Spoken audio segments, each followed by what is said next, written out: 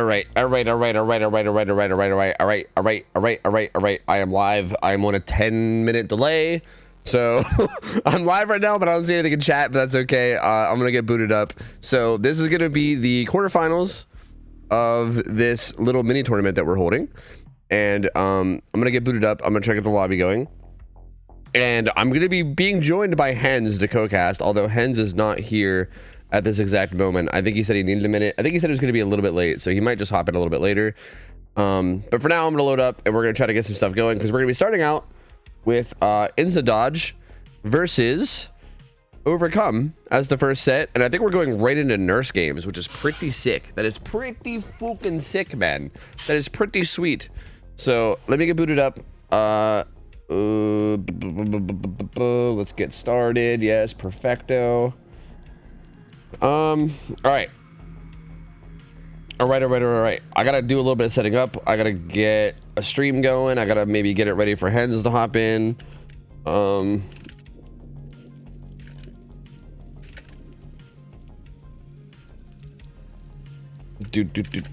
Okay.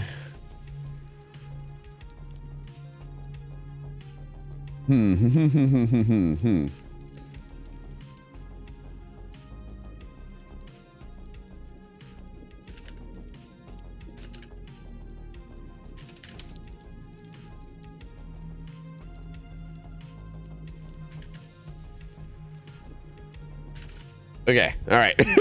Sorry, I'm doing the thing where I'm just being quiet, but sorry, I'm getting this all set up. Okay, we should be good. Let me hop in. Let me boot up. I think we're gonna be having the killer invite me soon. And I think, if I'm not mistaken, we're gonna be starting out with, okay, wait, hold on, let me see. Is the schedule thing updated for this? It is. Sick. Even the schedule thing is updated. Perfect. So yeah, we're gonna be starting out with Instant Dodge versus Overcome, and it's gonna be Nurse. And not only that, it's gonna be the Nurse from Instant Dodge. It's going to be Instant Dodge's nurse player up against the survivors who've overcome. So this should be interesting. Also, I'm pretty sure the nurse player for Instant Dodge is most likely Ray, right? It almost has to be Ray Oxium. So like this should be a pretty good matchup. We know that Ray is a really, really good nurse. The survivors who overcome, they're going to be on, this is going to be decently high ping for everybody, right? This is NA versus EU, so it's going to be a little funky with the ping, but I mean, it's going to be on both sides, so it should be good and fair.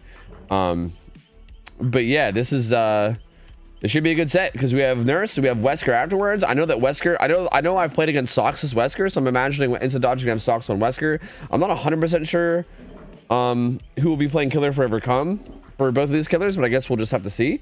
But this should be an overall good set. And then we have, honestly, we have a lot of good sets today, dude. Bad Intentions versus DC on First Down should be a very good set. Reminiscent, we haven't seen those guys in forever, so I'm very curious to see how they do after not seeing them for so long. Chads versus Prism, End of the Night, also going to be a really good set. I think we just have a lot of really good stuff. So yeah, this should be a good overall day of games.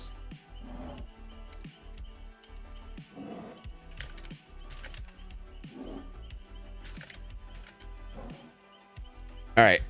Hens is gonna be joining me in 5. All right. Okay, I think as soon as they're ready, I think I'm just waiting on an invite from them at this point, right? I believe I should just be waiting for an invite now. Yes. So I think we should be good to go. I think all the teams are just getting set up. Oh, actually, I think they're doing ping tests. I see. This is gonna be a bit scuffed while I figure out exactly what the fuck is going on here. But I think they're doing ping tests and stuff too, so it might be a minute. But I'm just gonna wait. I think I'm just waiting on an invite from whoever the killer is gonna be, which is probably gonna be Ray. And then we should get this match started. Also, okay, what's interesting about this too, something I should probably talk about. The rules for this tournament are not our typical scrim rules. And on top of that, it's not gonna be our typical scrim maps either. So like normally we had Nurse play on like a map like Groaning Storehouse. That is not gonna be the case because we're going with DBD League rules. So Nurse will be being played with DBD League rules.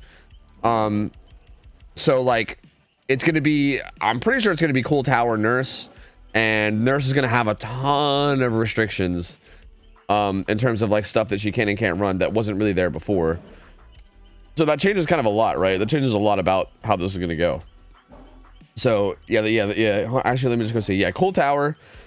She can't run Agitation. Survivors can't run deli. And oh, dude, there's so many. Man, there's kind of a lot of restrictions. Actually, not that many outside of the global restrictions. Nurses can't run pain res, no way out.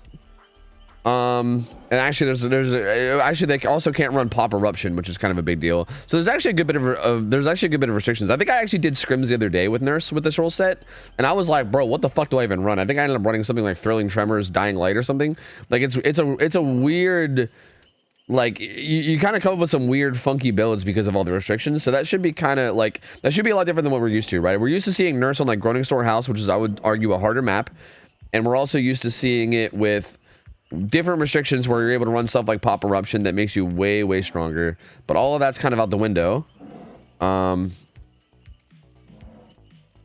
yeah, instead it's just going to be kind of some funky stuff. It's going to be some funky stuff. All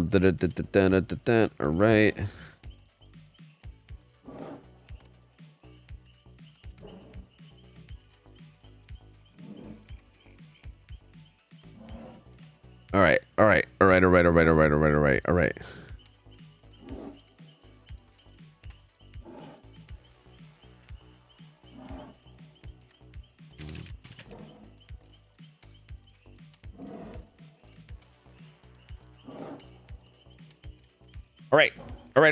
I let them know I'm ready. We should be good. Hens should be joining me very soon.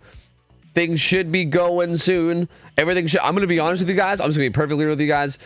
Getting all of this going with the 10-minute delay has been a little bit weird. It's been a little bit weird. I've been like, everything, it's like I'm trying to do everything normally, but I also have to let people know that I'm actually ready to go, because they can't actually see that I'm ready to go because the stream's not up. It's like the same thing that we normally do, but a little bit different, and it's kind of throwing me for a loop. So sorry if this is like a little bit slow to start. I'm just like, I'm trying to like keep everyone updated on what's going on, because there's a 10-minute delay and no one actually I don't know, it's just awkward. So like, bear with me for a minute. Bear with me. I think we should be good to go soon. I think I'm at this point, I'm just waiting for an invite, and I'm also sort of waiting for Hens as well, whenever he can get in me. So either one should be fine. All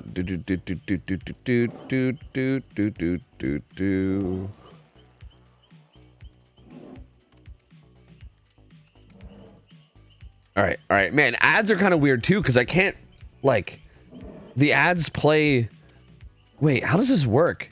Like, if I hit the ad, okay, I don't know if I'm gonna be able to stop ads from playing mid game either, because the ads are, I think, are playing 10 minutes away from when I press it. Like, when I press the ad button, I'm pretty sure ads are playing 10 minutes in the past or in the future. How's that work? Wait a minute. Oh god. Oh, time travel. Oh, my brain.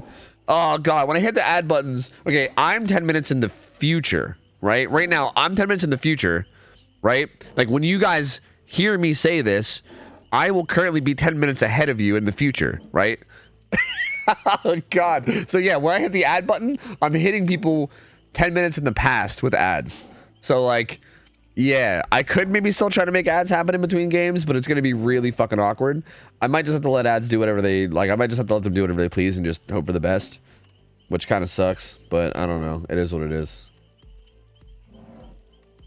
Dino, hello. Hello there. Hello, gamer. Hi. Just waiting on yeah, I'm still waiting on Ray to invite you. Yeah, I'm waiting on Ray to invite, and also Hens to hop in the server. Either one. Yep. Yeah. Once that's through, we should be all good. Yeah, I believe so. You said Hens isn't in the server? He's not in the server. That mother... I thought I saw him join a while back, but maybe he left. Same. I don't know. He might have left. Gamers are always coming and going from servers. I don't know. Maybe I'm the only one that just joins like 50 servers and then just mutes them all. Like, I'm in like 100 servers right now, but I just have them all muted. I'm the same way. I got folders of servers I never check. Exactly, because you get emotes from them, so like it's worth it. Exactly. Yeah, I don't get how gamers don't get that. Like, I just don't ever leave servers, you know, for the emotes. Yeah, you're right. He's not in here. Yeah. When he joins, we can just either have him join a random channel, or we can hook him up with a rule right away or whatever. He said 5 minutes, but I don't know if I'm not sure if that was an actual 5 minutes or not. It might have been a.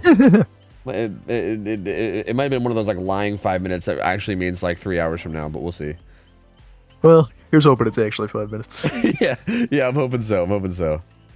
I made a caster roll so we can set him up with that. He should be all good to go once he's in. Sick, perfect. Thank you. And all the ping checks and everything are going good. Everything's going all right. Yep, everybody's ping checked, ready to go. Just once the lobby's open, we'll do build checks and we'll be all set.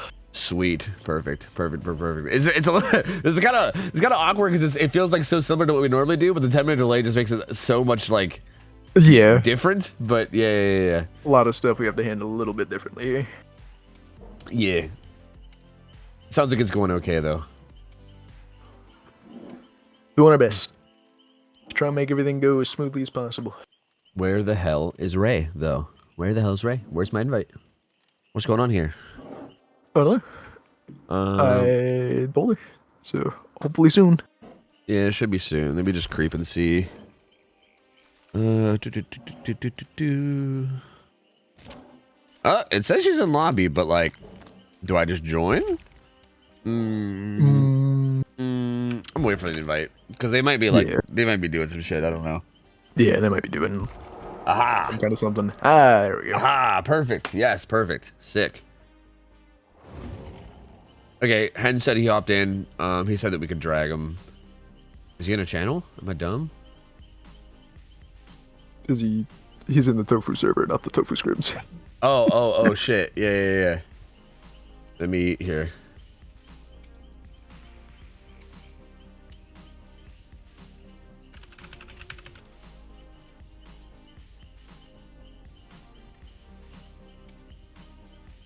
Yeah, that would make sense. That would make sense if he just assumed that he would go into that server and it would be fine. Yeah. Let me invite these gamers. Wait, in a match? What do you mean in a match? You motherfuckers.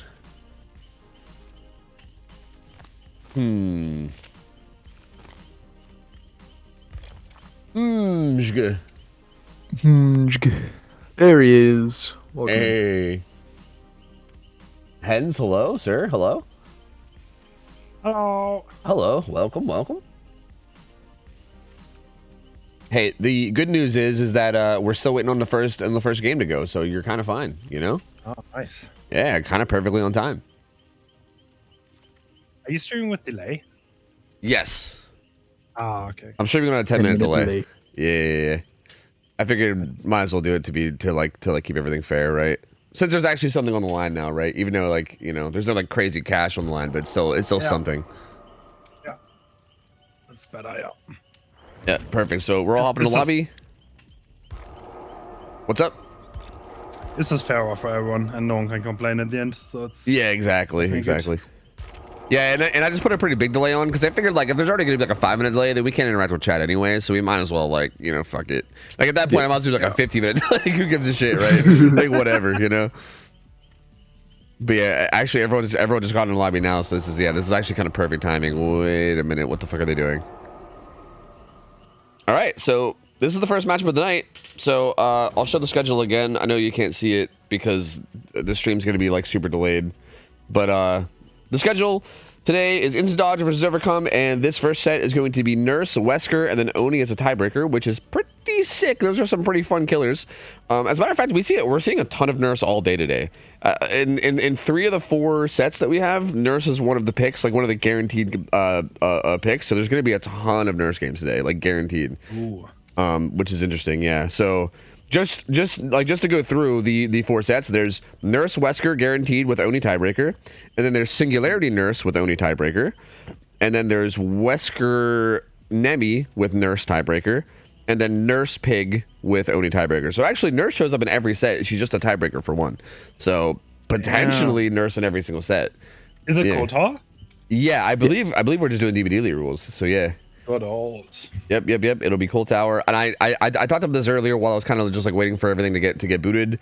But yeah, this is gonna be really interesting because this is not the rule set that I think everyone here is gonna be used to seeing, right? Like, I mean, we're used to doing like our very lax, chill like rules. Like usually, like dude, especially Nurse in particular.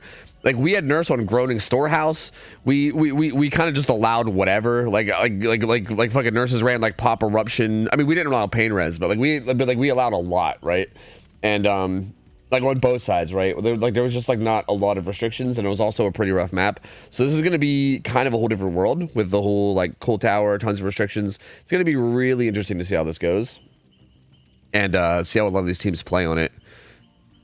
And yeah, this is a pretty interesting first set too, because Instant Dodge, very strong looking team. Overcome, very, very solid team too, but they're going to be playing on ping, and they're going to be they're going to be going up against Ray's nurse, and Ray is a very good nurse. I mean, we've seen her play nurse quite a few times, and she's quite cracked. So I expect this to be pretty tough for Overcome. Instant Dodge is coming up. They're performing. Yeah. See. Yeah. I mean, they're kind of like the old veterans of comp, you know, like they were basically, I'm pretty sure they were like the winners of DBD League season 1 and 2, if I'm not mistaken. Like they were pretty much like the OG like best team way back in the day, which I mean, I know the game has evolved a lot since then, right? Like the game is nowhere near what it was back then, but so when I got into comp, Instant Dodge was the only good NA team that there was, and they were actually very competitive. I think they're the oldest like orc, quote unquote, that is still around the comp, I think. Yeah, that would make sense. Yeah, because I'm pretty sure pretty much everyone else, like I know there was like a period of time where like it was just like Oracle and Agony playing against each other all the time, but like now they're obviously gone and everything. Yeah, so that would definitely make sense. Yeah, and like I definitely feel like they're capable, right? Like I know they kind of like all kind of stopped playing for a while and everything. But like they're definitely very capable, and it does seem like they're kind of back on the grind. They've been kind of grinding a lot more, they've been putting a lot of time in. So yeah, I definitely think that's going to be that's going to make this really interesting. That's going to make this really, really interesting, because I think they're a very, very solid team and one to look out for. I would argue they're probably the favorites for this whole tournament. Maybe like them or Reminiscent seems like most likely the favorites, but I would say Instant Dodge seems like they're pretty strong favorites for the whole tournament. Yeah, I agree with that. Do you know where Freaker is still playing with them, right? I think he is. Yeah. He's the captain. Yes. Oh yeah. Okay. So I think the roster is a bit different though, because I remember back in the day, like I'm pretty familiar with a lot of the players on Instant Dodge, like both before and now.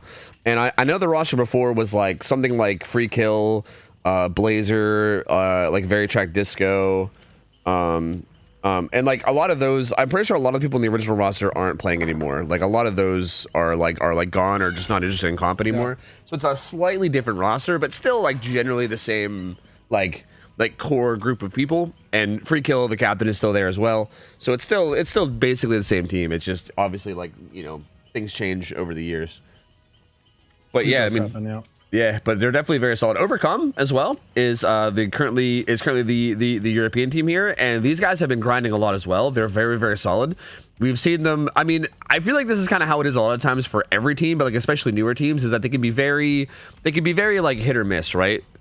They can like sometimes pop off and do really well, and sometimes you're really impressed with them and be like, God damn, they're doing well. Then sometimes they like make, you know, some like big mistakes, or not even big mistakes, but like little mistakes that kind of end up being really impactful, and then you're like, oh man, like these guys definitely have potential, right? Like I mean, I know we're talking up Instant Dodge right now, but I don't want to count these guys out, because these guys are a very solid team. We've seen them pop off before in the past, and they're definitely a very solid group of players. I mean, again, I'd be lying if I didn't say that they were the underdogs going into this. So like we are going to keep it real and say that they are the underdogs, but they're definitely not like, it's definitely not like an open and shut case, right? Like anything could happen here. But that being said, I mean, Nurse is Instant Dodge's pick. I know Rayoxium is a very confident Nurse player. Are they meant to have 2 crackers, by the way? No, okay, they put us away. Okay. Yeah. Right. Yeah, I don't think they were meant to. Yeah, we should be following DBD rules exactly. So, and I'm pretty sure they're doing build checks and everything, so we should be good, unless someone randomly switches something last minute. Which I would fucking hope not, but... Do you like Nurse KOTOR? I've played it a few times.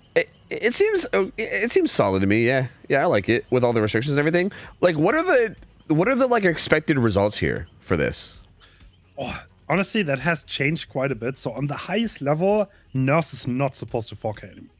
So like if the survivors played like super clean, then Nurse not able to 4K, and then it should be 7, 8, 9 stages.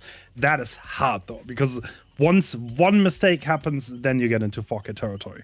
So I would definitely expect 4Ks here if the macro gets played correctly, because it's very hard, and the survivors on an extremely thin line, and when one fuck up happens, then usually everything crumbles. And if you do multiple, then you might even get 4K on high gens. So yeah. That definitely makes sense. It does seem like that's like, I feel like Cool Tower, especially with Nurse, does feel like that, right? It's very like high pressure. Like you got to be really on top of it with like positioning and rotations and like being where you got to be at the right times and everything.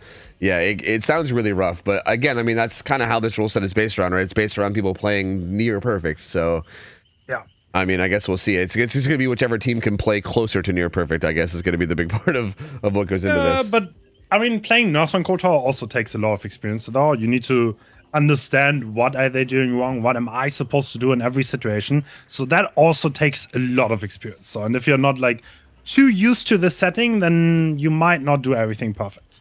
Yeah, that's true as well. I mean, I think that is something that like, maybe this is a thing I do wrong sometimes, is sometimes I'll focus a lot on the survivors and like their like their gameplay and whether they're making mistakes. But yeah, I don't really like talk about that a whole lot, like about like the killer, right?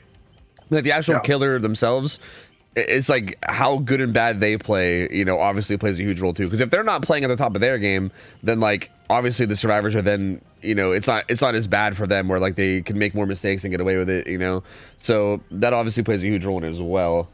But I'm pretty confident that Ray is going to be a force here. Like Ray plays a lot of comp. Like she's been grinding a lot. I know that just in generally like mechanically her Nurse is really good.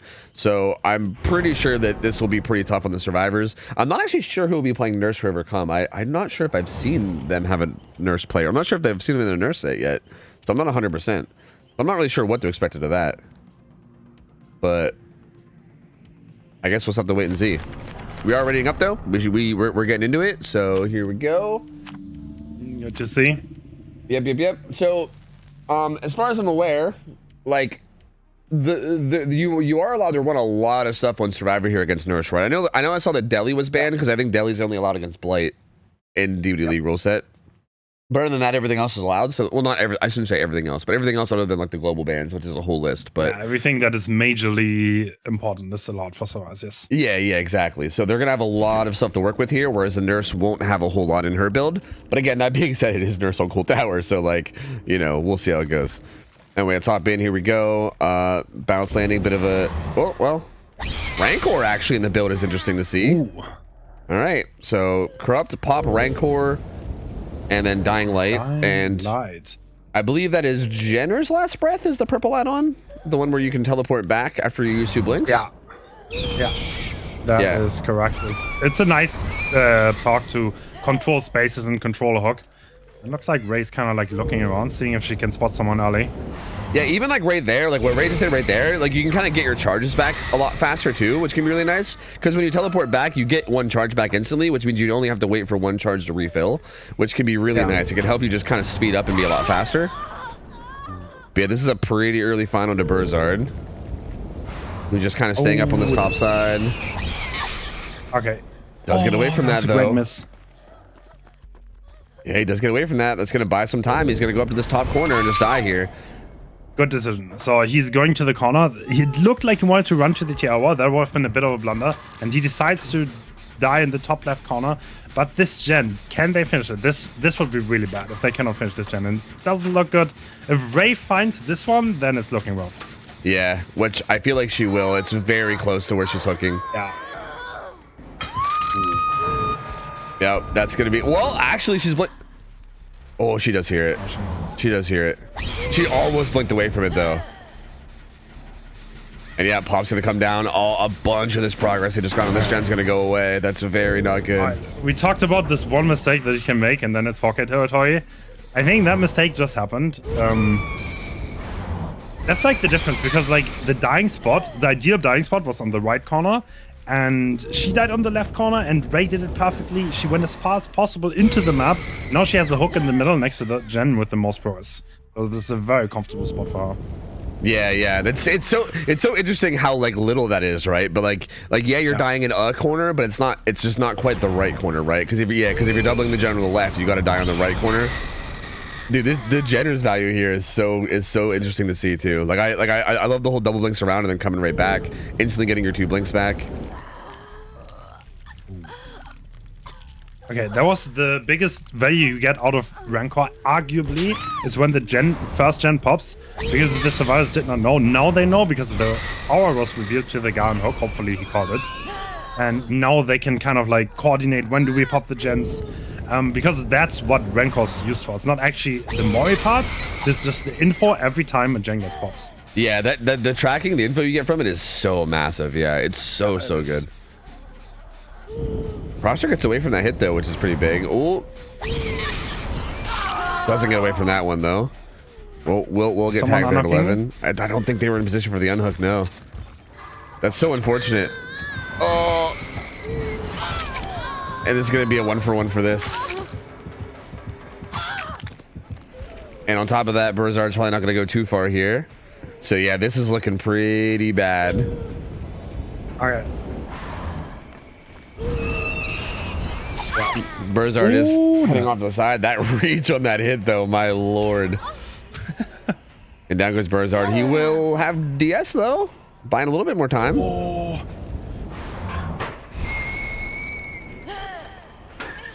Ooh. Yeah, but he's just going to go right back down. They did pop a second gen, and they also picked up Ada. But, yeah, this is going to be a kill. 3 gens still up. All these topside gens are still here as well. So this is going to be really hard to deal with from this point on. Yeah. So the survivors should honestly, like at this point, you will not get someone out. Okay, they pop 1 gen. That's pretty good. So ideally, you want to pop 1 more gen. Yeah, that's probably the best you can do from this point onwards. Yeah, yeah. Hey, the good news here, though, the obsession's dead. You don't got to deal with Dying Light, you know? So at least there's that. So it's I guess it's at least something. Proxy, though, is injured here. Stuck on this T-wall at 11. Ooh, it was a good one blink, and he's going to go down. There are actually quite a lot of bans for the killer side when it comes to this now, so that's why we see quite odd perks. Because you cannot take Pop Eruption, you cannot take Pain Rest, you can take none of the Aura perks, because that's what DVD League is. Besides Bitter Mama, that's allowed. So there's honestly not much left because she doesn't walk with chase perks. And then you see odd picks like, yeah, Dying Light. That might not even... I don't think it did anything this game. Yeah, it literally did nothing. It was just the obsession being hooked from the get-go, so... Yeah, like actually nothing, like nothing on either side either. Like even the benefit from the survivor just didn't come into play at all, so... Yeah. But at the same time, I mean, with how decently fast that tunnel out was, and with all the gens that are still up, I mean, definitely worth. So, kind of pays off anyway. Oh, good hit tank. But I think that was a great unhook. Didn't even get tagged. Yeah. That's and the bounce landing too. Wait a minute, that's actually huge. They get away from that completely. Wow. Okay. That was a great play. Yeah, that's actually super interesting now. They're pressuring this gen at 1. Ooh, okay. How bad is the gen split? Okay, this it's all been found. There's the last one's like top mid. It's like kind of top mid, like maybe on the right side. Okay. So it's they're pretty close.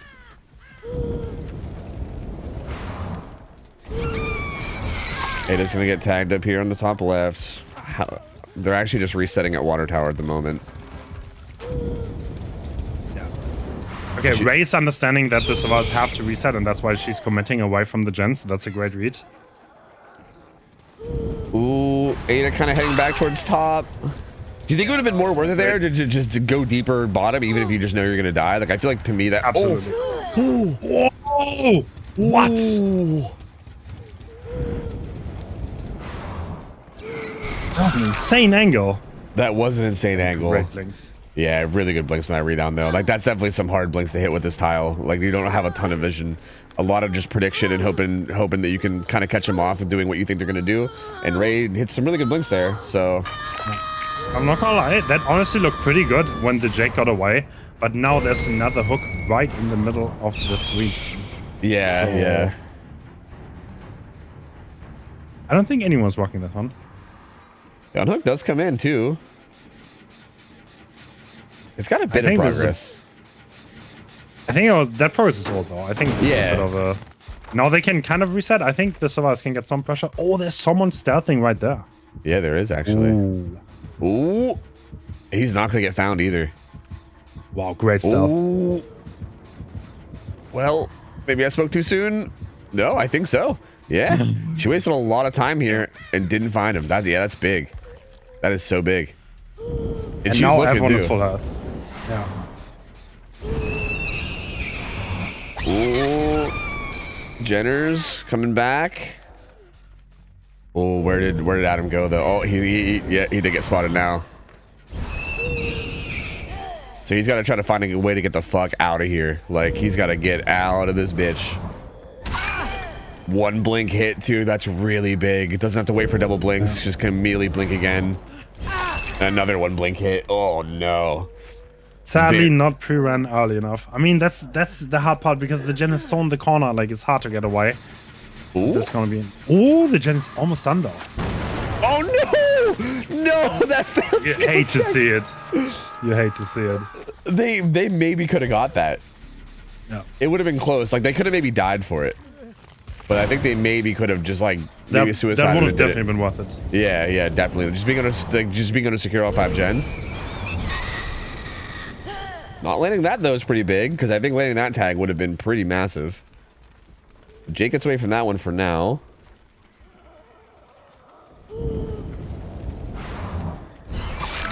Okay.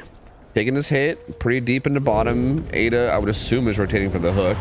Looks like Ray's assuming the same. I mean, if she is, it seems like it's really late. She's actually just doing the gen at 1. Wow, that's a great call. And Jake's gonna pressure this hook. Yeah, this is interesting play from the survivors. I like it. Yeah, that was well played. They're splitting the nurse apart in a way where she has to commit for the Ada now. And now they can probably do the gen on the other side. Ada had 9 in turn burst, but again gets hit with the 1 blink hit. Ooh, tries a double back there. Gets predicted. Another down top side. These guys are resetting. Oh, they're resetting. Okay. I don't like that play, honestly. Yeah, I thought they would just go double 1 or something with how much progress it had. Yeah, I think that was the last chance to realistically get something going here. But maybe they can do it again. Who knows? Yeah, because Ray's gonna know they're down here, right? Like Ray knows they're resetting bottom side 100%. So yeah, it's gonna be tough from this point now. There was a good bit of progress on that 1 gen, but yeah, it's gonna be tough. Good blink. Committing for the tag. Are they gonna do the same thing maybe? Like, is Adam gonna rotate back to that 1 gen? It kind of yeah, they're doing. It kind of seems like they might. Yeah, he's already on his way up. He's not quite there yet though. That gen has not been popped. The progress is still high. Yeah, yeah. Yeah, it's if Jake can get that unhooked. No, he's gonna teleport back. Yeah. These skill checks are so unfortunate too. Yeah. They keep getting like that one was just the old let go skill check. Ada's almost dead. Good dead hard. But still, I don't think they get the gen done in time. They have to do this. No, he doesn't commit. Okay.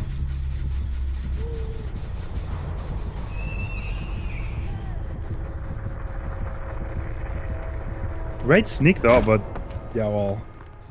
Yeah, that is going to be hard. Yeah, I don't think they get anything done at this point. Like, I think that's just it. Like there's no possible way you get the final gen done now, right? It got hit by pop. It's regressing a ton. I mean, Jake ran immediately back, and it didn't seem like Ray saw him, which is interesting. Wait a minute. Oh my god. Wait, he literally just sprinted. No. But can he do it? He has mending time or no? He has. Yeah, he's got to mend. Oh, that mending time. He's still maybe he's got deja vu. He had a lot of progress. Yeah, he's got to just commit and try to die for it. If Adam, no, he won't make it there. Oh, I don't think he gets it. He doesn't get it. Work it! Oh my god! Work it! Oh. No, that's gonna be another pop. Yeah, it's done though. I mean, if he could have made something happen there, that would have been crazy, dude. That was one hell of a game, though. That was like both good plays from both sides. Yeah, that was actually wild. Yeah. Yeah, I think Overcome did, like, I mean, again, I think there was that early gen thing you were talking about, but I think the situation they found themselves in, I do think they handled it pretty fucking well. Like, they made a lot of really good plays. They really kept it close. Like, this easily could have, like, this final gen could have easily popped. If, like, from that start, getting to 4K1 is, like, honestly already great, and they almost got so much more. Yeah, that was so close. It's such a shame he had to mend there. If he just didn't have to mend, or if he could have just had like an extra second on it, if like maybe one of those skill checks that they got when letting go didn't kick in, then that gen pops. It's so unfortunate. Just like such little things that happen that like could basically just make it go completely different. Milton gets the heal, but yeah, there's no way they're gonna be able to do much with this. Just gonna take this hook on the proxer. Neither, I don't think either one of them are death hook.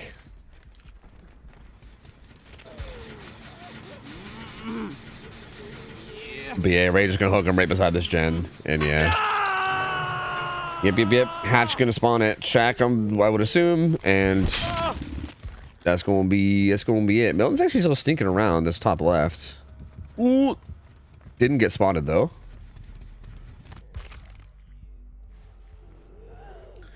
How are the gates looking? Is that top gate? Yeah, I didn't see either one of them, I don't think.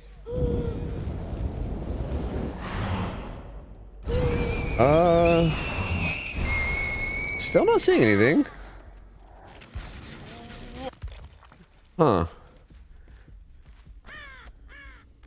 Is he actually gonna unlock this? Yeah, looks like it. Yeah, Okay, I think he is, yeah. I mean, I guess if we want to just try to keep it interesting, just for the sake of keeping it interesting, this gen never did get hit. Oh, this gen never got hit by Pop. Oh my god, can they double it? Maybe. Proxer did have prove, and she's way, or sorry, not prove. Literally on the other side of the map. They can double this. They can double this. Oh no way! This is such a play. No way! They get it. This is such a play. Yeah, they get it. Oh and my like god! Adam, wait, they can get out here. They can get out here. I think. Yeah, if they split. Adam has balance ending. Oh, doesn't get to use it though. Oh no, he didn't get a setup off. Yeah, I think he should just ran straight to the rock and just jumped off and went. No. Yeah. Yeah, he should have gone to 11. That was a bit of a blunder. And no, Adam didn't have enough time to get away, so that should be an easy find.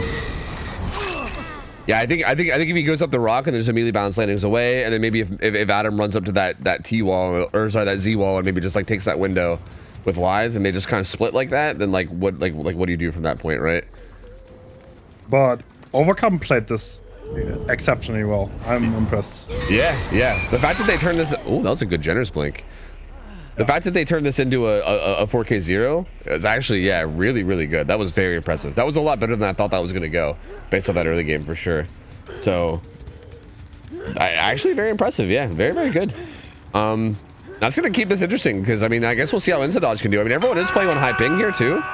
And I don't think it's entirely out of the realm of possibility that Overcome could even just take this nurse set, which would be so big, dude. Again, I mean... Like, they are definitely the underdog going into this. I think Insta-Dodge is probably the favorite for the whole tournament. And Nurse was their selection too, right? So if you can come in here and just take this Nurse set from them, that would be so massive. Milton is going to get found. Sorry, not Milton. Proxy Killer is going to get found. And, yep, there you go. Gonna be the 4K 0, but yeah, I'm very impressed. I'm very impressed that they were able to get that they were able to get all those gens done. That was looking like it was gonna be pretty bad, and they really managed to bring it back. I think the way they split that final gen too, I think the way they like split the pressure with the hooks and everything was like so perfectly played. Very interesting stuff. Very, very interesting stuff.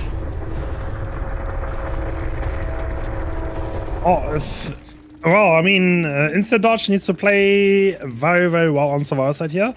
Otherwise, the Nurse player could take advantage and bring it back. Yeah.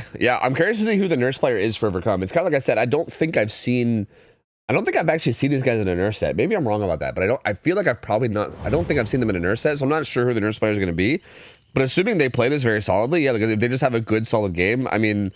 Again, I feel like they barely squeezed out that final gen against Ray, and I feel like as long as the killer from Overcome puts a lot of, like, just plays really, really well, puts a lot of pressure on him, it might be really, really hard here too. Like this really still could swing either way.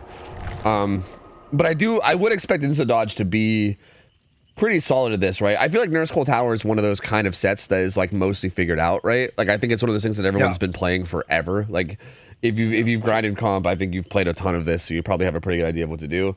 And so like I feel like Insta Dodge as a team would probably be one of the ones out of this whole tournament that I would expect to know how to handle this the most out of anybody. Playing Nurse Cold Tower from the killer point of view is also, you need a lot of experience to do everything right. There are a lot of decisions you need to make. And generally, if you give survivors a lot, then you're probably also, it swings in to both ways really, really easily if you make mistakes. So Yeah. I can definitely see that being a thing. Not sure how experienced they are, but hopefully they can show up. Yep. Hopefully so. I'm pretty sure if their roster was... Okay, I'm not sure exactly which 4 we're going to be seeing from their roster, but if it's the 4 that I'm expecting us to see, then I feel like I would expect the survivors to definitely have a ton here. Proxer Killer as a killer, I'm not 100%. I know we've seen him play like killer a bunch, and I know that he's like mechanically sound. Like I know I think mechanically he's very good and like knows what he's doing. But yeah, I mean, kind of like you said, a lot of this comes down to like decision making and like knowing what to do, knowing what not to do. I'm not 100% sure how much experience he has with this, but I would assume that they've probably practiced a lot going into this. I would think. Yeah.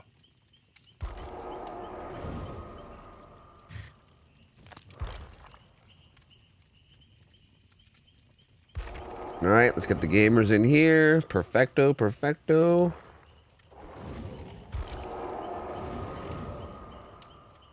Yep, that's pretty much the roster I expected to see. Those are experienced players. Yeah. These are all people that have been playing for quite a while, and I think are gonna know what they're doing. So, yeah, this is gonna be. Is this French Fry? Is that who this is? I think this is Fry, right? Yes, that's Fry. Okay. I know when I got first into comp and I started watching it, like literally every single match had Cold Tower on us. Every single match. That was like in 2020. Like that was the one thing that you watched every single time there was a comp match. Was quite mesmerizing, but I remember people saying that like Cold Tower Nurse, like everyone was gonna like burnt out on it basically, you know, like it was just seeing it 24/7. Yeah, which is interesting. Yeah. Which is again why I think anybody that's been in the comm scene for a long time, like a lot of these players, you would think that they would have a ton of experience with it, right? Like it's been one of those things that's figured out because of how often it was played. So yeah, it seems like it's I feel like I'd almost compare it to like Counter-Strike players playing on Dust or something, right? How you get like those like, you know, bounce the fucking nades off of this wall and it lands perfectly on this site, and you know, like weird shit like that. Like I feel like when you play a map over and over and over again, like the same matchup for so long, it just becomes like you just know it. You know what I mean? Like you just know the whole. And I feel like that's kind of how this is for at least some of these players. So that's probably gonna make it pretty hard on the Proxer, right? Like if Proxer doesn't have that same level of experience, that might sway this a little bit. Because, well, to be fair though, they do need to get somebody out. They can't even just finish all 5 gens. Like the win con right now is literally getting somebody out through an exit gate or a hatch of some kind after finishing all 5 gens. So not going to be easy, right? Like they can't even just like die for the final gen, kind of like Overcome did. Like they really have to get somebody out. So it's not exactly an easy task, right? I mean, it's kind of like you said, like one little slip up can make it all basically go the other way. And I don't know, man. I don't know. This is really interesting. This is really interesting because I guess like if I'm gonna be honest, I wasn't sure if Overcome would like hold up very well in this first Nurse set, considering it was like Insta Dodge's pick and everything. I kind of thought Insta Dodge might just blow this one out, and then maybe we'd see how the Wesker one went. But it honestly does feel like they have a pretty good chance of this right now, which is very, very interesting. Like that makes this really exciting. I'm so curious to see how this goes.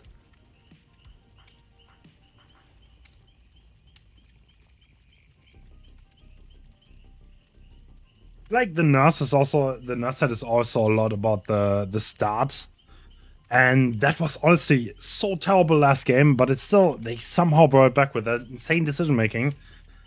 I feel like there's kind of momentum right now on Overcome side. See if they can convert. Yeah, yeah, I agree. I definitely agree with that. So I think that's gonna. Yeah, I mean, we'll see. I do think like that start. Like I think if they have a much cleaner start this time around for survivors, like I think that's gonna play a pretty huge role there, right? Like if those same mistakes don't come in, then like how's that gonna like go into how the rest of the match goes? Yeah. So I guess we'll see. I guess we will see. I mean, I would argue that like the start last game was really good, right, from Ray. Like that was a really good start. Like being able to like find the down, get the hook right beside the gen that was being doubled, right? Like I think they doubled that gen up to like 80, and then a hook came in right beside it, and like goodbye to all that progress, right? Like that 80% basically was just completely gone at that point. And yeah, like and they still managed to get that result. So I don't know. Let's see. Ooh. All right, Fragile Wheeze, is that a Taxic? And it is going to be throwing Tremors and Dying Light for the perks.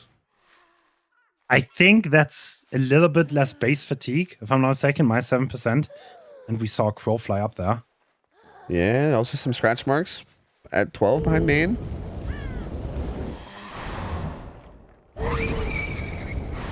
Oh, blinking in, finds free kill. Looks like he's just landing. Going down the map. That is interesting. Yeah. Okay.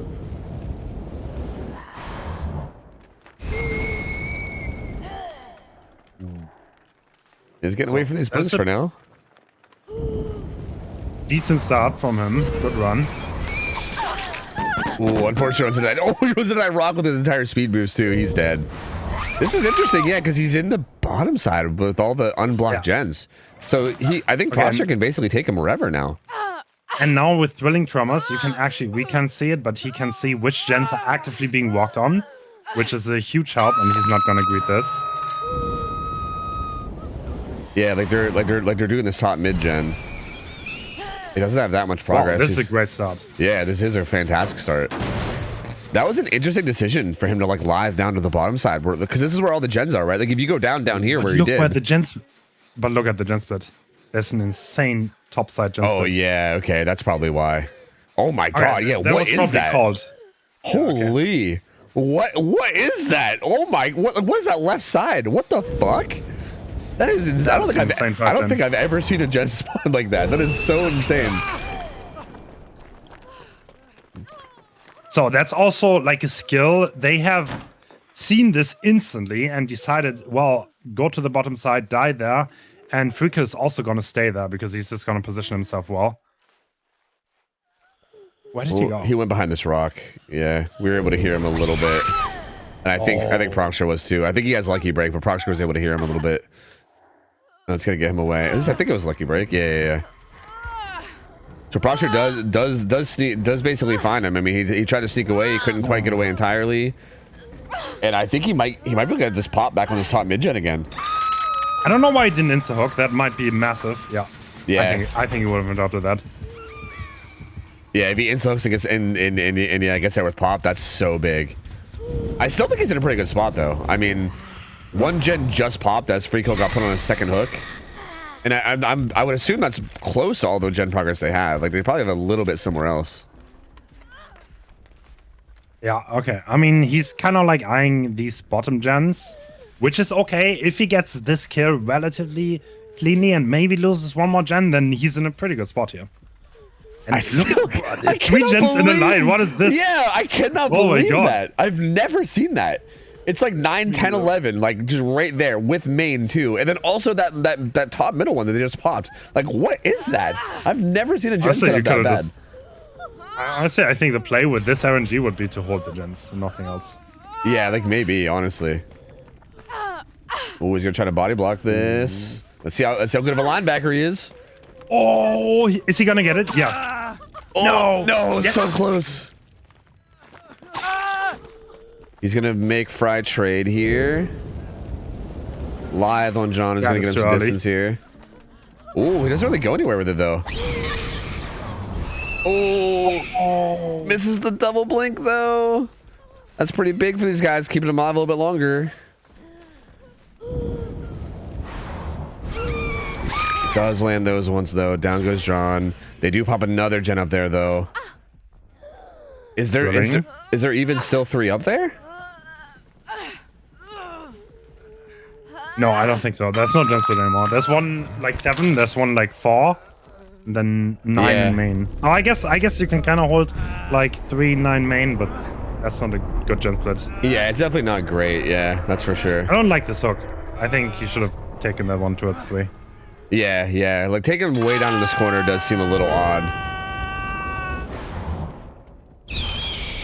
No, there's no one there. Yeah, he seems to think someone's here, but yeah, I think maybe he's trying to find somebody like rotating.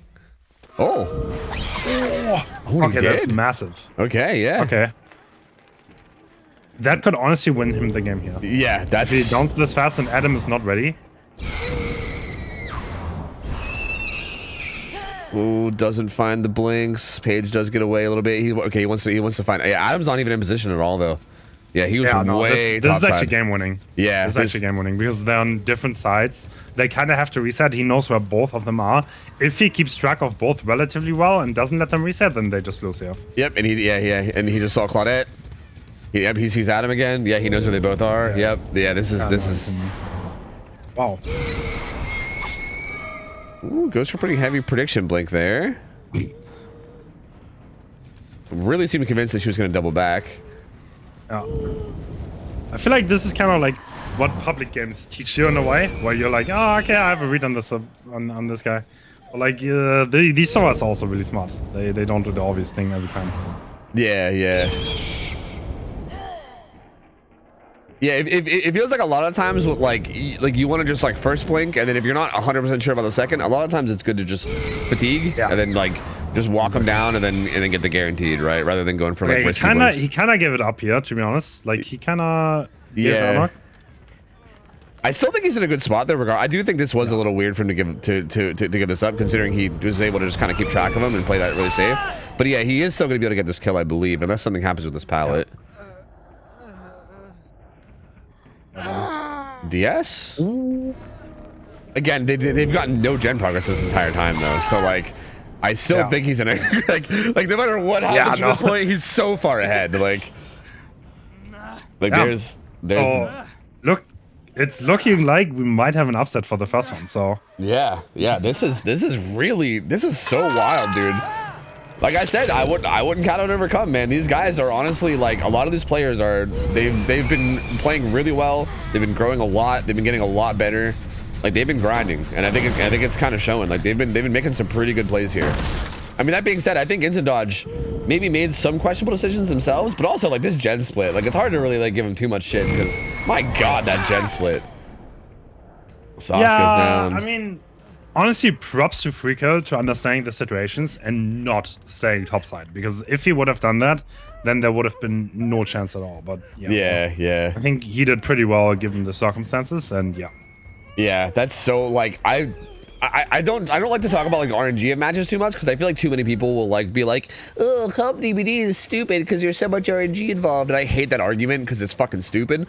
But I feel like this was a particularly bad case. Like this one was rough, man. I feel like Nazgul Tower is especially it's a pretty RNG set, because you said it yourself. It's pretty figured out, and if you get like some unusual gen split on either side of the map, then it's just I mean, it can if it's close, then it can make a difference. But I think that was just well played. I don't think that RNG decided this one, to be honest. Yeah, I agree with that. Yeah, I definitely agree with that too. Like I don't think RNG decided it at all, but I definitely do think that like the survivors did have to adapt to like something that out of the ordinary because of the RNG, which again you would argue is like a skill set that you need to have as a team, right? Like being able to adapt to like situations that are out of the norm is kind of what makes like some of the best teams in the world the best teams, is being able to do that well. But it does feel like they had to do that in an interesting way. And it kind of does feel like it made. I mean, I still think they handled it well, though. Like, they did handle it pretty well. It's just, I think the nurse played well. I think honestly, the biggest winning play here was Proxy Killer finding Paige, like rotating for that save, because I think that was what really basically just sealed the deal right then and there. So I think I kind of must have seen Paige somewhere rotating, because that was a wild guess to look in that corner. Yeah. Like I did not think anyone was even there. Like we were both like, I don't know if anyone's like, I'm not so sure. I was like, we were both like, oh, what is he doing exactly? Then did you find someone? Okay. Yeah, there must have been something like a crow or something. I don't know.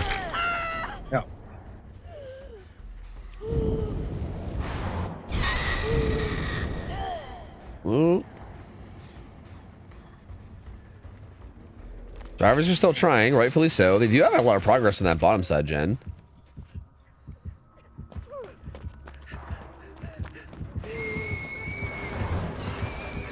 Ooh, Paige getting away from those blinks.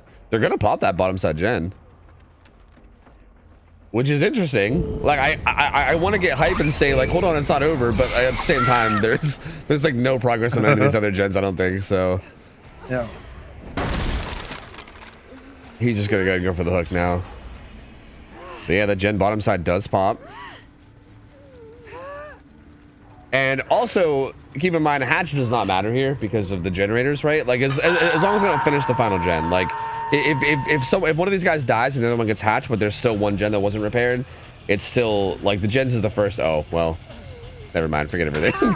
forget everything I was saying. But yeah, the hatch wouldn't have mattered here anyway, so it wouldn't have really mattered if they just let him die and went for hatch. But Sox is getting pulled out of the locker, and yeah, there you go.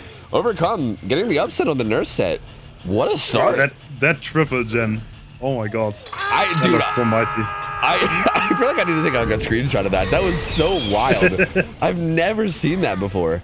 And it was so bad too because they also had like main and then like top middle too. Like that was such a weird setup. No, there was only one gen on the bottom side. That's like, wow. Yeah. That's so rare. Yeah, that's so odd. Like what the fuck is that? Like and then this gen off to the side here was like the other one that was like somewhat not top, but even that was mostly just like middle. Yeah, that was a really weird getup. But yeah, Proxer handled it well, did a really good job, closed this out, and yeah, they go up 1-0 against Instant Dodge. It's kind of interesting that he goes for the fatigue add-on over the teleport back. So it looks like he has his preferences. I kind of like it. Yeah, I think it's interesting. I think Ray did get a lot of value out of the teleport back, and I'm not, I guess it's hard to say, right? I mean, yeah, everyone does have their preferences. I don't think one is like dominantly better than the other, but it did seem to me like the teleport back seemed like a little bit of a better choice. But I mean, hey, I can't argue with the results from Proxer, right? I mean, he made it happen. It is an interesting decision to take it though, like given what's available. And yeah, there you go. That's gonna be the 1-0. That's gonna take us into the Wesker set. And kind of like you said, I mean, if momentum really is a thing, then Overcome gonna be feeling pretty good about this one. I think gonna be feeling pretty fucking good about this because that was a very good start. And them going up 1-0 in this nurse set, they got to be feeling really good about that because yeah, this being Instant Dodge's choice, this being the killer that they were confident on, and also Instant Dodge being kind of like the overall favorite. I don't know what the fuck they're saying. What the? I want context to that. Yeah, I don't know what the. I'm not even sure what word he was correcting with that. Like he like corrected a word and said woman, and I don't even know what he would like. What? I have no idea. No clue. You know, in comp, it's kind of weird, but it's pretty normal for a team to lose the set that they picked. So that's a bit odd, but like you would think that if someone picks a set, they have a high win rate, but that generally is not that true. That keeps happening. Yeah, that keeps happening in our scrims, and it confuses the shit out of me. Yeah. Is that how it goes a lot of the time? That's so weird. Yeah, I don't know I don't know why, but it's actually like not common for people to lose their own sets. Like oftentimes you win the opposite sets and then you lose your own. I don't know. It's like, yeah, it's not rare at all. No. That's so interesting to me because yeah, it feels like it should be the opposite, right? Like I feel like people should be picking like you would think that if someone picks a set, that means that they're like so comfortable with that set that they're like so confident that they win it. I mean, it's kind of like you said, like this nurse set is like a very volatile set where like one little slip up can obviously decide it. So I mean, it does kind of make sense that like this one could go either way. But yeah, I mean, there are some sets like if I just look at our schedule, for instance, which I know you can't see, so just bear with me. But if I just look at the schedule. Like there are some sets where I feel like that is the case, right? Like for instance, like I think DC on First Down picked Singularity, and that feels like a set where I think they're probably really confident in their ability in that set because I know they have like a very their main killer is like a Singularity main who loves that killer. I'm sure they like scrim it all the time, so I feel like they would go into that set, I think, expecting to win it. And again, I would be surprised if they didn't. Like if they didn't win that, I would be like, you know. So it is interesting if that's kind of the norm. Like if it's, I mean, obviously the norm isn't to lose, but I guess it's just like that.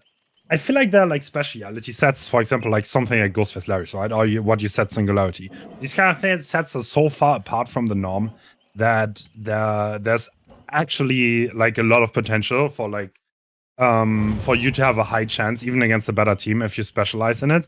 But something like Nurse or Wesker, this is bread and butter, you know, like everyone can play that. Like it's just Yeah, 100%. Yeah. You're not gonna get a big edge by picking those.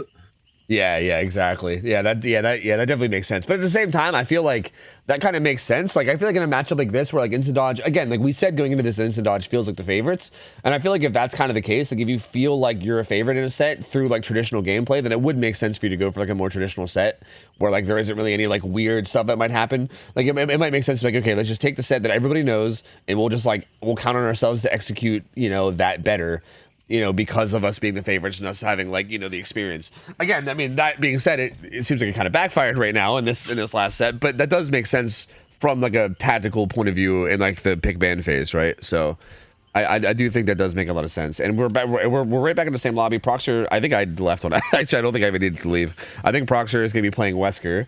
So we're gonna be going into the Wesker set, and to be honest with you, I'm gonna be getting familiar with a lot of the rule sets as we go, because I'm not used to playing DVD League rules. I'm used to our rules. So I think this will be good for the viewers too, because while I'm catching up, that'll also help them catch up too. So where's Wesker played? Are you like, do you know off the top of your head?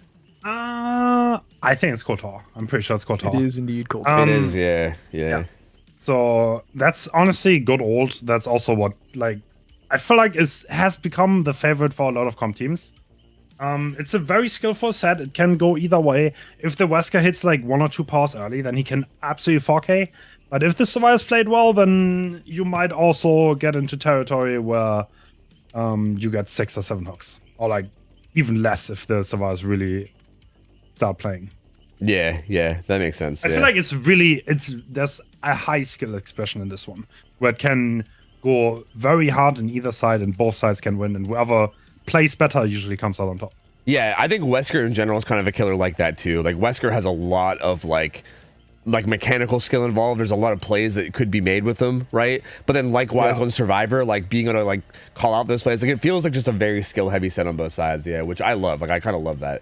Like I think Wesker sets are some of my favorite to watch just through like my experience. And yeah, that should make this really good. There's not a lot of like, I was just creeping up on the bans. There's not a lot of like stuff like outside of just like the global bans. So I mean, I would expect to see something like Corrupt, Pain Res, maybe Pop. Would you expect to see like, I think Brutal is usually run on Wesker too, like probably something like that. Corrupt, Pain Res, Pop, Brutal, maybe Noad though, maybe like something late game. Like so the absolute norm would probably be Corrupt, Brutal, Pain Res, Noad. That would be the basic build. Like you can go Pop instead of Nord if you're really confident, but going Nord.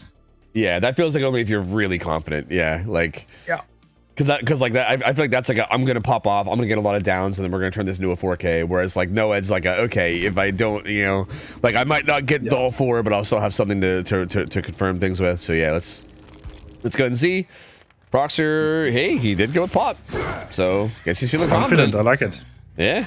He's got Unicorn Medallion and gloves, so a little bit faster first dash, a little bit shorter second dash, and also faster recharge. So pretty much, I mean, I guess pretty standard add-ons. I mean, how often is Egg used? I mean, I feel like I would maybe expect to see Egg maybe a little bit, but this feels also pretty solid.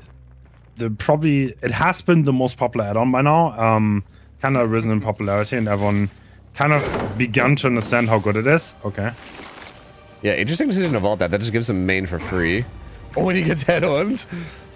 Claudette, get him that head-on stun. But 3 to 4 people here already spotted. Ooh, okay, that's not very clean rotations. Is that balance landing? I would assume so, yeah. Well, no, it wasn't actually. Yeah, he does have main window though, so he's still in a pretty good spot here. Needs to be careful here though. Unicorn Medallion will get him around this corner a little bit. Oh, not in time though. Not quite. With this main chase. Okay, at this point it would probably be better for him to leave this. Yeah, like you're taking a chase at main with all the gens bottom side currently being worked right now. You definitely just need to get the fuck out of here for sure. I think Is that a especially. Fortune at the bottom side? Oh, I wouldn't even turn around again, but it might have been. Interesting. He really wants to stay up here. I think he's worried about this one gen. Good zoning here, though, and we know this guy. We know this gamer doesn't have balance, so he can't do anything with this hill. He's just gotta go. He's just gotta go around the back. Ooh, that was not the best power use. No, they're kind of out of there, and they got the main building again. So Yeah. not looking too hot. Yep. Gets his pallet too. This is a rough start. This is a really rough start for the killer.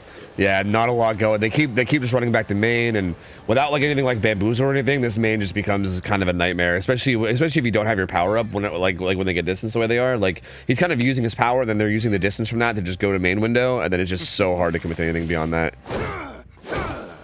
I feel like Proxer kind of lost the moment where he should have just gone to the bottom side to the open gens. Yeah. He just stayed in the corrupted land, even though he didn't need to. Yeah. Like he knew they were all going to rotate down to these gens, and then he stayed on a chase at main, like a very bad chase at main, right, where there wasn't really much of a chance to make anything happen. Yeah. Finally gets a tag now though, but 2 gens done already, so not a great start. And again, worth noting that he is running this like, ooh, It's over. a little bit of a slip up there from Fry. Kind of posts his head around the corner at a really bad time and gets scooped up. So does get this down, but still, again, first down still is taking quite a while here though. Like that's still a really good start for Instant Dodge overall.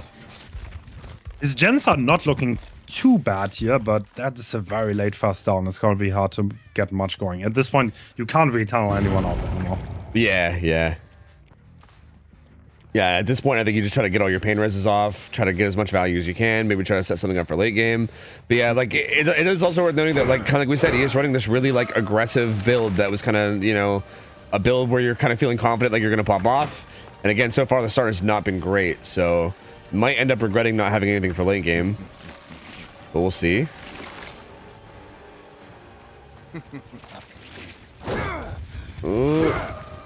Ooh, can't quite get her there. Unlucky. Free kill is gonna make it to Shaq. Gets his pallet throw. He gets away, so he's way opposite side of the 3 gen while still full health. And yeah, Proxer, I think recognizing that is just gonna say, you know what, forget this. Gonna head back down, but That was also not a very optimal chase. He could have rather popped the gen and stayed top. yeah, true. Yeah, that is a good point as well. Ooh, good mic him though. Pallet's still here. Okay, Fry handled that really well though. Yeah, he's gonna get distance and he's gonna be out of here too. So yeah, and Survivors once again getting the better of the killer and getting distance and then just heading down bottom and not even getting tagged in the process. And this gen, oh man, this gen at 1, so much progress. Ooh, bit of parkour. There you go. Gets a tag on the page while still in main. What does she have to get out of here? Yui is upstairs. She doesn't really have much for exhaustion. Smash hit. No pallet here either. Getting this down top side would be big. I think if Yui rotates around to 1 though and pops that gen before this pain res comes in, it should be okay, which I'm assuming is actually they're just staying on main, which is also fine. It's got a ton of progress. Oh no. No, that's so heartbreaking. Really good play though. Already behind, and then you get pallet saved. Yep. Oh, that's not gonna do anything. Just gonna take her off. Yeah. Oh my god, proc balance landing. No. He just gave her balance landing. He said, "Here you go. Here's your exhaustion perk, buddy." I hate to see it. Oh man. Oh no, misses those dashes too. I feel like this is probably the point where like we're probably past that point, but I think we're probably at that point where like you're probably getting in your own head, right? Like if you start missing dashes and stuff, it's really easy to let that kind of like I shouldn't say let it. It's hard to like keep it from getting to you mentally, you know? It's like very hard when you play killer, right? The pressure's all on you, like the more pressure of the team. And once you fall behind, it gets so hard in a tournament setting. Yeah, I'm speaking from experience. Like then the survivors have momentum, and it's like the entire world is against you at that point.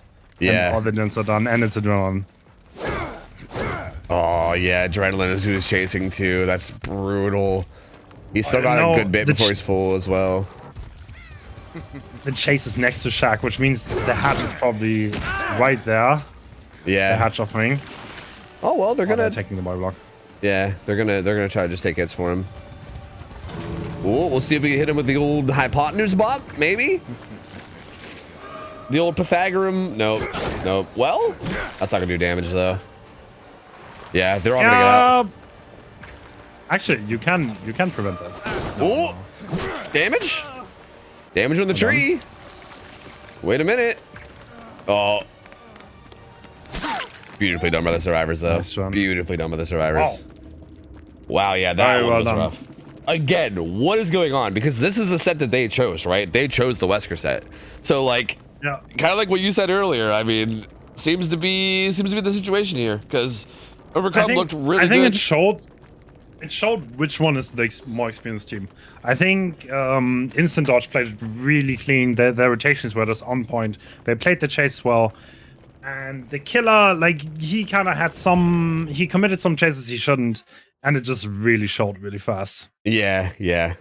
Yeah, like the little mistakes he made with like committing to the wrong chases, and also like on top of that, like the little micro mistakes in chase of like maybe using his dashes when he shouldn't and everything. Yeah, it compounded so quickly. Like you make a few mistakes like that against a team that like knows what they're doing and has like the amount of like level of experience and talent that like the Dodge has, and then it just gets out of control real quick, right? Like you go from like 0 to 100 on the snowball like instantly, and yeah, it was just so hard. And then kind of like you said, I think when you fall behind in a set, that also probably makes it really hard, right? Like you fall behind in a set, your mental is probably like getting to you, right? It's probably hard to like kind of pull yourself back from that, which probably makes it even harder then as well. So yeah, I mean that was tough. That was very, very tough for Proxer, but I think he got what, one stage, one fresh. So like look, let's not beat around the bush here. This is going to be pretty much a decided set. I mean, the killer can literally just slap on no ed and then just like AFK until late game practically, and maybe still get this, right? I mean, maybe that's a little bit of an extreme, I don't know, like like maybe that's an extreme way to say it, but still, like this is going to be next to impossible for Evercome to be able to get out of this. But I mean, still worth a try. We're still gonna see, right? Like you never know. Maybe they'll have a flawless game on Survivor or something. Anything could happen, but they're definitely going to need a miracle if they want this. But the good news is, though, because I was kind of worried about this, that means we're going to see an Oni set. And I'm kind of stoked about that, because we had 3 potential Oni games today, and they were all tiebreakers. And that made me kind of sad, because I love watching Oni games. And I was kind of worried. I was like, oh, man, what if we don't see any Oni today? Like, what if we don't get any tiebreakers? But it's kind of looking like, again, assuming Instant Dodge takes this, which they're in like a pretty clear position that they're most likely going to. Then that means we are going to get to the Oni set. Yeah. Unless someone pulls off a magical 5-gen run and then they cleanse the Nord instantly, then yeah. Yeah, exactly. Probably going to get to the tiebreaker. Yeah, because like, even if they, like, it's kind of like you said, like, even if they have like the perfect like early mid game, right? They're still the Noed, right? Like the whole like the fact that Proxer didn't run Noed and couldn't even secure one of those kills end game, then yeah, that just makes it so that this killer can slap on Noah, and then that's almost just like guaranteed win. You know what I mean? Like, how do you really do anything against that? So yeah, that's it's rough. Are you allowed to run Noed Rancor? No, Huh? you're not. I think that's banned, that combo. Well, you know what? Actually not. I'm looking at it and it's No, not. it's Yeah, not? Okay. yeah. No Right, way so- outs, man. I thought it was too. I remember seeing that being banned in like a lot of different rule sets, but it looks like it's currently. I'm currently creeping it, and it doesn't. I don't see it. That's interesting. I wouldn't be surprised to even see that. Honestly, that feels like almost like a mega guarantee. Even with like, and then also with Rancor also just being semi-valuable throughout the match too. Like, I don't know. It just seems like a way to really, really guarantee it. So Yeah. yeah, I guess we'll see. Sox is having played against Sox as Wesker before, though, I know he is a pretty good Wesker. That being said, I mean, I'm not gonna say that my Survivor is necessarily like fucking elite or anything. So like, I don't know, maybe that's if that's not much to judge off of. But I know that like playing against him, he definitely seemed very mechanically sound on Wesker. Like he seemed to know what he was doing quite well.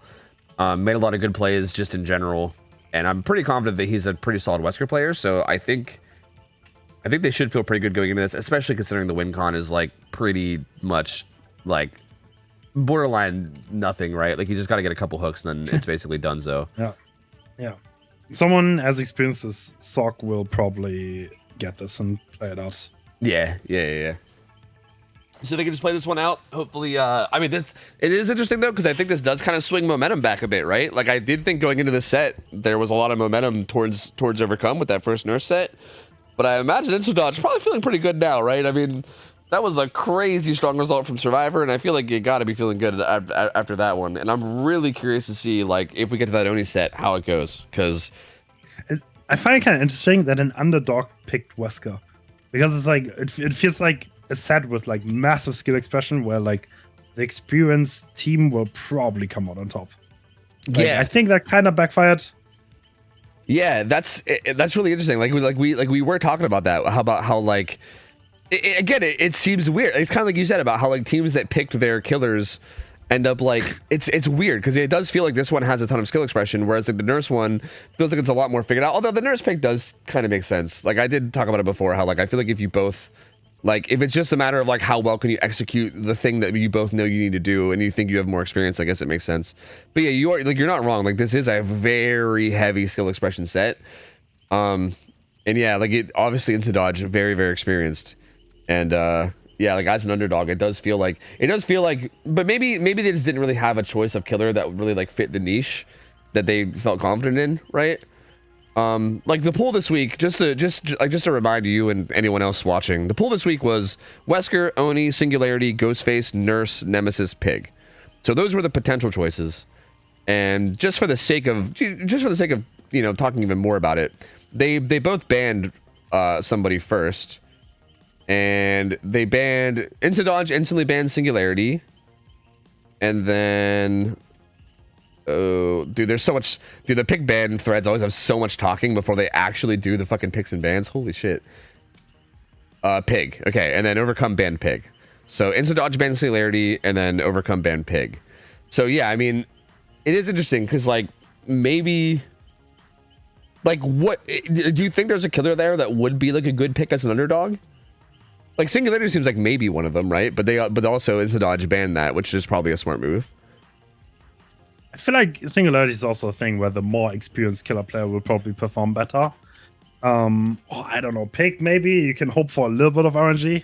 Yeah, like true. that someone dies to a pick drop, but yeah, you could maybe, it's not easy. Yeah, you could maybe make that argument with Nemesis as well, right? Like maybe both of those you can hope for some like good RNG in your favor. I don't know why, but in DVD I feel like the underdog almost never embraces like the okay, we're gonna pick the thing that puts them out of their comfort zone, and maybe we can, like they I don't know why, but they tend to pick the things that put themselves into the comfort zone, even though it might also put the favorite into the comfort zone, which is pretty hard.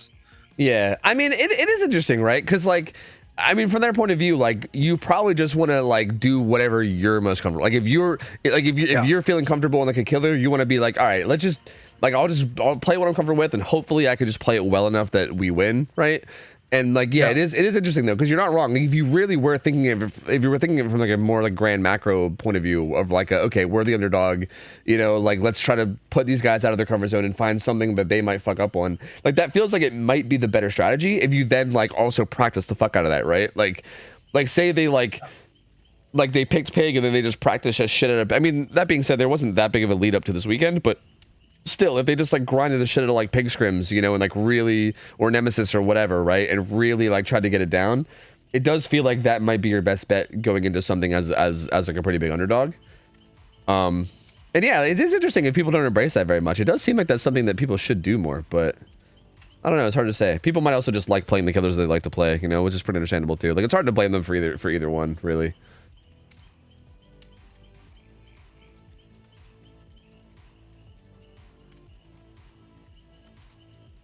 Okay, I'm gonna ask both of you guys a question while we're sitting here in downtime. Anyway, I took down the little map overlay on the stream. I saw some people in chat were asking about it earlier.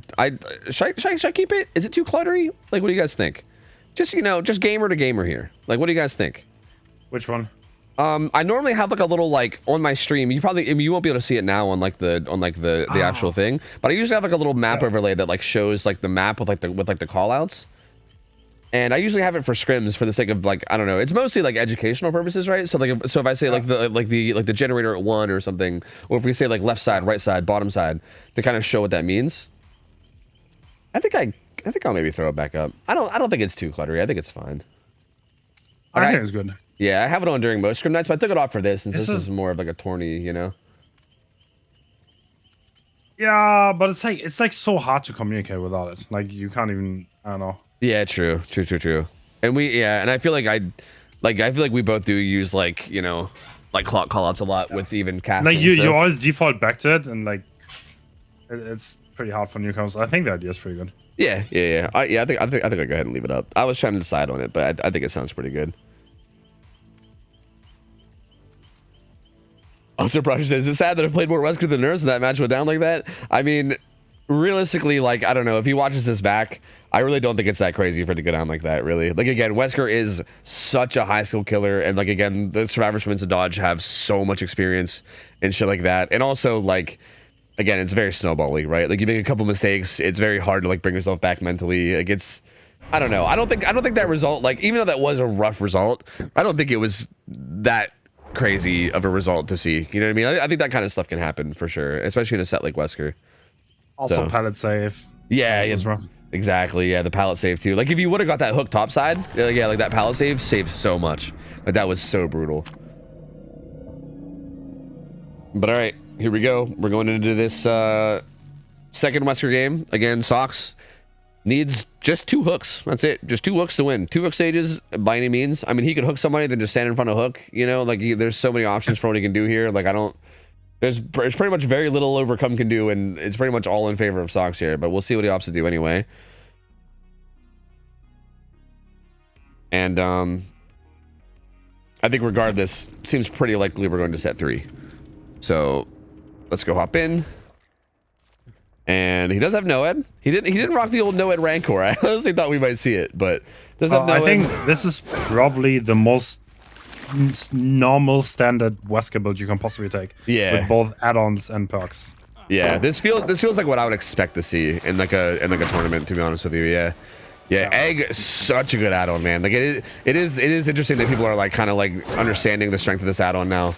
It's basically what loose crank wants to be, and then some. Like yeah, exactly. It's such a good add-on. Prosher does get found first though, pretty quickly. Gets tagged on that pallet too. That's pretty rough. I mean, ping is a factor here. I think also Socks might be west as well, which means that the ping here might be even. Yeah. Socks is west. Yeah. So like, keep in mind, like hits like that, like you might be like, oh my god, what are you doing? But yeah, there's definitely some ping stuff going on here for sure. But in comes his first down. I mean, again, very quick first down in comparison. Again, especially based on the win con, this is basically just done so, right? Pain Rose coming in.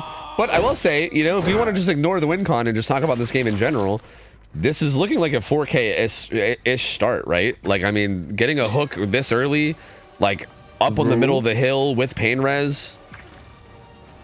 I feel like on Wesker, okay, you need more than one mistake though. But on Wesker to 4K, yeah, things have to go very right. Like if you were down that right there, then yeah, it's probably looking like that. But yeah, they can to the ADA. They can absolutely still recover here, yeah. Does get that down. Flashlight attempt, but nothing coming of it. Another pain res coming in.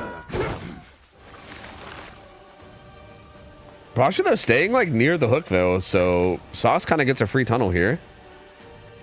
It looks like he's gonna go for it. Oh. Prosher, I think historically, I was gonna say from what I've seen historically, I think he usually does run the more aggressive builds like DS. So yeah, I was gonna say I would expect to see DS out of him. Kind of surprised he didn't just throw the pallet and like get out of shack, to be honest with you. I think he'll still no, it doesn't actually make it. No, slow down.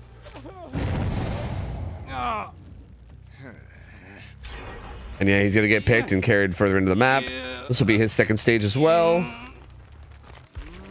They did pop main. And the heal comes in with "We'll make it." It looks like they're close to popping another gen as well. That looks like 11.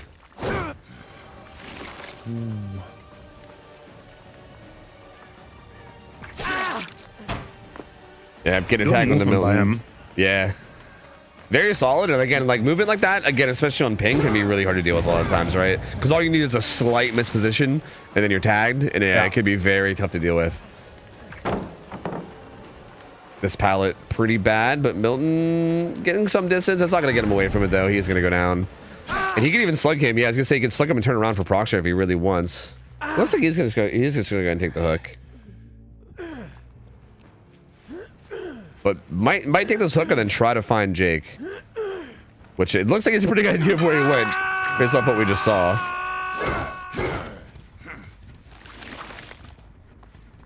Yep, he's still here, still infected as well. He'll be getting to max infection kind of soon.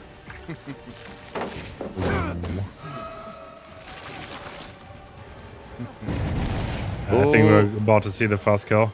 Yep. Ooh. Scoops him up from he kind of looked like he was like halfway around the corner there. I bet on his screen that looked really funky. And yeah, he's gonna be going down. Still 3 gens up. Not really anything crazy for a gen split though. Kind of like a big like square here. like a very weird set of gens all around like mid and bottom. He's looking. Someone in this area. There is. He wasn't able to find him. Oh, they're doubled on this, and Milton's still injured too. That is rough. Yeah, he's okay. Ada's here to take a hit, but she'll. Oh, it just go for the reach around. Not experienced with the reach around. Hey, man, you know it happens. Happens. I feel like that was a bit of a missed opportunity because he could have thrown Ada edge map. Yeah. To use his power. That is true. Yeah. I was thinking that, or like slamming Ada into Milton just to put him in a deep wound, just to get a little bit more as well. Like either one, but yeah, I think throwing edge map would probably be even better still. Yeah, just to get the down instantly. Does get that slap though, so down goes Ada. And this will be her second hook, I believe. I believe Mooney. Yeah, Mooney was the final fresh hook. So this will be her second hook. There is only one more pain res to deal with, but I mean it's getting kind of close here, right? Ada's going to be on death hook after this, and if she ends up dying, that's going to be essentially donezo, right? Once you get down to a 2v1, it's pretty hard to get anything done at that point. So this is looking like a 4K, yeah. Yeah. This is looking like probably going to be like a 4K1. Oh, he finds Milton back here too. Oh, that's so big. Little Wesker parkour off the rock. And yeah, this is gonna be it. Mooney maybe just gonna commit to this generator. Oh, is she gonna get it? Hey, 4K1 at least, you know? 4K1 at least. Golds. There you go. I mean, very solid result from Sox here on this set. And again, yeah, like the Wesker set ends up being kind of a blowout for the team that didn't pick it. But again, I don't know. I mean, it seems like this is how it goes sometimes, you know? We are going to be going to the tiebreaker, which is going to be the only set. And this should be good. I'm excited to see how this goes. I mean, I feel like Overcome played that first nurse set so well. And then this Wesker set felt like it was kind of like the opposite. What the fuck is Sox doing? And yeah, now on this Oni set, I'm very curious. I know that Overcome has a killer that I think is like an Oni main. I'm pretty sure. Like I know, like Milton plays. I think we've seen him play Oni before, and he's a very good Oni. So again, I'm actually kind of surprised that Oni maybe wasn't even their choice here. Like I thought, like it seems like they might have went with Oni with their pick, but they went with Wesker instead. But I don't think Oni's a bad set for them at all. So I do think this last one should be interesting. Like I don't expect. Okay, like what I'm trying to say is I don't expect this last set to go the way that the Wesker set went. Is a big thing that I'm saying. I feel like it'll probably be a little closer, which I think is good, and I'm excited for. Because again, I mean, the fact that they took that first set was so big, and like the fact that an upset is even still possible right now is so like wild to me. Because again, Instant Dodge such a strong team, and Overcome still does have a chance here. They still do have a chance to take this. That's going to be 1-1 going into the final set, and GG's. Sox played that very well. And yeah, let's get set up for the Oni games. I'm excited for this, man. Oni games, I'm always so excited about Oni games, man. Like they're always so fun to watch. And being the fact that it's on high ping too makes me feel like the Onis might have a little bit more of a chance to like get hits early.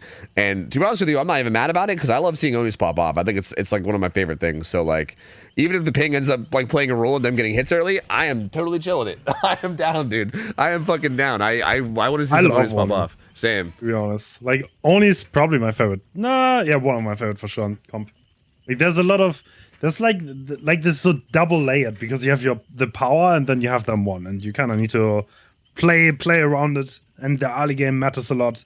But survivors can make huge comebacks if you juke a wall power, then yeah, well, it happens. You can do it, and if it happens, it's a momentum swing that is always possible. Yep, 100%. So yeah, it'll be interesting. It'll be interesting to see how both sides play it for sure. Yeah, Sox is playing Oni. So keeping the same killer here. And I would guess that Oni is also in Cool Tower, right? I think it's going to be just the day of Cool Tower, which is... Correct. There will be a lot of Cold Tower today. yeah, which is kind of expected, yeah.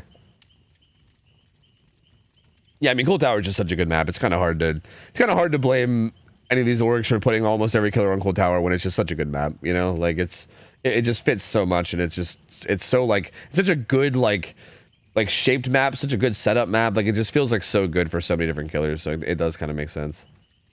I'm gonna go creep on the balance again real quick though, just to keep myself updated, because you know I'm a little bit lost here myself. But I'm pretty sure Oni is allowed a lot, if I'm not mistaken. Yeah, I mean his only add-on bans are ultra rares, which is kind of what I expected. Like I mean I would expect to see probably I think if I'm not mistaken, like Lion's Fang and then Splintered Hull is usually what people go with. I don't think people go with Speed usually, but you never know. Speed feels like an option too. There's some variety. Like the norm would definitely be like the hull and either the speed or the duration. Like both is definitely possible and have its merit. The duration is pretty much more for the macro plays if you want to secure stages, and the speed is actually really helpful in chase. And most often the players will just match their playstyle with add-ons. Yeah. I do think duration kind of has like a little secret benefit. It kind of reminds me of like the old like spirit duration add-ons where like if you down someone quick and then like pick up, right? Like you have more of your power left, so you don't need as many orbs, which can be really good. So I do feel like I think duration is honestly one of Oni's best add-ons, like almost regardless. But yeah, I mean speed also is like so nasty. Like you can make so many plays happen with speed is more people use speed though. Really? I agree with you though. That's interesting. Yeah. See, I would expect it to be the opposite. I think particularly in this matchup, because there's like kind of high ping involved, I think speed makes a lot of sense here. I think there's a lot of pallets where like, even after they're thrown, like sometimes you can make plays where you have to just like time your vault perfectly as like the Oni's coming at you, right? So they like breaks the pallet instead of hitting you. And I think with ping, those are going to be really hard plays to make. And I feel like if you just run speed here and just go for hits on like pre-thrown pallets even, you can probably just pop the fuck off with ping. So I actually feel like in this exact scenario, I would probably go like Splintered Hull speed, maybe. But yeah, it is interesting. It is. I mean, I feel like as long as you have any combination of those three, though, you're probably fine. It's not going to make that big of a difference. Like they're all great add-ons, so like, you know, I don't think that's going to make a huge amount of difference. The survivors they lose a lot of healing perks here, which is interesting because I mean, again, that's really important against Oni, right? No botany, no we'll make it. No self-care, resurgence, renewal, which is second win now. So yeah, a lot of the healing perks, like no inner healing. So yeah, like a lot of the healing perks are gone. So that's gonna make this a lot better for the Oni in terms of keeping people injured and trying to get more orbs on the map.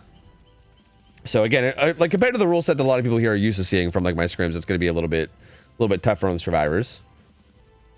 And what builds do we see out of Oni? I mean, definitely Bamboozle, definitely Corrupt, definitely Pain Res, right? Like that's got to be it. Actually, there are some people who prefer Brutal over Bamboozle, so they can get rid of the pallets a tiny bit quicker. But these are the norms. Yeah, you can Eruption. I would say kind of Eruption, Pain Res, Corrupt, and then Bam. I think that would be the most normal one. Yeah, that seems like pretty standard for what I've seen. It seems like it's just an overall really good build. Yeah, taking Brutal over Bamboozle seems interesting to me. I don't know if I necessarily agree with it, but I mean, I feel like some people can make it work because I feel like Bamboozle, even when you're in your power, like some tiles like long wall jungle gyms can be such a pain in the ass, and just being able to bam that window and be like, fuck it, like just like forget this whole tile, just gonna bam the window and then we're good, you know? It feels so powerful in a killer like Oni. I mean, Brutal kind of enables you to get rid of the pallets at a like relatively reasonable pace because the guy doesn't get as much distance. He doesn't make another loop around the next pallet and kind of like snowballs a little bit. And generally, if you run Brutal, you just want to avoid the main building as if it's the plague if you don't have your power. Yeah, that's like the rough idea, but yeah, Bam is definitely like the more common choice. Yeah, that does make sense. Yeah, honestly, you're kind of making a case for Brutal now. Where, man, you know, I don't know. I'm not so sure anymore. That is actually true. Like, if you do just stay like really far away from main, like, yeah, it feels like you just shred through pallets, and then what? You're just gonna be getting hits, right? And then you're gonna have your power more often, even throughout like the mid game. And yeah, that sounds.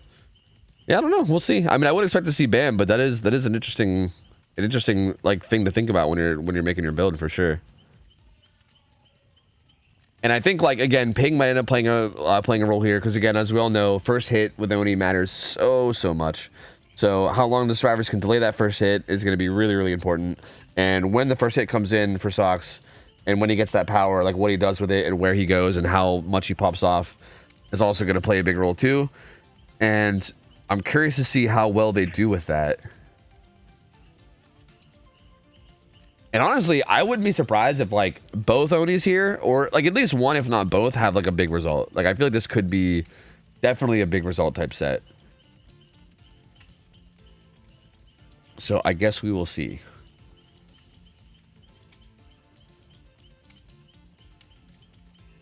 Just waiting on one more person to ready up.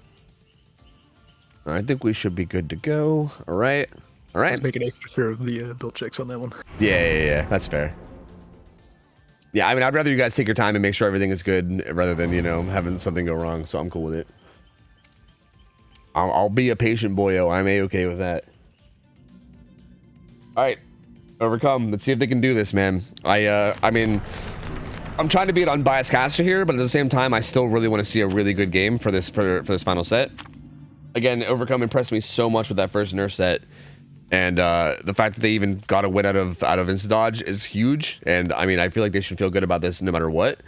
But I would love to see them put up a really good fight here and like either take it or at least lose and have it be really close. And I think they could feel really good about that. So we'll see how they play this out. And hopefully they can make something happen. Sox, pretty nasty on killer though. True, and it's a spicy ping matchup too, which will make Oni especially hard denying the first set. Yep, 100%. I mean, something you don't know too. I mean, I think you might have been here when we cast in one of these games before, but Burzard also on Team Overcome is actually from India. So no matter what, no matter who's playing killer, his ping is going to be horrible. So yeah, he's like their like 200, 300 ping gamer no matter what. That being said, he's probably used to that because I think he plays like on that all the time. But yeah, so they're gonna have like 3 bad pings, then 1 really bad ping. So we'll see how that works. And yeah, the build is Bamboozle with everything else that we mentioned. But yeah, he doesn't have speed, so he went with... Oh! Actually did predict the head on, but then still eats it anyway. With a little bit of a delayed stun, like the old lingering hitbox. But Bamboozle on the window. And again, this being 300 ping Burzard, dude. He's probably like, oh fuck, oh shit. Window's unblocked, he'll be able to take it. He doesn't have much to work with here. He has his pallet out front. Oh, he got stuck. Oh, he's getting hit. He's getting hit for sure. I'm surprised he didn't just take that pallet on the side and pre-throw it and use it for distance. Yeah. I felt like that was the much better play there. Just like pre-throw that pallet on the right, kind of just use that for distance and then keep running. Oh, he doesn't drop it. Interesting. Yeah. Okay. Playing Ormental instead. Orbs being collected. There will be enough for power soon. And he's going to be in trouble with this tile. He's going to go down. He's going to go down, and there's enough orbs here for power. So this is big. That is worst case, because this is 5 gens. The power is active, and there's a hook. So, yeah. Yep. Painter is going to come in, and this unhook is going to be a nightmare to try to get. They're currently split on 3 gens. Ooh, okay. This is a really greedy hook. I'm actually kind of, I mean, I know taking hits against Oni is kind of Monka, but he already has his power. And I feel like one hit there would have got that wiggle out. I'm kind of surprised I didn't go for it. Huge. Yeah, like I'm surprised I didn't call that when he started going for that hook. Because that would have been big, yeah. Like I know taking hits against Oni is kind of questionable at times, but he already has his power. Like it would just basically it would just make you drop some orbs, but I feel like that would be fine. Gets that hook though, and then puts eruption down there, puts eruption down here as well. Oh, they're gonna get the unhook, but not in a super fast, timely manner. Actually, they're not taking the unhook. Oh wow, that is a big risk. If they can stealth this out, though, this could be big. True. It is definitely very risky. They popped that gen bottom that was erupted. I mean, he's gonna got second, so this is not gonna be crazy bad. Oh, he's actually behind that rock. He looked at it too. Is he gonna check? Oh, I don't think he is. He gets away from that. Do they get the unhook? No, no. He's going second, right? Yeah, he's going second, yeah. Ooh, this feels kind of brave and maybe risky, and maybe... He needs to get this. Yeah, he needs this down. If he doesn't get this, then he's in a really rough spot. Oh. No. He is going to get it. He just barely gets it. So close. If they got away with that without even anyone going down, that would have been huge. That would have been so big. Oni doesn't have his power anymore. He's on the wrong side of the map, and yeah, the tunnel house is on the other side. So, but now it's kind of okay, but it's still pretty big to commit this far away. Yeah. I still think Overcome definitely managed to bring this back a little, right? Like Proxer being able to run up there and stealth, and him not getting found on that stealth was really big. He tries to interrupt the reset, but doesn't quite get it. He is only about a hit away from power, like a hit and a few orbs. And yeah, Berzard's here in this dead zone. He's got nothing. He is gonna get tagged. So this will be only getting his power back soon, and Berzard being Death Hook, he will most likely be dying soon. Does he have anything to help him out here? Not really.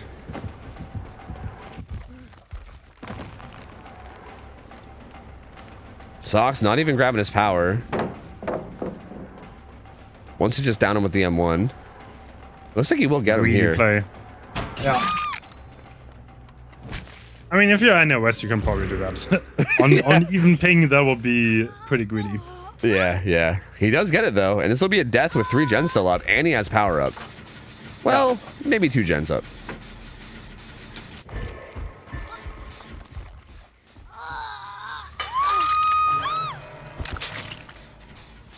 Does have a 4-gen at the top side.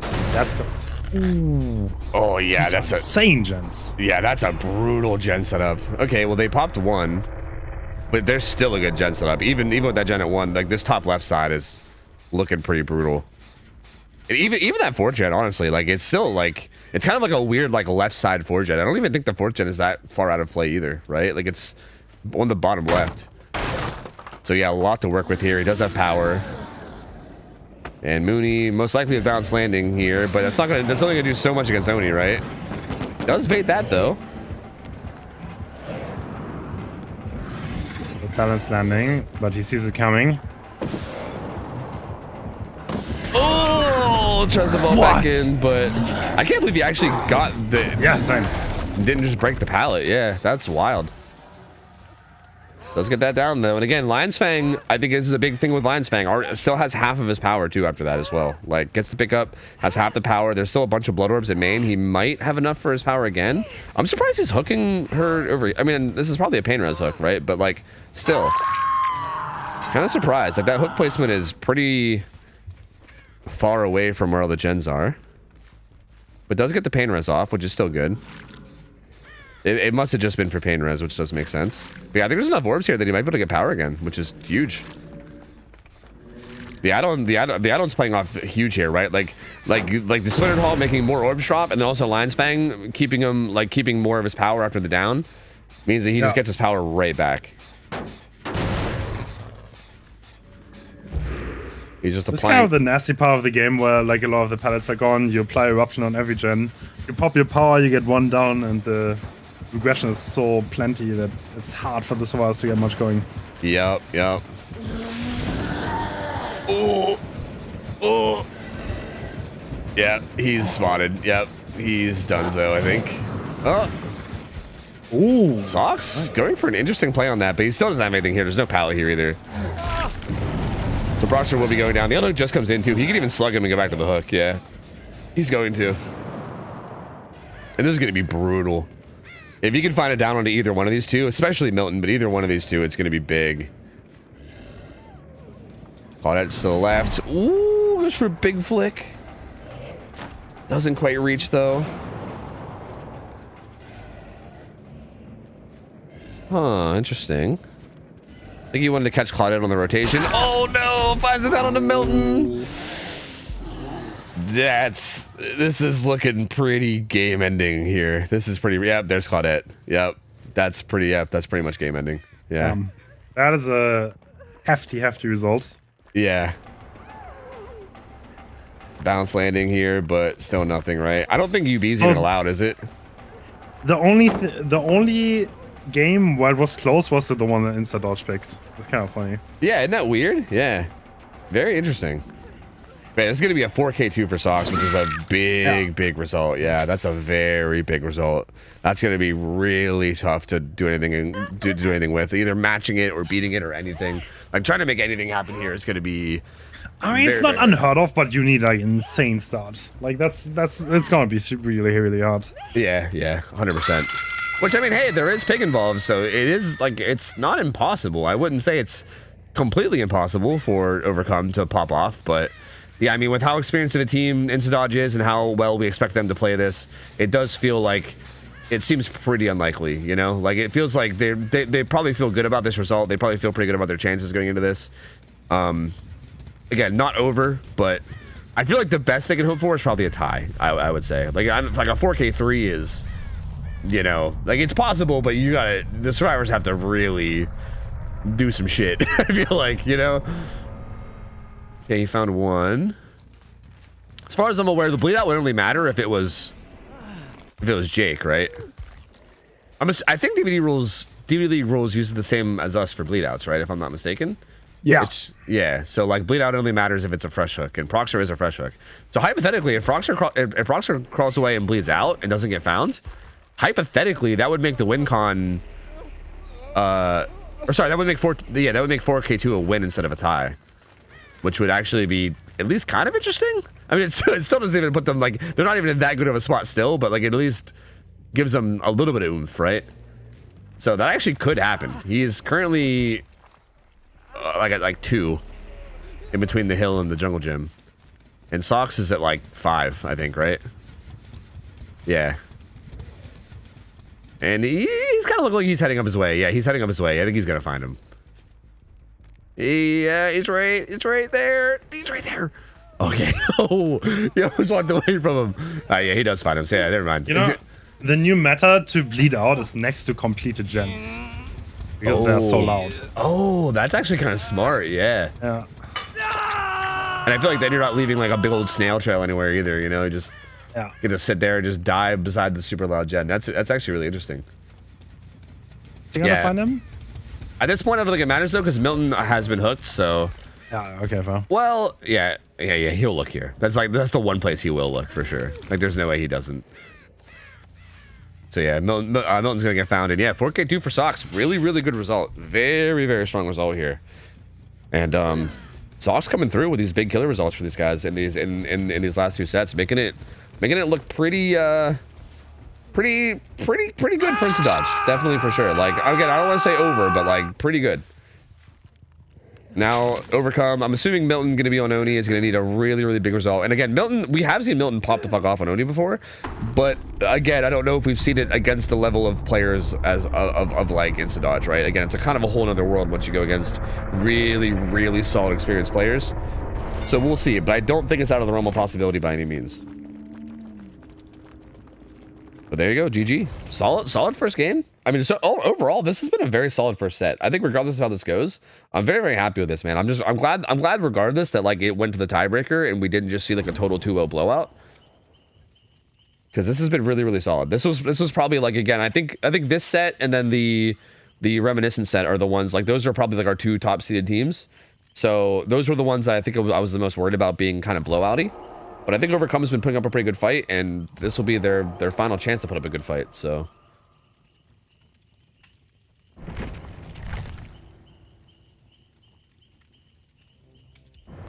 I think they were not playing the West game 100% serious, but like the Nurse game was really impressive. For an inexperienced team, the way they played it, it's really strong.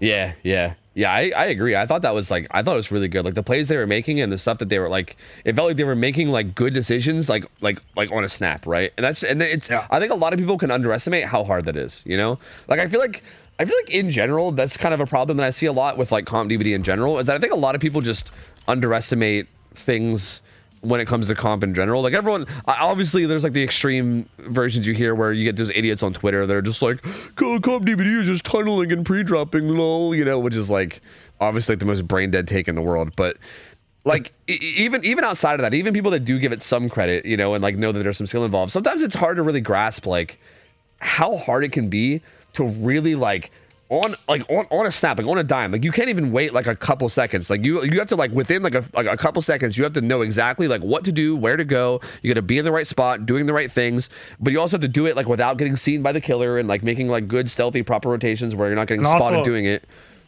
And also one thing is like when you spectate the game, you just have more information because like a survivor will only see his own screen. It's like I think that's also one of the reasons why it's so easy to like, oh my god, why is he doing that? Like this decision is so stupid.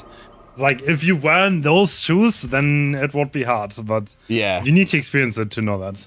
Yep, exactly. Yeah. It's so much different from like the spectator point of view from the actual player point of view. Like it is night and day. It is so different. So that's an important thing to keep in mind as well if you're watching, that like that's why, like, especially in that nurse set, it was like so impressive for these guys, because yeah, they were making like those like on the ground, you know, quick decisions that were like really good, pressuring all the right things, like doing like, again, they handled that and got themselves out of that rough situation and got such a good result from where they were, which is, yeah, it's so much harder than it might seem from like a spectator point of view. All right, Milton here. Same survivors in here for instant dodge. Again, after that Wesker set, I feel like the survivor team probably feeling pretty good. You know, they had a very good showing on that Wesker set, and now here we are on Oni. You know, same map. We've been on Cool Tower all day. They're nice and warmed up to Cool Tower, and we'll see what they can do. Do you think is there any kind of a risky thing you can do on Killer here? Like, is there any kind of like a high risk, like high reward build? Like, I don't know, something like Infectious Fright or something that you can run. Is Infectious even allowed? I mean, it's like, the thing is, they're gonna force lockers though. Yeah, true. Yeah, that's no point. I don't think so. Like, yeah. It's just very hard out of this position to do anything, to be perfectly honest. You kind of need to, I don't know, it's like hard, because if they start forcing lockers, they only need to do 4 gens here, so. Yeah, exactly. Yeah, it does feel like, it feels like maybe what you do is you just put like a standard build and then just hope that you can pop off like just as hard, basically. It's kind of like if you get a hook and you get your power and you can kind of like start rotating and maybe catch someone off guard, maybe surprise someone as they go for the save. It's like you need to prey on some mistake somewhere. Yeah. So are you saying that like maybe the playstyle of the killer should be based around trying to bait them into making a mistake and taking advantage, even if like the risk is like, I guess that makes sense. Like, that's also a bit weird, because like if you spectate that, you're probably gonna see the killer not get a lot, but what they're doing is actually like play into their win con, which means they have to take obscene risks, which will in 80% of cases not work out, and then the killer is gonna look like the idiot and he's gonna get like 3 hook saves and you're like, oh, why is he so bad? No, he's not. He's just playing into the win condition. Yeah, we've had that happen a lot in like scrims. That's something I try to drive home, because like it does, again, it's one of those things where like if you don't realize, you might just be like, oh my god, this killer got shit on and got nothing, but when in reality, like, I remember in a tournament where I was playing Plague. I was literally, we were playing Survivor first. I had to play Killer. It's like always such a horrible situation. You never want to be the guy that has to like win at 4K2 or something. And then like the game started off relatively bad for me, and it got to the point where I picked someone up under a pallet, hoping that someone else fucks up a pallet save. And that I can maybe down the guy and then snowball. But like, obviously you look like the biggest idiot, right? You're like, bro, the guy was right there. Like, then you watch afterwards and you're like, oh my god, this Hens guy, he's so bad. Why would you pick that? I was like, yeah, well, I mean, sometimes you have to look like an idiot in those situations. Yeah, I mean, it makes sense. Yeah, like if you find yourself in a situation where the only way you can win is by like having someone fuck up a pallet save and then you downing them afterwards, then yeah, I mean, you might as well try, right? Because the other option is to play standard and lose. So yeah, it is something that like, yeah, I feel like it's really easy for, you know, someone watching to, you know, look at that and be like, you know, like, oh, what the hell are they doing? But yeah, it is interesting to keep that in mind. I think the second killer always has that, right? Like that win con that they know they have to meet that is going to change the way they play. Like I think the second killer is always going to have a bit of a different play style than the first killer based off what they know. So yeah, I don't know. We'll see how that affects Milton. We'll see what he does, if he does any kind of interesting plays, if he goes for any risks. And on top of that, if the survivors the survivors will bite on those risks, right? I mean, we'll see. Sure. I know I know this is kind of bringing up a weird example, but I know when we saw Insta Dodge playing last weekend in the scrims, they played really well. They ended up winning their best of 3, but we did see them in the very first set of the night. They went for some like weird risky plays with like background player, which obviously we don't allow here, but they did go for some background player plays that they didn't quite have work, that like kind of came back to bite them. So like, you know, hey, you know, it could happen, right? It could happen. Like we've seen it happen with that team before, and you know, if Milton puts them in a rough spot where they, you know, he forces them to like make plays or tries to bait them into making mistakes or something, anything's possible. So we'll see. And looks like he's rocking Bam, Pop, Pain Res. So no Eruption. He's gonna go with Pop instead of Eruption, and he has Speed instead of Lion's Fang. So yeah, a bit different all around. I think I like the Pop, honestly. If you have to win big, then it can definitely help. Yeah, that does definitely make sense for sure. Like it's definitely a win big perk. Like if you could hypothetically at some point in the match like pop a gen that's at like 90, that's pretty huge. Survivor's in pretty good spots right now. Fry should get away from this one. Oh, he doesn't try to mind him it, okay. Yeah, I think on ping here, I think you can actually try to, because he's got to throw that really early. You kind of have to. I feel like you have to. Yeah, I feel like you have to. Ooh. Does get that hit, Good though. first hit. That first hit is in a timely fashion where this actually stays interesting, that's for sure. Like, if the first hit would have taken like a gen or two to come in, then you're basically just like, okay, it's done no matter what, but... Yeah, we'll see what he does with this. He's gonna get his power. I don't think he'll be able to run him down and get it down on him fast enough to justify it. I'm assuming he'll probably drop this and go for the gens. I think you need to down someone inside the gens, yeah. Yeah, I don't like committing to this. I don't like this. I think you leave this chase and go to the gens. He's gonna bam it. No. I don't know if he makes his pallet. I think he does, yeah. Wait, is he even there? Yeah, yes, okay. Yeah, he was still there. Yeah, I don't like him committing to this chase. I think he should have dropped this a long time ago. I think the second you get your power, you head into the gens and find someone, and then you grab it down in here. Oh, are they gonna set him out now? That would be very bad. Yeah. This guy still has to be around the hook, around that gen. Yeah, you would think. I think there was some movement here. I think I saw it like out of the corner of my eye, but yeah, they're definitely gonna be selling this out. That was setting. No. Yep. Well played. Yeah, he was still on the hill. Ooh. Sox is fucking Looney Tuning this behind a tree right now. He's checking basement though. Not the right place to check. This is why ID is just too experienced. Yep. 100%. Yeah, he's gonna get nothing out of this. Ooh, that's rough. Yeah, that's basically tide turning enough that you could almost say GG, right? Like, yeah, no. Unless they make some pretty big mistakes from here, they're pretty much in a set position to get this win con for sure. Because that's rough. Yeah, I think he, ideally, I think when you get your power, you just walk into the gens, right? And then just like try to, because you still have corrupt up, right? They can still only be doing those 4 gens. So you just walk in there with your power and don't pop it until you see somebody.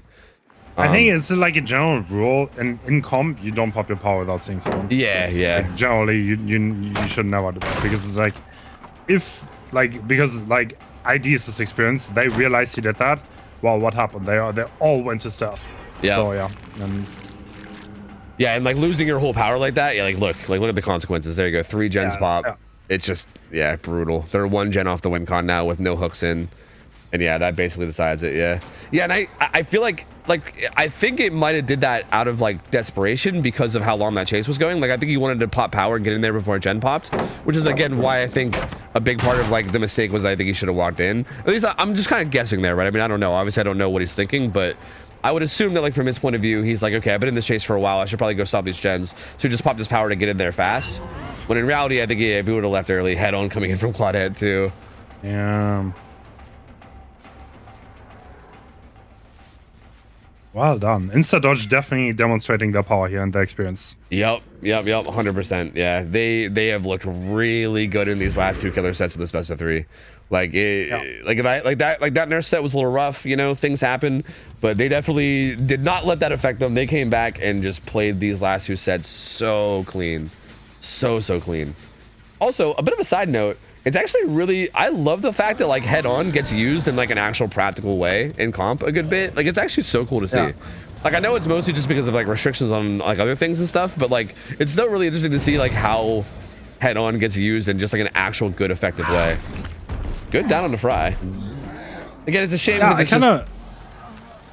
it's I kind of love that about comp, that they're like, because of the restrictions, you see parks that you usually wouldn't see. Yeah. And like in an optimal way, because like in pubs, you know, there's like the meta perks that get used more often than not, but there's a lot more variety here. Yeah, and like actual practical ways too, because like I feel like head on is one of those perks that like you might see head on, but when you do, it's just people trolling. You know what I mean? Like, you never see someone in pubs using head on for like actual good like teamwork plays to like help them win the objectives. They're always just like fucking around and trying to mess with the killer. But like seeing a perk like that actually used in a way that like protects a teammate and like helps them get away from a situation that would otherwise be bad for them or whatever. Like, it's so cool to see. Like, it's actually so interesting. And yeah, there's gen pod number 4. So just for the sake of confirming it, that is going to confirm it. Insta dodge will take the win. They're going to go up 2-1 and they will win this quarterfinal. Overcome will unfortunately be knocked out of the qualifier, so that'll be all for them. But honestly, again, really great showing for them regardless. Again, super hard matchup. Yeah, really tough matchup for them here. Like, they basically got the like probably the worst matchup of the whole tournament. Again, I think Insta Dodge probably a favorite to win the whole tourney. They're a very strong team. So Overcome definitely kind of drew the short straw here in terms of their matchup on the bracket. So with that being in mind, I think they handled it really well. Again, the fact that they even took one of the sets, I think is really impressive. Like, very, very impressive. And I think they had a really good showing overall. Like you said, I think the experience of Insta Dodge is really showing, and I think like it's one of those things where you like make little mistakes where you don't even realize that they're mistakes until someone like Insta Dodge shows you that they're mistakes, right? Like, you're like, okay, now I see. Like, I shouldn't be doing that anymore. Like, these guys definitely showed me why that was bad, you know? And yeah, there they go. John's out, and the others, well, one of them's in a locker. They're actually going to be stealthing out this power. But I'm assuming they're going to stealth this out, and then they'll most likely all be out of here too, unless he could find somebody. But it looks like he's afraid to leave the gate, and I don't think they're going to make a play for that until he's out of power. So they're just chilling. Well, I say that, but it's not a sprint burst, but he makes it. Doing some like little break dancing at the exit, and yeah, he's out of power, and there you go. That's going to be it. There they all go. That's going to be another. Hey, I mean, they also, the survivors managed to get 1 stages on both of these final 2 sets too, which is also pretty insane. Like, that's pretty wild. They definitely showed the like dominance of how good they really are in these sets, because yeah, these were very tough games. And yeah, there you go. Good try from Overcome, but Insta Dodge taking the 2-1, and they'll be moving ahead in the bracket. So GG's. All right, that's cool, man. That's exciting. I mean, that was a really good first set. So it's Dodge moving on, and so what's cool about this, and the big reason why I'm excited to do like this kind of stuff, like these kind of tournaments as opposed to like scrims, is I love that now that we saw Insta Dodge play so well in this set, whoever wins this next set now is going to be going up against them. So that's going to be like a really cool thing to keep an eye on, right? Like if we remember how well they played here, we can keep that in mind when we see this next set. Whoever wins this will be going up against them in the semis. So, yeah, they're gonna have quite the work cut out for them. So we'll see. But up next will be the only Singularity set of the night, which is kind of sad, but also I'm excited for it because Singularity is such a fun killer to watch. It's gonna be Bad Intentions versus DC on first down, and it's gonna be Singularity, Nurse, and then Oni. If I'm not mistaken, I think usually the names on the schedule, it's usually like the first name goes first, but I think it's backwards here, right? No, for DC1D will go first. I don't know what it says on the schedule, but Yeah. DC1D kills first. Yeah, so. yeah, that's what I figured. Yeah. So it'll be DC1 first down, playing Killer first, and then so they'll be playing Singularity. So it'll most likely be Prion on Singularity up against the Survivors of Bad Intentions. This will be another NA versus EU matchup. So I think, if I'm not mistaken, though, DC1 first down is all NA East, if I'm not mistaken. So I don't think there will be any West, but it still will be NA versus EU. I think Bad Intentions are all based out of Ukraine, if I'm not mistaken. So it will be like some ping matchups here. But that being said, I think the matchups that are there aren't. Well, I guess Singularity might be affected by ping a decent bit, especially with like overclock. But yeah, it's gonna be Singularity. Nurse is the guaranteed sets, and then we'll be going into. Well, I guess Oni is the tiebreaker. If we get the Oni, that's obviously pretty affected by ping too. But it should be a pretty good overall set. I'm really curious to see how this goes. I'm curious to see how these guys handle Singularity. The first Nurse sets were really good too, and I'm really curious to see how it goes with these two teams. Did you watch the Singularity set? You didn't, right? Okay. Nightlight held the best team in the world hostage today on Singularity. Oh, really? Yes. Wait, which team was it? Elysium? Oh, Elysium, yeah. Interesting. And in what like tourney? There was an arcade. There was Singularity Wreckers, and so Elysium got a 4K one, and then Nightlight had to play for Ariandel, sorry, the new Russian team. Yeah. And he had a steep win con. He literally went into the game wanting to hold a genlock, and he did it. And then he forked like 45 minutes in. Don't show CM9, bro. Don't show him. Don't show him the footage. Oh no, dude. That was one hell of a game. I will not lie. That's crazy. So wait, he got a 4K1 or a 4K2? He got 4K1. Oh, dude, that's wild. That's so there was a draw. His team still lost, but that was one hell of a game. That's so interesting. So they just like went for 45 minutes with that. That's so wild, dude.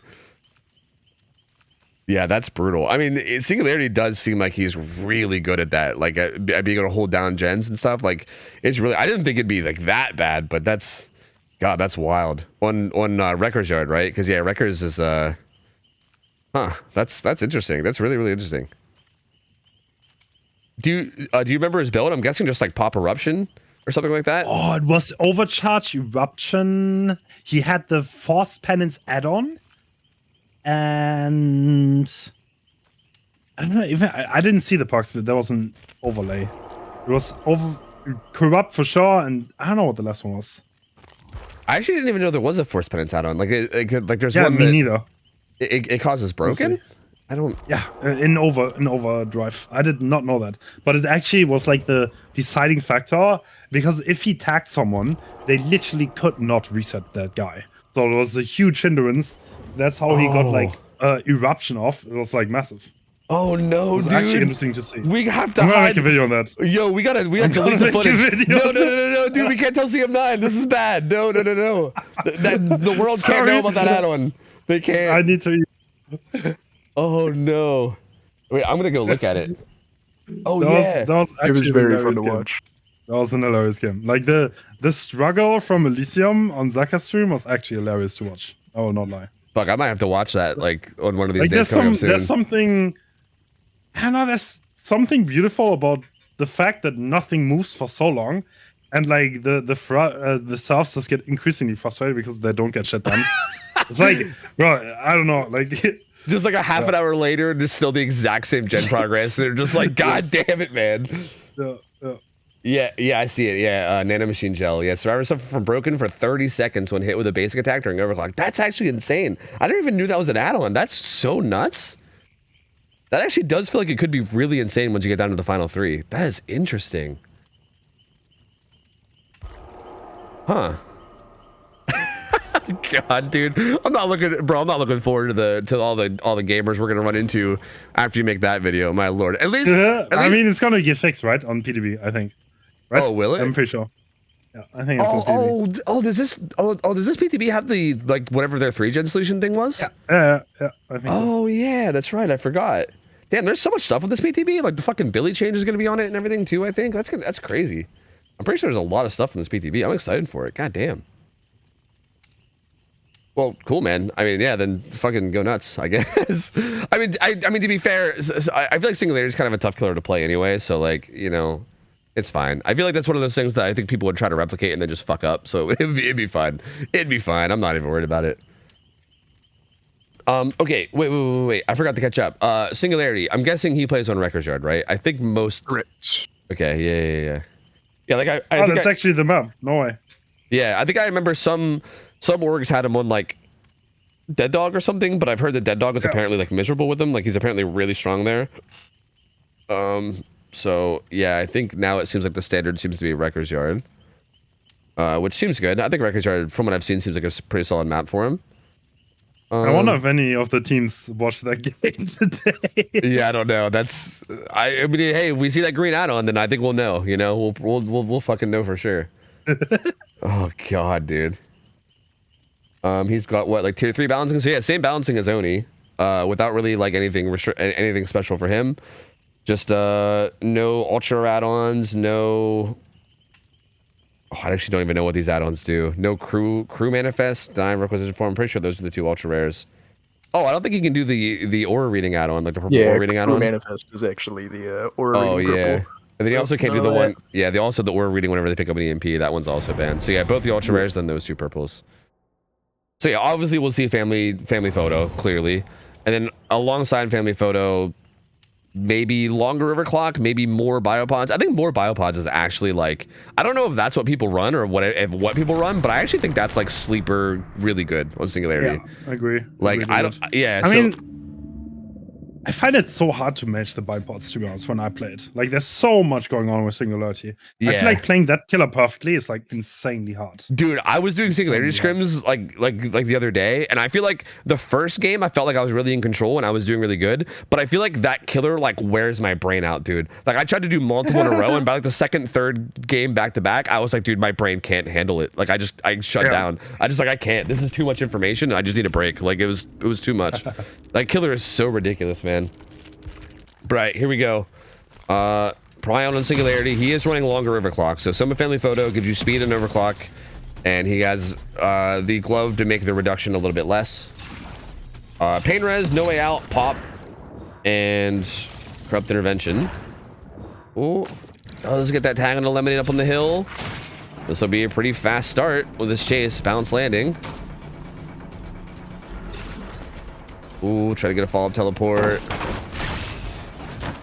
Goodbye to that pallet.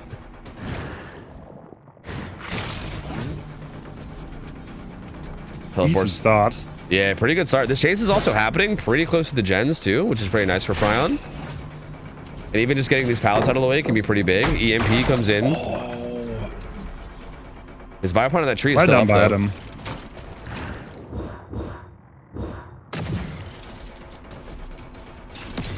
Ooh, doesn't get that teleport. That hurts. Yeah, Adam being able to turn that corner is pretty big. That's gonna prolong this chase by a good bit.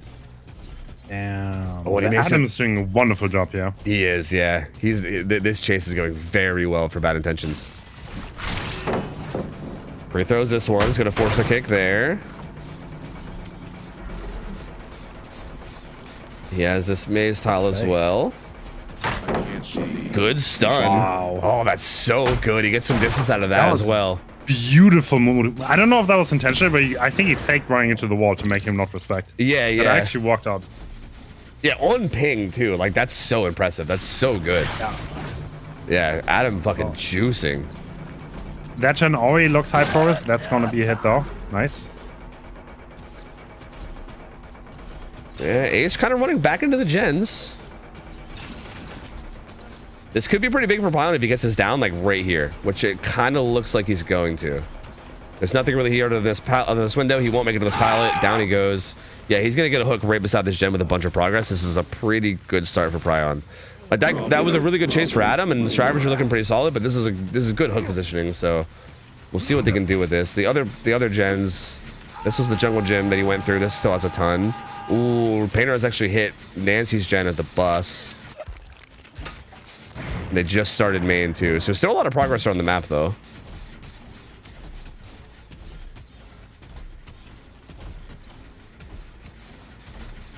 He did use his pop already on the close gen, so he won't be able to pop this gen, but he does at least pressure it. Oh. Well, that gen pops. Not quite there in time. Yeah, and she's going to be able to get away too without getting tagged or anything. That's Not really... going for... I was surprised that he doesn't want to slipstream. Yeah, he didn't try to like biopod up or anything, just kind of going straight back to the hook. He's only got 4 biopods up right now.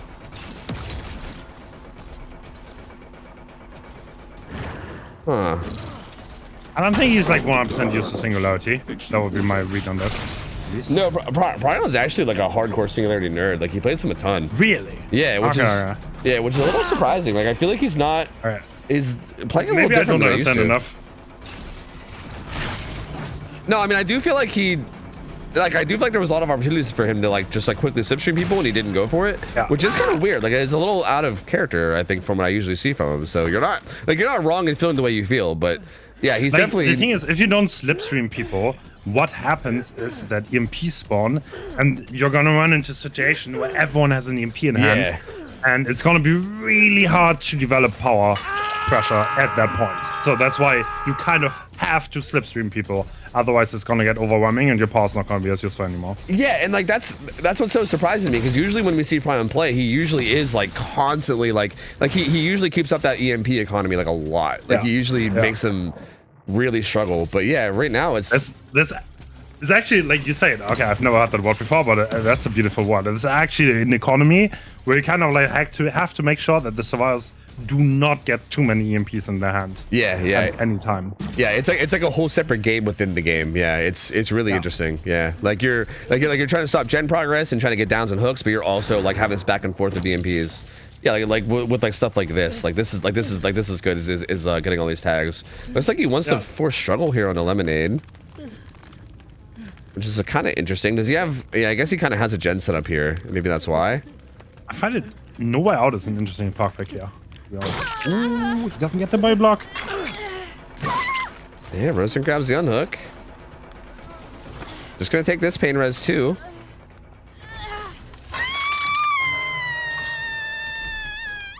Are they still doing the gens? They're both slipstreamed. Yeah, I would think so, right? Well, actually, looks like they're kind of. I think they're a little worried about a teleport, maybe. But I'm assuming they probably won't be now since he's. Ooh, fully on the lemonade. He actually does get away from that one though and gets the stun. Well, they're both over there. He just saw them both. That's pretty big. So he's gonna be able to get this down and he'll be able to hop right on that slipstream that's on the way to the hook. Maybe? No? Yes? No? I thought he would. Because you know that one of them's gonna go for that unhook, right? So I thought he would hop on that slipstream or on that biopod on the way to the hook and just grab one of them real quick. Either at least slipstream him up or cut him off. But no, he's just gonna take Adam to basement.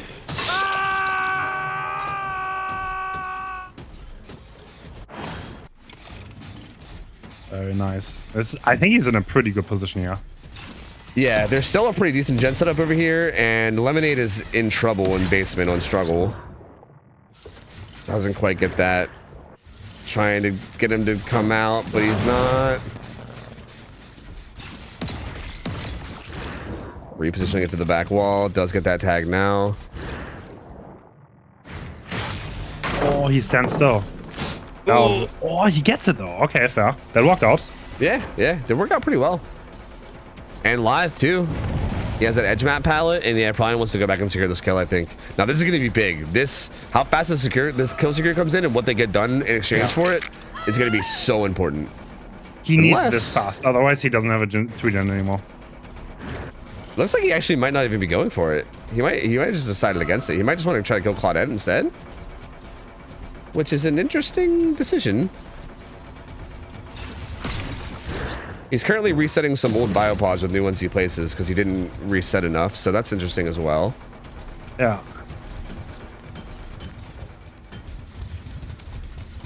Ooh, now he's taking chase in a part of the map that's not advantageous for him at all. Yeah, so he cannot take a long time here at all, otherwise he's in trouble. Yep, and this is also a decent tile as well. Like, I know he could fast fall this window, but definitely can stall this for a bit. And disaster is he's gonna go to the corner. Yeah, loses a gen on the other side. And the final gen is getting, I mean, oh, well, he's gonna show up here and get a tag. But he doesn't have pop-up or anything, so like, unless he gets it down, like he needs to get it down like immediately, and like maybe like grab a pop on this. Good pallet stun from Ace, and he's gonna head to the corner. If the other two can even just go pop that gen, that's so big. Oh, one of them's going for the hook or for the down. Adam gets on it. I don't know. It's gonna be close. It's gonna be really close. I don't know if he makes it back in time. I don't think he does. I don't think he does. I think Lemonade gets this. Yep, he gets it. Looks like it. Yep, final gen pops. They also EMP'd the down survivor. Disaster's the fresh hook. No art is still not popped though. Yeah. It's good for him. He kind of has the hook. So right no between art the is gates. allowed, right? Yeah, I think it's This is such an interesting choice. Yeah, agreed. Like Noah does feel really good on Singularity. So the survivors do not know that he doesn't have Nord though, right now. They know that one perk has not been called, and they probably think it's not here right now. Yeah, agreed. Okay, now they know though. Yep. Yeah, I do think it's really interesting. I feel like overclock with Noed, like that's so nuts, you know? That is. Lemonade being the death survivor is going for it. Oh, okay, so the survivor on hook had adrenaline, so yeah, he's just gonna unhook him. Adrenaline will come in. I still don't really like, really what's the point of that? Because you're still ending with the same. I would have gone for Nancy, I think, to be honest. Yeah. Because now it's hard. Getting another kill out of this position is pretty hard. Yeah. The gates are relatively close. They're probably gonna hide now, and once the gates unlock, they're gonna pressure both. One hit tank, they run to the other gate, and then it's gonna be over. Yeah, 100%. It's gonna be really tough from this point. He did see somebody here. Two people. But he wants Nancy. Oh, the EMP happened at a weird time, and he still actually ends up slipstreamed. So actually, yeah, he can get Nancy here. She's actually running way away from the gates too, so I think she's gonna die. Yeah, I think she might just be sacrificing herself for the others, which I think that's like an extra 2 stages here, right? I'm pretty sure she's worth 2. I think they should have tried to protect her. Yeah, I think so too. That's an acceptable result we got. That's definitely doable. Well, probably gonna try to greed more here, but I don't think this will end up being very fruitful. I don't think he'll get much out of this. Risky. Yeah, as a matter of fact, I think it's just risky because I think he just risks losing these 2 stages that he gets here, which I think he should just take. Yeah, especially considering Ace is only worth 1 stage too. Yeah, he's just gonna go. He's just gonna go take Frozen. It's gonna be 8 stages. 8 stages, 3 fresh. They do get an entire fresh hook out though with Claudette, which is pretty big. So, yeah, 8 stages, 3 fresh means that yeah, that puts them in a pretty good spot. 8 stages, even just with 4 fresh hooks now on their Singularity side, will be enough for a win. And that was pretty solid from Bad Intentions, honestly. Again, Prion typically has been a very dominant Singularity. Again, like that's why I was kind of surprised to see like a little bit of like slip-ups, a little bit like less like aggression with his power early on. Because from what we've seen from Prion, he usually dominates really hard on Singularity. And I mean, I still think he had a pretty solid game, but yeah, there was definitely a little bits here and there where I think he could have been more aggressive with his power. And obviously, like, that final gen scenario was kind of a close one. It's hard, like, obviously, it's hard to know exactly what to do there, but he did kind of give up that final gen when he maybe could have protected it. Coming into that chase on the bus was a little rough, and that definitely gave Bad Intentions a lot of gen pressure. But yeah, good result from Bad Intentions. I definitely feel like they should feel pretty good about that one going into their Singularity game, and now it's going to be on DC on first down to get a really big result and hope that they can beat that. So, GG's, man. GG's. Good showing. Again, on high ping too. Important thing to keep in mind. I want to make sure I point that out because like that shit can be tough, man. Like every little play you got to make can be so much harder when you're playing on high ping. So very impressive showing from Bad Intentions. And we'll see now. Let me wait for the invite from Bad Intentions. I will say, like again, because Prion's like the main killer for DC on first down, and I know that he loves Singularity a lot, so I would assume that DC on first down probably does a lot of Singularity scrims. I'm just taking a guess here. I'm just gonna take a guess and say that their survivors are probably pretty experienced in this set too. So that might end up playing a role here, but I'm not sure. Rosen's gonna be on killer.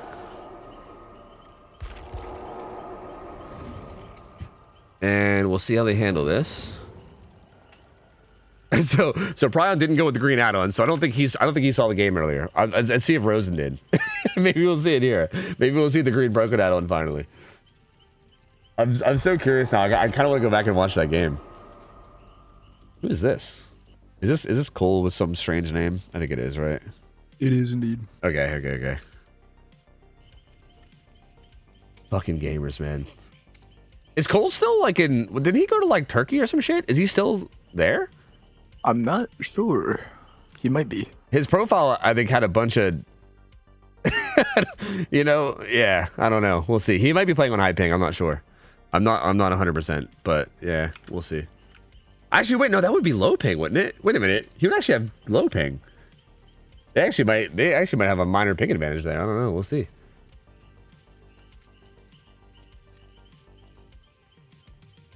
All right, we got the squad here.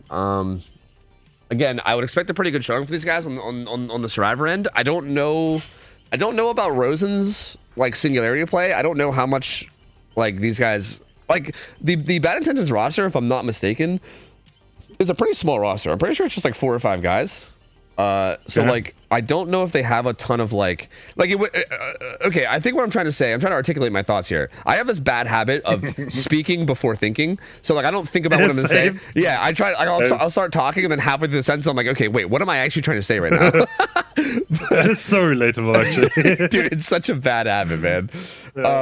But yeah, so I think what I'm trying to say is that I think it wouldn't surprise me if Bad Intentions had some killers where like they don't really have anybody that's like super experienced on them, right? Because their roster is kind of small. It's like 4 or 5 dudes, and like, you know, like Singularity, like you said, is kind of one of those like specialty type killers and sets where like I feel like if you're not someone that like plays a ton of Singularity, you might not be super familiar with like him or like how he plays or how to play him or how to make the proper decisions and all the things about him. So I'm not sure if that's the case here. Like I'm just kind of speculating, but it wouldn't surprise me if this is one of those sets that could be like that.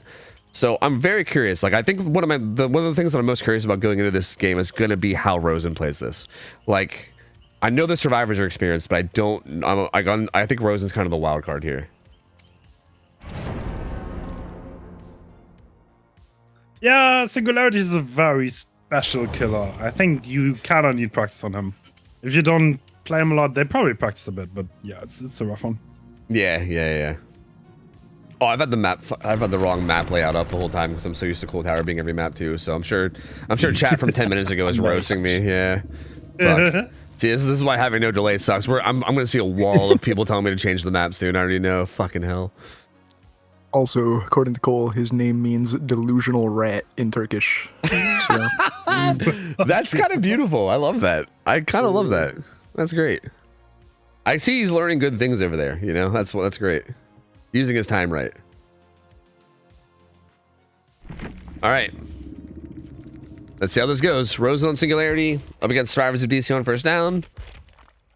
He is rocking no end, so same build but no end instead, right? Which is yeah. Interesting. And he's rocking the purple add-on that gives you like less of a stun. So basically when you have a pallet thrown on you while you're in your overclock, the stun lasts like 30% less long, which is really good. Like that can be a really strong very gun. Surprised that neither killer went for floppy launcher. Yeah, that's true too. Yeah. The builds are kind of surprising to me in that way as well. Pretty fast teleport here on the hamster. Looks like it. Yeah, fast tag. And another teleport too. He should make this window, but the fast vault will make it a little bit dangerous. He should be able to make it back around to the pallet. And this is where the purple add-on will come in really handy, unless he misses. Oh. Good EMP from a teammate. That's a great EMP. Yep. Yeah.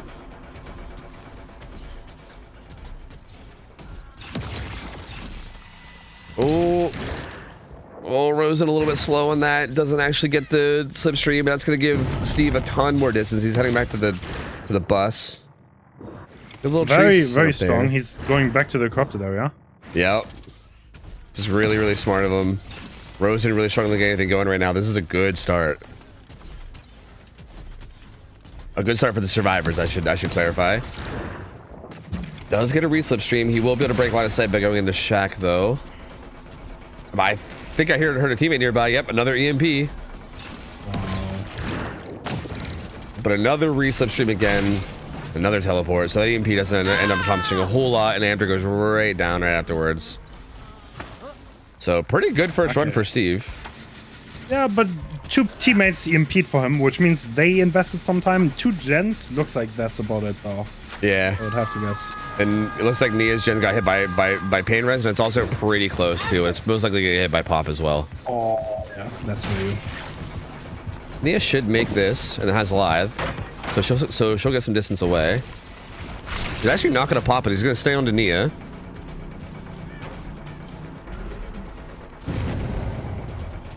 Oh, she will get tagged here. Is that a hit? So he's not popping, nor is he going back to the tower. That's interesting. Oh, that purple add-on. That's all that purple add-on right there. Yeah. That reduced stun, he got so much less distance from that. And gets a hit before the window. Tags up damage real quick on that gen though, but isn't going to be able to interrupt it. The second gen will pop. Not a pain res hook. So still pain res available into Nia.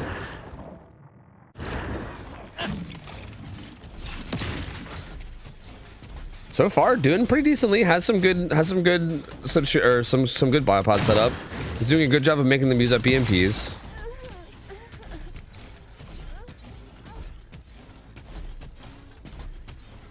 Wants to set one up over here on this gen.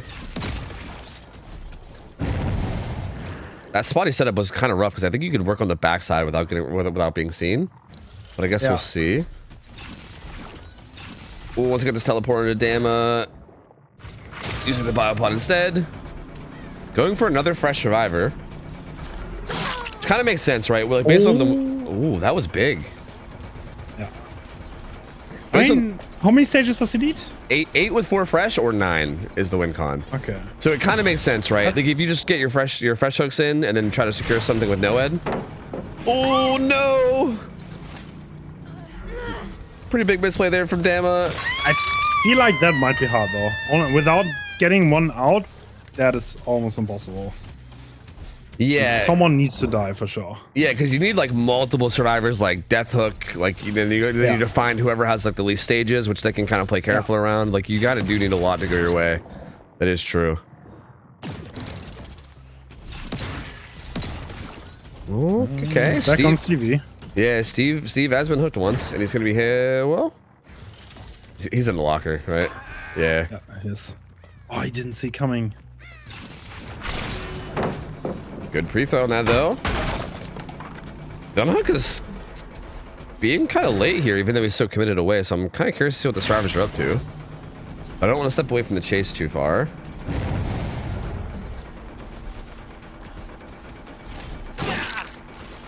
First hit coming in there. He's gonna head back to the corner. Doesn't get teleported on, so good line of sight break. Has his pallet still up as well. Oh wait, what the fuck? Wait, what? The EMP right as that? I don't know. That didn't actually stick him. The EMP must have came in at like the perfect time. Oh. Gets him now though. Still does have this pallet though that'll eventually need to be broken, and he knows that. He's just kind of, he's just hugging it. 1 gen left now. Yeah, 4 gen pops. It's gonna be hard from here. Yeah. I mean, you have Nord that can honestly do wonders on this killer. Yeah, You can never count him out with Nord. Yeah, like the fact that you can teleport, like almost like I mean, I do feel like the survivors seem like they're pretty far ahead on the EMP economy right now, though. Yeah, they are. Yeah, there hasn't been a lot of. Yeah, like they've come in an EMP and chased a couple times, but that's really it. There hasn't been a lot outside of that. So yeah, I feel like if the EMP battle was a little bit more in favor of the killer, then I feel like I would be feeling a little less like okay about this, but we'll see. I mean, they still do have this final gen they gotta get done. It's not over yet.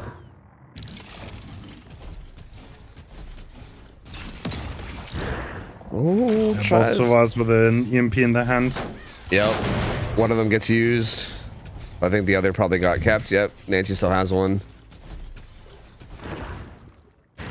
The unhook coming in from Nia. for the Peepo as well. Gonna try to keep Steve alive a little longer.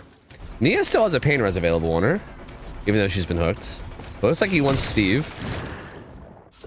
Oh man, this Steve is doing a really good job of staying alive and making these chases last a while though.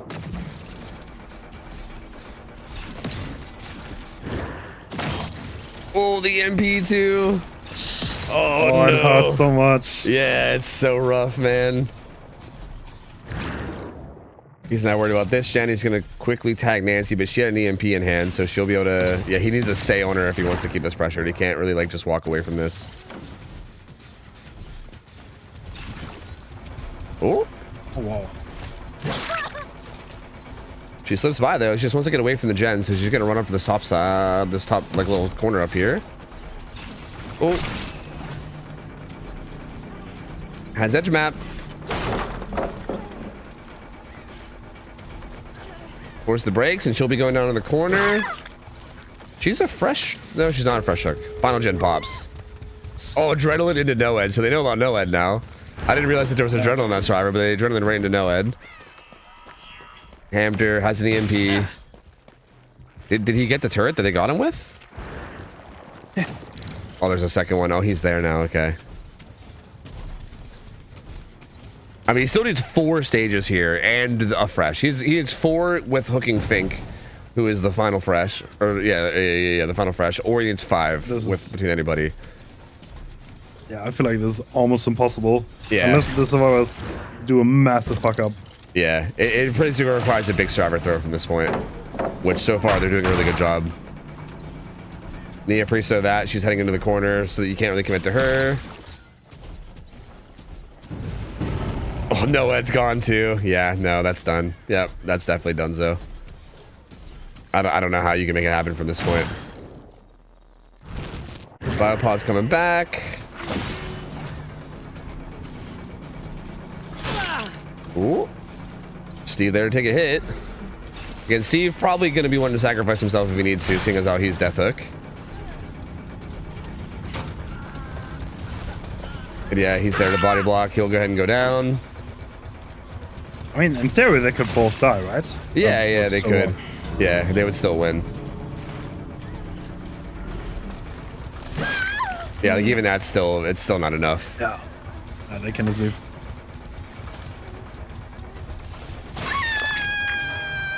Yep, there they go. They're gonna go ahead and go, and that's gonna be 7 stages, 3 fresh, I believe, will be the final result. So, GG. yeah, 1 stage short, GG. I mean, hey, like, it's kind of like we said, I think the survivors with bad intentions had a pretty good showing, and I would argue that that result was pretty solid. Especially, again, considering, like, we usually see Flying pop off. I do think he had a bit of a rough game, but we usually see him pop off, and I thought that was a really good showing for them, and I thought they had a pretty good chance of this, but, yeah, survivors from DC on first down coming through, playing this really well.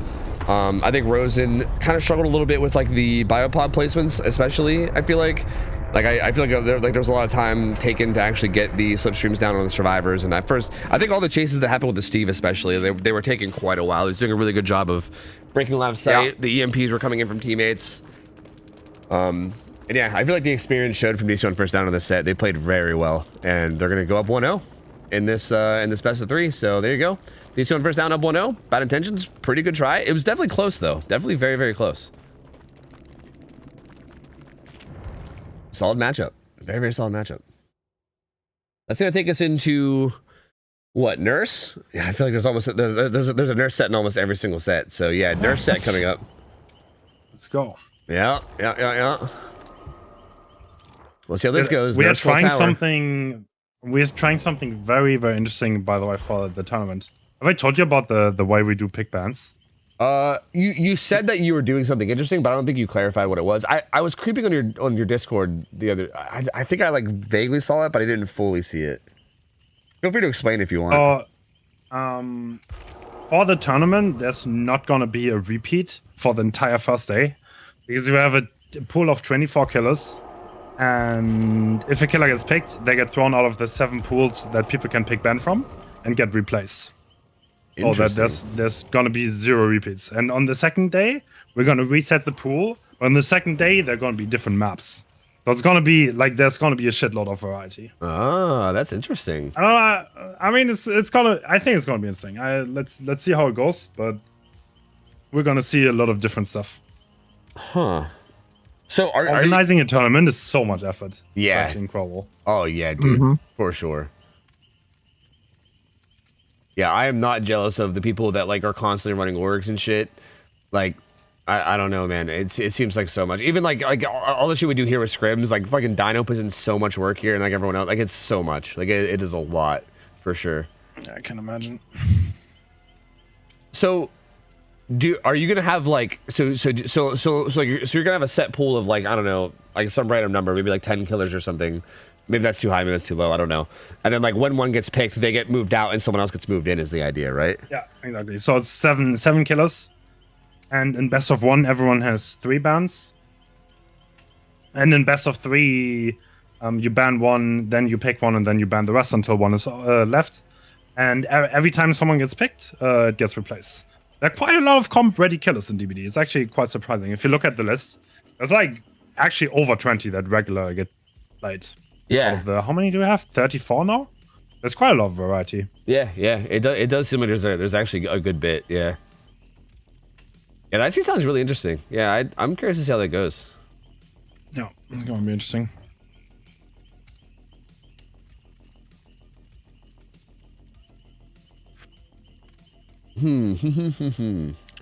All right, so this is gonna be the nurse set. Disaster's gonna be playing nurse for Bad Intentions.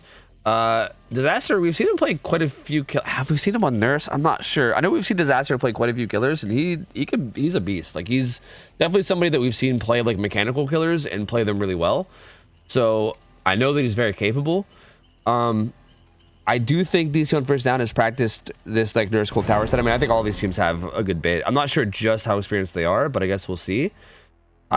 This is honestly, I have no idea what to expect out of this set. I really don't. I feel like either one of these sides could pop off. I think Disaster could pop the fuck off here. I think the Survivors could pop off really well. I think it really could go either way. So this should be good. This should be good. I'm excited for this one. And Bad Intentions needs this. They need this if they want to keep this best of 3 alive. So they need to have a pretty good result here for their nurse, I think. Like, I think if these two first down can like get some survivors out, even if they could just like finish all 5 gens or something, or just get something going here for a result, they'll probably be feeling pretty good about it. And I think on this side of Disaster, I think I'm pretty sure he's probably hoping for a pretty solid game to kind of give his team hope right now. So we'll see. Let's see. Again, based on the rule set, the builds are always interesting too. He's got Thrilling, Dying Light, and Jenners, so yeah, pretty standard, I guess. But again, we did see the Rancor the one time, but no Rancor this time around. Gonna go with Thrilling. Ooh, we instantly found someone off spawn. That's so good for him, though. Yup. Yep. And there's gonna be a 1 blink too. Yeah, 1 blink hit. That's so a big. Huge start. Yep, immediately has both blinks. Oh, that's so gross. Oh, there's another survivor here too. Wait, okay, this. Whoa. Okay, this is gonna be rough. This is gonna be, oh man. Is he gonna full commit to Is this? he actually committing? He I mean, this one is in the gens. No. Oh, I honestly thought I thought he was gonna Jenners. I thought. No, he threw it though. Yeah. Is he just gonna stay on He's this? still committing. Okay. Huh. I think he could have even Jenners there and then used the 1 blink to get him. I mean, someone had to rotate back, but now Corrupt is obviously over, so. Yeah. Uses Jenners there. That was good. That was good use. Yeah. Fully healed. Yeah, but you are wrong that still, like, only one person's been on a gen this whole time, though. And that gen's about to get hooked. the only gen? Yeah. Yeah, okay. And it's about to be hooked right beside, so yeah. So still an insanely good start. Wasn't quite the insane, like, I think it could have been a little more insane, but like, I mean, regardless, like, this is still an extremely strong start. The survivors have pretty much start on 0 right now. Like, literally, the gens are 0. And he has the add-on, so now he can scout freely without much risk. Yep. Yeah, Jenner showing why it's so good here.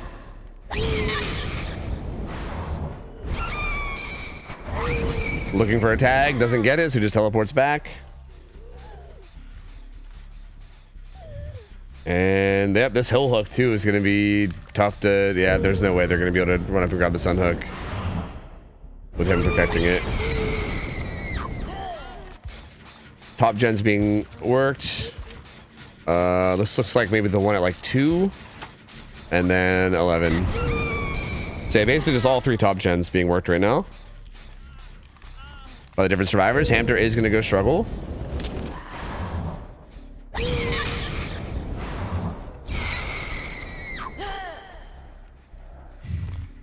All right, we'll see what this survivor does. Pre-leaved a bit, but still pretty close. Sprint burst. Good schmoves. Does get some distance away from that. Yeah, going back to Hawk now, that's a good choice. Yeah, yeah. Gets a good tag on the free tag away. Yeah, that's kind of rough too. That could have probably been avoided. Yeah, I think they could have split up there and not got hit. What? Wait, we're not going for... Why not going for Steve here? What? Okay. I'm confused on this one, yeah. I think you just kill Steve there. Huh. Grabs this hook. I mean, he knows Steve went up this left side, so I guess he still could hypothetically go after him, but this feels a little like you strange. still have to kind of find him. Yeah. Steve did have Lucky Break though, I think. So, well, no. Never mind. I thought he did. Looks like it was actually, oh, no, that's right. I remember it was the first person that went down, and I thought, it's because he was on hook, I thought it was him, but I forgot he got that down at 1 earlier. But yeah, they get the heal onto Steve. Okay. So honestly, you could, that's a bit of a, okay, so if you logically think about it, they finished the gen, Insti started healing him. If you put 1 and 1 together, you can kind of make out where that heal happened, but I don't think he did. Yeah, yeah. Yeah, you could at least, like, that's definitely like a, not a guarantee, but pretty darn educated guess, right? Like it's like a top 5 killer. If you would do that against a top 5 killer, they would know where you are. Yeah, yeah. Oh, struggle stage though, and attack in front of the hook. Oh no. Okay, this is really bad. Yeah. Doesn't get that double hit though. Yeah, what a wild game. Right? Stevie spotted. Not gonna go for it though. Main gen pops. Nancy got a ton of distance away now. Steve's the one going for the unhook. Why Stevie going? Yeah, right? This doesn't make much sense. He should just commit this. Like, if he kills Stevie here, and then goes back for this time out, then there are only 2 people left instantly. Yeah, yeah. To be honest, I think setting Steve up here just seems like pointless, right? Like, I feel like if that's the only option, I feel like you'd rather just let the guy die. Like, yeah, this shit's like a bluff, honestly, from the survivors, but like the nuts kind of a little bit falling for it. All right, so down goes Toledo. Still 2 gens up. Steve is Death Hook.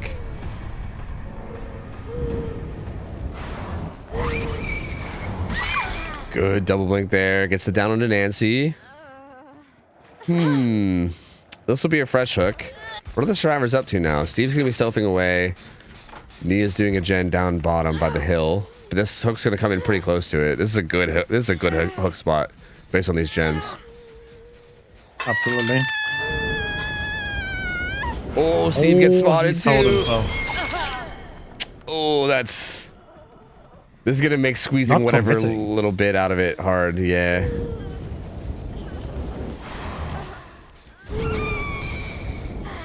Huh. I mean, I think you can control the gens both walk here. Yeah, yeah. Yeah, this feels fine too, right? Just because of where the gens are. Yeah. Like, this is such a tough spot for survivors. I don't really know how you get much done here. They're trying to reset, which is smart. Yeah.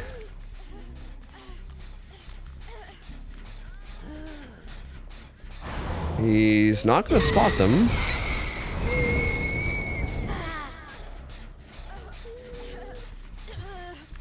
And Dam is definitely going to struggle. So we're gonna have Nancy death hook. We're gonna have Steve death hook. If they manage to get the unhook at all. 3 people went struggle on 1 hook. Yep. Oh.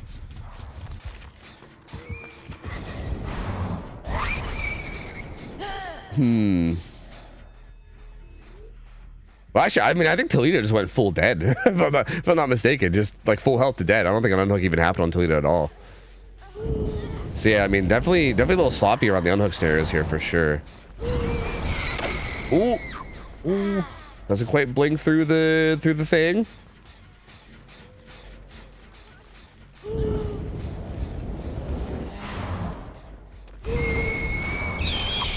Oh, Steve does juke that though. Good movement. Yeah. Now, does Nia sneak in for the unhook, or does she just pressure that gen across the map? I feel like she's probably pressuring the gen if I had to guess. Yeah, she's just pressuring this gen over here. He actually gives an opening for Steve to get the unhook, and he's going to, without even getting tagged. Which is interesting, especially considering how close to dead Nancy was. And Nancy was about to die. That feels like a bit of a weird time to leave that hard. But again, even with that being kind of a sloppy thing to do there, he's still in such a good spot. Steve's gonna die. At this point, what, you double that far gen and hope for the best? Actually, it's almost done. Them being able to at least, That would be good if they get that done. yeah, them being able to turn this into a 4K1 at least would be pretty big. Because this has been a very like messy game. Oh, he's gonna lock her up. Okay. He's gonna see it now. If she would blink directly through the gen, she would blink through the locker.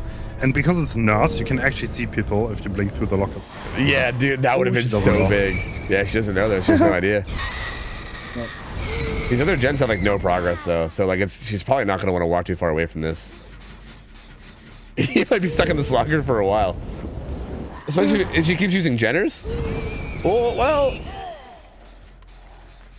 This feels like a bit of a bait away. But it might not be enough of a bait away.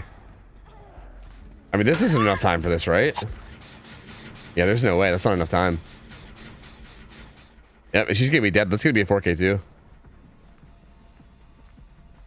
Wow, this was like a very, I mean, just being blunt, this was a very sloppy game. Like, this was very interesting. Like, I feel like both sides made a bunch of decisions that I thought were very like questionable, and like, I don't know. Like, I know that like obviously like it's not like we're playing with like the toppest of top tier teams, but I still like I was a little surprised by a lot of this. Yeah, that was a bit strange. That was a bit of a strange game decision wise. I think he's going to get this, by the way. Yeah, this gate's fully up the way up at top. Yeah. I don't think you make this. If the gate is all the way on the other map, I think it depends how the shack is oriented, if I'm not mistaken. If the survivor gets it or not. Oh. Oh, that's gonna help his case for sure. Wait, did she block it? He got blocked. He got blocked. He doesn't get it. I think he could have gone it. If he like full committed. Yeah, I think he was worried about. I think he was worried about like the blink grab, and then she swung instead. But yeah. he only had one blink. Yeah, that was close. Yeah, that would have been pretty big because that would have made a matching 4K2 a win rather than a tie. So that actually could have been decently significant. But yeah, this ended up just being a clean 4K2 result for Disaster, which is pretty good. That is a very, very good result. So, man, as long as they have just like a solid, clean striver game on their end, they should be able to take this to the tiebreaker, which again is exactly what they needed. Like guys, I said going into this that Disaster's probably gonna want a big result here to make them, to like kind of put them more into it, and that's pretty much exactly what he got. I mean, again, such a weird game because like I feel like there were so many like big like things happening. Like I feel like Disaster played around a little bit weird because I feel like he had some big opportunities that I don't think he capitalized on. I would love to know why he didn't tell out Steve. Yeah, same. That was so strange. Yeah, it was so weird. They were both on the hill and he tagged Toledo. They both drop off the hill and then he just goes for Toledo instead. Like that was really weird. Like I think if he tunnels out Steve there, this game ends up being like like probably like a 4K3 even maybe, like because they were still at 5 gens and they were working all the topside gens, and they would have like probably while he was dying they would have got like two of the topside gens, and one of them like probably would have got kicked. Like I don't know, man. It was very odd. Like decision making was very odd. But on the survivor's end too, there was a lot of sloppiness, a lot of weird plays happening. Right, like the down happening in the corner at 1, and then another survivor being right beside them early game was very strange. Yeah, just a lot of weird stuff. I don't know. That was a very, very weird nurse game. But that's gonna take us into the next one. We're gonna have the killer from DC on first down playing nurse, and we'll see who that'll be. Ah, I see. Good old Fannin. All right, going up against the survivors of Bad Intentions now. We'll see how this goes. Fannin is a nurse main. I feel like we don't see Fannin a whole lot because I think Fannin only really plays nurse in comp. Doesn't really play survivor or anything. So, oh, interesting. Yeah, not something we see very often from this team, but is on the roster and something we see every once in a while. Wait, I'm hovering the wrong person. What am I doing? So it should be interesting. Like we haven't seen Fannin in quite a while, so I'm not really sure what to expect out of like the gameplay. I mean, I know like a nurse main, so I expect like the actual blinks and like the mechanical skill to be good. Again, not sure about the level of experience with like everything else, so it's just something we're gonna have to see. I would actually though, Bad Intentions survivors, I would actually expect. I'm gonna go out on a whim here, and again, this is mostly speculation, but I would expect them to actually know the set pretty well. These guys are. I actually love this team a lot. These guys are fucking grinders, dude. Like they love just like grinding and playing against like even like the best teams whenever the fuck they can. Like I mean I remember I still tell this all the time because it was just so big. Like, I remember one time we had like one of our top teams in scrims drop out, and we needed to like find a last minute team to fill in against like one of our best teams. It was like basically Tremor essentially is basically who it was. Yeah. And these guys like volunteered to come play like the next day. It was like 6 a.m. for them too, so it was like the middle of the night, and they're like, yeah, we'll hop in and play. Like we want to play against those guys and see how well we can do or whatever. Like they're just all about it. Like their mindset. Like they're very about it. And I feel like I don't know. I feel like they probably have a lot of practice. And I feel like I would assume that they probably put a lot of time into this kind of a set, like a nurse school tower set. So yeah, I'm pretty curious to see how they do here. As long as they have just like a decently solid game, right? I mean, 4 gens should be pretty doable as long as you just have a good, solid survivor game, I feel like.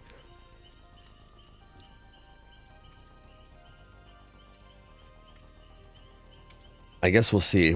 Okay, would you argue, like, maybe this is too simplified, but would you argue that, like, literally just as simple as, like, having good, like, dying spot macro plus, like, the correct gens being worked is almost like enough in a situation like this to probably get this? Yeah, like I feel like that's what I was thinking, but I wasn't 100% confident in that being true. But you need to, okay, if that happens again, what happened last game, that someone literally instantly dies, then maybe not.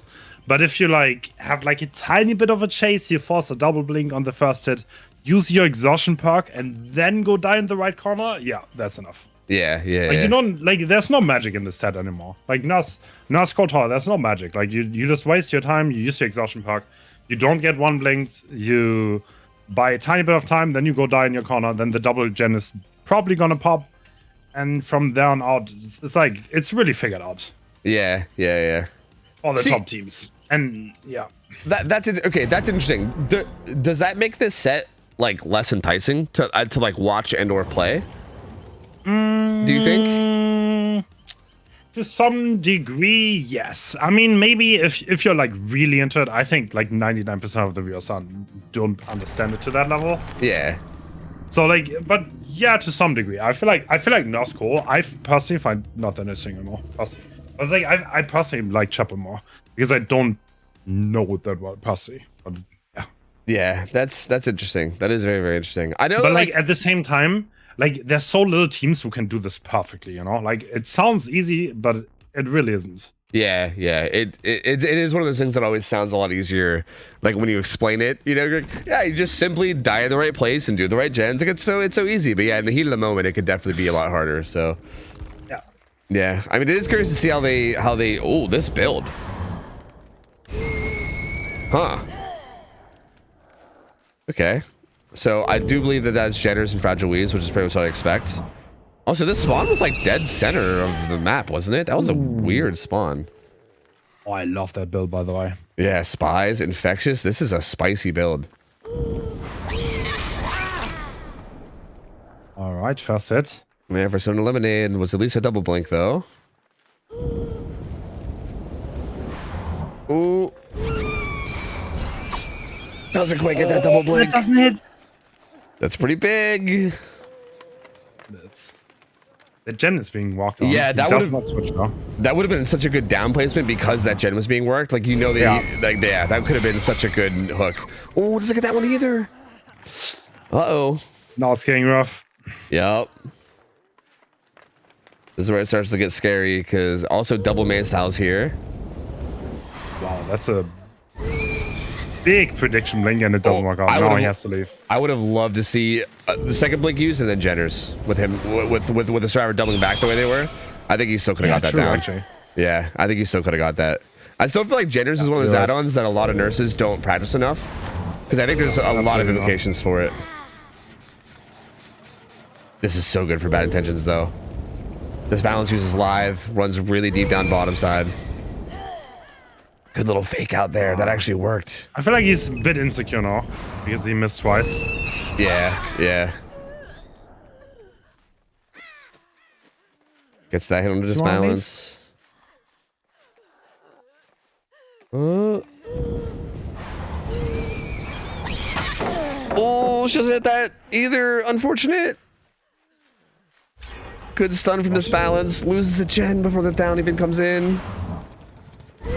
Switches back to Claudette. Man, they're playing it so well though. Yeah, I don't think bailing from that chase there is a good idea. Like, I mean, that was a good stun, but like, that's like, it's an injured survivor in your nurse, right? Like, I think you just got to get that down. Like, this is a pretty unfortunate start no matter what, but like, I think this makes it even worse now because now you're just wandering around the map looking for a survivor. Whoever you find will still have like their exhaustion perk up most likely. We'll still be able to get some distance away. A further Peepo actually, which is interesting. Not really sure why they did that rather than just healing, but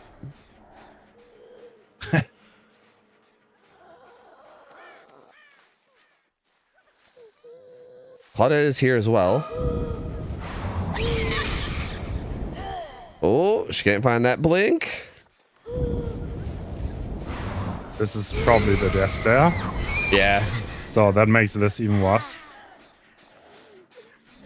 Yep. Down goes Claudette. Main is getting worked. It's about 80. That's the gen. I think that was like one gen. Huh.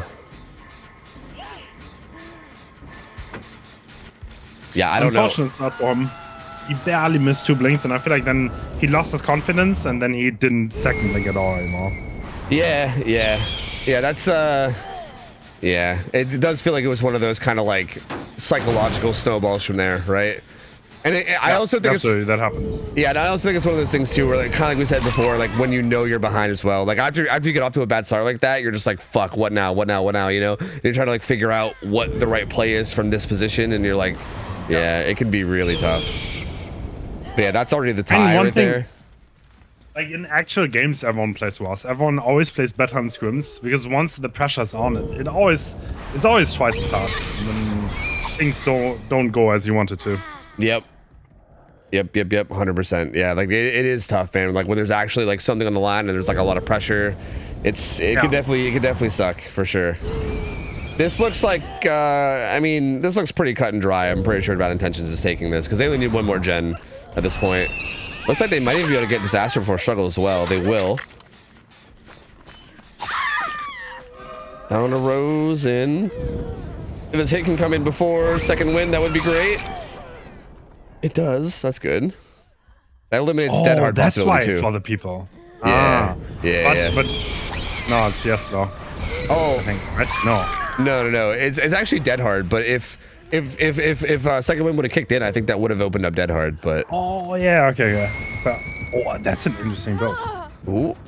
It is kind of an interesting build, I agree. Like I think making that play ends up putting you in like a really weirdly good spot. But yeah, Unbreakable from Rosen. 4th gen does pop, so official result is in. Bad Intentions does win it. But still curious to see how this gets closed out.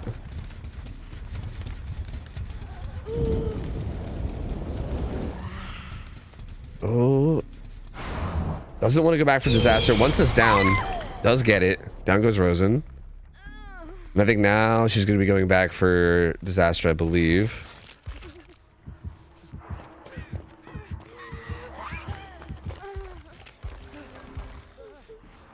Doesn't get the reoc on Disaster though. Adam gets to pick up. Gonna be going after her, gonna be going after him now.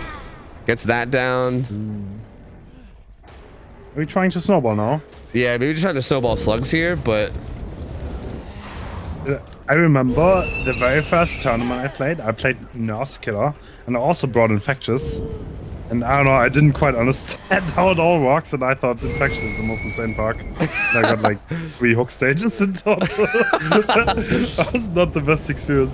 yeah, I feel like, you know, it's funny because of like us doing scrims and us kind of being like the grassroots to calm kind of stuff, we see that all the time too, right? Like we see like, sometimes we'll see people just bringing in like the weirdest, funkiest builds, like, I don't know, like Infectious and like Jolt, and we're just like, oh wait, what's happening, you know?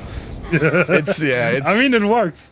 Because yeah, well, you try it in pubs and it works, and then I mean, this is a bit of a different world. That's just how it is. Exactly, yeah. It's definitely a bit of an eye opener once you realize like how different of a world is whenever survivors actually have really good organized play as a team. Yeah. These survivors are playing very well though. Yeah, they are. They're not. If the the Adam would have gone down instantly, I think this would have been a game because it was right in the middle of the map. And he missed once, and then he missed again. It's like, yeah, it kind of snowballed. Yeah, it is funny to think about that, right? If you look the whole way back to that second set of blinks of the whole game, right? Like it was an instant 2-blink hit, and Adam ran right to that car right there beside main. And yeah, there was a gen being right there too. That was like dead center of the map. Yeah, had that down come in there, yeah, this game could have been way different. You get a hook mid map, you interrupt all the gens, you have a hook near the gens. The whole game just completely becomes different from that point. Oh, the great timing. Yeah, that's on ping too, right? Yeah, that's on ping. Yep. That's super impressive. Holy shit. Yeah, these guys are locked in right now. My lord. They're playing so well. And it does get that down though on Disaster. Gonna go ahead and just take this hook. That'll be second hook for Disaster. I'm imagining the final gen is getting very close though, yeah. Over here at 11, it's getting a lot of progress. But Gen actually leaving it. Oh, it's good. Okay, because this gen is 6 almost done. I see. I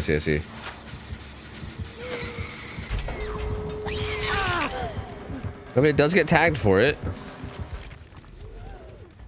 This is going to end up being a massive result for the survivors here, though. This down comes in. Well, I wonder if they're just going to let these guys die and just leave. I mean, they might. Kind of seems that way, yeah. Like, I think they're just gonna take it, take the old 6 stage and just let the killer get to 2K and go from there. Man, good showing from Bad Intentions here. Very good showing. Yep. Impressive.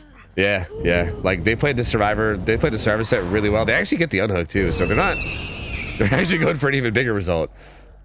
But yeah, I kind of had a feeling that they would do pretty well in the set. I mean, again, I do like just like to be fair, I guess like if I'm gonna keep it, you know, at least a little bit critical, I do feel like it was kind of Monka at the start, right? Like again, had Lemonade got down to the middle of the map, who's to say, right? Yeah. We could have been sitting here talking about how slobby they played it, right? Because the survivor didn't die in the right spot, right? Like I think it's really easy for this to turn into something else entirely if the result was different. But regardless of like whatever happened at the beginning, I do feel like the way they handled everything else for the rest of this for the rest of this game was really good.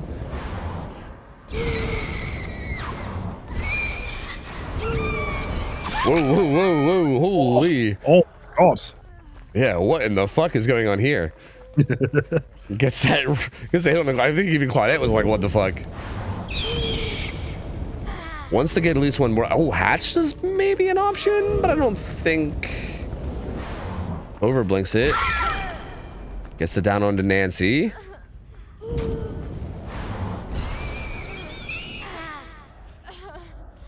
Yeah, just gonna take this one to Nancy, and I'm pretty sure everyone else is just gonna get out from here.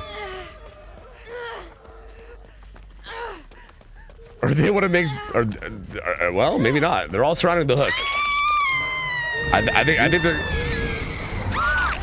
Disaster has dead hard, so I think that was an attempt at a dead hard play, but it didn't work. Let's try. Well, he is exhausted. Was that so. a flashlight? Ooh. Infectious though. Okay. Hold on. The shift. The old reposition. The live. Oh. Nope.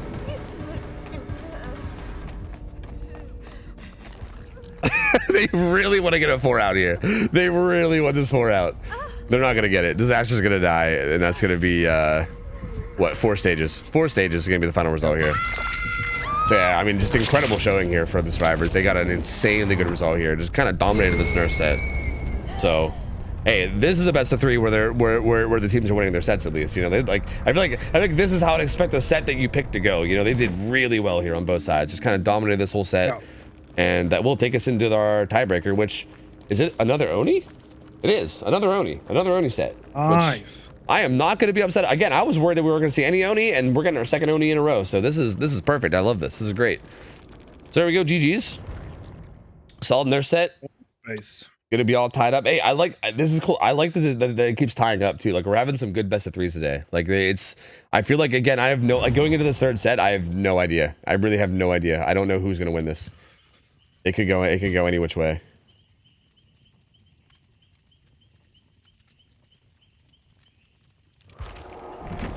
All right, it'll be Prion on the Oni. Dude, I keep realizing that I didn't have whole tower map up for that whole time either. See, this is why I can't be in charge of anything, because I just don't do it. I just forget. It's so bad. And see, and this is why having a delay makes it impossible too. Because I feel like if I wasn't on a delay, everyone would just yell at me. But they can't do it anymore. It's a shame. It's a shame. Chad has to remember you. Yeah, seriously. I need them to like take care of me, dude. They're all babysitting me the whole time that I'm through stream apparently. All right, so we're waiting for the invite from Prion. Have I ever seen Prion play Oni? I don't know actually. Maybe? I feel like maybe. I feel like I know Prion's like their main killer, and I've seen him play quite a few different killers. I don't know what his experience is like on Oni though, so I'm not 100% sure what to expect here. So ping will definitely play a role. The fact that these guys are all Ukrainian means that like I think ping is gonna be extra bad for them, right? It's not even like they're like Western Europe, they're like Eastern Europe. So like it's gonna be the ping will be pretty brutal. Pretty rough for them. Yeah. This is like the equivalent of like a team of all NA West like going up against EU kind of, right? Like with the ping. So it's gonna be pretty rough on that front. So I mean I guess you could say a slight advantage for Prion there, I guess. But we'll see how clean they can play this. And again, I mean, I'm curious because I'm curious if we'll see like similar mistakes we saw in the past, right? Things like popping power without seeing anybody. Like we've seen a lot of Onis do things like that where maybe they just don't realize, and then that can kind of turn games around. And again, because I don't know the experience here, that I'm not really sure what we'll see. I think again, this set could go either which way. I really have no idea what to expect, which kind of makes it exciting for me, right? I have no idea. This could be a total blowout for one side. This could be super close. I have no clue.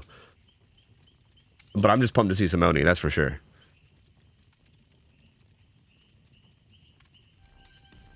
Let's get the gamers back in.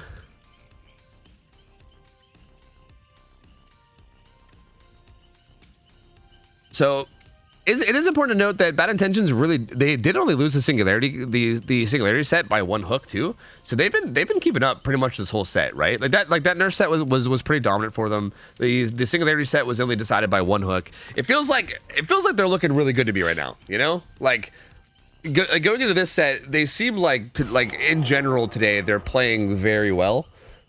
And I feel like this first game is going to be a big tell for how this goes, right? Like how they do here and how well Prion can do. Because I'm not 100% sure. I'm also curious to see what he runs as well. Because I think we've been seeing pretty like standard builds out of most Onis. We did see the pop at one point. Obviously the add-ons can be changed up a little bit. But I don't think Oni has much variety. I don't think you almost never see anyone strive away. I mean, it's like It's maybe Pop Eruption, it's maybe Bam Brutal, but like the general theme of the build, maybe you can run Noah out. But yeah, that's usually the same 3 packs at least. Yeah, yeah, that definitely makes sense. Yeah.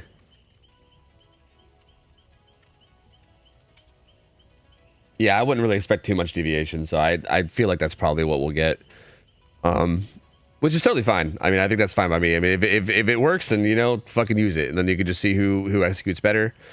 And again, I think a big thing is gonna be on the survivors' end with their ping, seeing how they can avoid this first hit. It's gonna be rough, man. I'm not. I feel like again, this is coming from my own anecdotal experience. Like, I'm still kind of a baby when it comes to comp play. So like, if I'm ever in like a survivor game, like a survivor scrim type match against Oni, dude, I'm like freaking the fuck out, right? I'm like don't fuck up, don't fuck up, just play safe, don't fuck up. Like, I couldn't imagine like that in a tournament on high ping. Like, oh, dude, not something. You know what's funny?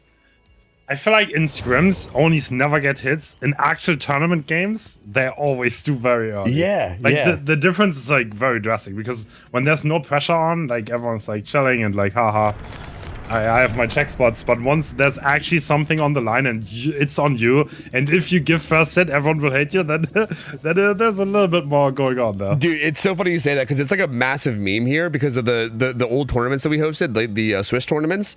It was like this big thing. We had Justin from Oracle on, and he was like our man on the inside that would like give us info on like how matches should go and stuff. And me and Ralph were casting, and it was so funny because every Oni game he would say the same thing. He'd be like, "Yeah, I mean they should be playing safe. Like the first hit should only be coming in and maybe after like a gen pops, you know what I mean? And it should be like a rough start." And then every game, like it was like consistently, Onis would get hits at 5 gens, like consistently. Yeah. And it was such a meme. We just kept laughing about it. Because yeah, I think you're right. It's just like the pressure. It's tough. Maybe even some of the best teams, they still just kind of can crumble a lot of the time. So.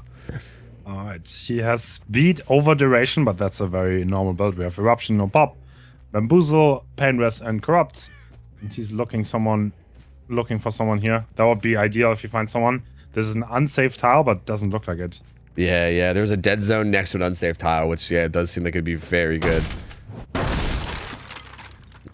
Like as an Oni, you always want to look like where the unsafe tiles. What can I possibly bloodlust? And ideally, you find someone there around those areas. Yeah. Honestly, a lot of the top end looked good. Like there was a double window tile on the left side, especially with Bamboozle, is definitely not the best. Finds Rose in its shack. Oh, he was thinking about it. He's like, the ping, I don't know. He's gonna go to this. He's gonna go to this pallet. I think it's not the worst choice to drop that. Yeah, same. Has a filler here. Also has a jungle gym beside it as well. It's a short wall jungle gym. Which is probably the better for the pallet, so. Yeah, so far, safe play from Rosen, doing a really good job. Ooh. Well, was not looking in the right place there, so that's unfortunate. Hit does come in pretty early.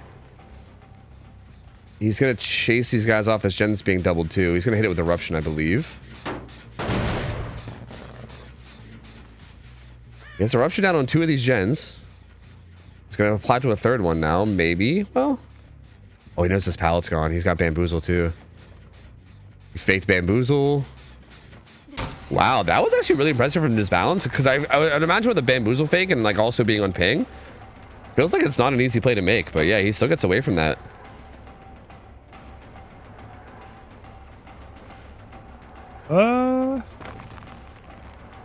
Bams this though. Pallet's still up. Yeah, I see, good play there. Like I feel like nice. Like I think with ping, yeah, this pallet becomes a little scary. Power's up now. He's just popping his power. Yeah. Is this gonna work out? They reset Rosen, so we know 2 of them are probably topside-ish. Yeah, they might already be in position to stealth. This might have been a massive throw. Oh my god. Tell me, man, there's only players, they're all ornery. They're all ornery to get going, you know? Oh, nobody finds Rosen. Oh, he found someone. If there's one thing to take away here is that's just risky, you know. Like it's kind of a little bit gambling, but yeah. Yeah. I definitely like. I feel like that's the kind of play that you make if you're like really far behind. You just like need to make something happen, you know. But yeah, I agree. Like I think like especially in a spot like this, I don't think you just pop power and then go look. Again, that feels like a big thing with me where it comes to like pubs versus like, you know, scrims, where like in a pub game you can do that because no one plays correctly, you know. Yeah. But yeah, that's definitely a risky play to make here. It did pay off here, which is, you know, good for Prion, but it is important to know that that's not... Ooh, lots of orbs there. There's so many orbs in the map right now on like this right side. He pops it.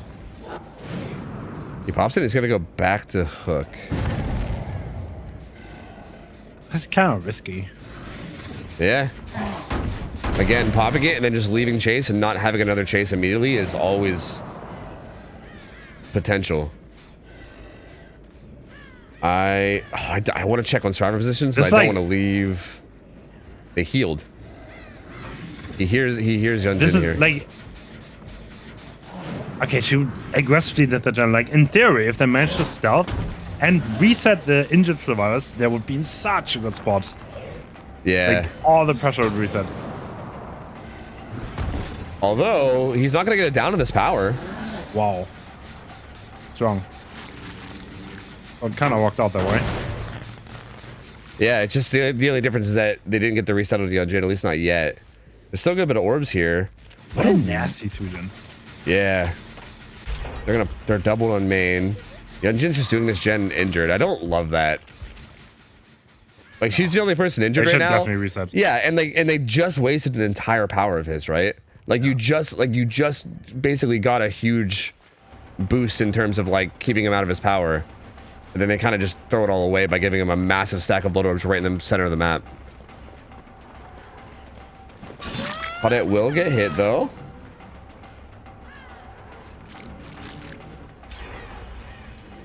Yunjin does pop the gen mid.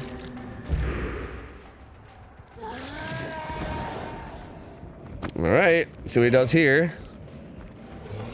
Is he gonna stay on Claudette? Bamboozles the window. Now it's just the T-wall, so she should be pretty fucked. Okay, down to, they popped that gen bottom side though. It had eruption on it, and they popped it right before that down came in. That timing was actually really huge. Like, had he got that down and popped the eruption, got the order rating on whoever was there, he was in power. He could have just went right over, and the order rating is like 12 seconds or some shit too. So he could have went over and probably just killed him immediately. So, yeah, that was actually really close to being. I mean, if you pardon my pun, it was close to being a disaster. But no, seriously, that was actually really close to being dangerous. I'm sorry. I know everyone. I can't wait to see chat in 10 minutes whenever they finally hear that one. But honestly, what? Shit. Ooh, that was so sneaky. It was. He's right there too. He's not gonna see him. He doesn't see him. Oh, that Adam gets away from that. Yunjin's up here in this corner though. No pallet even spawned here. Oh, she should be dead here.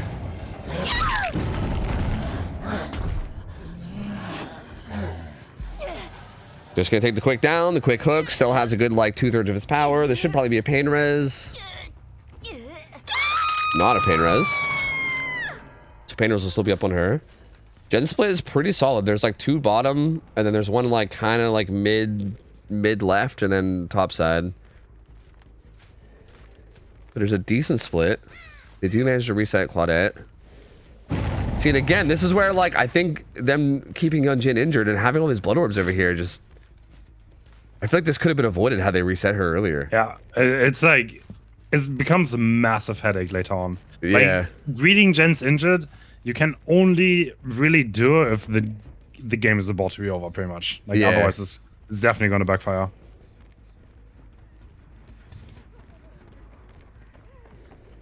Ooh, that was a good bamboozle. She's very close. Bunch of orbs here too. Like, look at all these, dude. Oh my lord, this whole like top right side over here just has so many.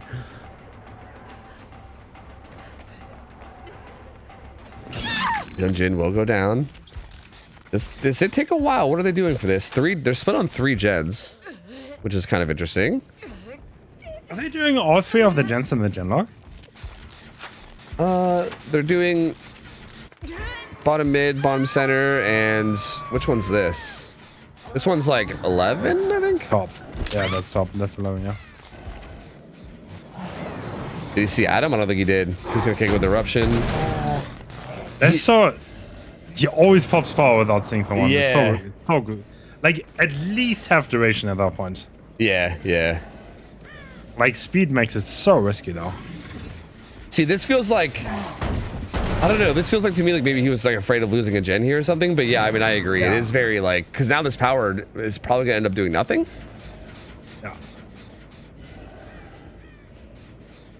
I mean, he has blood on the map, though. Yeah. Oh yeah, he does have a ton of blood orbs over here. Yeah. Like this won't even guarantee him this kill. I mean, he might still get it anyway, but they could hypothetically slip in and grab this. Yeah. Well, let's see how much blood he has here. Not enough to get power, and they do. Oh, he is. Yeah, they get it. That's pretty big. Spound stays alive a little bit longer. He'll be able to buy a little bit more time. Power pop right away. He ain't fucking around this time. Is he gonna leave this? He's gonna leave it. I don't understand why he's playing the top side when he has the 3 gen at the bottom side. Yeah, I don't know either. Seems a bit odd. I mean, it's not a like the 3 gen bottom isn't like there's really only 2 there. There's kind of one like mid top, but it is definitely a better gen setup bottom I think than top. Okay, you're right. They're not that close together. Yeah. Yeah, like that one's kind of at like maybe like 9, 10-ish. Yeah. So many orbs here though from earlier. Nope. All the pain reses have been used up now. They do grab that on the hook. Those 2 are injured, so they can maybe reset themselves while whatever's going on over here.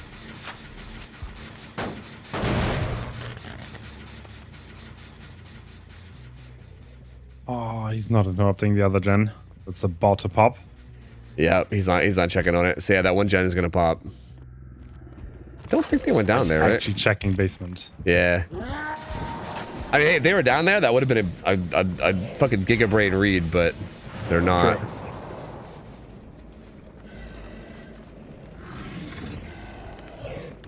But it takes the window. Bamboozle comes through.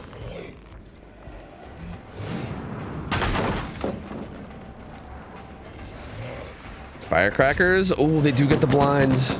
Nice.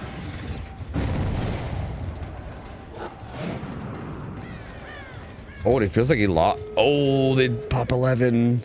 Honestly, the one takeaway from this game for me is like he kind of always uses his power to travel. Yeah. If he would find survives first, then pop his power, especially if he's playing speed over duration, then I feel like he would have done so much better here. Yeah, I agree. That was such. I think that's like. I think this game could have been so different had he just done that, right? Yeah. Like even that one power use where he just popped it and then like couldn't find anybody. Like that one power. Like that's such a big momentum shift, right? Oh, this is a bit of an awkward spot. They do have one of the gates open. Fine. If he gets his power here, they're in trouble. Yeah. Oh, he showcased it a little bit. Yeah, I think they probably don't realize how far away he is from getting his power. So they're probably... Yeah, but like, I think staying here is just going to give him power eventually. Yeah. So I'm not really sure what they're going for here. Maybe they don't know. Maybe they're not sure what to do. Certainly seems that way. Maybe those 2 are just going to get out and they're going to see if he can circle around for hatch and just like kind of sacrifice him. He can get balanced landing, but I don't think he has a spot to use it on.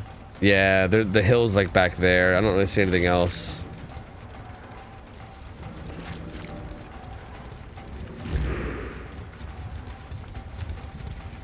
Claudette's still there. Did he have dead hard? No. No, he doesn't make it. Oh yeah, they were trying to down rate for hatch. Yeah, but they don't get it. That's gonna be 8 stages, I believe. 4 fresh. Yeah, 8 stages, 4 fresh should be the final result there. So, yeah, I mean, I feel like that feels like just like a pretty average, I guess, result for survivors if they play really well. But I will say I think there was a lot of sloppiness on both sides here, and I feel like this ends up feeling like a pretty good result for Bad Intentions. Not like necessarily like game ending by any means, right? This could still swing either way, but yeah, that was a pretty swingy game, right? Like I feel like it was looking like in a couple different spots that it could swing either way. Like the early game was looking really strong for Killer, and then yeah, like kind of like you said, I think a lot of it was like the careless power pops that kind of let Bad Intentions kind of get back in it a little bit. But yeah, I mean, honestly, like solid result, not like crazy strong, but solid. And then now we'll have to see what the survivors or sorry, what the Killer from Bad Intentions can do. And this is gonna be for the whole shebang. So this is gonna be a big one. They need 9 stages to win. Final game. Yeah. To keep him alive in this qualifier, he needs 9 stages is the win con. So. Four stages, 8 fresh, or 4 stages, 8 fresh. Yeah, 8 fresh hooks, by the way. 8 stages, 4 fresh would tie it up. 9 stages. Kind of crazy. Yeah, that'd be wild. Yeah, that fucking 2v8 game mode coming out soon. Yeah. But yeah, no. 8 stages, 4 fresh would tie. 9 stages wins.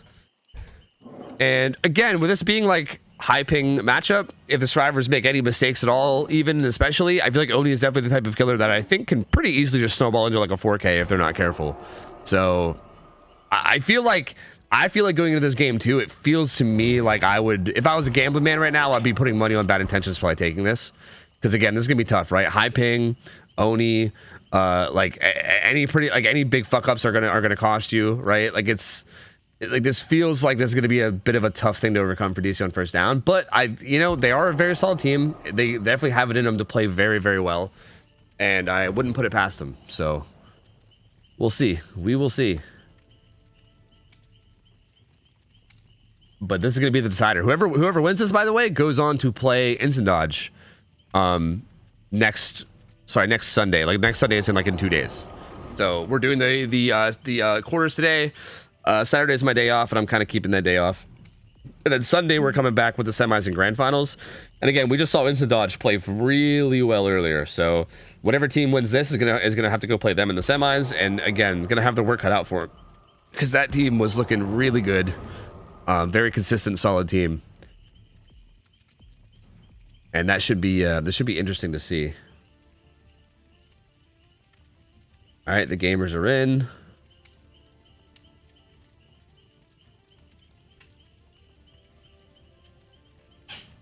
All right, so like with this being like a place where the win con is like 9 stages, do you think that tempts you at all to run kind of like end game perks, or do you still just go with the solid? I still feel like you probably just go with the solid build, right? Like it feels like as Oni, I don't know if you ever really deviate. Like, well, it can be an option. That's definitely something you can consider. I don't know if 9 stages, that is so high that if you go that high more often than not, it's going to be a 4K anyway. Yeah, exactly. Like it feels like getting like a 10, 11 stage game feels kind of rare, right? Like, yeah. At that point, it's likely a 4K. So, yeah, it does feel like this feels like the type of thing where you basically play it as if you're going for a 4K and then just hoping you can pop off and get a good result.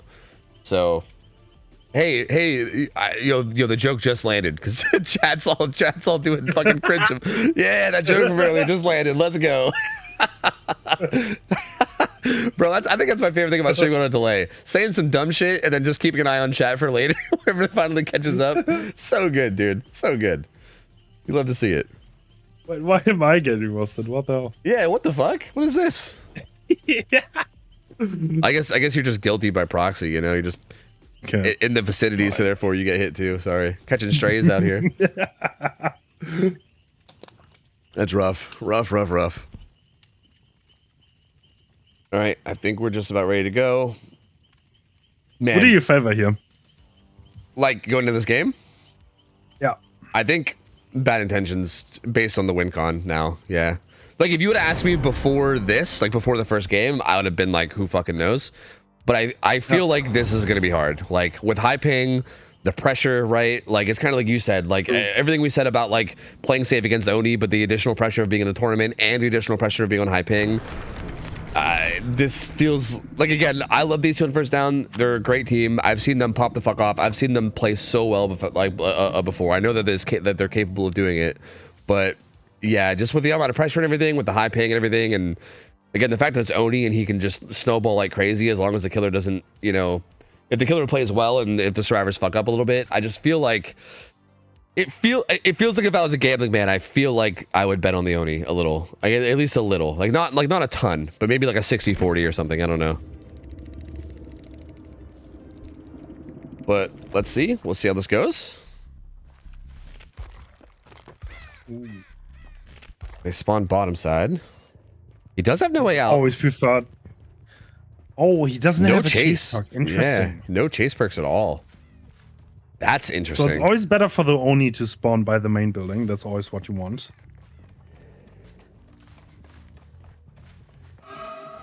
Does have a chase at Shack.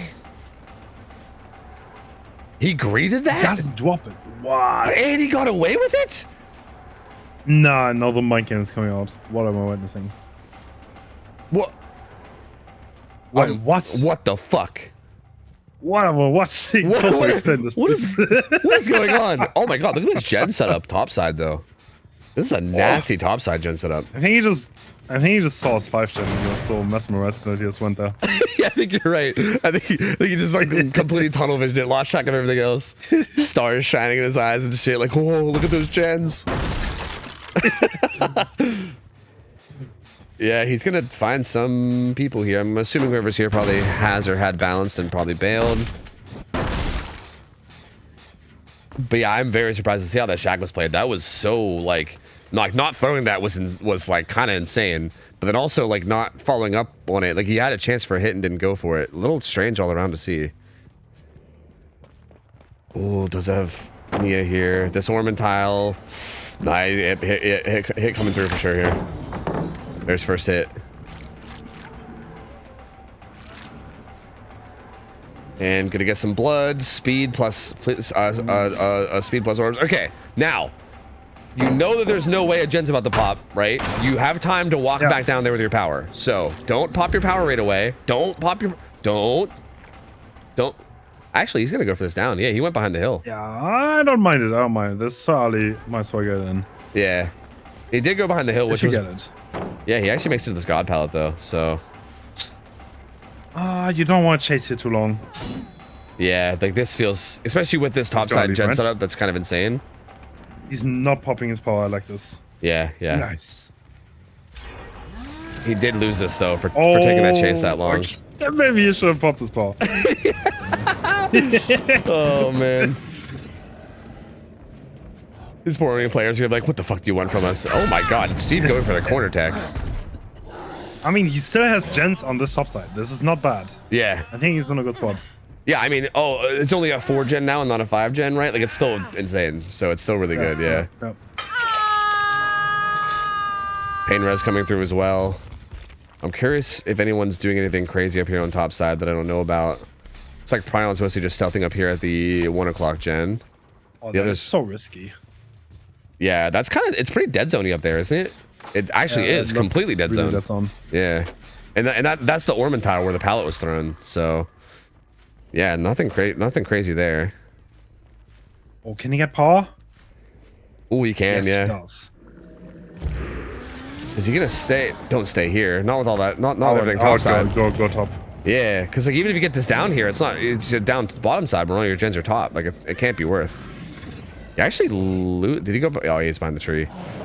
He Scooby-Dooed him. I think he shouldn't pick. Yeah, me neither. This feels strange because like why? Like this is such a worse hook spot. Like you go back topside and get anybody. It doesn't even have to be the guy that got unhooked. You get anybody up there and you have a hook right in the middle of all your gens. Do you get your power back in? I don't think so, no? I don't think. Oh, maybe. Oh, there was a good bit of orbs here. Is that enough? Just barely not enough. If he lets the passive build up and then grab the 2 that were back there, yeah, but that's a lot of time commitment that I don't think he wants to take. That back. No.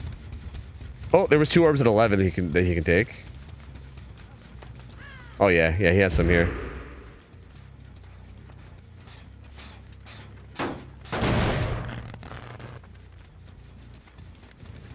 Okay, eruption going down there. I wonder what that 1 gen's looking like. I think it has a good bit. Ooh, Prime needs to be careful here. I think he wants to stay hidden here and doesn't. Man, does he not? No, he does check. No, he's gonna find it. He's like, whoa, whoa, whoa. Oh, and Prawn poked out Oh. too. Oh no. Jackpot. Oh, goodness. Ooh. That was nasty. insane. Yeah, that was really good. Being able to like actually see that and like react to it when it's like that close to you and you have like the weird speed vision is fucking hard. But that was really good. Yeah. Yeah. So now they're 2 injured. So Yeah, lots of blood orders coming down with Splintered Hall. Also, that Gen at 1 almost shortly got hit by Pain Res too. So goodbye to progress there. Power up again. Unhook comes in. Nancy's the final fresh, which I guess he wants to go for.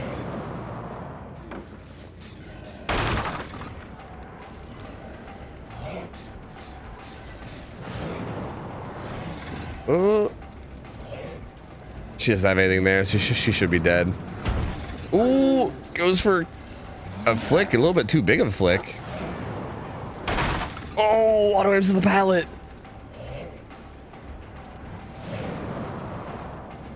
Okay, down comes in now though. oh, That did use up pretty much all of his power though. I mean, those little jukes do at least do something, right? Because you use up a lot more of his power. Yeah. They also had time to fully finish their resets, and they're gonna now start rotating, right? Because otherwise they would have just now finished, and then he would have known where they were basically. So that extra little bit of time does help a bit, but still, Dispel's still in a good spot. Hook top side, final pain res used. Still 4 gens up here. every pain res is gone now. Yep. Only good regression coming through now will be eruption, and then just baseline kicks. Yeah. But I'm assuming that Gen at 1 is probably just destroyed at this point, right? With all these pain reses, like it's probably at 0. They're split on 3 different gens at the moment.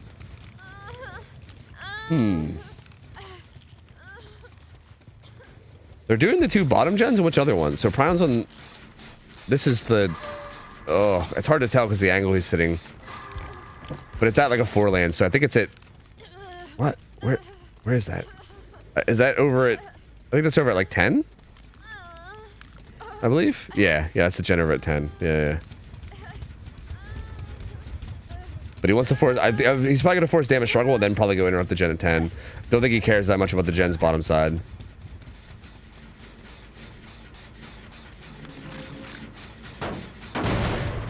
Eruption going down. Is there still orbs up here? Like on like kind of some. I don't think there's enough for power though.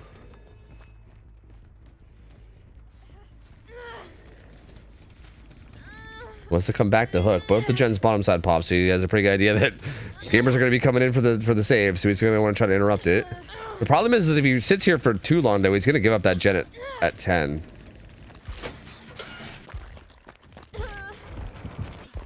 But to be honest, that might not even be that bad if he gets an actual kill out of it. Yeah. Gosh, he needs 1 more blood orb. That's actually. He's got to trade it, right? Yeah, you would think. You would think he's going to trade, but maybe Is he not? He doesn't look like it. I'm confused as to why he was hovering this hard then. Yeah. Like, why? That was just... Yeah, that was strange. I guess they just wanted to, like, hold him here so that they can finish the gen at 10, I guess? I don't know. I don't like that play. I think either you trade or you do gens. But anything in the middle is not very productive. You don't get anything for that. Agreed. Like, I think you could have accomplished similar things by doing main. Gen log. Yeah, that's brutal. Currently at 6 stages. Currently, what, 3 stages of any kind away from the win. Yeah. Still has 4 seconds, no way out. Has a really good 3 gen. They need to basically, like, not go down to this power and use it all up to have a chance here, I think. Which is going to be really fucking hard. Oh. Well done by Stevie. Oh, does go down there, though. Unlucky. Yep. Very unfortunate. He'll be going down. That'll be another hook. And he'll be able to carry him at least a little bit up here into this. Oh, yeah, like right into the corner, actually. Yeah. What? He doesn't? Yeah, I don't know why he didn't carry him further in. Yeah, like take him up here to the Ormentown, and it's basically done so at that point. I mean, no, absolutely. Still pretty good here, though. That's not much progress. He doesn't risk anything. I mean, he should just honestly just camp this. Yeah, yeah. He does allow the unhook though. Because he needs one more hit, then he has power again. And if he does a hook on Nia win or Yunjin? That would be no. He currently has all of his freshes, so it would be a tie. If he hooks anyone else, okay. like any hook from here on out would be a tie. Okay. Yeah. Okay. Yeah. So one more ties, 2 more wins. And again, still 4 stacks and no way out too. So like this is. Good luck doing those gens though. Yeah. Like I think no matter how he decides to play this, he's pretty much in the clear because this is brutal. Like this gen setup. This is, like you basically have to try to pressure main and then that one off to the middle, but like the one in the corner might as well not even exist. Like there's no way. Steve does have a filler here. He might try to buy some time.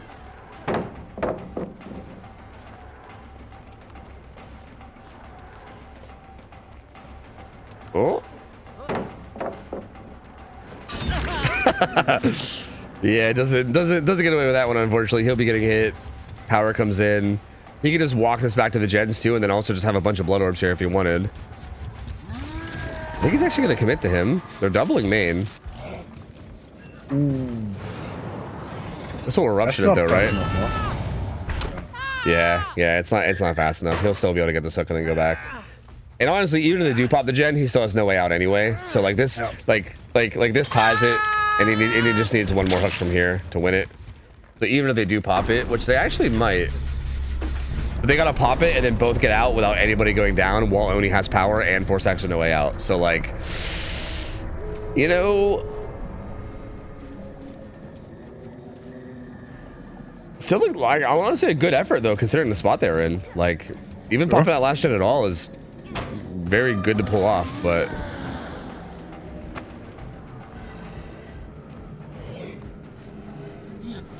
all right, still no way out. Still hasn't even been procced either. And yeah, there it is. Down comes in. That's hook number 9. That's gonna win it. Does he? Nope. I was gonna say I was wondering if he was gonna greed and try to go get more, but yeah, no, he's just gonna take the win. That's gonna be it. Bad Intentions takes that set. They end up winning 2-1 in the set over D1 first down. Very solid showing today from them, honestly. Very solid showing. Rich. Solid plays all around. Yeah, very good. Definitely, I feel like their survivors definitely felt like they were very on it. They felt like they had some pretty good plays, like a little bit of sloppiness here and there, but that's kind of to be expected. We will see though, because again, they have a really tough matchup next. I want to say next week, but it's in 2 days. I shouldn't call that next week. In 2 days on Sunday, they have a very tough matchup though, because they got to go against the winners of set 1, which was, spoiler alert, Insta Dodge won the first set. So yeah, that's gonna be a tough one for them for sure. Like I definitely feel like they played well today, but there still was some sloppiness in their sets, and I feel like they're gonna have to try to sort that out if they want to try to beat Instant Dodge, because that team plays very well. And I mean, don't get me wrong, every team kind of has mistakes and has fuck ups. Like no one plays 100% perfect, but I definitely feel like again, with the matchup they're going into, they're gonna have to make sure they're definitely playing at their absolute best. But definitely good to see, like they played very well today, and I'm excited to see how they do against Instant Dodge on Sunday. Should be a good set. He finds Pryon again. Oh, I guess stealth is out to try to get the one out though. Where is he? Upstairs in main with balanced. Okay. Oh, he kind of... Wait, did he know he was there? He kind of checked the stairs, but maybe he was just trying to scare him? He didn't bite, though, did he? No, he didn't. Huh. Okay, I didn't even see this. Calm Spirit was on this build, by the way. Do you think they were, like, anticipating, like, an infectious fright or something? That's kind of interesting to see. I don't know if I've seen Calm Spirit on very many builds. Huh. Because, like, what are you looking for that, right? Like, I don't... Like your aura still gets shown with eruption. Maybe like pain res, you could just stick just with pain res. I don't know. That's an interesting perk to see. I didn't really like check out the survivor builds too in detail, but that's kind of just an interesting thing to see in passing. I don't know. I'm not sure if they were expecting something. He's actually going to get out through the top gen, so this will be a 10 stage rather than an actual full 4K. So just padding the stats real quick, making sure, you know, that when we look back, we know that they didn't actually get 4K'd on the Oni set.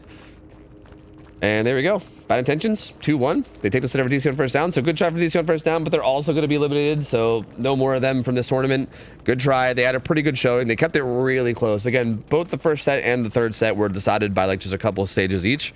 So again, very, very tight matchup. Very close. Bad intentions just felt like they were a little bit ahead in the places that it mattered. And yep, there you go. 2-1. Solid best of 3. That's going to be taking us into our third set. So moving to the other side of the bracket, this will be reminiscent, which is like, I mean, we don't really have like hard seeding for this tourney, but I feel like this is kind of like our number 2 seed. I think both This Instant is the Dodge, number 2 seed. Yes. yeah. Like both reminiscent and Instant Dodge were like the ones that were very like experienced. Like probably the ones with the most experience going into this. We've seen them before. Again, if you guys are watching, you guys might remember that this team is overheated. It's essentially the same roster, just a little bit different. I think like Rosé took a break and isn't around anymore, but like for the most part, it's basically overheated. So we're going to be seeing them going up against Rats, and it's going to be Nemi, Wesker, and then Nurse for the tiebreaker. So basically just 2 Resident Evil sets to start out, and that should be pretty good. I'm pretty excited for this one. Nemesis? Chapel, right? Ooh. Yes. It will be Chapel Nemesis. All right, Chapel Nemesis. Yeah, Cool Tower Wesker. Okay, yeah. This should be pretty good. I'm pretty pumped for this. Tell you what though, I want to take a step away and grab some coffee real quick. Well, perfect. You have some time because I still got to do ping checks for these people. So, sick. Cool. Yeah, so I'm gonna take a second. I'm just gonna play some music. Hens, if you you can't even talk to my chat. Never mind. Fuck. I was gonna say if you want to talk to chat while I'm gone. I forgot. They're all 10 minutes in the past. Shit, I don't know. Yeah, I'm just gonna take a step away. I guess you know you can do whatever you want while I'm gone. But I'm gonna put on some music. So yeah. I'll just be back in a minute. Be right back.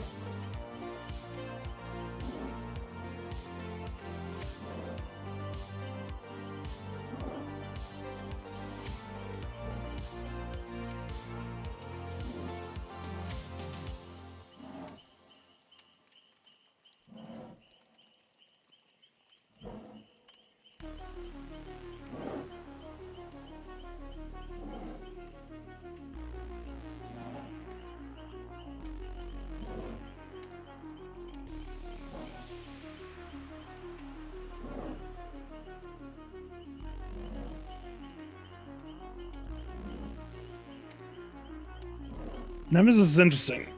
Almost never gets played. It's actually pretty decent. Underrated. You can tell very well. Agreed. I think he's actually quite good. Surprised you don't see more of him in comp, but I suppose he's just also kind of annoying. So. Yeah, no, the comp players hate the zombies. That's why. Yeah. I mean, it's fair, but he's kind of cool.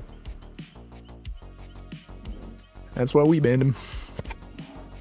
Well.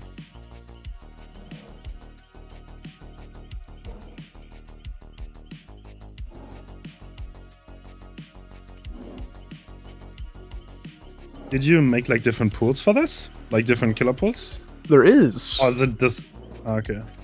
There'll be a different pool for both the semis and you the have one finals. for today and more... Okay, that makes sense, okay. Right.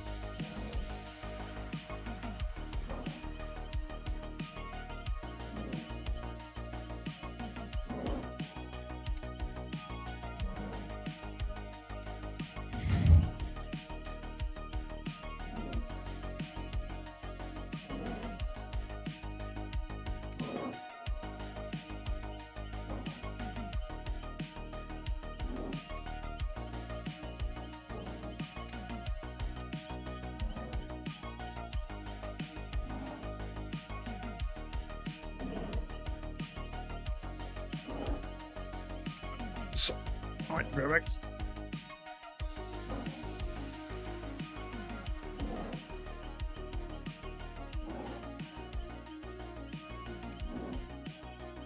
Now that we're alone, chat, even though you're on a 10-minute delay, I hope you've enjoyed the tournament so far. Threw it together pretty quick, and hopefully it's going quite smoothly. Appreciate everybody watching. And, I'll also be participating a bit later, so be sure to stick around for that.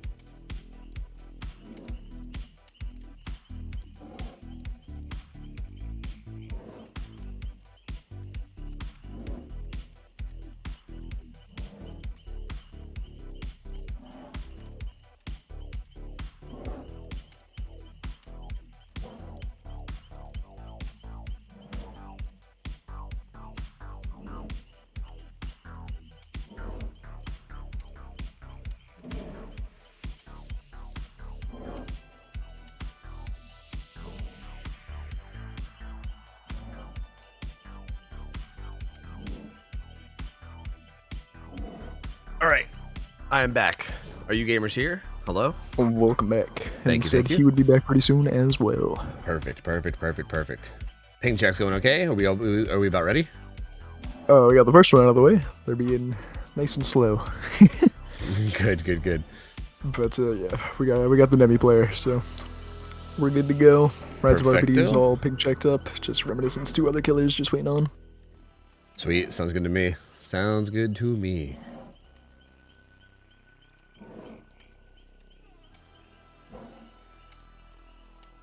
Oh man, seeing the people in voice chat, like seeing the roster of Reminiscent again is interesting. This should be an interesting matchup. It's gonna be cool to see these guys again. We haven't seen these guys in so long. It's been like I feel like we used to see Overheated and Scrim Knight like all the time, and then I feel like they kind of like they had like a bit of a rebranding, and I think they also like lost a player or two, and they kind of like I don't want to say fell apart, but like they I don't know, kind of had a little bit of a weird period.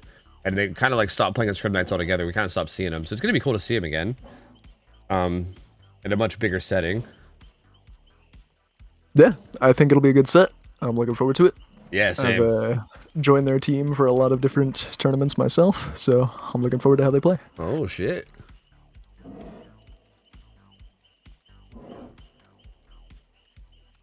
Okay, so it's going to be... I'm assuming Rats probably picked Nemi, right? Or no? Yes. Yeah. Rats picked a Nemi, and then Reminiscent picked a Wesker. Then the tiebreaker is Nurse. Yeah, sounds good. So we'll probably be having Contra Nemi, I would assume. Correct. All right, cool. I'm pumped for this then. Oh, is Dami gonna be?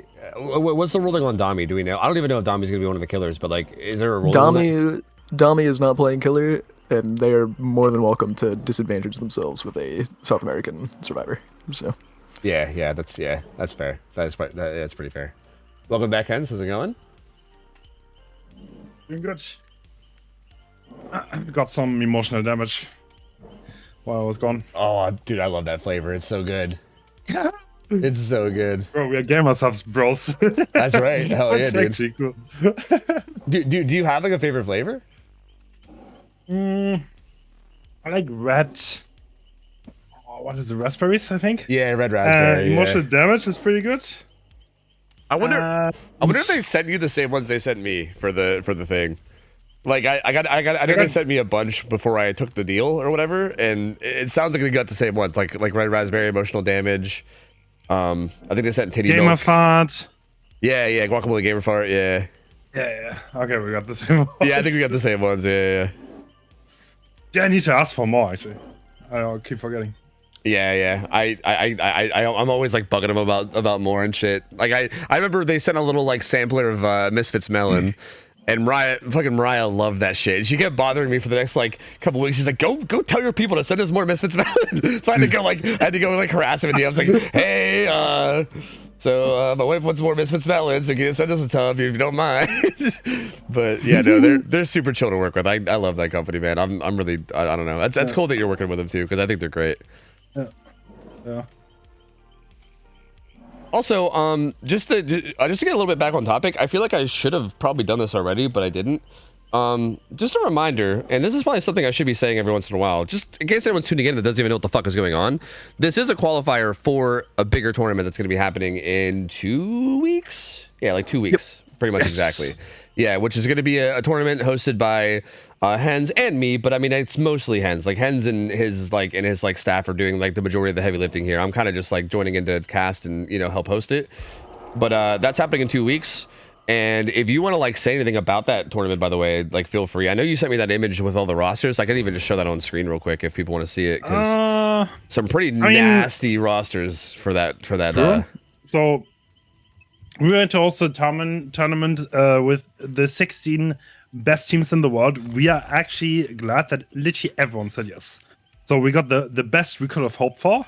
It's going to be really interesting. I think everyone is really hyped. I'm hyped. The players are hyped. It's going to be interesting. There was no competition for a while, actually, amongst the best teams. And one thing that's really interesting, there has been the creation of like a little bit of a super team in South America. There's been a bit of a creation of a super team in South America. That's going to be interesting. If they're actually going to beat the Europeans, the Americans are coming. I don't know. There's a lot of teams right now. That's going to be interesting. Like for the longest time, Eternal kind of like dominated the entire comp scene, but that's kind of over now. Elysium is on top, but there's so many teams that can compete.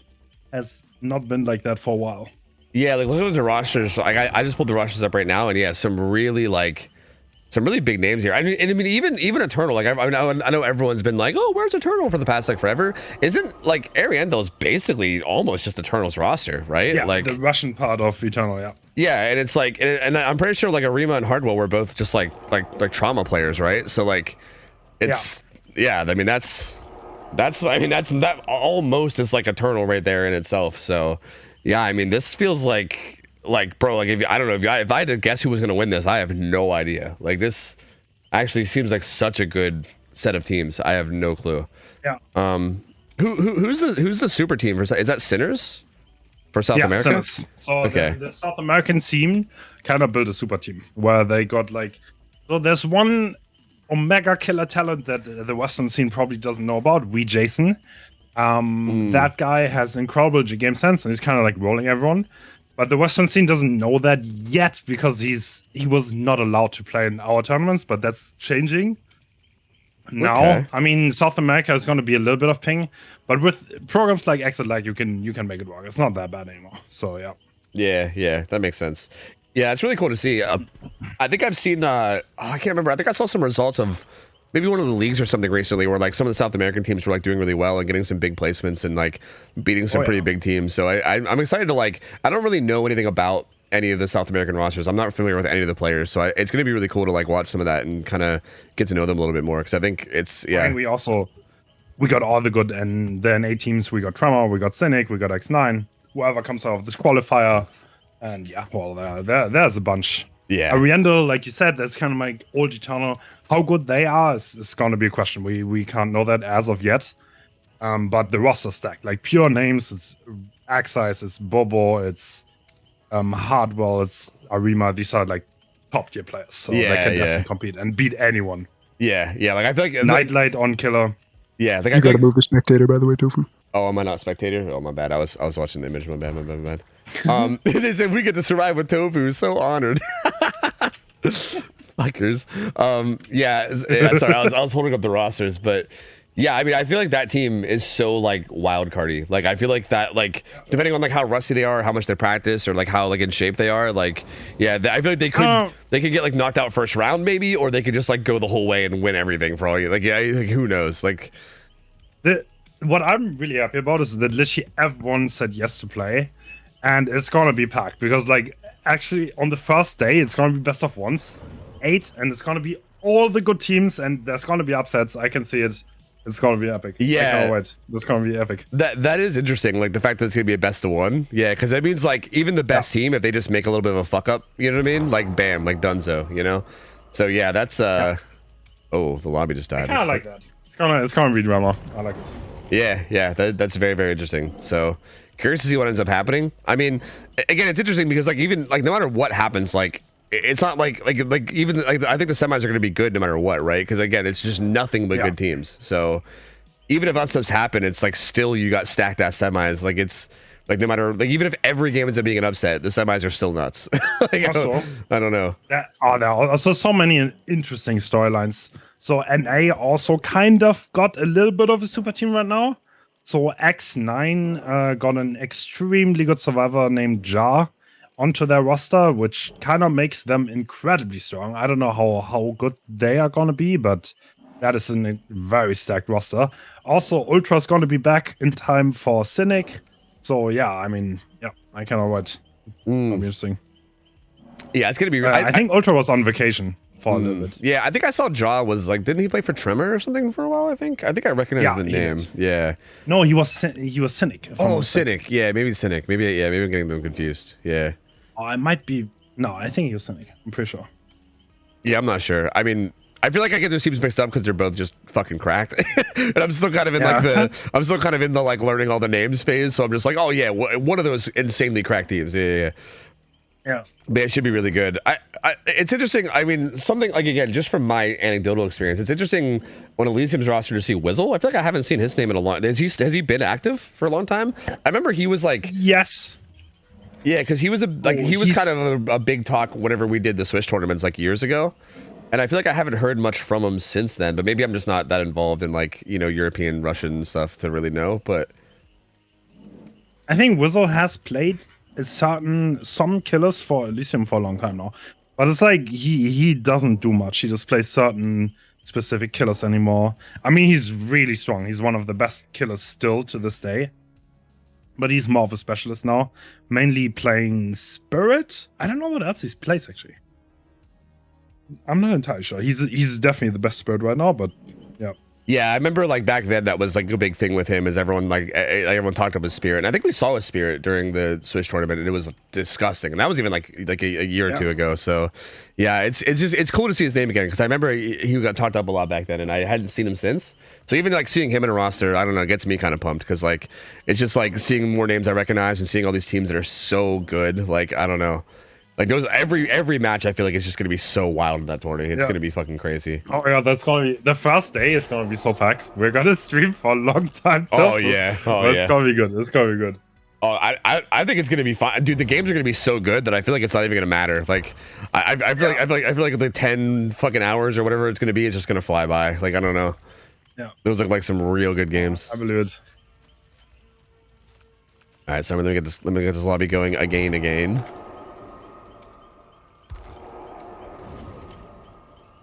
But yeah, I'll probably come back on that again at least once before the day's over. I should probably be mentioning that at least here and there tonight so that people know what everyone's playing for. Because yeah, like the winner of this qualifier is basically getting the final spot. Like if I pull up that image again one more time, I'm not on Survivor this time, so I think we're good. And pull the image one more time, you can see the final spot on the bottom right has a wild card and it's blank because that's basically for the winner of this tournament. And also, if I'm not mistaken, the winner of this tournament is gonna go right into X9, I believe. So it definitely, I mean, I think no matter who they go into, it's going to be a tough matchup. But yeah, I mean, like you said, X9, really good team. So I don't think there's any weak team in this entire tournament. Yeah. Like there's no weak team. Yeah. That's like the thing. But yeah, but best of one, anything can happen, in my opinion. Best of one, literally anything can happen. So there's going to be upsets. Yeah, absolutely. Yeah, like that's 100%. I mean, you can see like, I mean, hell, like if you look at it this way, if the very first set of the day today was the best of one, then Instant Dodge would be out right now, right? So, yeah, I mean, like shit could definitely happen. Like all it takes is like one mistake or one rough game, and then you know, bam, like maybe one of the best teams in the world could just get knocked out. Maybe like I don't know. It's kind of wild. Like I think the first round is going to be really dramatic. I think is a good adjective. It's going to be lots of drama, lots of interesting like results. Probably people being upset, but you know, that's naturally Naturally so. That's it. Yeah. You know, and all that does is build good storyline. Easy peasy, you know? Easy peasy. It does. It does. All right, so here we are back again. The Survivor Squad. Okay, I actually don't. The only person I don't know is what? How do we? Joseph Klopp. What the? How would you pronounce this? What the fuck? That's the only Survivor I'm not familiar with. I wonder if that is somebody I know from Discord or something that I just are using a weird name. Oh, I think is that Leon Slasher Killer? I think that's Slasher Killer. Is who that is. That would make sense.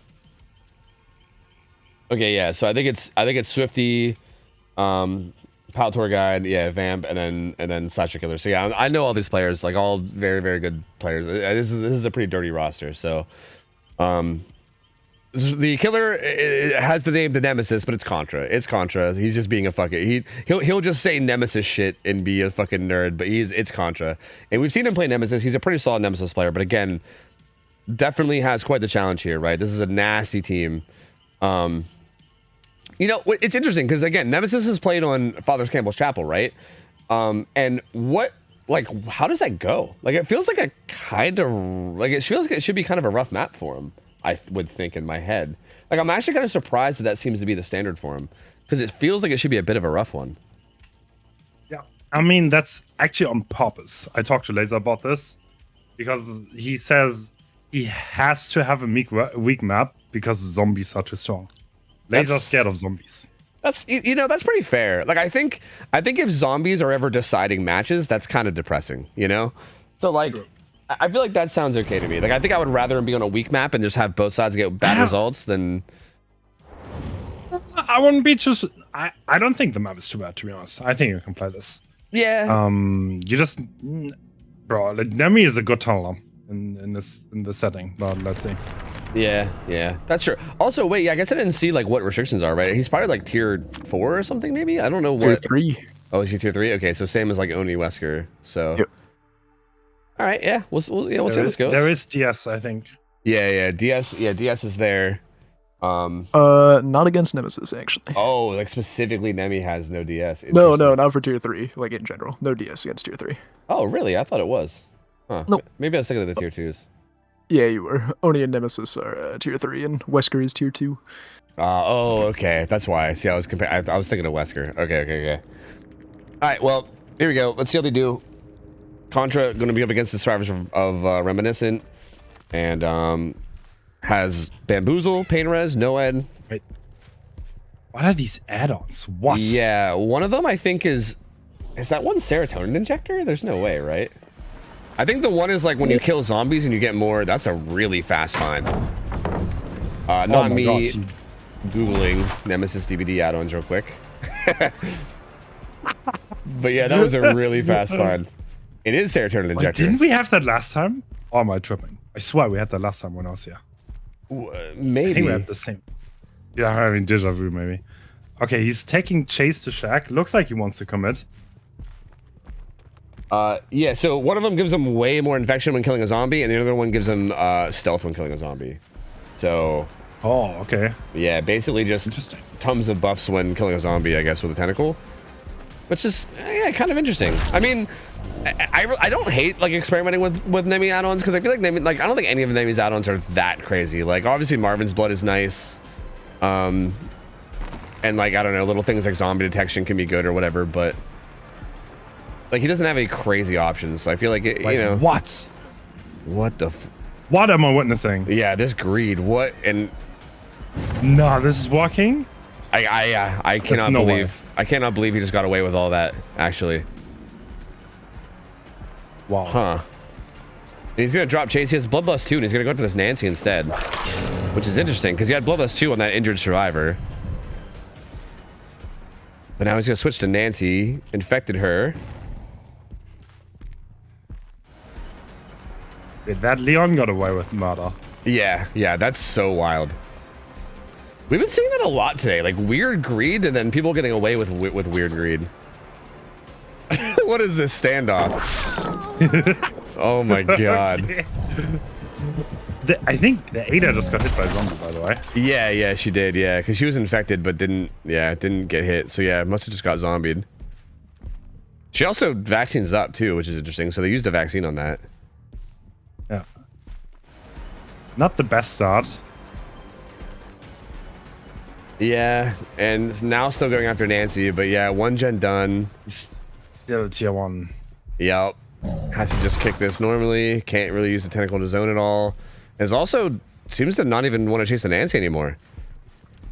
So this is rough because now you gotta go find a full health survivor that's not even infected and then start a chase with them too, which is just like what I don't know. When's the first down gonna happen, you know? Finds us Leon. He goes back to that Shaq 4-lane combo. Now, why was Nancy here? That's interesting. But he actually finds a decent chase with this Nancy and gets the down. Yeah, that's so... I feel like if Nancy just wasn't there and like was more like bottom side and getting reset. Oh. And the follow-up blind too. Oh, man. Ooh, Rough man. start. Yeah. That's really, really rough. Honestly, I think you need to play for your early tier 2 on this map. The pallets are too good. Yeah, that does, yeah. I mean, he has the add-on too, where when he kills a zombie, he gets a ton. Like, he could just smack a zombie and then get to tier 2 at any point.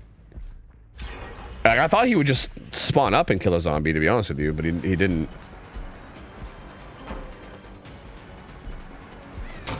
Ooh, dude, this Leon. Playing that T-wall so well. Doesn't go for the tentacle there. But goes for it afterwards. I'm pretty sure he could have got it on the vault. That could have been a hit too. Yeah. There's definitely were like maybe hits. Like if not, they would be really close. We'll eventually get a punch now, but yeah, 3 gens done. They also reset Nancy. Still tier 1. Oh yeah, and he's still tier 1. Yeah, this is not looking good at all. Pretty sure he just... Oh, no. I thought he might have just left, but he's still here. He's actually going to go down to that. Nice. Interesting. Interesting that worked. He must have not, like, ran ahead and got that check spot that was up there. I don't know. He just got confused. And down does come in. So pain res. I mean... there is still a 3 gen kind of down on the bottom side, but like realistically there's no hope of being able to hold that in any way. But it is at least an area that you can kind of like reliably probably find survivors trying to get gens done. Yes, he's Ace and Ada.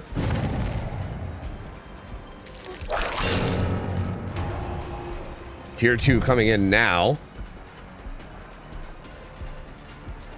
Oh. All up it on Ada too. She's gonna try to play this 4-lane. The zombie's on his way though. The zombie's on his way. She has to leave.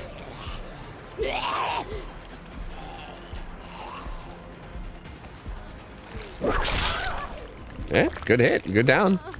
I mean, like that little interaction there with Ada was like really good, but it just feels like this happened too late, right? Like this needed to happen like 2 gens ago, you know? Yeah. Like this is rough. I mean,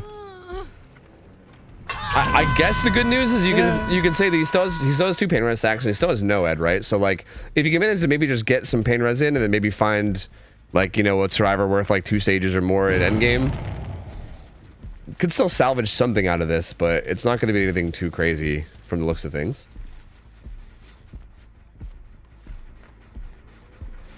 I mean, he still kind of has 3 gens around this area, but it's gonna be hard. Yeah, definitely. Gonna go after the zombie kill. I'll give him stealth. They're currently... This is maybe the only survivor that could get affected by it, maybe. Well, Leon sees him. He knows. So yeah, they're gonna know about the stealth add-on now too. So yeah, good vision there from the survivors. Gen bottom side pops. Now it's just this 3 gen top side. But this is definitely no killer / perk setup to be holding this. Like this is not. No, of course not. Yeah. No. It can maybe get like 1 more hook. Like, yeah. Yeah. Like yeah. ideal case from that point, you get 1 down and then you get a no fresh hook. And that would give you 6 stages. Yeah. That's probably the best case scenario here, yeah. Which also means that you would need the survivors to kind of give you that fresh hook too, in a way, because I feel like usually they're gonna play around that really safely. Oh, Leon stayed there though. No head punch coming in. Kills a zombie from undetectable. Okay, I mean they're gonna call this out. Undetectable is not gonna do wonders here. Yeah. That doesn't really do much when they know you're when they know you're doing it. Ooh, Swift also found Noed. He might end up fucking around and even losing that hook even there. Like he could end up with 2 stages. Yeah. Because he's losing Noed. Risky business. And they get the pickup. He's getting picked. Oh, does get the other down before Noed gets cleansed though. Did the zombie chase him off or something? What happened to the Noed cleanse? No, it comes in now. Yeah. Oh, misses that tentacle. No. That was gonna be big. Costly. This is still a rough tile. Like, he should probably die here. Yeah. Wait, are these both the? These are both the. No, actually, Nancy was the fresh hook, so she probably would have been the better target to go for the That hook hook one. is so close. It is, yeah. Nancy's gonna get picked up, but they really gotta keep her alive and protect her. Now, So ideal cases he goes for Nancy. Yeah. Yeah, I was gonna say, like, do you greed and guard this Nancy? She, I think, has enough distance to get to that far gate. No, everyone's out. Yeah, everyone's out. Yeah. Yeah, I think that's a tough spot because, like, do you greed and go for Nancy, or do you try to just protect that hook and get the final stage out of that? You know, I don't know. I feel like you probably greed because, like, even if you get the last stage, that's 4 stages, 2 fresh. Whereas I feel like if you get the Nancy, at least you get 5 3 fresh, which is like at least something to work with, right? Like 4 2 fresh. It ends up being 3 2 fresh. Yeah, like I feel like you kind of have to risk it there just to try to put up like at least somewhat of a decent result to try to fight with. But this is a bit of a rough one. 3 stages, 2 fresh. Not the best result coming out of Contra here on Nemesis. But again, the survivor team very, very strong. Played this very well. He kind of just struggled a lot early and couldn't quite get anything going. I definitely feel like that first initial chase with Leon should have resulted in more than it did. And I think that cost him a lot for sure. But yeah, I mean, just slow start, man. Like if you don't get anything going on the start, like if you are switching around targets a lot, not actually getting a down or a hook until like, you know, I think the first hook came in at like 2 gens left. So yeah, I mean that's never gonna end in a good result. So pretty unfortunate. And good try, but Reminiscent having a really strong showing. And now we're gonna flip flop. Reminiscence Killer is just gonna have to basically get 3 separate hooks on 3 different survivors, or just 4 stages altogether. Is it 3 fresh or 4 altogether? Yeah. So doable. Yeah. I mean, again, it's kind of like we said. I mean, this isn't like, it's not like Nemi on this map is like insanely like powerful. It's not like it's like this like guaranteed you're gonna get shit on and lose a bunch of stages, right? Like, for instance, I would be surprised if like a 4K were to happen with Nemi on this map, right? Like, I mean, it could happen, but like, I feel like I'd be decently surprised by it. Whereas, you know, like I feel like the survivors having decent results seems like definitely something that could. I think one thing about Nemi is if you get an early down, you can actually force a 3-on. But even then, like actually getting to a 4K is like really, really hard. Like you can definitely get things going, but it's also very easy that they just run the main building and nothing really happens. Yeah. And you can't really get one out. Yeah, so I don't know. I think in order for Rats to have a chance here, they need to have like a really strong early game. Like they need to pop the fuck off. Like basically match the early game of last game. Like I think if a downer hook comes in within like 1 or 2 gens, I feel like it's already looking pretty like. And again, actually, I mean, again, even in this situation too, the killer can even just run no-ed, right? Because like. Again, had that last killer maybe like if you would have told that last killer that he only needed 4 stages, he would have just camped that hook and probably, you know, had a pretty good chance of getting that. So the fact that this killer knows that you only need 4 stages too means that it's even more impossible, right? Because like you got to have an insane early mid game, get all the gens done, probably deal with like no-ed in late game without somehow the killer getting downs and dealing with, you know, all the or basically securing the stages out of that. It just feels so out of reach, you know. Like I don't want to count them out yet, because they're really not. Like it's not counted out. Anything can happen. We've seen weird, wild shit happen before, but this is definitely a crazy uphill battle.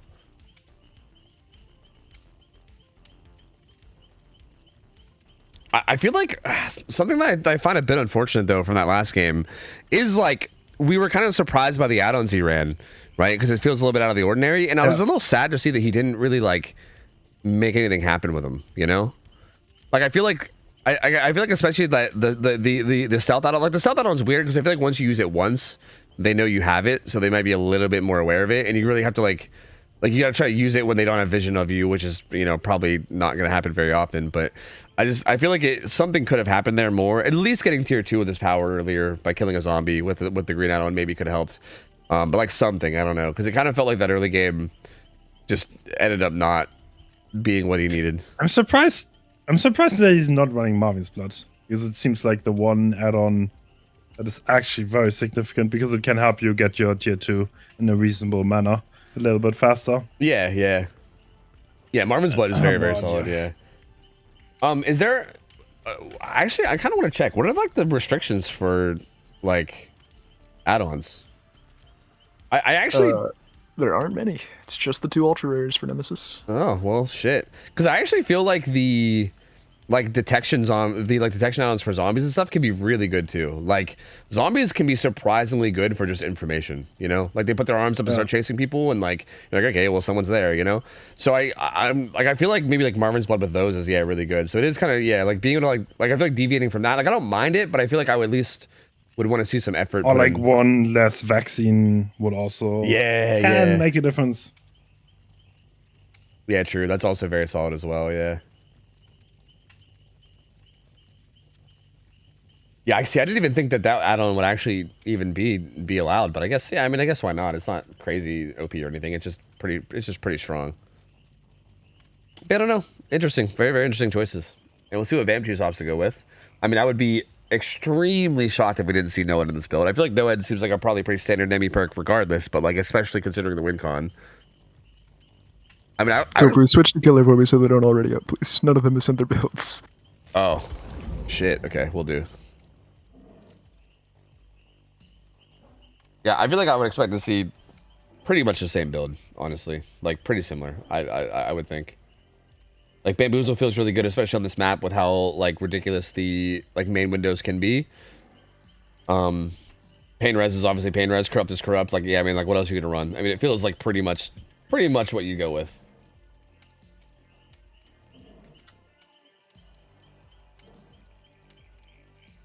All right.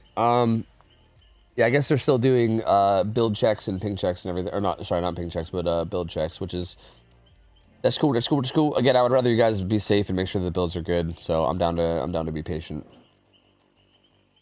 This is gonna be tough. So also we got Dami on Survivor. So this is actually interesting too, because Dami is from South America, so I think his ping will actually be pretty high, right? Like he should be playing on decently high ping. I think he's from like Peru, if I'm not mistaken. So it's like kind of somewhat on the northern end of South America, but like still we'll probably be dealing with some pretty high ping. Oh, Peru? Okay. Yeah. I get like 100 ping to the own server. Yeah, because they're like kind of like up like northwest, and like the server is like Sao Paulo, I think. So yeah, that's interesting. But he'll be playing on like a little bit of ping, which might end up mattering a little bit too. Which also I don't know. Have you seen Dami, by the way? Have you seen him play? He's kind of a No. He's kind of a legend around here. He spins Really? the entire time he plays. He never stops spinning. Yeah, we had a game where he played Oni and we spectated him, and me and Ralph were casting it, and we both were feeling sick by the end of it. He never stopped spinning ever. we basically call him the helicopter. He's he's quite the legend. I think he does it a lot on Survivor too. I'll swap to him at some point, and I'm sure we'll see it. If I swap to him and call him the helicopter at some point, I think you'll probably know what I mean, because it's wild, dude. Dami's a fucking wild one. So I'm curious how much of that we see. I'm gonna quickly, while we just have some time to kill, let me go grab the bracket, and I'll just pull the bracket up on stream just so people can see it. I know I saw people, I mean, I know it was a while ago, but people were asking about the bracket. I'm sure that people are linking it in chat and everything, but couldn't hurt to like pull it up real quick. I believe this bracket will be updated though. So like if you're listening to this right now and you like don't want the previous matches spoiled, feel free to just pause the stream for a moment because I'm about to pull it up. So you're gonna see who won. So yeah, if you're wanting to avoid spoilers, pause. But this is the bracket, right? Yeah. So far we've had our first 2 matches, and we actually had 2 really close sets. Like Instant Dodge versus Overcome. Again, Instant Dodge probably a pretty heavy favorite, and I mean definitely in this matchup, but maybe even in the overall tournament. But Overcome managed to take a set from them. They played really well in their set, and they ended up only losing 2-1. Instant Dodge did look really good in the next 2 sets though, and did take it. Bad Intentions versus Ziso on first down was a really close one too. Those guys were neck and neck, but Bad Intentions barely squeezed that one out too. We're currently in the middle of this set, and then for the final set of the night, we have Chaz versus Prism as well, which both of these are kind of like aiming up to be pretty good sets as well. And I'm really excited for the semis. I think the semis are going to be solid. Like I think the bottom bracket semis is going to be really close. Bad Intentions is going to have a probably tough time with Instant Dodge, but again, like I think anything could happen. We did see Overcome take a match. I think anything could happen, but I think Instant Dodge is probably a pretty decently solid favorite there too. But the bottom bracket, again, I think anything could happen down here, and I'm pretty excited to see how these matches go. And then again, finals, we're just gonna have the winner of the finals heading to the actual Winter Invitational that Hens is hosting. And man, again, it's kind of wild because whoever wins, it's kind of funny to think about, like whoever wins this, immediately we're just like, all right, up against X9. You know, Throw it right to the dogs. Yep, yeeting them right into the deep end. But I mean, still good. Still, You can go spectator again, by the way. okay, we all ready to go. Okay, sick. Yep. All right, they're all ready up too. Perfect.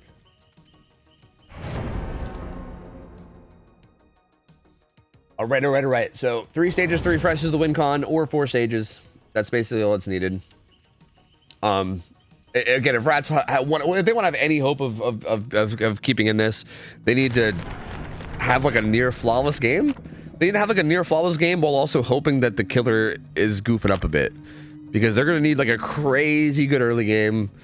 They're gonna have to like not take any downs for quite a while, and then also have like a close out of the match that, I don't know, like, because they also gonna have to worry about no-ed too, so they're gonna have to like have a crazy strong early game, then somehow close it out without dealing with any kind of crazy no-ed situation where you lose a bunch of stages. This feels very, very, not I want to say impossible, but near impossible. So we'll see what they can do. I don't know. It's still worth trying for, but I'd be lying if I said that I thought they had a good chance here. Like there's very, very slim chance, but we'll see if they can pull it off. Actually, no one on the build, which is interesting. I was going on and on about how I could almost guarantee no-ed, and I just never mind. No bamboozle either. Is that the undetectable build? Park add-on. Sorry. No, that's the one. That's the one that gives you more stuff when killing a zombie. It's Really? Yeah. So both of those are just more infection, which is interesting because I feel like Marvin's Blood is like enough. Like I feel like you don't need another one if you have Marvin's Blood. I mean, you could get rid of a vaccine, right? Like you literally could do that. I don't know. Yeah. Interesting. Yeah, it is interesting, yeah. But first chase here with Dami. Ooh, okay. Dodge. Yeah, getting away from So that. he's looking to get his tier 2. Eats a punch though.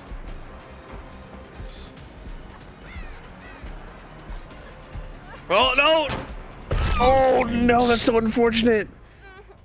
You hate to see it. Yeah, it's one of those, like, you try to turn your camera to see what the killer's doing while you vault, but then you like overestimate where the vault was, and then yeah, that's so unfortunate. Dami is gonna go down, and yeah, this is I would argue that's pretty much just game ending based on this win con. I mean, that's brutal. Yeah. Like based off this, you can like they need to not give up 2 more hooks now, basically, which is yeah gonna be really hard. Zombie's got his hands up, but he's gonna get killed. That's only the little nudge towards. I think now hitting 1 survivor, I think it'll either get him to tier 2 or get him like just short of it. I think it'll put him just short, if I'm not mistaken. Does see Nancy, see some crows over here as well. Looks like he just wants to kind of protect these gens in the hook at the same time. Ada's here as well. The only survivor we haven't seen is Kate.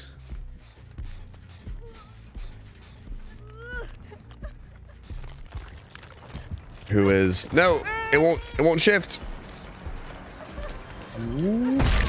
Oh, Ada does get the 1-for-1 before struggle. Oh, not even the 1-for-1.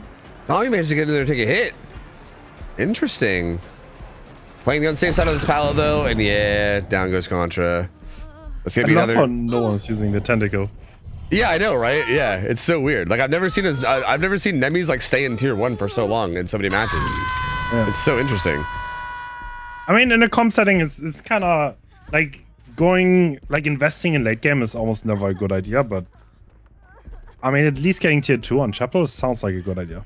Yeah, because it's you're not really investing in the late game. You're more investing into like mid game at that point, right? Because True. Yeah, like all true. the with all the pallets and I don't know, just having the what the fuck is this camera?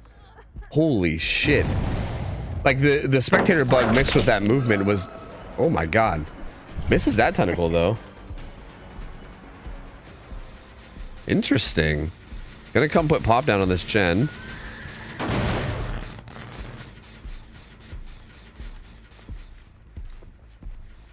Like that, I mean, I think that that little situation was kind of a pretty good situation for Rats. I mean, they kind of got out of that. The problem now is just that it doesn't matter though, because it's still one hook on anyone. It's one fresh hook away from being a win and one hook on anyone away from being a tie. So even though like that was a pretty plus value for Rats, they're just still so far behind. That zombie didn't die. Now he does. Did he just WS a zombie? What the fuck am I watching? This motherfucker's BMing zombies. Oh my god. Oh my god. That's pretty strong. That's gonna be a penalty for BM. Pretty unfortunate, but hey, rules are rules. Oh, Ada back on this. Oh, see if she gets away from that one. Actually, she will. Kate's there to body block too. This is another tentacle. Still in tier 1. Good bait there. Can't get an M1 here though. Maybe he can get a tentacle. Oh, unless she greeds again. I would honestly rather see a tentacle here for tier 2. Yeah. Than injury. Yeah, I think so too. Yeah. Because also obviously getting people infected isn't the same as an injury, but in a way it's like similar because that just opens them up to getting down by tentacles later, which is ideally you probably want to have everyone infected, at some point. What? Yeah, interesting locker play.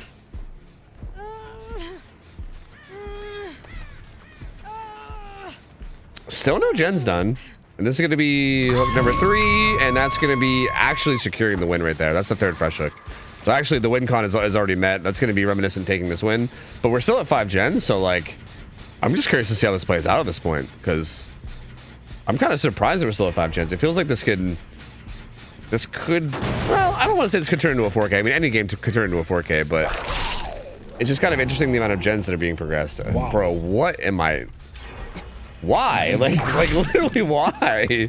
What the fuck? It's so ridiculous. I mean... Oh, this gen down here on bottom side is still there, just killing every zombie. Decided to say, you know what? There's some hatred there somewhere. Yeah, seriously, yeah. Like zombies have definitely done something wrong here for sure. It's interesting because they're at tier 2 now and then some, but they've not hit a single survivor with a tentacle the whole time, which is interesting. Actually, yeah. Yeah, this whole match. We've been in this match for like 5+ minutes or some shit. Not a single tentacle hit on a survivor. Smokey went struggle. I would actually argue that you talking about Smokey here in a decent timely fashion after this. This does kind of feel like it's like 4K territory. The cool thing is, if the survivor comes off the hook, they have endurance, but you can infect them. Yeah. And then it's easier. True. That's a good point. There we go. Hit coming through there.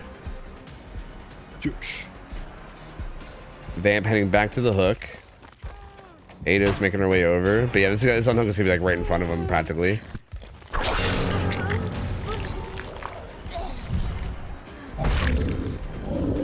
Apparently, I actually didn't know that. Today I learned, apparently the iframes from getting unhooked don't count towards the tentacle. Really? Yeah, I was about to say. Yeah, Did I 'cause- see that? Yeah, because he hit him as they were unhooking, and it infected Kate, like while she was in the middle of the animation. Oh. That's really Yeah. weird. Huh. Interesting. Also interesting that he's not actually going after Kate. That was a good juke from Contra. True. But hey, just let Kate go. Didn't even bother following up with it. I think killing Kate here could have made this like, again, like maybe 4K territory, like not guaranteed. Ooh, the Giga Brain pathing though. I kind of love that. That was sick. No bamboozle makes windows like this a bit of a nightmare. Yeah.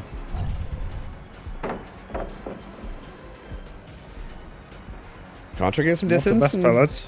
Yeah, but has some distance. And I don't think he's gonna get too far here. He's gonna have to fake that window, and that's gonna be the death of him. What gen pops though? But they're all just gonna reset. What do you think resetting in a group like this is wrong? Like, should one person split off, or is that like, does that not really matter too much? I mean, if the killer can get anywhere close, then you should probably split, yeah? Like, in that case, it's probably better to split. Yeah, because I feel like they're so close to this that like the killer just walks over, gets information on you all. Yeah. Seems a little rough. Now everybody's infected at least.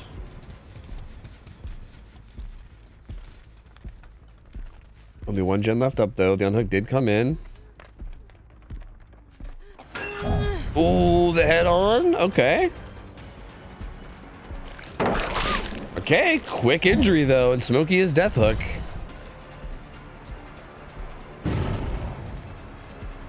Not gonna chase it though.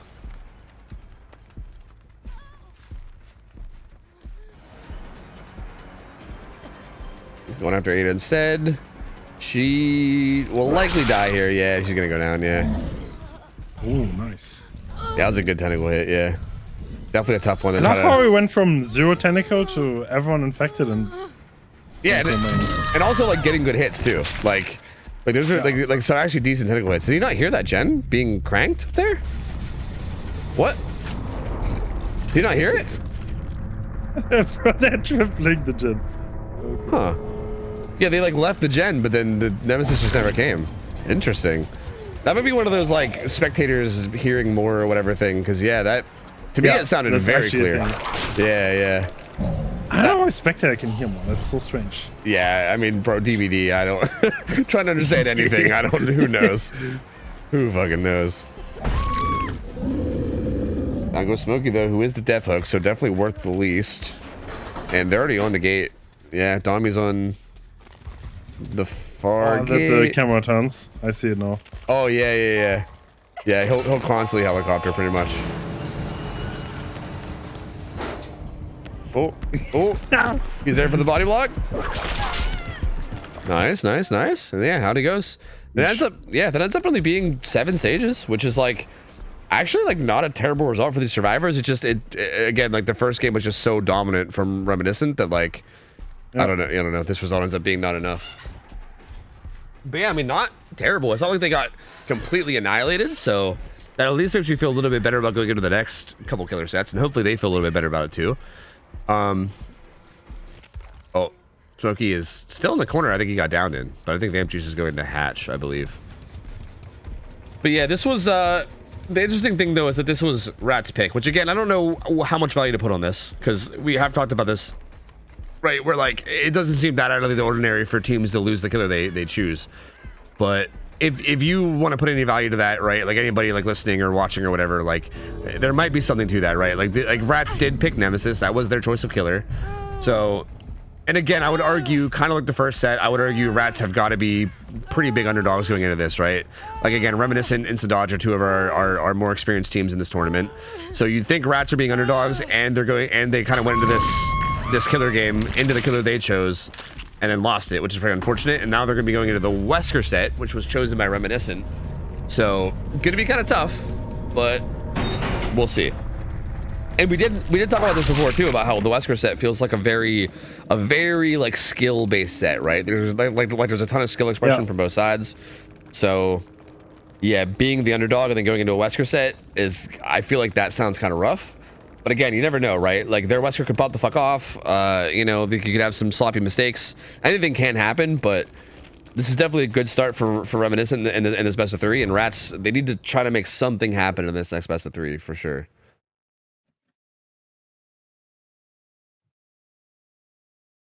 So top out, we're gonna have the killer from Reminiscent going first on Wesker, which I'm not sure who that's gonna be. It'll be Scooty Booty. Oh shit, Scooty. Okay, all right. Damn. Okay then. Getting some Wesker main action. Yeah, this should be interesting. This should be very, very interesting then. Scooty, kind of definitely a bit of a crowd favorite around here, that's for sure. So this will be exciting. I'm sure Chad will love this. And yeah, Scooty will be killing Rats. So definitely a tough matchup for them. We'll see how they do. It's gonna be Wesker and Cold Tower. Let me change the map layout before I forget.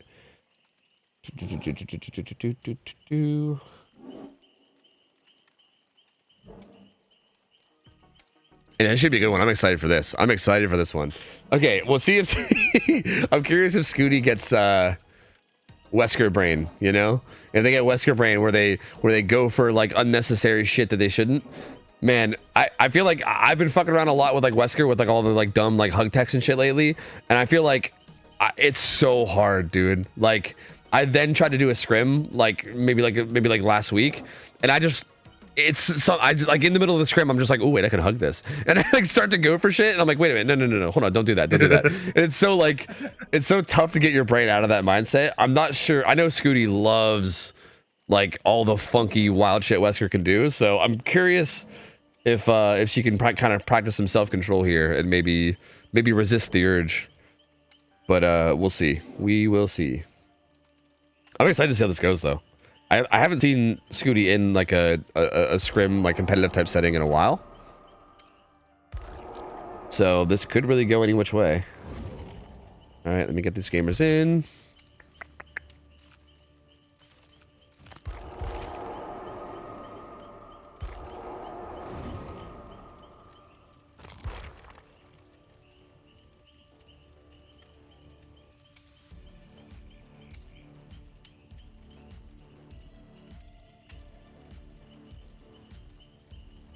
All right. So, Survivor's definitely going to want a big result here, or at least an okay result. I feel like I mean, I say big result, but I feel like even a big result is like, you know, like maybe that's even a little aggressive and pushing it. I feel like the Survivors, if they can at least just put out like a solid result here, should hopefully feel good about this, because yeah, they need the set. If they lose this, best of 3 is done. It'll be our first 2-0 if it happens. We've gone to the tiebreaker every time so far. But yeah, if they can't make it happen here, if they can't at least put up like something good here, it's gonna definitely set them up to get 2-0'd. So they're probably hoping for, you know, something good. What's the tiebreaker? The tiebreaker's Nurse, I believe. Yep, correct. Yeah. So if we go to the tiebreaker, that'll also be interesting, because again, I would assume Reminiscent probably has much more experience in that set, you know.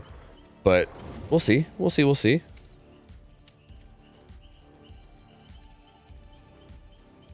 And okay, so if Survivors were to play like really well, how do you think like Wesker sets go? Like what's the result here? Oh, you can go pretty far. So like you can, I mean, if this like worst case for the Wesker, you get like 5 stages maybe. If you have like a really weak start, that is possible. That is not like out of the ordinary. That happens even to like really good Wesker players. So if you like, I mean, the power is a long cooldown, right? Yeah. And there are situations where you are just like in 50-50 situations, and if you lose like 3-4 of those, then it's looking rough. At that point, it's just gonna get harder and harder to get anything going. Yeah. And you're not gonna kill anyone anymore. Yeah. So, Yeah. like, yeah. Yeah, it definitely makes sense. Yeah, it's just a matter of like those 50-50s, like whether you win them. Like if you win them, then it's kind of snowballs in your favor. Yeah. Yeah. I mean, you call them 50-50s, but experienced players will just get into less 50-50 situations, and they're just more likely to win them. Yeah, there's a lot of skill with Wesker, and it's generally like the more experienced player is gonna come out on top. Yeah, yeah, that definitely seems like it would make sense in this matchup. So, yeah, I mean, we'll see, man. I mean, Reminiscent definitely the more experienced team overall, but I mean, Rats again definitely capable. I feel like that's the thing about like a lot of these teams that are like kind of newer is that like even though they're less experienced, they're still very capable. And I feel like a lot of times what you see is like inconsistency from them, but like. The thing about inconsistency is like I mean literally by definition it means that sometimes they're good but sometimes they're not. But I mean if they happen to have like one of their games where they do well, if they happen to like have one of their good pop-off games, like you never know, like things could happen, right? Like I know Wesker's also like a chase killer, right? So like you can have individual pop-offs from people that might not have the greatest like track record as a team, but if one of them plays really well, then a lot can happen. Yeah, exactly. Yeah, like I would argue like certain sets are like so teamwork heavy that it's not even like a like oh yeah just having like a skilled survivor have a good run and then you're good. It's like the whole team needs to be doing things right, and like if one survivor mispositions, like the whole thing falls apart. Yeah, it feels like this is definitely one of those kind of sets where if someone has just like a good solid chase, like someone just wins a bunch of 50-50s in chase, then like bam, the whole momentum like goes in their favor, they get way ahead. So yeah, I mean that's kind of an interesting tidbit about this that could maybe give them a bit of a chance, but again, we'll see. I mean the same thing could also happen when they're killer against the other team survivors too. Like it goes both ways. So I don't know. Who are we waiting on?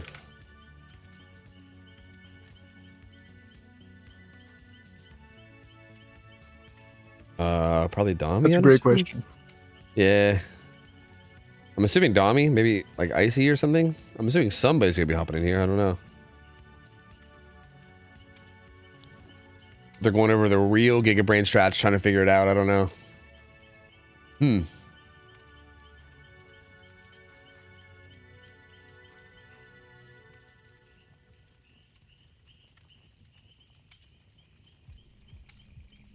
Okay, CEO wants Hens to know that since that showcase... Oh god. Which showcase do you think he's talking about? So I did a showcase, pub players versus comp players, and CEO was one of the pub players. Oh, I see. You're from that Hens thing. Wow. I'm glad that was his call to fame. They did actually really well. Yeah, I think I remember that because I remember you made that video because of like the tweet virtual made, right? And then yeah, exactly. Yeah, I remember skimming that video and being like very surprised at how well they did. Yeah, like they did really well. I didn't think they would. Like I thought they would kind of get dumpstered.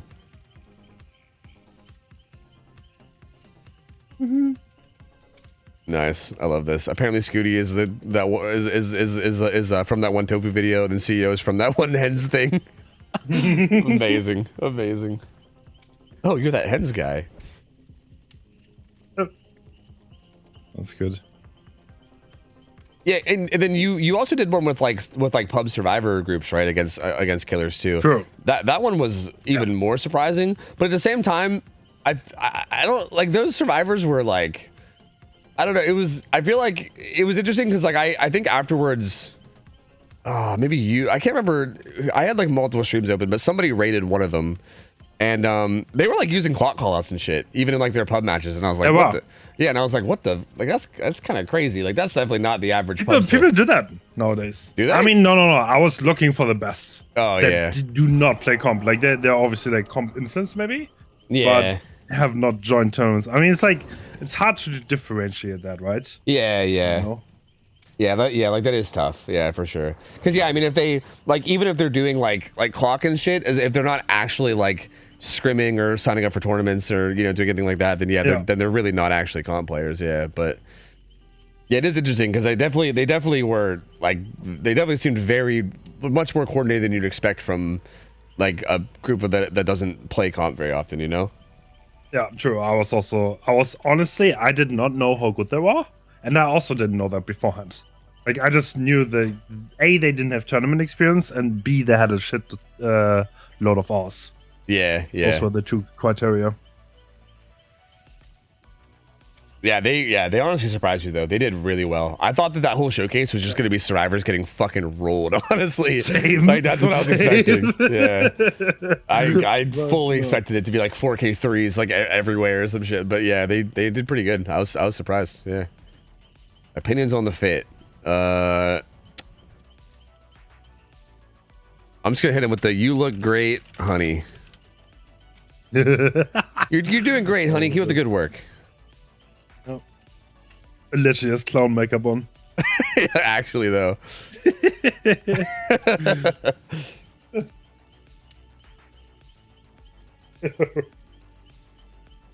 My lord.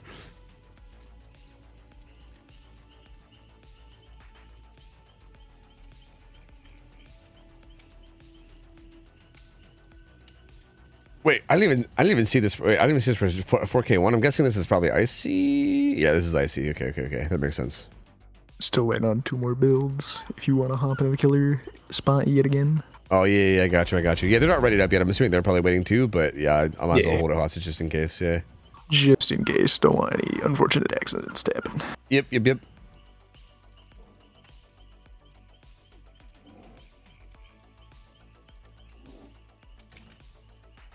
I'm just gonna go argue with the teams while we wait. It's fine. Unless they're hit on trench coat. All right, sick. I'm glad at least someone has my back here. Even though he's not wrong, I mean, I'd probably potato it out. So I mean, I'm defending nothing here, but it's fine. It's fine. I'm gonna do it anyway. It's fine.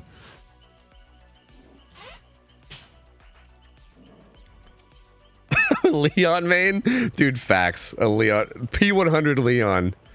Oh no.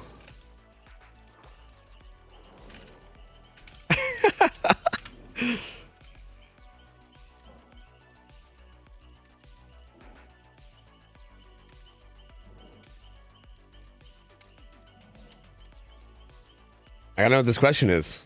Are they doing the tech where they say they're gonna ask something and then they don't ask anything? I hate that shit. Dude, people have been doing that to me for years, man. People in post-game chat is going, wait, I have a question, and then they just leave. Then they leave. God, it's the worst, dude. It is the worst. Drives me nuts.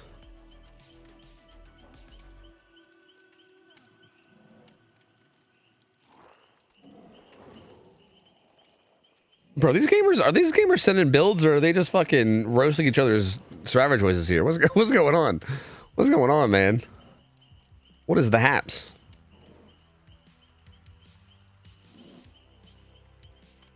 They're sending bills. They're taking their sweet time, though. Just need them to swap the flashlight real quick, and we'll be good.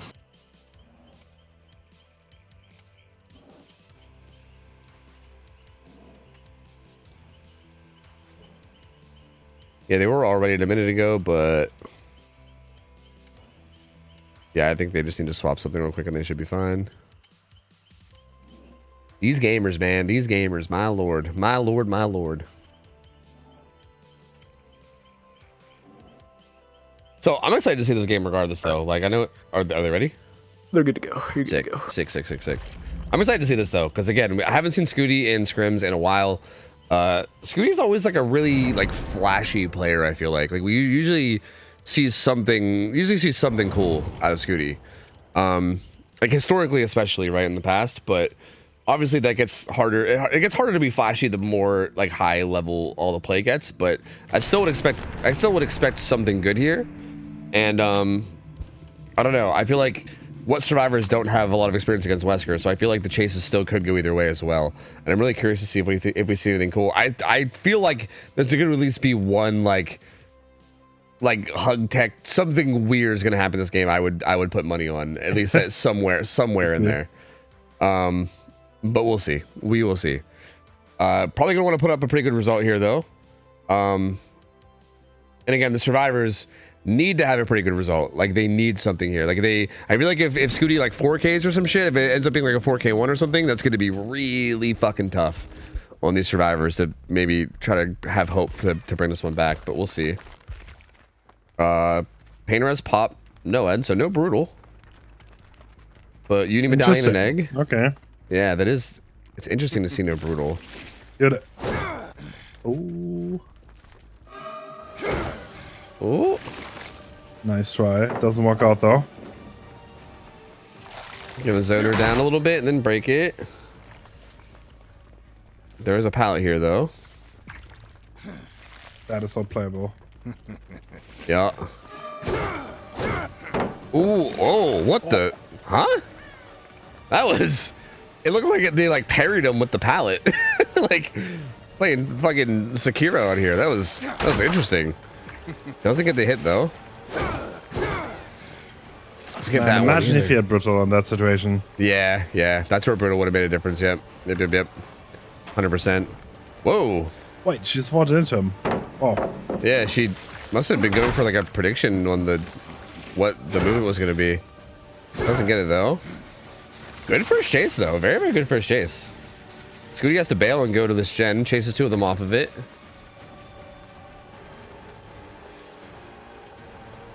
Huh.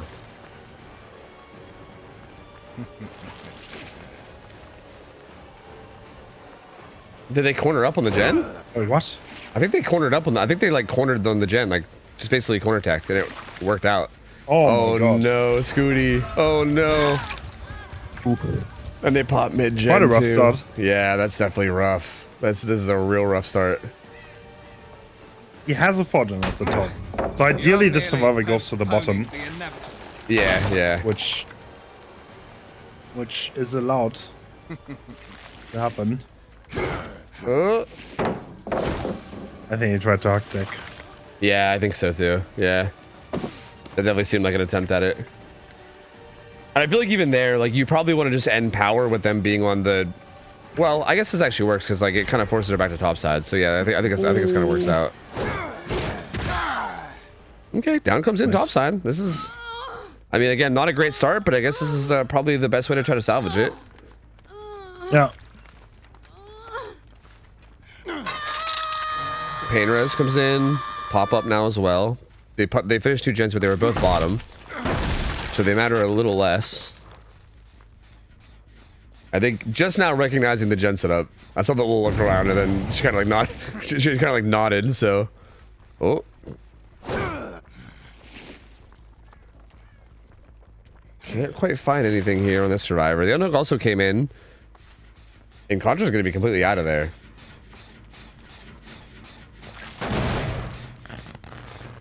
So he's going to go kick that gen with pop, but that gen barely had any progress anyway, so it doesn't really accomplish too much.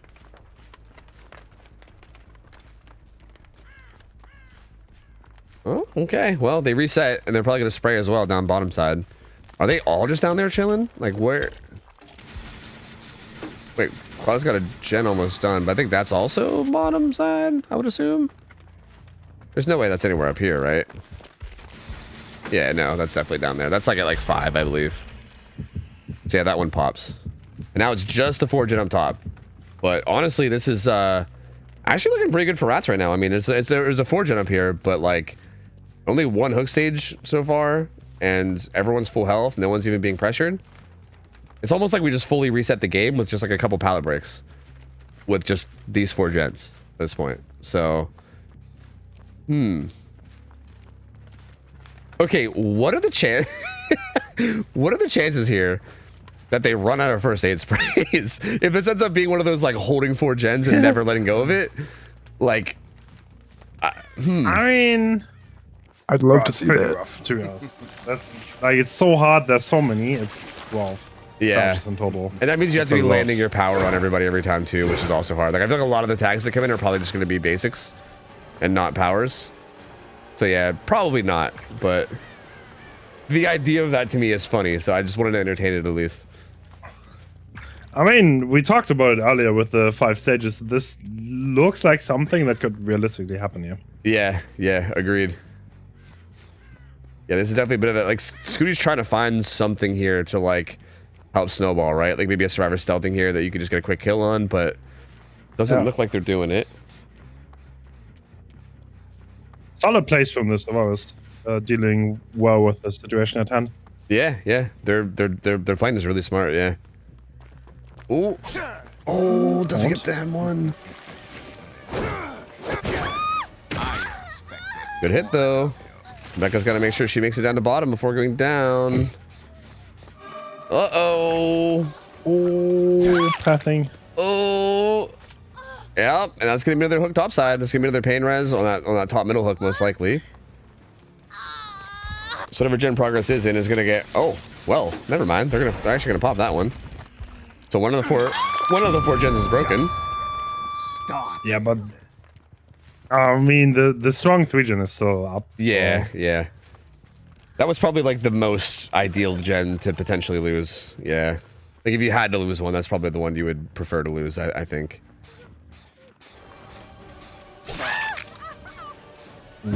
Inaccuracy, getting tacked up, but the rest is coming through, making it not as bad. Oh, Holy parkour! Holy! what's wrong? Yeah, flying back out there. Oh, going for Kate. Even here, like I feel like brutal kicking this would have been so good. Although, never mind. Yeah. Who doesn't even need to? Brutal seems just like the park that is just designed to use on him. Yeah. I don't know why, but always do- gets value. It does feel so good on him, yeah. I'm not opting to go for that deeper top hook and just goes for this one instead. Maybe he was afraid of a body block. There was a survivor here. So maybe the right play. Yeah.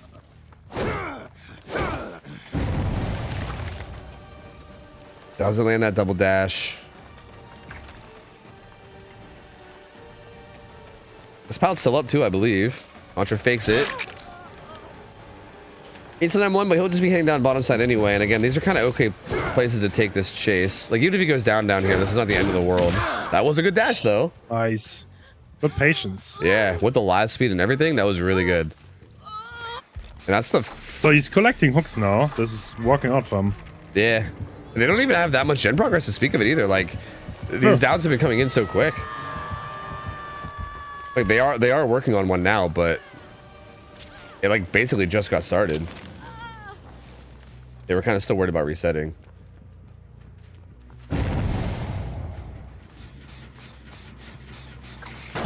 Scooty will find it. Pop comes in.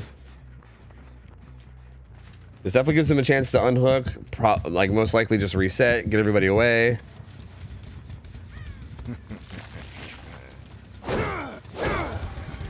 Avoids that double dash. Nice. I'm gonna head over to the T-wall.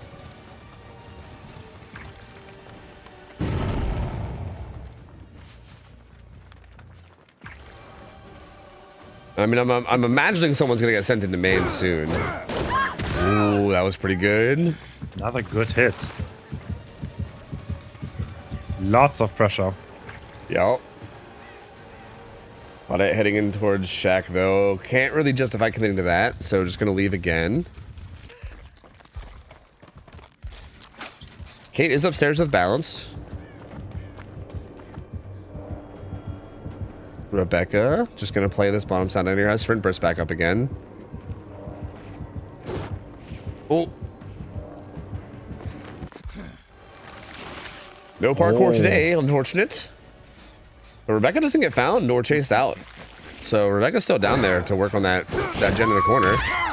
Good hit there again, though. Those hits hard.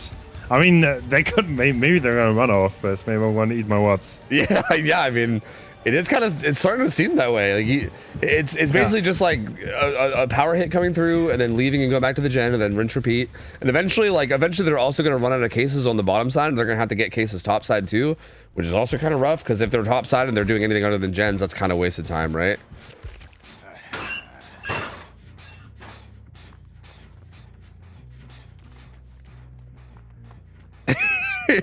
Scooty's seeming really convinced about these lockers.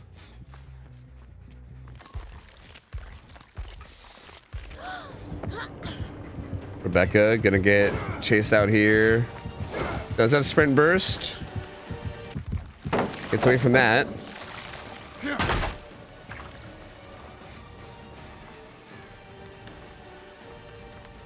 Ooh, doubling it for a little bit of pressure. Dude, this gen setup is just so dirty though. Because you have to pressure this one in main, and like those are not that far from each other. Tempo double dash doesn't go through. She also has this pallet still.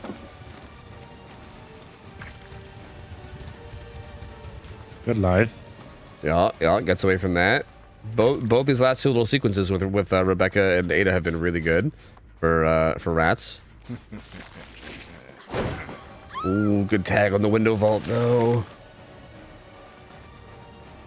I think Scooty wants to. I feel like the survivors are making it a bit hard for themselves. So they're giving away a lot of free tags. Yeah. Another big hit coming through there. Both these survivors injured and infected at Shack. I'm hitting pretty far to this. And yeah, Kate's doing the top gen. Gonna lose the top gen for this. Commit pretty hard down here. Maybe he just figured there's got to be a commitment at some point. I don't know. But yeah, it does come through now. They're gonna finish that top gen. Noah activated. Do you actually? Good call on the fake, and this is the freshest hook, so it makes sense. We're 3 stages. They don't know about Noah yet because he uses power. Yep, Noah drip is on this hook too, so this is basically a guaranteed kill. And if that kill happens and that's all, that would be 7 stages for fresh, which is not terrible, but not like definitely I would say probably okay for rats as well. But it's not over yet.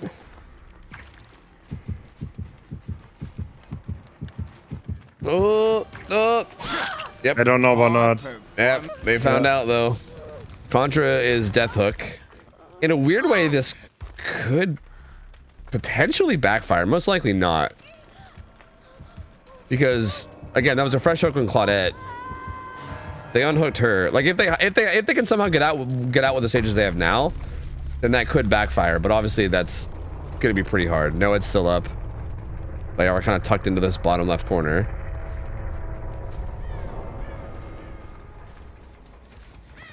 Well, hold on. The stealth is pretty effective so far. They opened the gate. They could hatch out, maybe. Yeah. Rebecca's here.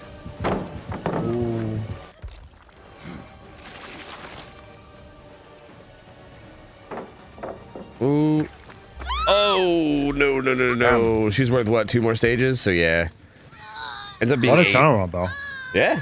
The start looked so bad. Oh, yeah, for sure. That was a rough start. 100%. Like, it kind of like you said, it was looking like it was going to be maybe one of those, like, 5-stage matches. But, yeah, ends up with 8 stages for fresh. So, really not bad at all. Like, pretty solid.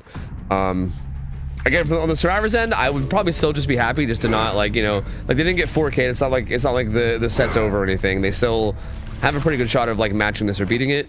So, I mean, honestly, I would feel like pretty solid for both sides. Scooty did a good job of bringing that back and getting a solid result. Survivors still did put out a solid result themselves as well, and I think this could still swing either way. So GG's. I was wrong though. Not a single hug deck or anything fancy. I thought we were gonna see something, but Scooty. Well, I say Scooty resisted the urge, but I think you're right. I think there was that. I think on that Ormond tile, I'm pretty sure she went for one. I think that was an attempt. I'm pretty sure, because it definitely seemed that way. So maybe didn't resist the urge entirely. I don't know. By the way, solid game. GG's. And that's gonna set us up for the killer from Rats, whoever that's gonna be. They gotta get 9 stages. 9 stages. That feels like, again, this feels like kind of close to like similar to just like 4K territory, right? Like, you know, I feel like 10, 11 stages, like it can happen, but it's not like, I don't know, not like super common. I feel like this is probably gonna either be one of those big results or, you know, Survivor's gonna pull out enough to win, but we'll see. 9 stages isn't completely unreasonable.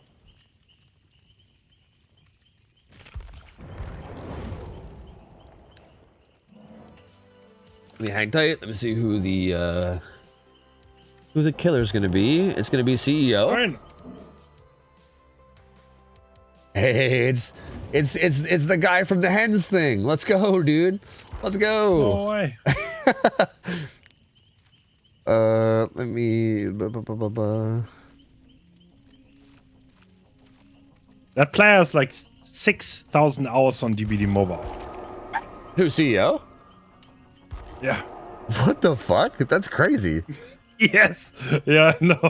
I mean, dude, honestly, mobile has some good shit on it. Like, I almost can't blame people.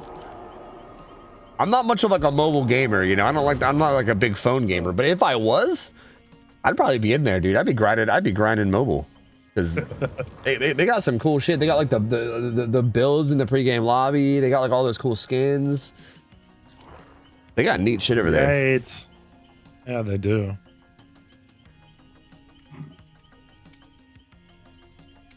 Okay, a little bit of a different roster this time around. Palito?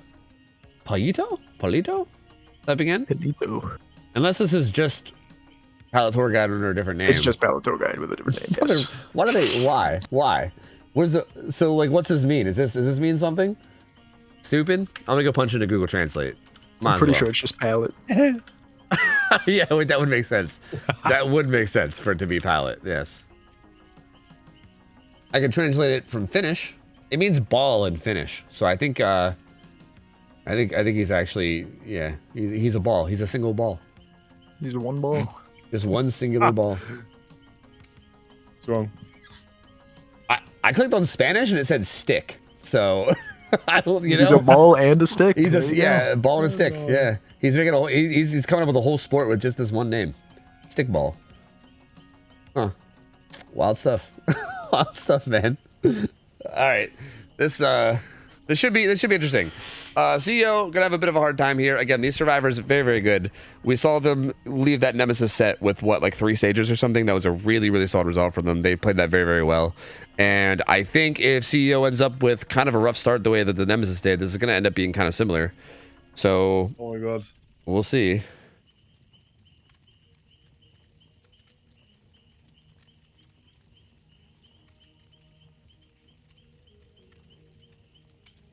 So when CEO played, was it on Survivor or Killer? Like, have you seen CEO play Killer? No, only Survivor. Solid though, really, really solid. That was so solid. Yeah, yeah. Honestly, for that group, I had no idea how good they're gonna play, and they played phenomenally. Like they actually put up a really, really good fight. Huh. Interesting. Yeah, I'm excited to see. It's actually interesting how I feel like comp kind of bleeds into pubs a little bit, as you said. Like even though these people are not really, they were not comp players. I mean, now CEO seems to be interested, which is cool. Like must have gotten them a little bit interested. But even though they're not comp, they still use clock a lot, which is just super. For me, I find it super convenient personally. Yeah, I find it interesting at the very least, because like a part of me wonders like, how do they even know to do that, right? Like that feels like they must be like at least like watching some comp content or something and being like, oh, that seems like a good idea. Let's steal that and learn it ourselves, you know? So yeah, it does seem like it does like bleed into that for sure, right? Like even if people are into comp, like if something gets discovered or there's some kind of better way to play, people are gonna like just kind of naturally adapt it and do it regardless. So yeah, it is interesting in that way. Yeah. I think these things just happen over time, to be honest. Like given enough time.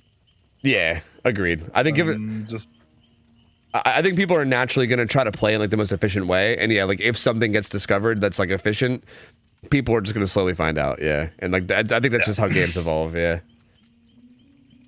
like it wouldn't surprise me if in like a couple years, if this game is still popping, that like that becomes like way more normal. You know, like amongst even more people. Like I feel like that kind of thing is just I don't know. It's just kind of how it goes. I guess the thing that impresses me more, like more so than like that kind of stuff, it impresses me that like people in like again like these pub players that showed up and did really well in like your showcases. What impresses me is that they were able to do well against good players when like pubs are filled with such bad players. I don't know if it's just a me thing or what, but like I feel like I can't improve unless I'm going against better players than me, if that makes sense. Or not, maybe not better, but like equal or better. Yeah, but it seems like I think like it feels like not everyone might be like that. Like I feel like some people maybe just like naturally figure out how to do things better and better, even if they're like I don't know. It's weird. Like I don't like. I feel like it's hard for me to even grasp how somebody would get really good while just beating up on babies all the time. You know, like it feels like you would just never improve. But especially when you play Survivor, because like the killers you go against in formats oftentimes it's not that good. Yeah. Where Foreman is kind of like, I don't know, like if you just queue up with like 3 other people who have like thousands of hours and everyone tries a little bit, then more like 90% of the games are going to be stops. Yep. Yeah, exactly. I mean, it's very similar to just being a good killer, right? Like it's the same side as like good. If you're a good killer and you're just like even remotely trying with like decent builds, yeah, you're probably gonna be popping off. For the showcase, I think the comp killers underperformed because they underestimated the pop swifts. To be honest, that's my take on it. But like they kind of played too greedy and got punished. Just like in some cases, and yeah. Yeah. I mean, I could definitely see that. I think that would make sense. Yeah, I mean, I don't know. It is cool to see though that like there is some like more high level out there. I don't know. I still would love if there was like a man. I'm kind of sad that like the community cups went away. I kind of love that, and I wish the behavior like did more with that. I think there was a lot of potential there. Yeah. But I don't know. That's a sad topic. Let's not get into that. Let's just focus on this Wesker game. Okay. So. Okay. WinCon is what? 9 stages. 9 stages WinCon. Yeah, reminiscent on Survivors. This will be a task. This will be a task, but it's doable. It's doable. They need a good start here, I think. Yeah, agreed. Like I think that last game, I think Scooty managed to pull out a pretty solid result out of a bad start, but I feel like that is not a like guarantee, right? I think if the start ends up being kind of similar to last time, I wouldn't bank on it resulting in the same way, right? Yeah. So yeah, I agree. I think needs a pretty good start here. I think if the first down takes a while to come in, then we might be in for some trouble, but we'll see. Okay. So no late game perks, no ed or anything, and no brutal either. Still no brutal, which is surprising. Very interesting. Yeah, eruption actually even, which is interesting. So Pop Painter's Eruption, I think really just wants to maybe try to commit to like holding pretty fast finds. Uni Medallion sets us up for a possible hit, but ooh, bang. That is the start you want for sure. Yep. Very good egg value. Now, like no matter what, if you commit to this chase, even if he does really good, he's still gonna eventually get hit by that slowdown, right? So like even if he juices and like plays every pallet really safe and does really well, you're still the chase is basically on a timer at this point. I still hate the fact that he doesn't have brutal though. Yeah, kind of same. Yeah. Oh, okay. I mean, Leon doing good so far. Build up's at about 2/3. Another good stun. This pet is actually pretty easily outplayable as Wesker.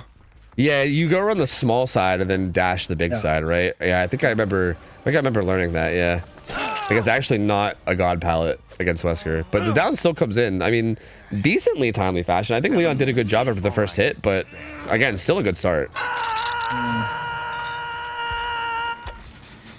Pain Res hits 1. Oh, they're split on 3 different gens. Oh, he's gonna bring Pop over to the gen at 1 as well. Very nice. Real good perk value. That's gonna put Eruption down too. If you can get the Eruption off there before that gen pops too, that'll be pretty big. Does he want to put Eruption down here too? I think he does. You still make it back to the hook though, or do they reset? Doesn't even try. Wow, okay. I don't like that. I think that because the down happens so early, it's reasonable to get the turn out on that.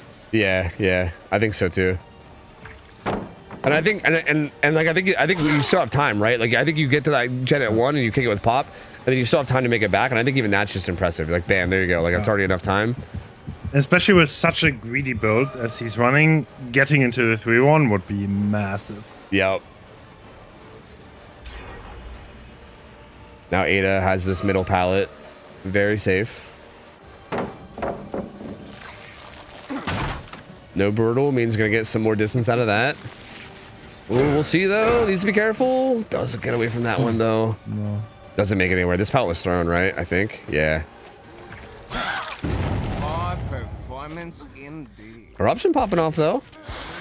Well, I'll see nope. you dead. Nothing. Oh, so close. Ooh, this one gen got demolished though. It was at like 80 or something, and yeah, it's quite low now. Quite low. Pain Res comes in, pops up once again. See, it feels like I'm wondering if I hope not, but it feels like CEO maybe is trying to just like play similar to how Scooty played, where they're just kind of committing to like the top side gens before like a kill, like and like prioritizing it. But I don't like it here. Generally tends to not work. Yeah. Like the ideal case is you keep a genlock and you kill someone. Yeah. But like killing someone is not something you can skip in this regard. Not really.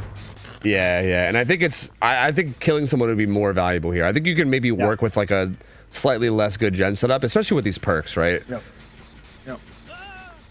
This is kind of perfect though. Ooh. No. Let's get that hit though. Ooh. Oh, that was almost a throw. I think if he missed that wall, that would have been so big. Alright, that's... He got a second chance here though at telling someone out. Yeah. Which can be huge. Oh, Really? Is he lying? Is he? He's not lying. Just for the people or what's going on? He was setting up for a pallet save, but...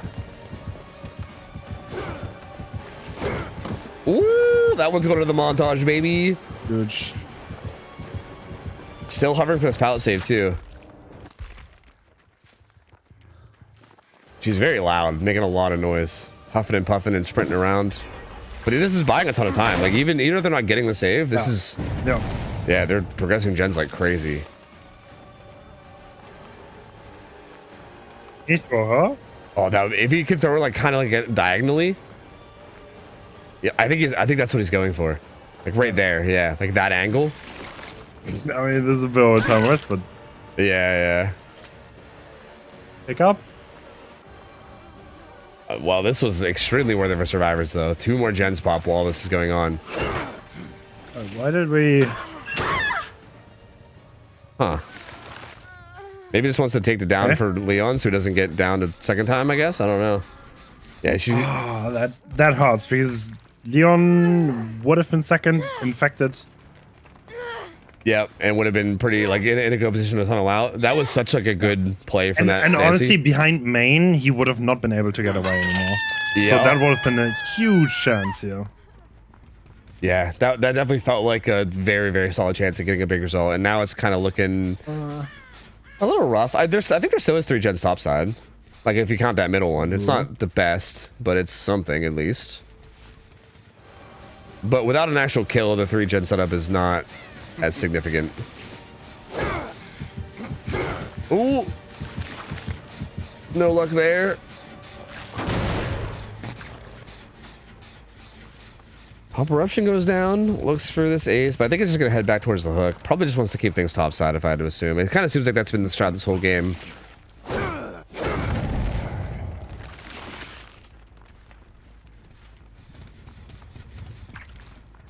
Oh, does catch him kind of off on the rotation here on this really shitty pallet. Ooh, good down. Oh, nice. That was actually really, really good. Very fast rebound. But this is yes. Yeah. Yep.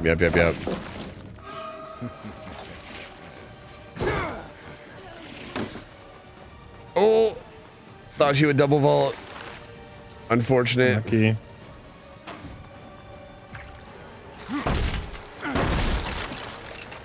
This chase is still happening top though, so if you can get this down before she leaves top, this could still be okay. Ooh. She flared it, and then yeah, that probably shouldn't have. Oh. Oh my god. he was holding her in.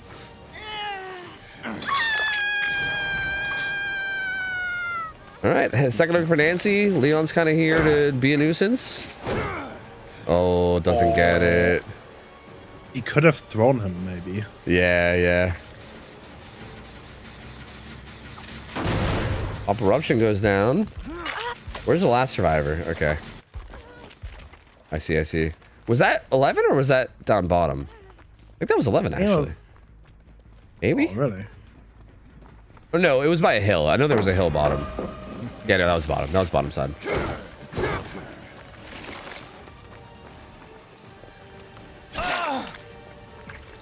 It's a tag on the Leon. I mean, that Nancy is Death Hook and on the top side, but yeah, this gen is being doubled. It feels like if you go for it, you probably lose this. Ooh. Eruptions, I mean, she's... And Eruption's down on it. If you can somehow squeeze this down in, pop Eruption. Yeah, I don't think. You would need a really fast chase Yeah. on the Ace, I think. Or on Leon. Don't get hit by that double dash. Is going to go after the Leon, though. He's injured.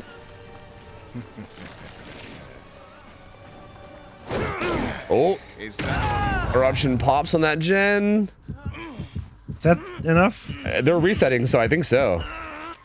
Yeah, they're resetting, so I believe it is. I don't think Ace will be able to get it. He'll be able to get back there with pop. Okay, doable, maybe. Yeah, still possible. So, 5 stages, so Ace is still fresh, right? Yes. Yes, Ace is still fresh.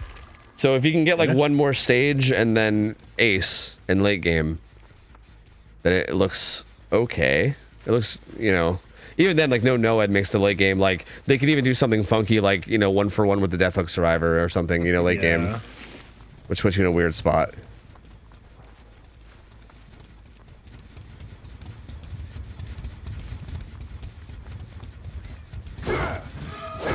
Oh, double dashes away from everything and misses.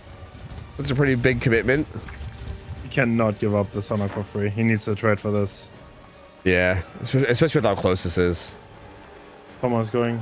No, he's getting it. Does he? Oh, Nancy comes in from the side with the body block. Oh, it's a throw. He might actually make that pallet though. Yeah. Really? Oh, hesitated a little too much. The gen's gonna pop now, no? Yeah, the gen has to pop soon. There's no way. And for this stage, it's a little bit awkward because if he... Oh. Adrenaline. Literally fucking let her go into adrenaline. But even if he kills Ace, like if he downs Ace and full kills him, that would be a tie. Which is interesting.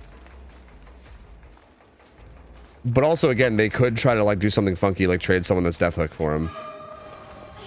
Ooh, well, this is not the survivor you want. I mean, the Ace. Kind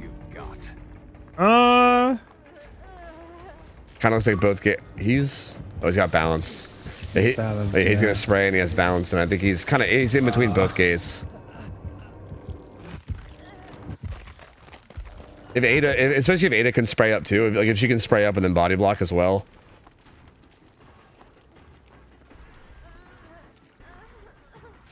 Yeah, I'm not sure how you got out of this one ahead.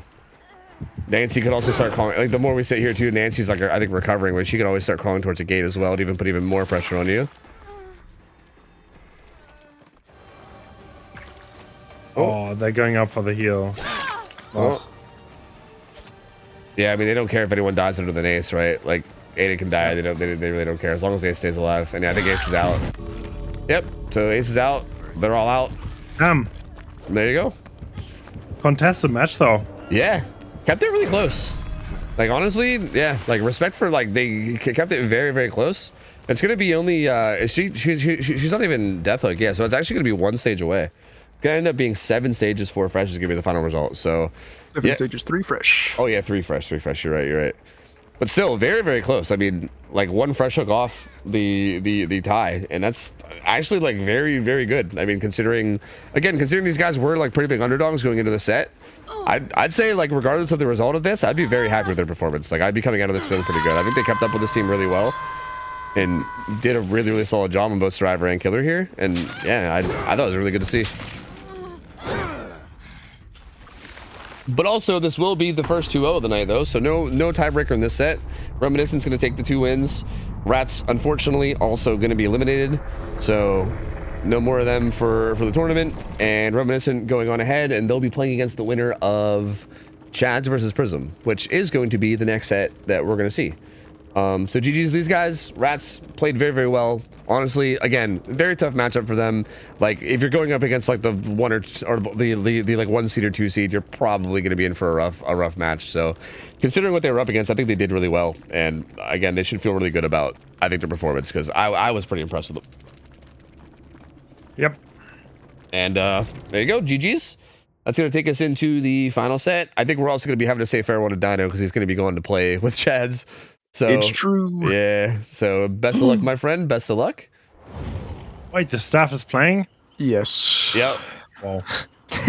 Yeah. Yep. That's right. Dirty cheaters in the staff. They rigged Dirty it. cheaters in the staff. It's So- rigged. so yeah- if we win, so call yeah. us out. Yep. If they win, it's That's rigged. why. That's why Nemesis is in the pool. Exactly.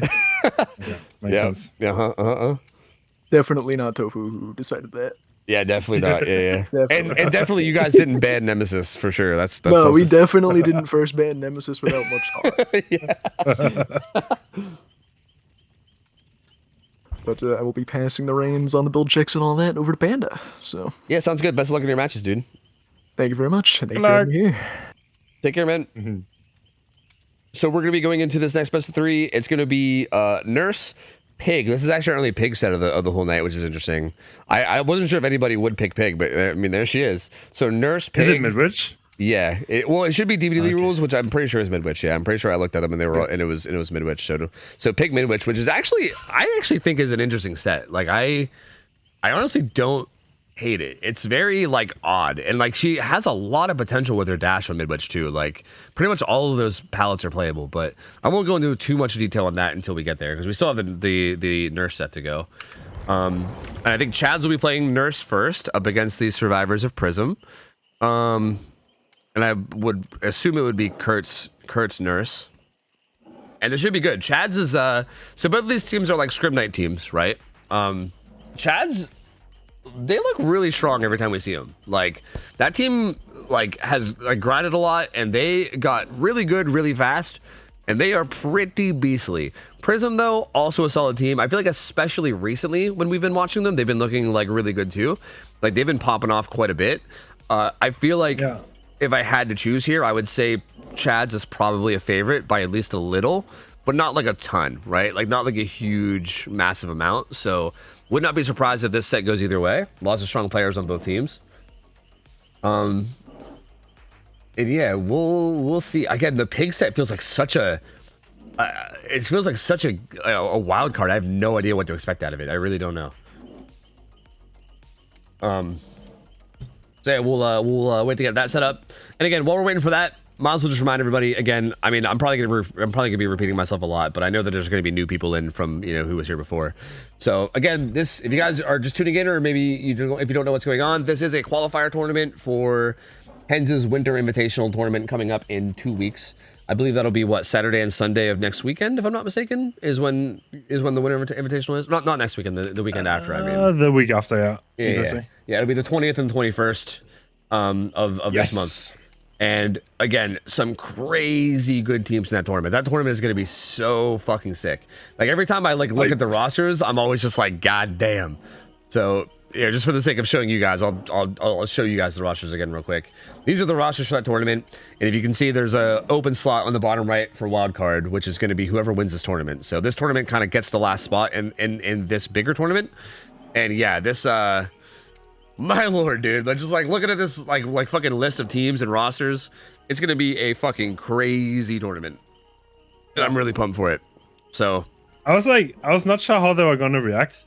I was so happy when literally everyone that I asked said yes. That was like such a good moment. yeah, it started off on a good foot. It does seem like a lot of them. It seems like most people in comp will jump at any opportunity to like.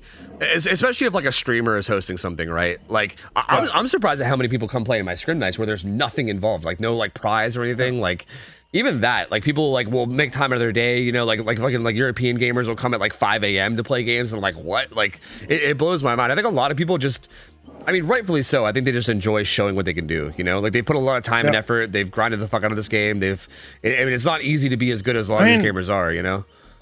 The thing is, what I find the beauty about comp is like no one is here for the money, really, right? Like everyone is just passionate about Dead by Daylight and like playing, and they just love the game, and that's why they are playing in the first place. And yeah, and I also got that feedback. No, we love when streamers do tournaments, and we love like showcasing what we can do. So they are all really hyped. People want to do their best. They're screaming now to do the best in the tournament itself. So yeah, it's like the perfect storm so far, at least.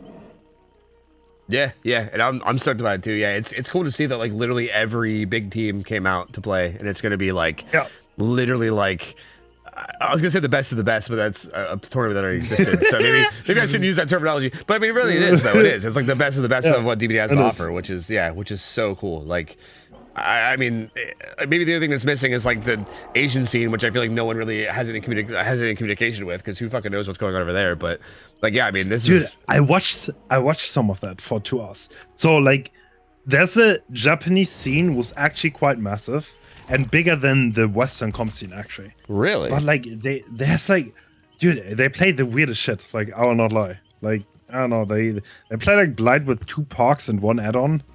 It's like the survivors have like 3 dead hearts. Like, Wait, what? like I watched that. I was like, what the fuck is going on? Like, it was actually quite fascinating. It has a webcam on them, and they're like playing with their hands behind their back and shit. Just weird ass restrictions. I mean, I can't speak or like understand it, but like the VOD that I watched, like that channel on YouTube has, for one live stream on YouTube, they get 90k views, which I think is more than Oz gets. Damn. Wait, like that's actually massive. Wait, like live? Like 90k live views? Yeah, live stream. Oh, yeah, what the fuck? That's crazy. Yeah, Holy I know, shit. right? Wow. Like the Japanese, they're just saying it. Yeah, that's actually kind of crazy. Has anyone ever like? Is there any way to like bridge that gap, or is that just impossible? I don't know.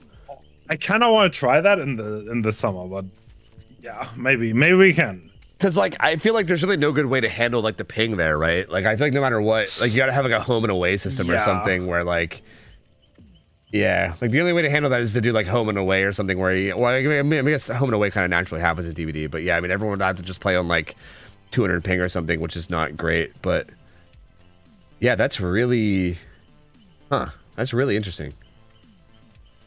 I wonder like. I don't know if you would know this at all, but like, do their tournaments have like big prize pools or anything? Like, is it like very serious in that regard? I am not sure, dude. The production value looked insane from the tournament. No lie, like way better than anything that we have. Like there were people sitting at like a news desk, commenting like actually like like a suit and tie and shit. Yes, like they're not joking at all. Like I don't know.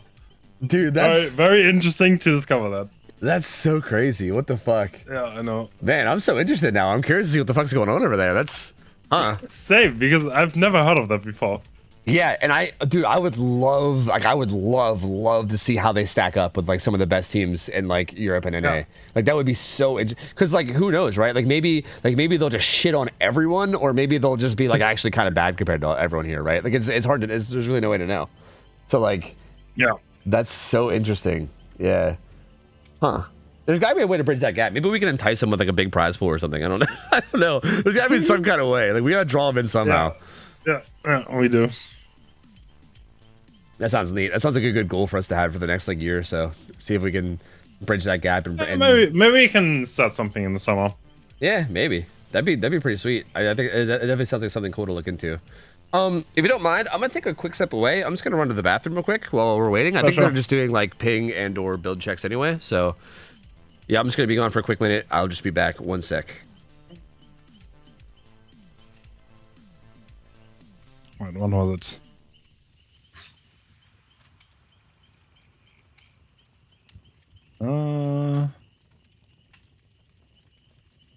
So if anyone is curious, the league is called DFC Dead by Daylight. And they're kind of juicing.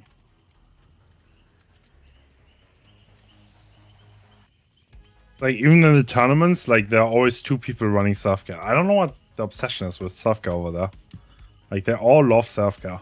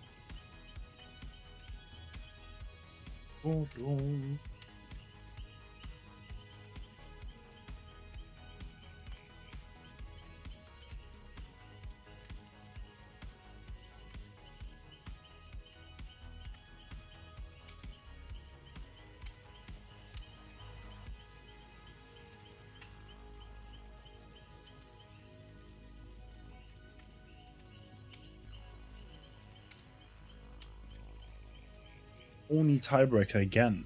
Damn.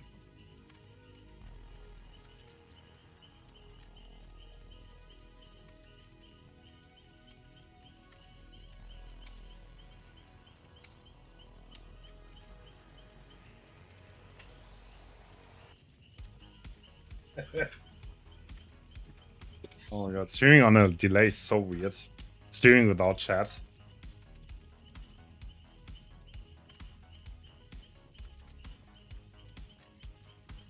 Never be known to me.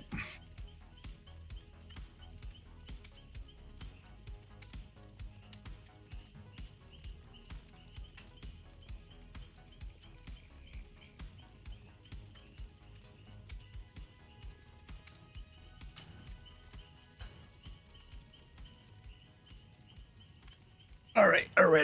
I'm back. Let's see if this is updated. Can I get a gamers in me? Still can't invite. They're probably still up to ping checks or something, if I had to assume. Okay.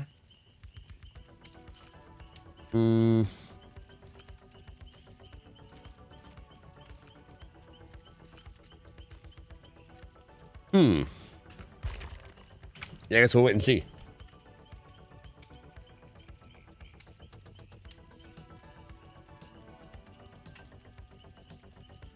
All right. Let me bust out the bracket again real quick, just to keep everybody updated on what's going on. Streaming on delay is so weird. Yeah? What do you mean? I know, it's just weird without chat, right? Yeah, it does. They watch the stream, like, I don't know. It seems so unnatural. Yeah, it really does. Yeah, I feel like I want to like say something to chat, or like when I say something, I expect chat to like react, but I'll look over and I'll see them reacting to something that happened 10 minutes ago, and I'm like, oh, that's weird. Yeah, Chat is living in the past. It's super odd, dude. On top of that, like I usually do this thing where I try to like I try to be really like conscious about when I play ads, right? Like I try to make sure they happen like in between games and like not in the middle of matches. But it's so weird for this because it happens like if I hit the ad button right now, ads play 10 minutes in the past, which is weird. Like it's so weird. So I gotta like think about like I've been doing I've been doing my best this whole time, and I've been trying to like line it up so that like when a match ends, it's around 10 minutes until ads play. Like I've been trying to do my best with it, but I don't know. People might have been getting cucked today, but yeah, it's like basically impossible. I don't know. Like you gotta like compensate for time travel basically, which is not happening. There's no way. All right.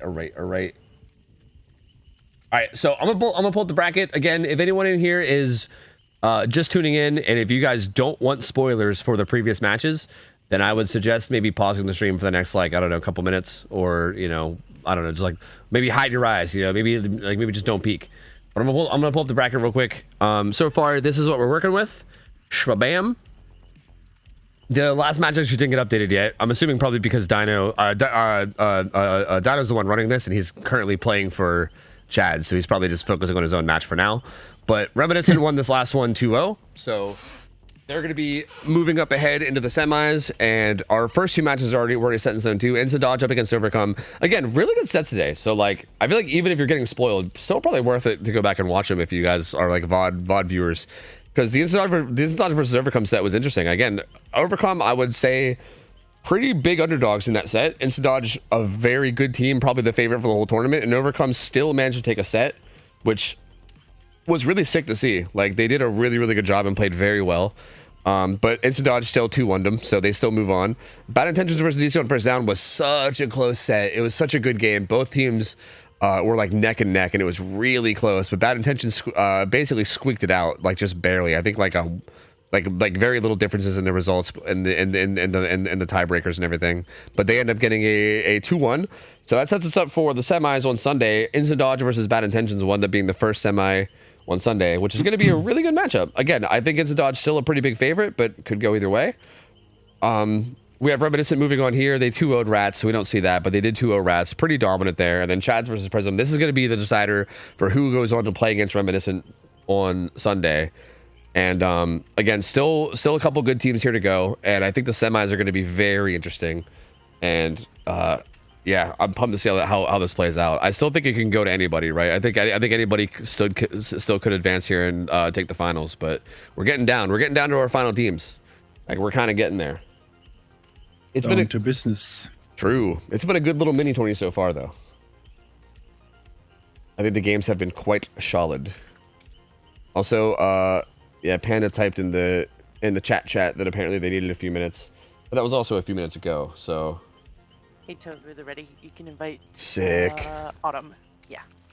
What about Tyro? I invited Tyro. You know, I'm gonna you know, it's fine. I don't know if Tyro is playing their killer, but I'm not sure if he's playing Survivor. I'm just gonna invite them all. Fuck them. Sounds good. Yeah, they'll figure it out. Fuck them. Thank you. Perfect. All right, the game's dropping in. It'll be Autumn, Kegu, Tyro, and then maybe Watermelon? Maybe no, Watermelon went to make his own team. I forgot. I'm not sure who their force is gonna be. Azure. Yeah, Azure probably. All right, and this will be a nurse set. So again, Nurse Cold Tower. We've seen a lot of this today. I think this is gonna be like our third nurse set of the day. But again, kind of like a figured out set. But a lot of these teams are like a little less experienced on it than some of the other teams. So we'll see how well they do. I do think like I do love the having you on for the co-casting with this, because I feel like there's so many things that you point out that I wouldn't even think to point out about like how they're playing it, because I don't really know the Nurse Cold Tower set much myself, and I feel like it seems kind of obvious when you point it out, but in the heat of the moment it's like, yeah, like maybe less so, you know. And I'm curious to see how well these teams know it. Like, I don't know. I feel like I know Chads has been grinding a lot. I know that they were playing in like Champions of the Fogs, like whatever their like amateur league thing was called. And I know that they're now, I think both Prism and Chads are both playing in Outrun the Fogs Sapphire Division 2. So they're both grinding, you know. They're both on the grind. They're definitely getting the experience. So I feel like I have some faith that both these teams are going to do pretty solidly. But I guess it'll just be who will do more solidly, I guess is the answer. So I don't know. We will see. We have seen Kurt on Nurse though, and he is pretty nasty. He's pretty good on Nurse. He's a pretty good Nurse player. Kurt plays a lot of, it's actually interesting that Kurt is their Nurse player, because like between Chads, the two killer players that play pretty much everyone are Kurt and Dino, and it feels like Kurt usually plays like very heavily macro killers. Like he's like a Twins, like Pinhead, like he plays a lot of like. Oh, okay. Yeah, like he plays a lot of those types of killers, but he also plays Nurse for them, which again caught me off guard, because like Dino usually plays the more like mechanical killers for them. Like he plays like Blight and like. I'll not lie. Okay, I don't know if that's a hot take, but I think Nurse is more macro than micro. You know, at this point. You might be right actually, which is interesting, because yeah, like I think once like double recharge existed and people actually like guessed a lot, and it was a lot about like prediction wall and like hitting those blinks through the wall, but now it's more about like strategically walking survivors down, and it's like survivors always want to die in the right spot, so you just need to be aware of that and blink ahead. There's not that much, I don't know, I feel like there's not much mechanical skill there anymore. Yeah, I feel like as long as you're able to like reliably land like safe blinks, right? Like once you get into that situation where you get like a safe 2 blink guaranteed hit, like as long as you're able to do that when it's reliable and you don't have to go for predictions, then yeah, you're probably right. Yeah, there's like a ceiling of micro that you have to hit that isn't that high, and then it becomes more about macro. Yeah, so you're probably right about that. I agree. So yeah, you know what? Maybe you're right. Maybe that actually makes this make more sense. Because yeah, that does kind of seem like how this goes. In a weird way, that like I do feel like Nurse sets like okay, I'll be honest. I did some Nurse scrims as Survivor the other day. Yeah. Maybe I'm crazy, but I'm not crazy about like Nurse sets. Like I don't like playing in them. I wasn't crazy about it. I didn't love it, to be honest with you, because it did kind of feel like it was just macro. Like I almost feel like you're like taking out like a entire part of the game. I mean, obviously there is like some micro, and you can like if you're in like a good spot on the map, you can make them walk you down and shit, which does buy some time. But like for the most part, it does feel like it's like 95% macro or something, which is very interesting to play.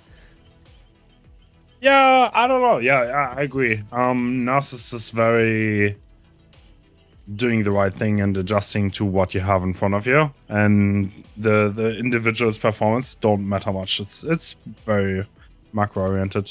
Yeah, but in a weird way, it actually seems like it's kind of cool for that, because that seems to be one of the bigger, like, more difficult things to do. And like I think that's a big thing that like good teams really do better than not so good teams, is having that like really good macro, that ability to like adapt on the fly, like I think that's where a lot of the actual like good teams can really showcase. So in a weird way, like it's almost like a perfect set for comp, even though it's in the same time could be seen as boring sometimes. I don't know, it's kind of weird.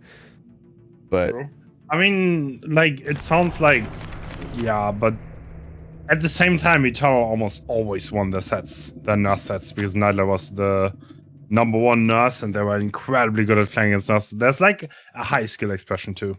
Yeah, it's pretty fair. Yeah, that's interesting, man. I don't know. I mean, I feel like the nurse set seems weird because it feels like it sounds so simple, but then at the same time, it's like not, and it's just this weird. It's like a weird little paradox of a thing to try to like understand and explain. I don't know. It feels like something you just have to get by like playing and watching it a lot. But either way, we're ready up. This game is starting. Let's see how this goes. Again, the builds are always gonna be a little bit funky because of the restrictions. Let's see what Kurt is rocking.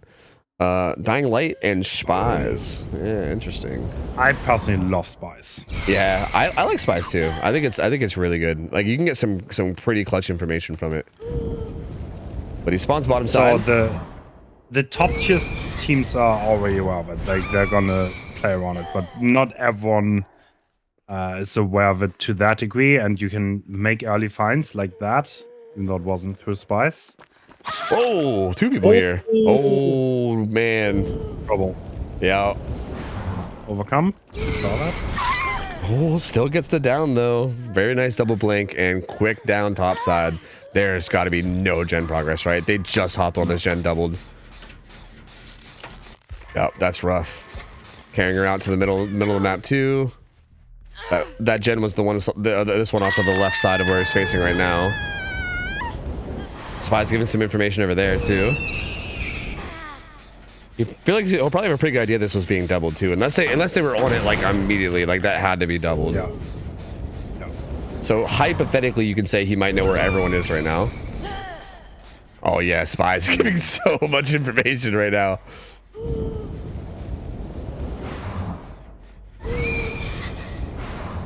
Yeah, Jenner's maybe? No, I thought Jenner's back there. I think they're left. No, he has undetectable add-on. That's actually not Jenner's. Oh, you're right. Oh, interesting. I didn't even realize that one was allowed. Oh yeah, that one is allowed. Okay, interesting. Huh. How effective do you think that is? That's interesting. I don't know. I think it definitely helps, because like the heartbeat is a strong indicator of distance, which is pretty important against Nas. And if you are in a jungle gym, you might not be able to reliably tell how fast she might be away. And like communicating perfectly is hard. Yeah, that's pretty fair. Hyrule goes in for the 1v1, or the 1-for-1, sorry. Nancy bolts it down bottom. Good set of blinks, though. Another very fast redown. I think I was a dead hard too. Oh. No, dead hard's still up. She's not exhausted. But it probably has a pretty good idea about it now. Nice, though. Doesn't get baited on that first blink. Yeah, that was very good. But the blinks from Kurt are just so good. Yeah, he's not fucking him up at all. So still does get the down, but that bot time I think is gonna get them these 2 gens.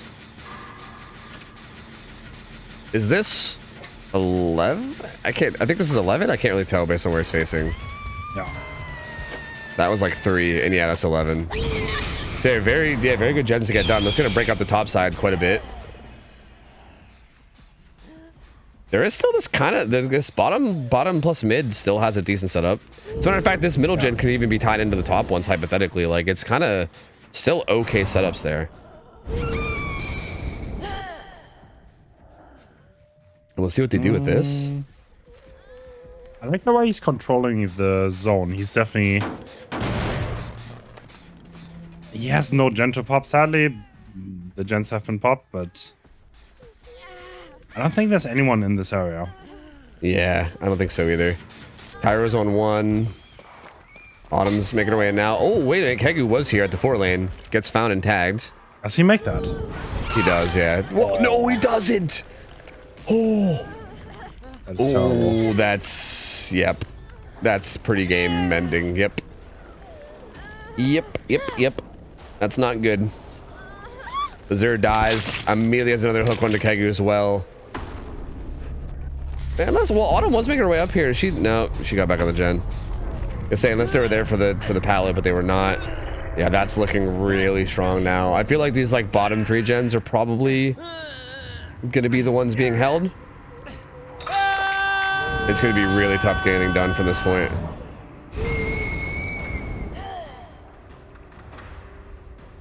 They popped the gen at 1, but the spies coming in and giving some info on Autumn.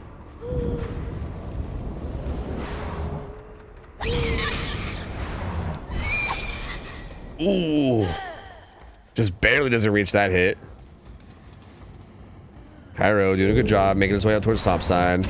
Ooh, kind of goes for a juke though, instead of just holding W, and that's ends up getting him 1 blink. Very strong blink. Yeah.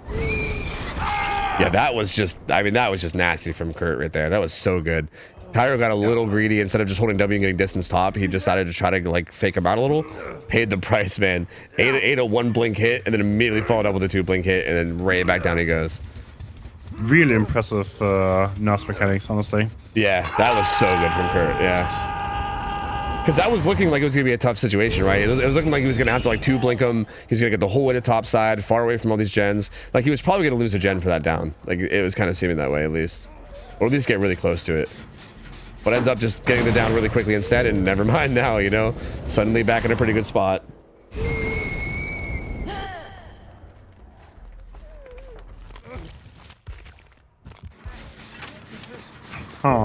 Okay, you could honestly try to...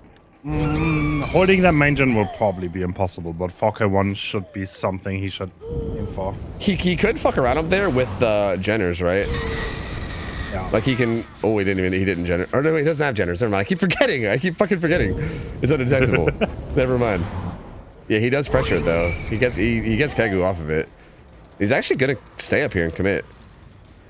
Yeah. I mean, it's a bit greedy, but maybe he can hold everything. Yeah, right? And if he can, I mean, that's huge, right? If you can get a 4K2 here rather than a 4K1, that's... I don't like this luck, though. I think that could be a hook. Yeah, I think it's because they just got off the hook and reset, right? So, like, you kind of had a general idea of where they are, but I think that enough time has passed that, yeah, like, you don't... Like, they could be anywhere now. Like, enough time has passed that who fucking knows? Yeah. So I think I agree with you. Like, if he would have came through maybe, like, 5-10 seconds sooner, then, yeah, I would have been about it, but...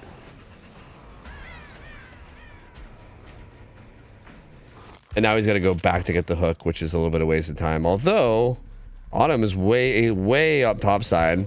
Not really near very many gens, just kind of in position for the pickup or the unhook. Yeah, good pressure here. We'll get popped down. Tyro is doing the gen at 5.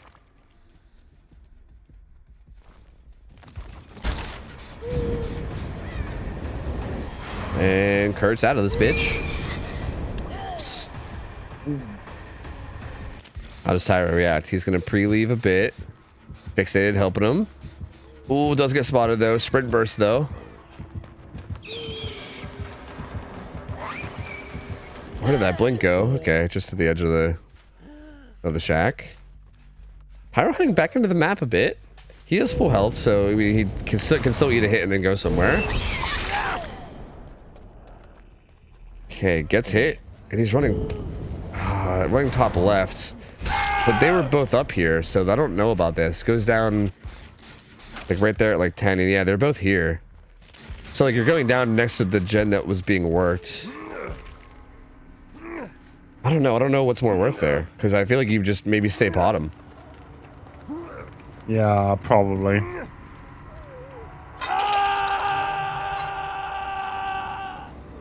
Yeah, that gen's gonna get popped again. Looks like a strong spot. That might be 4K2 territory. But if the survivors played well, they could still get one gen done, I think. Yeah, I think Kegu is still pressuring this and has a good bit of progress.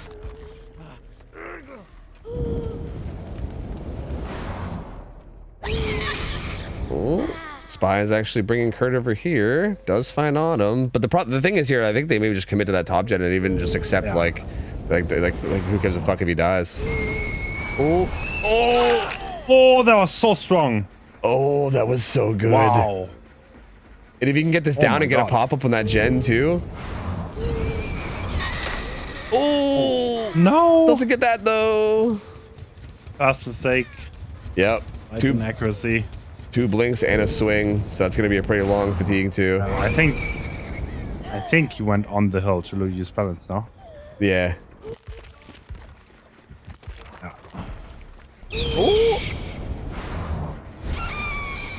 Oh. Seems like he was worried about the gen, so he wanted to come back and check on it. Good hit there though. Kegu's trying to sneak back in. God.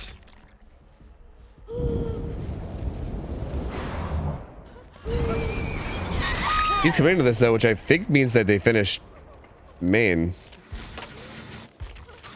I don't think he makes it back there. Yeah, there's no way he makes it back there. Okay. Yeah. To be expected. Spice giving info. Gen popping also giving some info. Tyro gets spotted. Sprint burst though.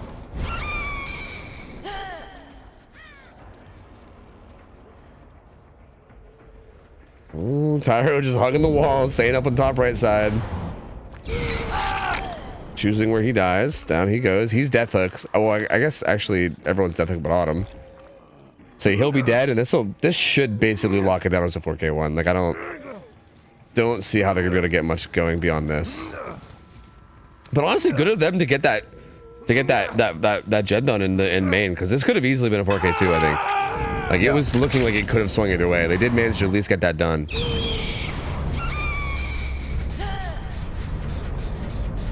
But yeah, this is the only gen with progress. It's gonna lose a bunch of it. They're also both injured. Only 2 of them up.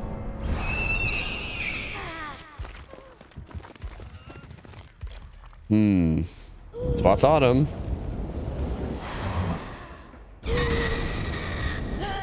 And he's going after it.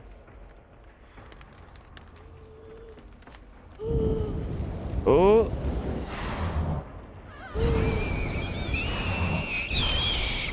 Doesn't quite get that blink through the rocks. That's gonna get her some more distance up towards top side. But again, I feel like unless he like fucks up a lot of blinks here, there's no way, right? Live. But still. Yeah, I mean, good blink. I mean, that's probably the best place she could have gotten to die, but like, yeah, it's still nowhere close.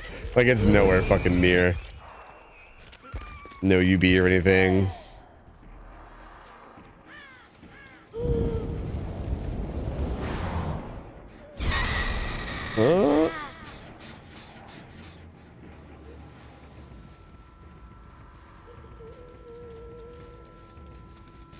Yeah, at this point, we're just drawing it out, right? Like, I think we all know what's going on here. But hey, the pickup's gonna happen.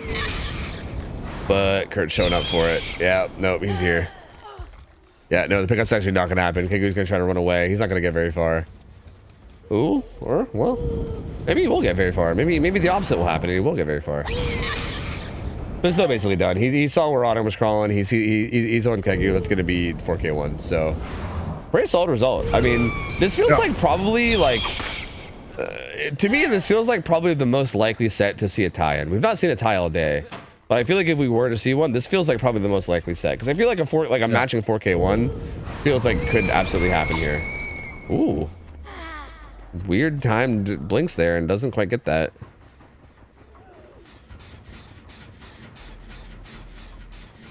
But yeah, this was very, very good. I mean, Kurt's nurse was very solid. Like I feel like mechanically had a lot of good blinks. Like I think like for instance that like one blink on Tyro through the T-wall was nasty. Just in general, yeah, only messed up a couple blink sequences, and generally speaking was just kind of doing really well with blinks. probably the biggest mistake from survivors was that unhook, right? Like dying on that unhook. But even with that pretty big mistake, still managed to bring it back to a 4K1, which is again not horrible, all things considered. But now it's going to put some pressure on them on their killer side to make sure they match it and get a 4K1 at least. But I don't know. We'll see. I mean, we'll see how their nurse does, how Chads do against it. Have we seen anybody get out against nurse today? No, I don't think so. I don't think so either. Honestly, thinking about it too. Yeah, because I don't think so either. I feel like playing against Nas is honestly harder than playing Nas. Yeah, I agree. But Yeah, you can't play. Because it also feels like it feels like you need to have 4 different people that don't make mistakes, right? Which is hard. Like you can't control your team. Like even if you make no mistakes, if your teammate fucks up, then you're fucked, right? Like you're all dead. Yeah. Like That's true. it is tough. Like it's like 4 times the chances for mistakes, and it just seems like kind of a rough situation. But hey, Kurt played this really well. Very good blanks. Just very disgusting play overall. Prism again managed to squeeze out at least something out of this, considering the spot they were in. 4K1 ends up being the final result, and GG's. That's going to take us into game 2, and we'll see what the survivors from Chaz have to say about this. Their goal will just be to finish 5 gens. They finish 5 gens and they win the nurse set. That's all it's going to take. But again, that's all it's going to take is if it's easy against a fucking nurse. But you know, still, it's still, you know, a pretty cut and dry win con at the very least. So we will see. Nurse player for Prism, though. It's going to be Tyro, I believe. Okay, so I think Tyro will be playing nurse. All right. Let's get the gamers in.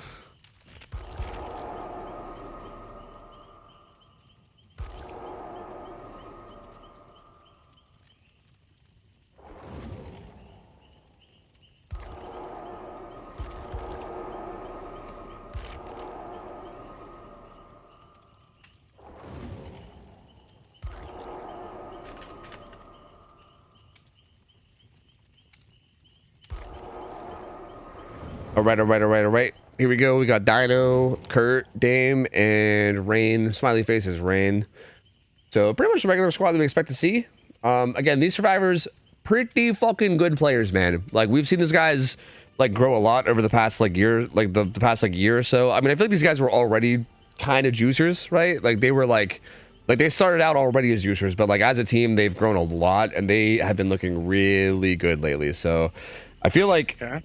We'll see, man. I feel like this feels like maybe a pretty good chance for us to see people actually get some escapes against the nurse for the first time, but we'll see. I mean, I don't know if I've seen Tyro's nurse. I don't know. I know Tyro's like a Bubba main, if I'm not mistaken. He plays a lot of different killers though. I've seen him play a lot of different killers, and he usually like does pretty well. Like I think he knows just like generally like I think he just knows generally like killer well. Like he has good game sense and everything. But I've not seen his nurse, so I'm not 100%. So we'll see. But I feel pretty confident in this survivor team to play this well. So yeah, I mean, I'm trying to stay unbiased, but at the same time, again, every nurse is 4K today. So there is a little part of me that like wouldn't mind seeing at least somebody get an escape against her. You know what I mean? But again, I mean, I'm not gonna pick a favorite here. Okay, that's wrong. Okay, as a caster, we're supposed to stay unbiased. At least I think. So I'm not gonna root for anybody, but we'll see. We'll see. You're not gonna root for your staff. That's right. As a matter of fact, I hope my staff all lose. There you go. Because I want them here tomorrow. You know, I don't want them to make it to the semis because then they got to play on the semis. You know what I mean? Like what the fuck? Making it hard. You know, working the rest of the staff to death out here. Tisk. Nah, but we'll see. We'll see how they do. Chads have been looking really good as a team. Very strong team. And I feel like if they win this nurse set, actually, what's the next set? Oh yeah, pig. Dude, the pig set. I don't know how it's gonna go, man. That's gonna be so interesting. Because I feel like that almost does kind of sound like it sounds like it's very micro-y. Because just like Midwich in general, like a lot of the palettes in that map are very like 50-50-ish, right? Like they can be kind of awkward and hard to play. Like obviously there's like the god palettes in the corners for the most part, but like a lot of the palettes on that map are a little bit funky. And I feel like if one team is like a bit like better micro wise, it could end up playing a role. But both these teams are very solid in that regard, so I really don't know.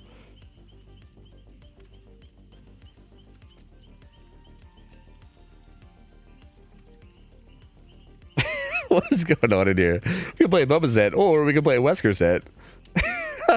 Are they trying to fucking? Are these guys trying to like literally like barter in here and try to like trade killers? Is that what's going on? It is. I mean, it is a whole team of staff. So hypothetically, if you convince them, you know, maybe get staff to overturn it last minute.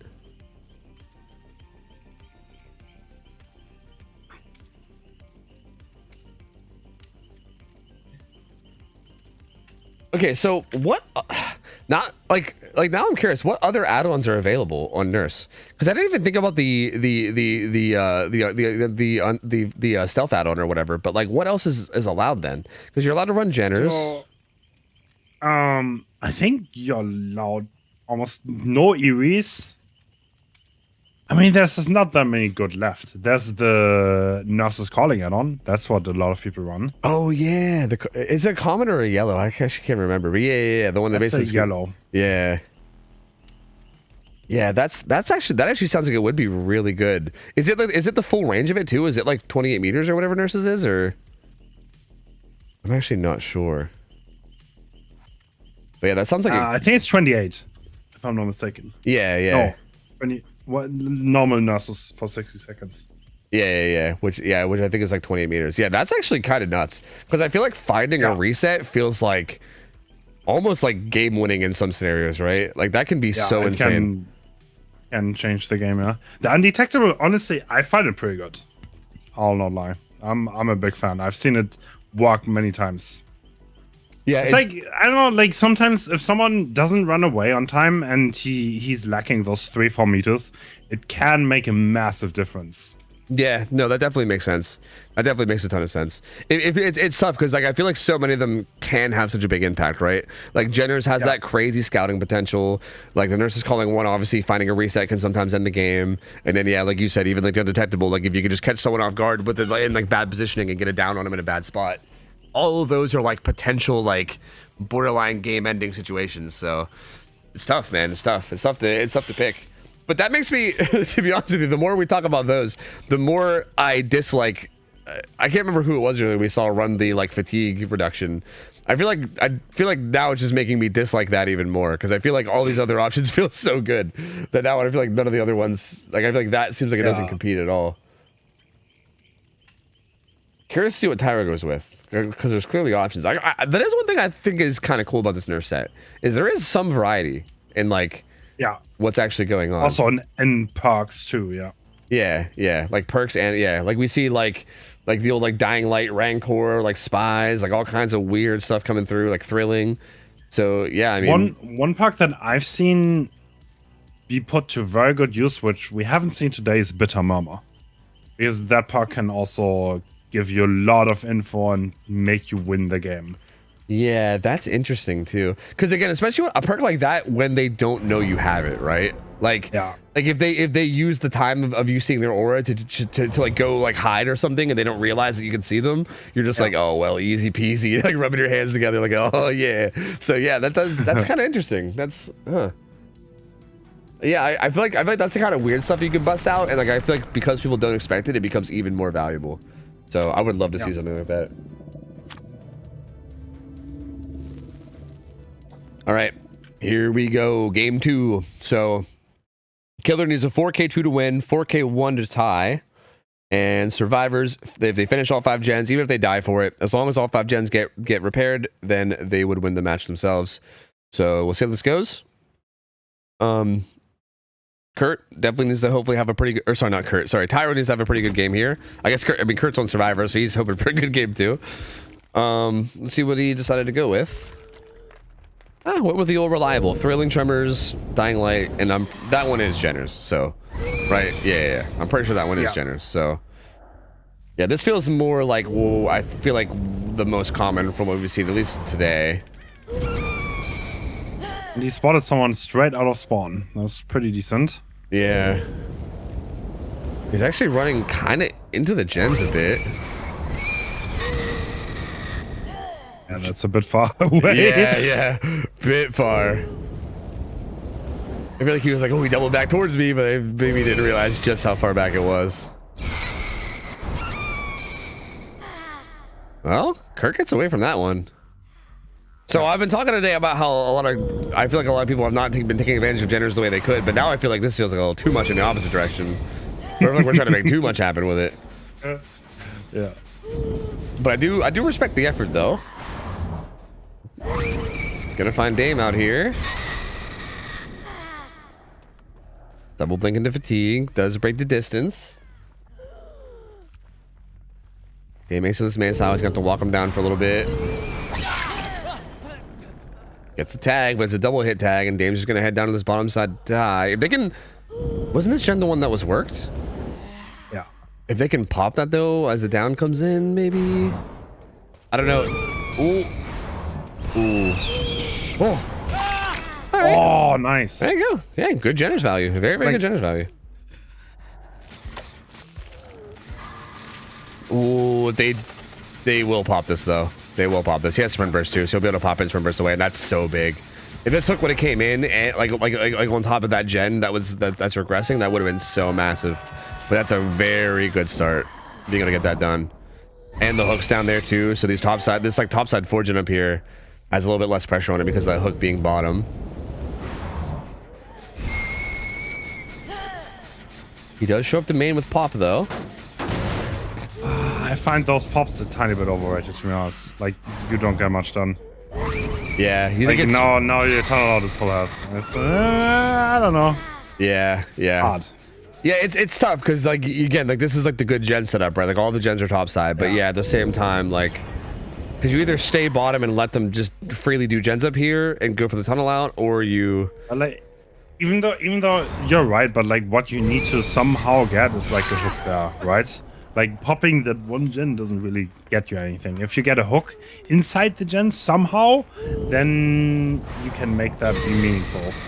Yeah. So like you're saying, like instead of going for the kick, maybe try to find who was on the gen and just maybe like see if they'll fuck up maybe, and you can like 2-piece them real quick and put them. Yeah. That's how you actually use the gens on the top side to win. Yeah, that does make a lot of sense. Yeah. Yep. Unfortunately here, Kurt. Oh, unfortunately for Tyro, I guess fortunately if you're a fan of Chad's, but Kurt makes his way the whole way down to bottom, so even if he dies now, again, this is a great spot to die, miles away from all the gens. So this hook will come in, but yeah, I mean, they could freely do gens while this is going on, and they are taking that liberty to do so. Splitting 3 gens. Yeah. Wow.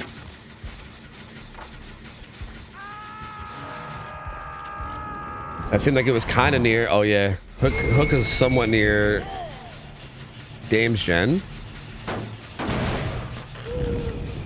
which is gonna get popped.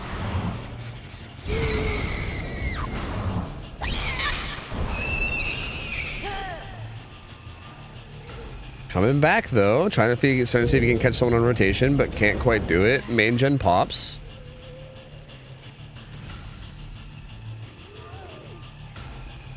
Oh, he's just holding it in the middle, but I feel like something needs to happen, right? I feel like in order to meet WinCon now, I feel like you maybe just have to take a risk. Just like blink somewhere, maybe. Oh, I don't know if you saw Dwight to the right. Like I feel like he needs to make something happen. Yeah. Dwight's creeping up on this hook. Nancy's on a gen. Renato's back on a gen too. This is looking really good for Chad still. Well, is he gonna... No. Oh, and there was an iframe my god, hit. desperate measures. Yeah, desperate measures getting insane value, and the sprint burst. No. And he gets away from that one too. What a play! Oh my god. Oh, that was so good. That was nasty. Yeah, Tyro's in trouble now. Finds a hit on the Dame. But yeah, that's only, again, so 2 fresh hooks, no one even that close to death. They have a ton of gen pressure out. Oh, doesn't get hit by that one either. The tree getting in the way. Dame's gonna get even further away from this too. Does not fall for that double back though, but the gen at 5 pops, and I think, yeah, Nancy's still cranking this one way up on the other side as well. And yeah, that's looking like Chads are going to meet their win con here. It's looking like it's going to be pretty impossible to stop this. I don't even know if he can get to Nancy's gen before it pops. Well, no, actually, got a hook right beside it. So actually, hold on, let me back it up. Probably the best case scenario for Tyro at the moment, actually, given the situation he's in. Gets the second hook on the dame right beside the gen that has the most progress, but this gen still had a good bit, and yeah, there's 2 people here.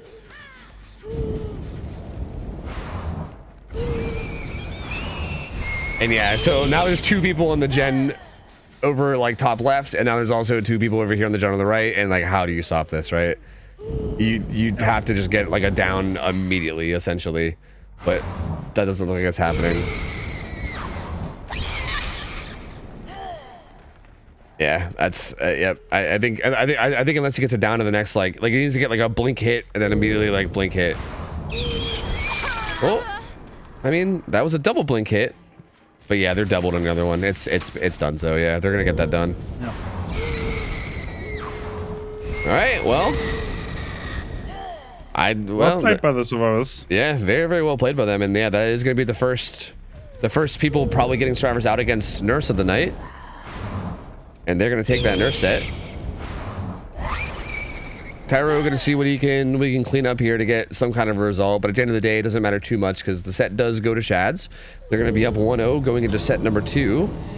Door does open. I don't even know if he's gonna be able to get anybody though. I think they're all just gonna get out. Auntie's got a med kit. Yeah, they're all gonna be outskis. They are out of Shaw. Yeah. Very well played, man. Very, very well played by these survivors. I mean, they definitely put the pressure on, and they like made it very difficult. Made it to the point where like I definitely think like it was feeling pretty rough. Is he wanting to have the old nurse 1v1? Nice. Yeah. Nice. Hey, you might as well. You know what I mean? Oh my god, he's not even. Bro, that's not how you started. No, yeah, I think yeah, don't you like blink swing or something? I think. Yeah, you do. Hey, it's fine. Yeah, see, now we can say, hey, it doesn't even matter that we lost a set because you got shit on in that 1v1. There you go, easy peasy. Easy peasy. Okay. Oh, Lord.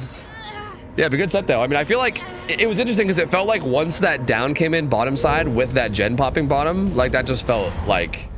I almost want to say it was like over right there, right? Like that's already, it's so hard to come back from that. Because like you said, you're in this weird spot where like your potential tunnel is bottom, all your gens are top, you're kind of split.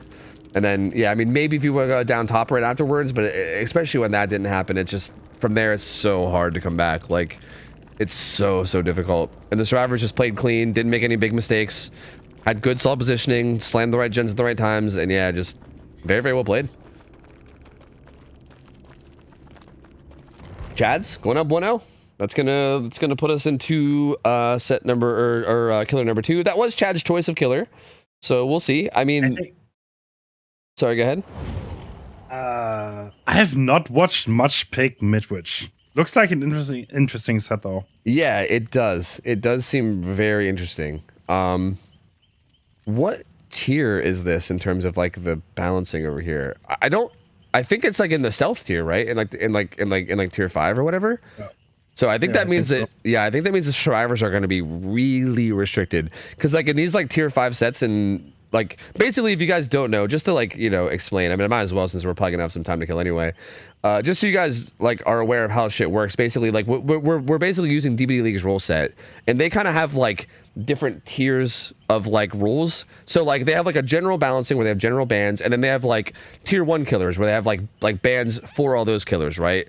Which are like a lot of the strongest killers, and it kind of goes down the list. And tier 5 is the list where there's the most bans on survivors, because it's like mostly just like stealth killers, right? It's like people like Dredge and Ghostface and Wraith and Myers and stuff like that. So this is like basically where it gets kind of bare bones as survivors. Like you don't have a lot you could run. You're like, we're gonna see some funky builds from the survivors, some like weird perks that you probably wouldn't expect to see because you kind of just don't have very many options. Yeah.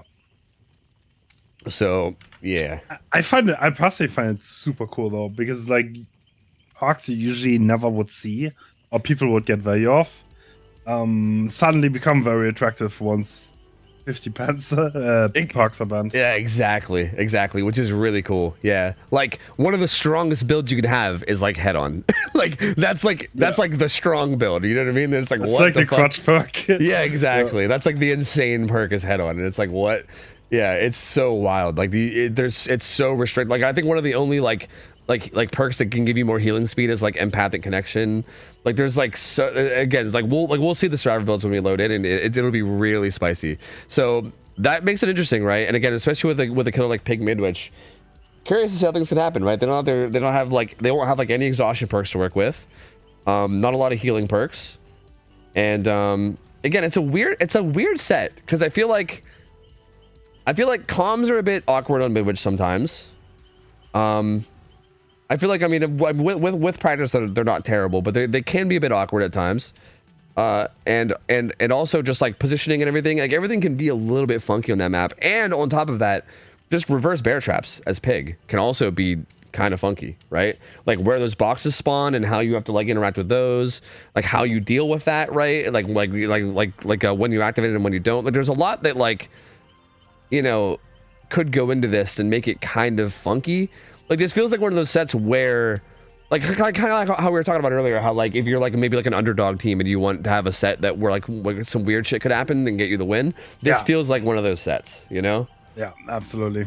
So I don't know, like we'll see. I do think Chad's, again, like I said, probably the favorite going into this. Maybe not like a massive favorite, but definitely a favorite. So that might mean that this Pig set is actually, it might be the perfect time for something like this Pig set. And we'll see how they do. It's going to be Tyro and Killer again, up against the same survivor. So same lobby. Just got to change up their builds and make sure it all fits in line with what's going on. So give them a minute. Again, there's heavy restrictions, so we got to, you know, give them a minute to make sure that they have the right builds. And yeah, curious to see how this goes. And again, if momentum's a thing, like there's definitely a ton of momentum right now for Chads, if you believe in that kind of thing, because they had an amazing showing right there against Nurse. So probably feeling pretty good about it. And hopefully Tyro isn't too in his own head about it. I mean, I think he probably understands that Nurse wasn't their pick. Like, I don't think he even went into it saying, "Baby Nurse, please don't bully." I mean, I don't know how much he's trolling and how much he's not, but I mean, I'm pretty sure he probably accepts, like, okay, that's their killer choice. Like, maybe we're not the most comfortable in this set, whatever, so be it. And hopefully he can kind of go into this just kind of accepting, like, all right, you know, like, that's fine. This is a new set. This is our killer. Like, let's like put up a good result. Because yeah, I would definitely love to see, like, if you can do something big here and get a good result, then that would be great. What's interesting though, I don't really know what a good result would be here, because do you? Because you said you don't really like know a lot about this Pig set, right? No, I don't know what a good result would be, to be honest. Yeah, I feel like if you get an early down, you could probably kill that guy. Yeah. I don't know. Yeah, I mean, your guess is as good as mine. I don't know. Yeah. Pig does have a lot of potential to play a lot of the pallets here too, which is interesting, right? Like a lot of the fillers, like she has potential to either just like use her dash or even like use her dash as a fake, right? Because you would have to respect the faking of it at least. Whereas like, do you just run after people and like force the timer, or do you actually hook them? I guess you hook them, right? Yeah, I guess so. Yeah, that's a good question. I don't know. Yeah, I'm not sure. You could like. It also maybe depends on like what box it is, because like maybe if they're trying to do like if they try to do a box like maybe near a gen, maybe you can like chase them off and then also pressure the gen and then kind of back and forth it and make it awkward that way. Again, I think that's why there's so much little stuff that goes into this, right? Like I feel like that's the kind of macro stuff that maybe teams don't even think about. It's like, okay, like do we do a gen next to a box, or like do we like try to get this box next to a gen? Like there's a lot to think about and a lot of like little things like that could happen that could end up being slip ups. Because yeah, I mean, hypothetically, like a reverse bear trap kill could end up being huge, but it also feels like to do that it takes a long time. Like if you're committing to like putting a bear trap on someone and then like harassing them, like that takes a while to happen. So even that seems unlikely. Can't run tamper timer, can't run gears, so that makes it a little bit less reasonable too. You might just accept the reverse bear traps as just like as just like additional objective time and just kind of try to work with that. I don't know. Yeah. I mean, you could definitely see like going for painless and then like playing for nerd and getting your status, because I feel like it's pretty hard to get a 4K from this.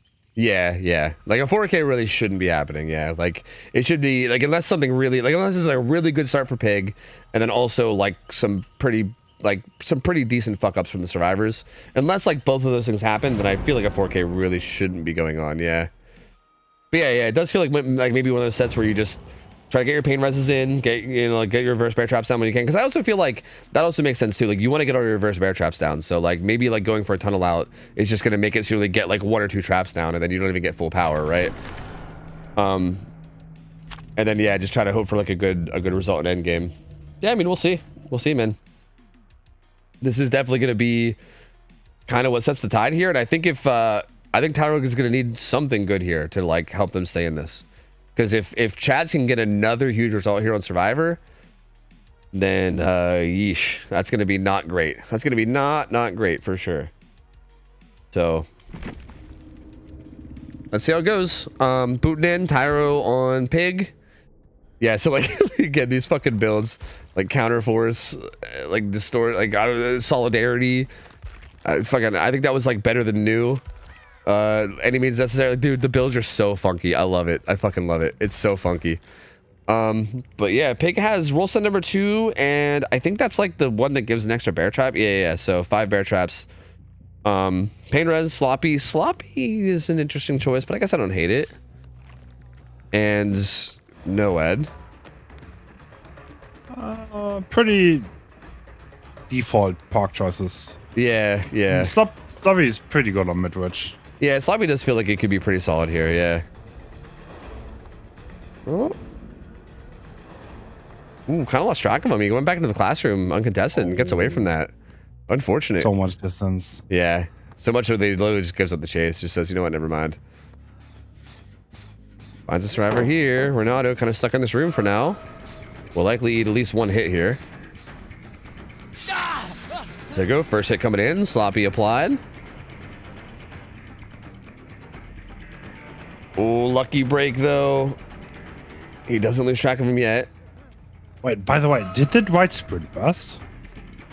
I don't think he did, but I could check. Okay. I don't think. He got that window for free. No. Oh, no, okay. Yeah, I think he just got a lot of distance. Yeah, imagine he just comes out of the gate sprint bursting. Fucking DS's him. We're like, wait a minute, what's going on? It's okay, they're admins. It's all right. We can't ban them. They're the admins. This is pretty solid though. I mean, Rain came in to take a hit. Dame's still here. Dame still has this God palette too. So ends up getting used to this God palette as well. Again, there is a few God palettes on this map on the corners. Wow. Yeah, that's interesting. Like after it gets the God palette down, feels like when you would want to commit, right? Like that. Huh. Ends up leaving it. I think he wouldn't have made any other God palette, so Bloodlust could have resulted into a down there. Yeah. Because you can't get because the other like main God palette is like kind of deep in the corner, the opposite corner. Oh. Dashes into the pallet, and now he has him on the back wall, so I guess he's in a decent position now. Dino just stands there and eats it. Yeah, he's just gonna leave. But yeah, good hit. Gonna chase him away now too. Ooh, good stun. That'll get him distance out of the room. There's another God pallet in this corner that he's just gonna throw.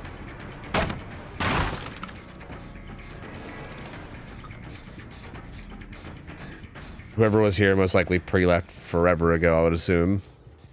Yeah. He's not crouching at all. Yeah. Yeah, I feel like also with so many people injured and then like possibly resetting. Oh, it's like he hurt us. What the fuck? I think he hurt us. That was crazy. Ooh. Yeah, gets pretty good value to the south here. Good. Another good stun though from Dino. Like these stuns are so big. These pallets that are like unsafe, that's like the main thing you want out of them is to get a stun as survivor, right? Like if you get stuck there, you're just kind of bloodlustable. So yeah, these stuns are so huge. Hacks are good, but they don't get you anything on the scoreboard. Yep, exactly. And they don't. Yeah, it's just like it's like minor stalling, but yeah, I mean overall they're still progressing their objective and you're not. So. I think Rain should be pretty fucked here, though. Did he kick out that wall right there? No, he didn't. So there's only this shitty pallet here, but Kurt's here to take a hit. Everyone's injured now, though. True. Still at 5. This pallet is decent, but after it's kicked, you can kind of just zone it and guarantee a hit. Ooh, and also, or just do that, which also is pretty decent. This should be a hit too. Oh! Oh, was it because he was... But he wasn't blind. He just short swung. Oh. Never mind, he gets away from it. A little bit of a mistake. Yeah. That's pretty unfortunate. We'll break this, though, and I think he should be donezo now, because this pallet was already thrown. Oh, nice. It does get the down, so the down does come in finally. Bear trap will go on. 1 gen pops, and I think they had some progress elsewhere too. I think they had a decent bit of progress on the map, but I think it's gonna work. I think it's gonna work on resets for now. Although I don't know, maybe they don't have as much progress as I thought.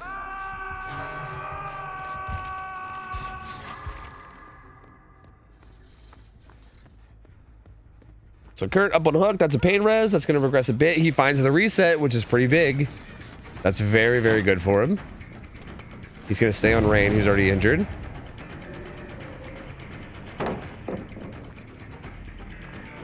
Has this window he can tie into it too. Yeah, that's rough, man. Like these are pretty much the ideal places you want to be on mid, which is these like pallet into window into pallet places. Like it's outside of the god pallet. That's probably your best bet in terms of staying alive.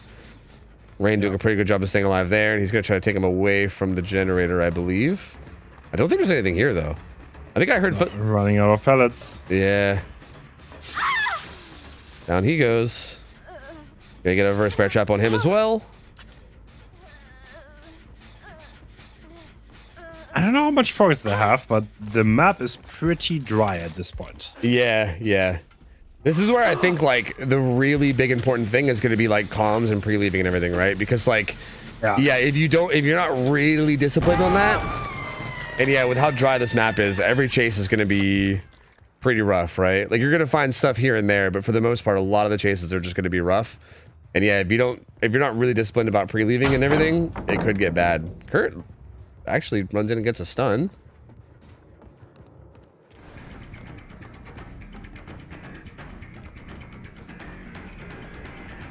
Yeah, he still has a couple pallets here, so using what's left. Trying to buy some time. Yep, has the window too. Yeah, this is probably the last like really good setup that we have, I would assume. Zones him a bit with the pallet kick away from the window. Ooh, we lose back around. He should be able to make that window again. He's gonna leave. Second gen pops though. Bear traps are active now. This pallet should be a hit. Yeah, there's no... Like, if you can get away from this pallet without getting hit, that's fucking impressive. That pallet is so bad. It is so, so bad. I'm gonna try to play this library pallet. Ooh. Oh, does make it. Oh, that's so good. That hurts. Yeah. Takes that vault too. He's just gonna zone him in the back. He's crouching. He's gonna go down. Yep. That was decent though. He bought a good bit of time in that corner considering the pallets he was working with. So pretty decent from Dame. And that's gonna buy his team some time to try to work on bear traps when they can, or to work on the reverse bear traps when they can. Yeah, both of those survivors had their bear trap up for a long time. Yeah, yeah. I think rule set number 2 probably playing a good role, or yeah, probably playing a good role in that as well. Not being able to see where the actual boxes are when it's inactive. Yeah. Well, just pre-throws it. Not gonna bother playing around with any dash mind games. Kurt gets his off, so that opens him up. Oh, they both get theirs off, so those 2 bear traps are gone. Ooh, Kurt gets spotted here though.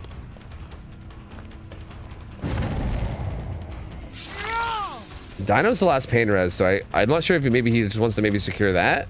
Doesn't look like it.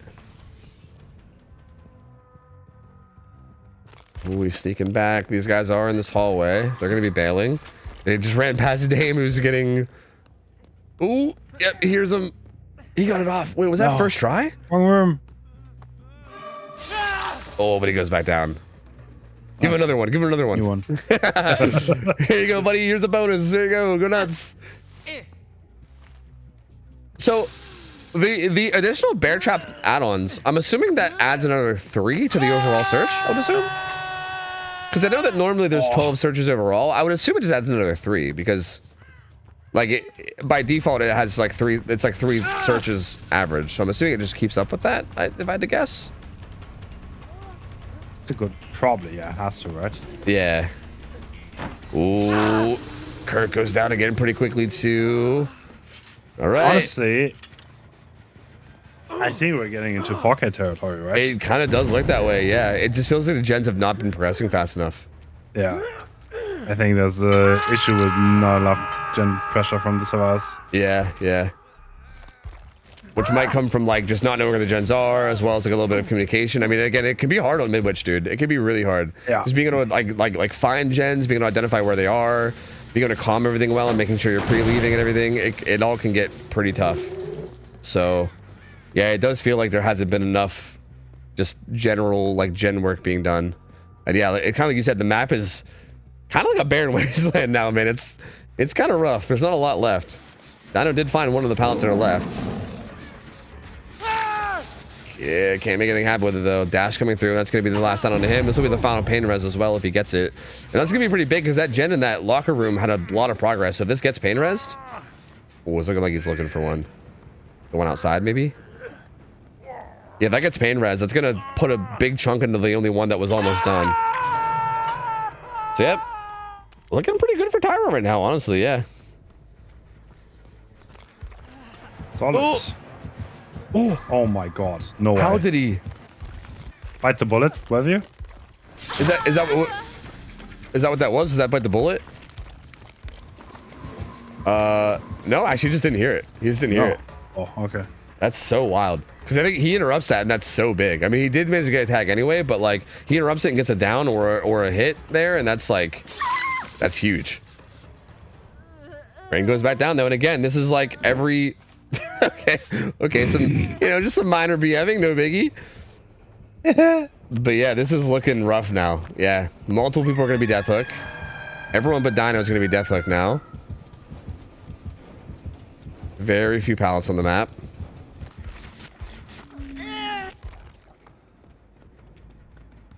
Ooh, he finds Dino down here, stealthing for the unhook too. That's so big. Dude, is this gonna be like a 4K 3, 4K 2? Like, what's this gonna be though? Like, even if we say 4K territory, what 4K exactly? At this point, I almost feel like they should just say fuck, like taking off the bear traps and just slam gens, and just. I think they're already doing it. Yeah, I think you're right. I think they were working on this one already. I mean, one gen is still being worked on, and this one is 50%. But yeah, there are 2 people death hook. They still have traps on. Like, not doing the traps would definitely help them a lot here. Yeah, yeah. Especially considering I'm pretty sure Dame got that one trap off first try, so I'm pretty sure all these bear traps are going to be like pretty high numbers of attempts too. So, yeah, ignoring them definitely seems to play. Bloodlust kicking there. Dino doing a good job of at least forcing that to go to like Bloodlust, whatever that was, 2, maybe 3. But does get hooked right beside this gen that has a lot of progress though. Hit number 3 pops at least though.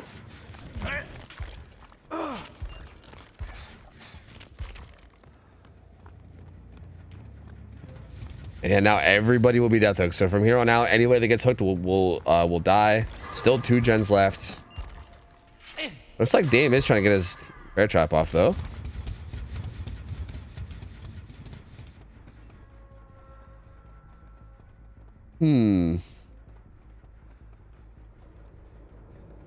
I think Tyro expected these gens to be getting like slammed, I think, but they're not.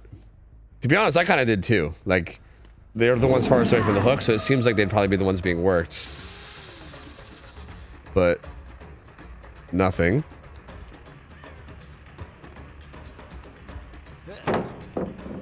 We found another pallet. Yep.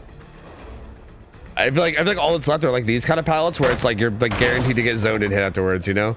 Like that's all that's left is like the I think the back of the like that very back pallet at the bottom of the library I think is still up, but like that's also just a basically you're guaranteed to get hit pallet. Like that's really all they have left to work with, I think.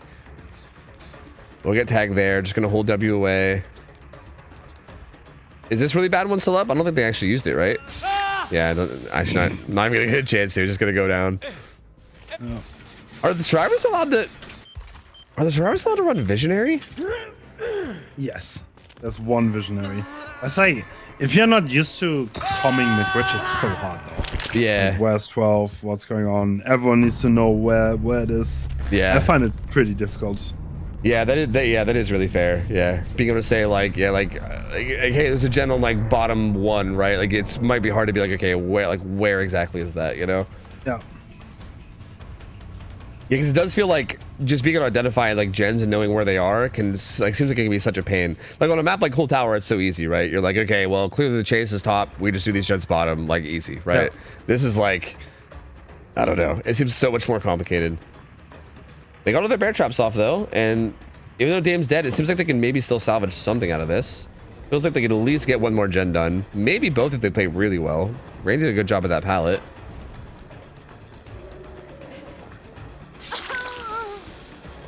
Yeah, I feel like you just stay here. Like this pallet window combo is probably the best thing you got on the whole map at this point. I think he ate hook too, right? Oh, actually, there's still a pallet here as well. Yeah, he did. He ate hooked, yeah. Yeah, he got everybody to death hook before anybody died.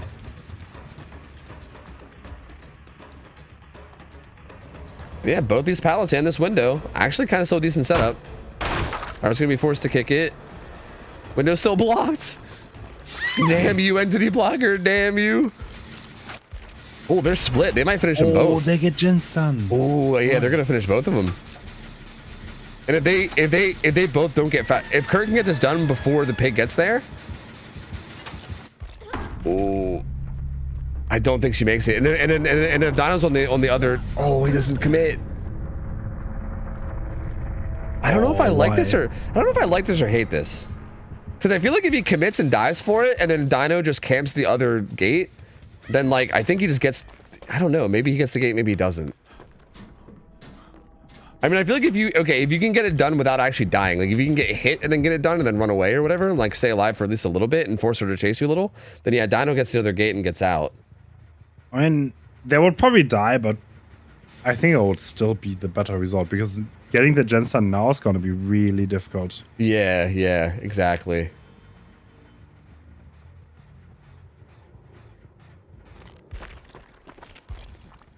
Like they do have a lot of pressure on that science room gen, but like the pig knows that, so probably not going to step too far away from it. The other gens are also not even that far off. They're both on the top floor and just kind of down both each hallway. So even pressuring those gens will be very difficult. And again, she has stealth like this, so yeah, I think cutting that probably seemed like the play.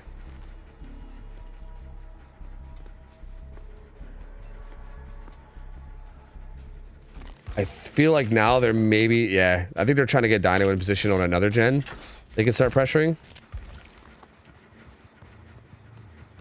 Arrow was waiting for someone to sneak in there, but doesn't. Does hear some progress on that, though.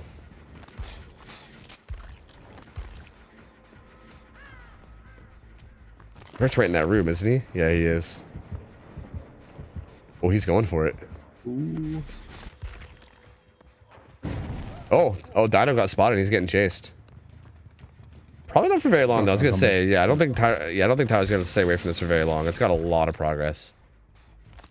He might just hop into. I honestly thought he would just hop into lockers with head on. Yeah. Why not? Yeah, right. Because like maybe she doesn't even check him at all, but even if she does, you just head on and then run out. But prefers to go for the Omega stealth. Gets kicked again. They really want to try to do. They really want to try to make this. We might be here a while. I think if they really are being disciplined about this, we might be here a while. Although Dino is going to pressure this without knowing a whole lot.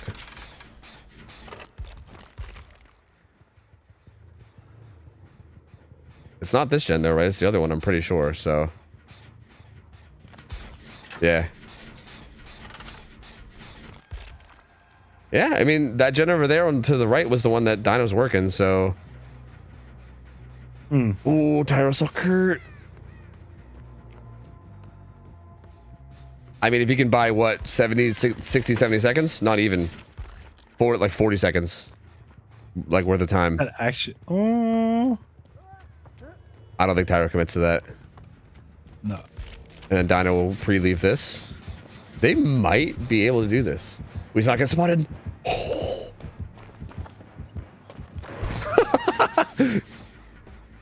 Does get spotted now, though. Oh.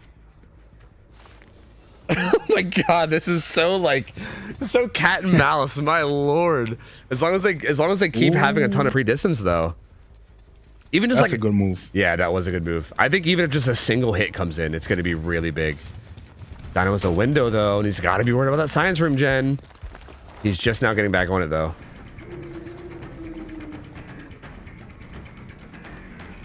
I think you need a hit though. Like you can't keep doing this. You need to get an injury, I think. Good vault though. Oh, it regressed quite a bit, but it's still at like 60.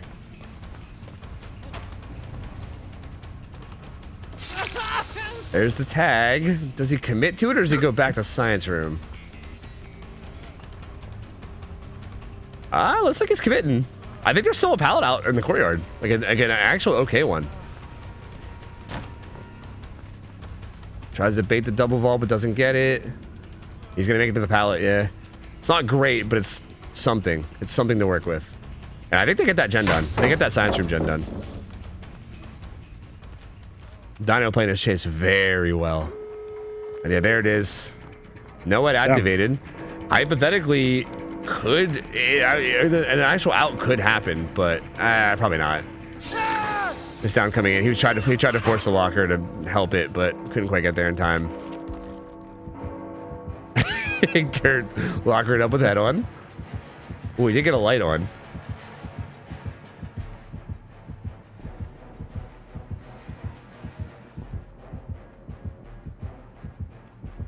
And honestly, he's probably gonna. I feel like regardless of how this ends, they managed to pull out pretty. Like they managed to like really salvage this, honestly, because it was looking like 4K like 2, right? Like 4K 2, 4K 1 territory.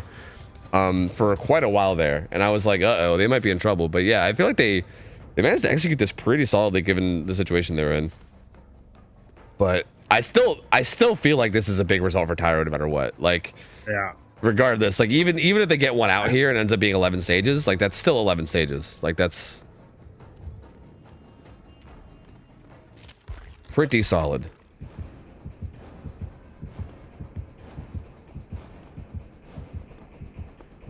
Ooh. Good sneak. Yeah, try not to get found here.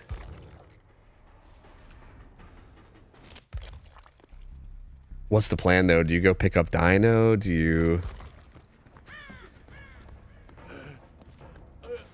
Oh, that's on the other side of the map. I think that's him escaping. I bugged her out. I fucking bugged her out. What a bad time for that. Oh, I'm an idiot. I think he gets out though. Oh, what a shitty time to bug her out. Are you sure? Yeah, she's bugged out. Yeah, she makes it. Okay. Just barely able to make it. But there you go. 4K 0 ends up being the final result. The VM. Just for the record, anybody watching, these guys are all good friends. So like, if there's any like little dumb BM like that, like these guys are all very good friends with each other. So I would expect to see a little bit of that kind of shit going on. So, but yeah, actually, I would assume pretty insane result here. Getting a 4K as Pig, I feel like that's not what I would expect to happen here. But yeah, Tyro doing a very, very good job.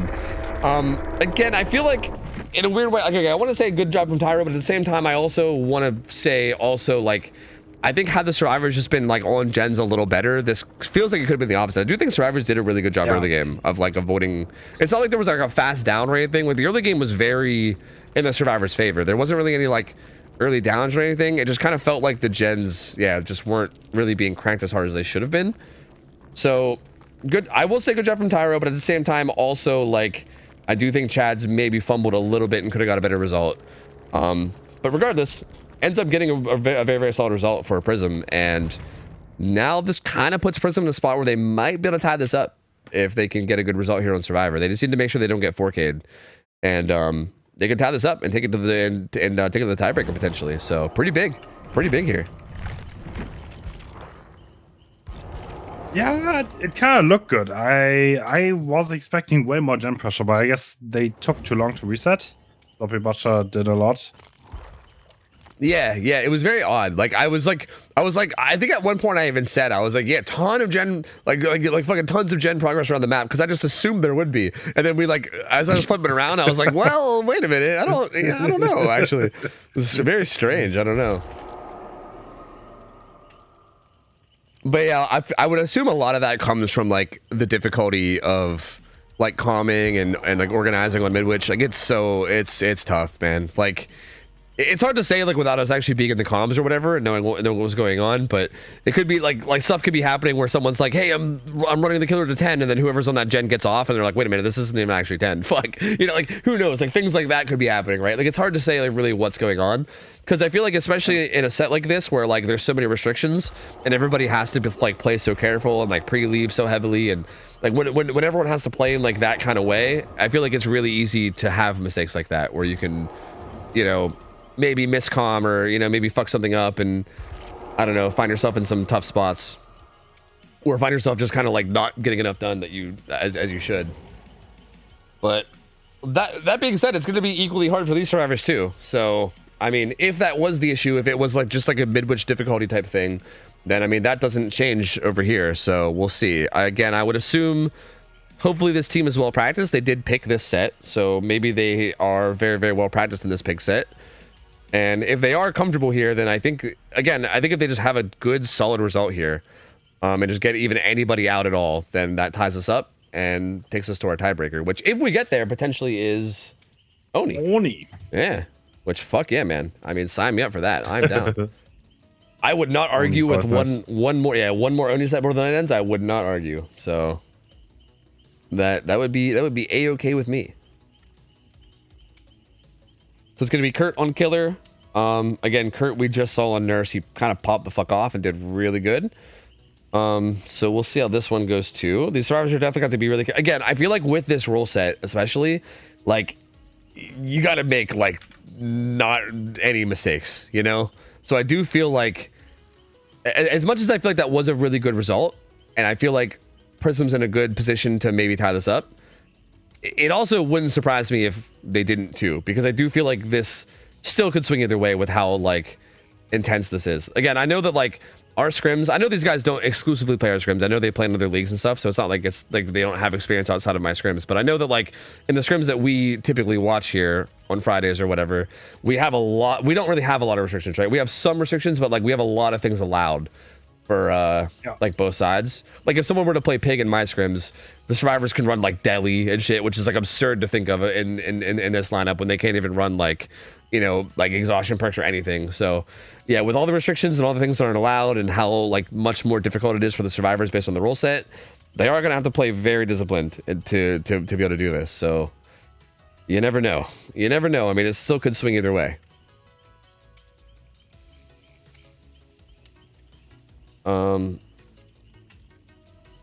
Still, dude, just like looking at like the list of bans, like it's so wild, dude. Like stuff like Rookie Spirit, even. Like I remember, I think I had Laser on here telling me one day about how Rookie Spirit actually, like, when other things are banned on like indoor maps, Rookie Spirit can actually end up being like kind of insane. Like you get like weird information on perks like that. It's so wild the amount of stuff that like you're not allowed to run. I don't know. It's crazy. Yeah, the list is insanely long. Yeah. But we'll see. I mean, the builds you saw last game were pretty pretty funky, but I mean, I feel like you can still find some stuff that works out. We'll see what these guys put together, and hopefully they have a good game here. They're definitely going to need this. I mean, if they're going to want to stay in this, they need to make something happen here. But Kurt, I feel like also very, very good killer. We know he's very capable. This really could swing either way. Also, man, it's probably late. I didn't even think about this, but it's late as shit over there, isn't it? It is 7 a.m. Oh my lord. Well, Yeah, sorry. My schedule is very strong. No, it's fine. Yeah, sorry about that. Hopefully, hopefully you don't have anything coming up in the next couple days. It's 1 hour past my bedtime. Oh well, hey, that's not bad then. I mean, if you're already going to bed at like 6 a.m. No. usually, that's fine. Yeah, I see you got the gamer schedule. Yeah, I respect that. Yeah, I do. I also like to run with the gamer schedule. I've been going to bed at like 8 a.m. lately. It's been kind of interesting, but you know, hey, that's the beauty of being a streamer. You know, you can get out of bed at 2 You can p.m. get away and with it. Exactly, and it's fine, easy peasy. But I'm glad to know that I'm at least not keeping you up like crazy late. So I mean, I don't know if you were usually going to bed at like 10 p.m. or something, I'd feel pretty fucking bad. But yeah, at least it's not that. So we're good. We are good. So what do you think about like potential builds we can see on Pig here other than what we saw? Like we saw Sloppy, right? But like we saw Sloppy, Painres, Corrupt, and then I think like Noed. Like I think like to me I think Sloppy feels like the interchangeable perk there. Like every other perk feels pretty like I mean, at this point, you could not take not maybe Yeah, with true. that result. yeah, true. Cuz it I mean, if you want to continue that playstyle where you want to break pallets and you kind of want to create dead zones, you could run Brutal, for example. Yeah, I do feel like a lot of the pallets are decently zonable too. Like with Brutal, that might be the difference between them making it to another pallet or like making it even to like a window in between the two rooms or whatever. Like, because again, like most pallets, like when they're broken, they have to like try to transition out and get to like a whole different room, like through a hallway and into another room. So Brutal might, make that a lot harder. I think Brutal actually could be pretty good here in my head anyway. Again, I don't know. Like I'm not experienced enough to really say for sure, but it sounds I feel like that result is so hard to replicate though. Yeah, it really is. Yeah. I also wonder if like I feel like Eruption sounds like it could be really solid too, right? Like hypothetically, I mean again, I don't know if you'd want to ditch Sloppy, but like just for potential ideas, like Brutal and Eruption I think both kind of come to mind in terms of perks that could be really powerful here. So curious to know if he rolls with either one. But I don't know. Maybe even Stabiffle, you know? I don't know. You never know. Or is that even allowed? I don't even know if Stabiffle's allowed, actually. I feel like that might not be. That might be one of the... I think that's a global ban here. But yeah, I'm curious to see what he goes with. Because, yeah, I mean, you're not wrong. I feel like Noed being... Like, I feel like Noed almost wouldn't... It would make way less sense here. Because I feel like if you get to the point where Noed kicks in, you basically are having to like just slug everyone out and like hope for to like end the game right then and there with Noed, right? Which I feel like is not ideal. I feel like you're better off running other things to try to not find yourself in that situation at all. So, yeah, probably not going to be in play, but maybe. I don't know. Well, maybe. I mean, you could still play for the draw, I guess. Yeah, true. No, True. does that do anything? Yeah, if you 4K 0, it would be a draw, yeah. Like if they finish all 5 gens and then you slug them out and kill them all, then that would be a draw. But yeah, playing for the win would be. Would you still go to tiebreaker? I don't know. I think we would replay. I'm not actually sure what our rules are for ties, but I think it would just go. Okay. I think we would just replay. I know like some works would go to the next one and then only replay if we had to based on the third one, but I don't know. Chat just got to the part where I bugged out Pig. Oh, God, the fucking I love the delay, dude. It's so good. It's so good. It's like taking a trip down memory lane. You love to see it. You'll love to see it. All right. So here we go. Kurt needs a big result. Prism, if they can manage to get some people out here, gonna tie up the set and take us to the tiebreaker. We'll see how this goes. Again, first, I think big thing here again is going to be like this early game, right? Like I think these first chases and everything are going to be a very important factor. Which I say, but like I think last team had a good, and I wonder if that plays a role too. Last game, like I know that the team's last game did like Chad's did a good job of like rotating in like body blockers and stuff and taking hits mid chase. I wonder if that is a big reason why their gens took a big hit, right? Because I feel like organizing that might be a little difficult too with like mid-match callouts. Like maybe if they just like don't do two, like maybe have like one person do it or whatever, right? But not like not overcommitting to it, and maybe just have a more standard first chase, and then just like kind of slam gens as much as they can. Might be a better start, even if there's a faster down, maybe. But yeah, the build, pop, sloppy. Amanda's letter. Yeah. Oh. He's stuck there. Or he can wallhack him. Wait. This is insane, no? Yeah. This add-on's allowed? That's crazy. I mean, yes, it is. That's why. Actually, true. It's actually, I was surprised that he didn't bring it last time. Yeah, if I knew this was allowed, I would have been very surprised the last killer didn't bring it either. I just assumed it was banned. Yeah, I guess it's not. Huh. Trap. No, did he forget to trap? No. Yeah, I think he might have. Is he gonna bring him over here and drop him? He's gonna drop him and trap him. Okay, fair. I think I heard footsteps though. Did I? Maybe I'm paranoid. I thought I heard footsteps. Not gonna be a pain res. Oh, that's a really early down though. Yeah, that is. Oh, he has pop, and he's gonna head up to that Jenny herd.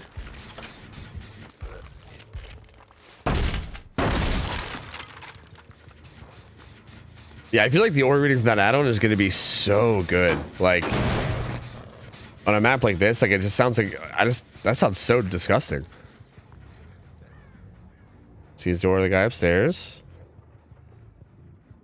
He's heading back to the gen, sees that he's kind of committed. Well, yeah, he's kind of committed on it. Huh, and the range of that is what, like 12 meters? I think? Like, I think it's decently far. So... Yeah, it is pretty far. That add-on feels kind of nuts.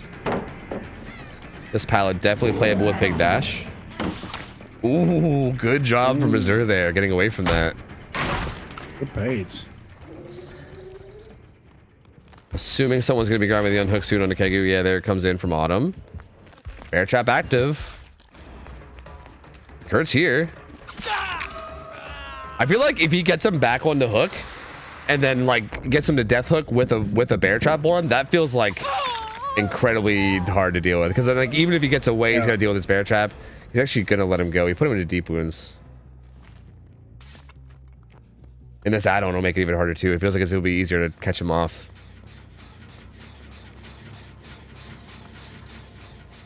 But so far, I mean, you could kind of stalk him and look what traps he goes to. yeah, yeah, and you'll be able to see it like I think even that's what's through. going on. Yeah, I think he's looking for it. Yeah, well, I think he was until he found this. Gets it down here. That's free. But yeah, like even through like floors and walls and whatever, right? Like you could just kind of creep around and see like where he is and just try to harass him off of it, while also maybe pressuring elsewhere around the map too. Still not a pain res. Must have really rough spawns for hooks. Looking for auras. Doesn't find much. 2 gens done though already.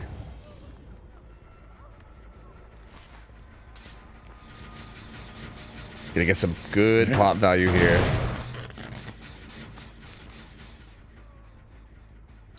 But the gen pressure is a lot different this game. Yeah, yeah. Oh, they don't know. They lack the information. I feel like I think they gotta know after that, right? Yeah. Like that, I feel like a dead giveaway. I feel like I almost feel like I don't know. Like maybe this is too much, but but like, would you say there's some value to Kurt maybe like pretending right there, like maybe doing like a little bit of an actor job and like walking out and then just kind of like glancing to the right and be like, oh, a survivor, then hitting them and like maybe acting like he doesn't have the add-on, because I feel like that almost feels like it would be really good to do, right? Because I feel like that just kind of sold it that he has it, whereas I feel like he maybe could have kept him guessing a little bit longer, you know? Wow, this is a strong position though. 2 injured with sloppy butcher and second stage. Yep. And he's gonna chase the one healthy survivor off the gen right now too. And this gen is also above the hook, so we can kind of just crouch above it and get aura reading, and he should be able to punish the unhook as long as he just kind of stays within line of sight, or stays within aura reading line of sight of it. Oh, he's actually just gonna full drop down. I think he just wants to secure this. Yeah.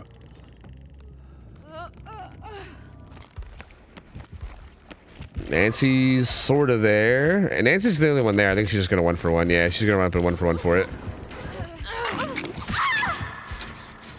Now, do you go out? I mean, she has a bear trap one, so I feel like you probably don't even go after her. Yeah. Can he find a pain res, though? I mean, he hasn't found a pain res, like, all match. Oh, she stayed here.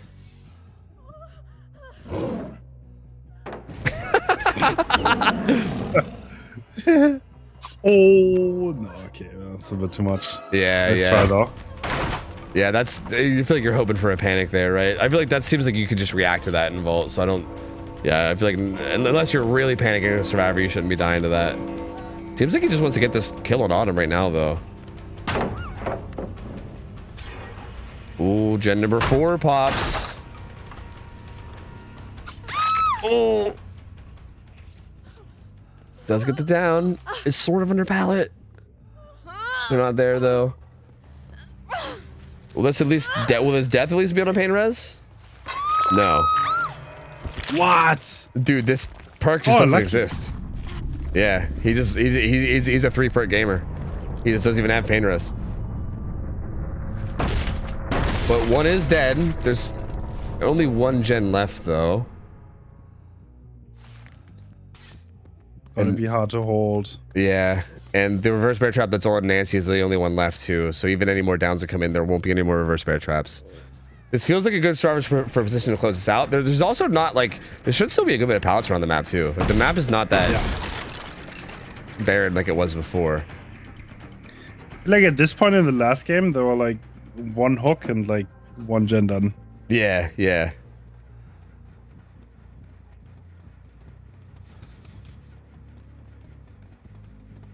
Oh, trying to sneak up on this gamer he saw below him. Ooh, good vision though. Or maybe not. I thought he saw him on the hallway, but I guess he didn't. Gets a free tag onto him. Strong pallets here though. God pallet's still here. Still 2 pallets down there as well. Azure gets the hat off.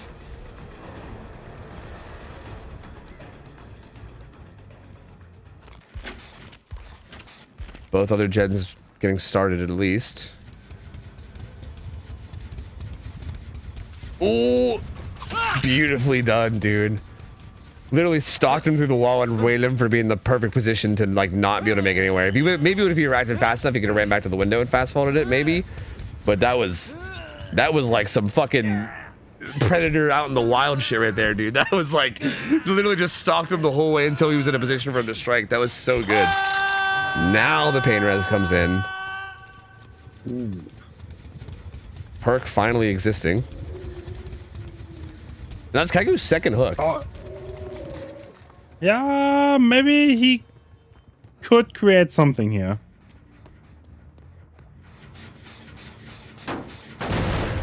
Oh, there has to be a more first gen, right? Yeah, I think so. The other one must Popping have... that one. Oof.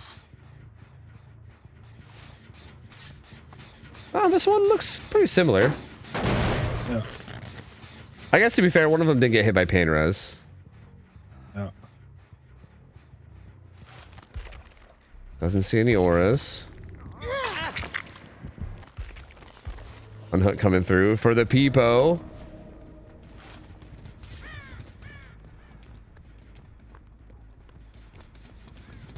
Very important keeping Kegu up a little bit longer, because if he was to die here, that's probably the main catalyst that would probably lead to them possibly not being able to get this. But yeah, him being alive longer definitely makes this much more reasonable.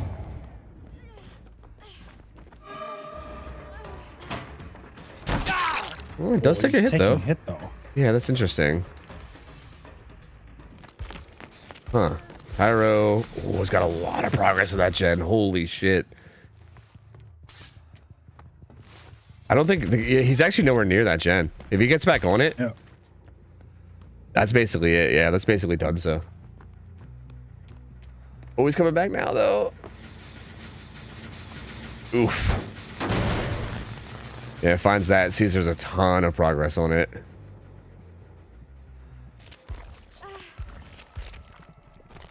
Pyro stealthing on the he's playing stairs. incredibly safe. Pretty decent. Kurt's like, where the hell are the auras? Like, we're not seeing them on the auras. But yeah, they're just kind of hanging out in the right spots. He's convinced they're in a locker because he's not seeing the auras. He's so sure they're, but nope. They were just stealthing in pretty good spots.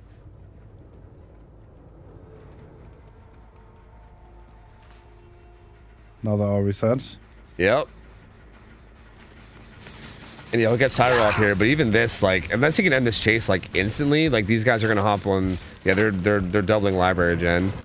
He's got to end this chase very fast.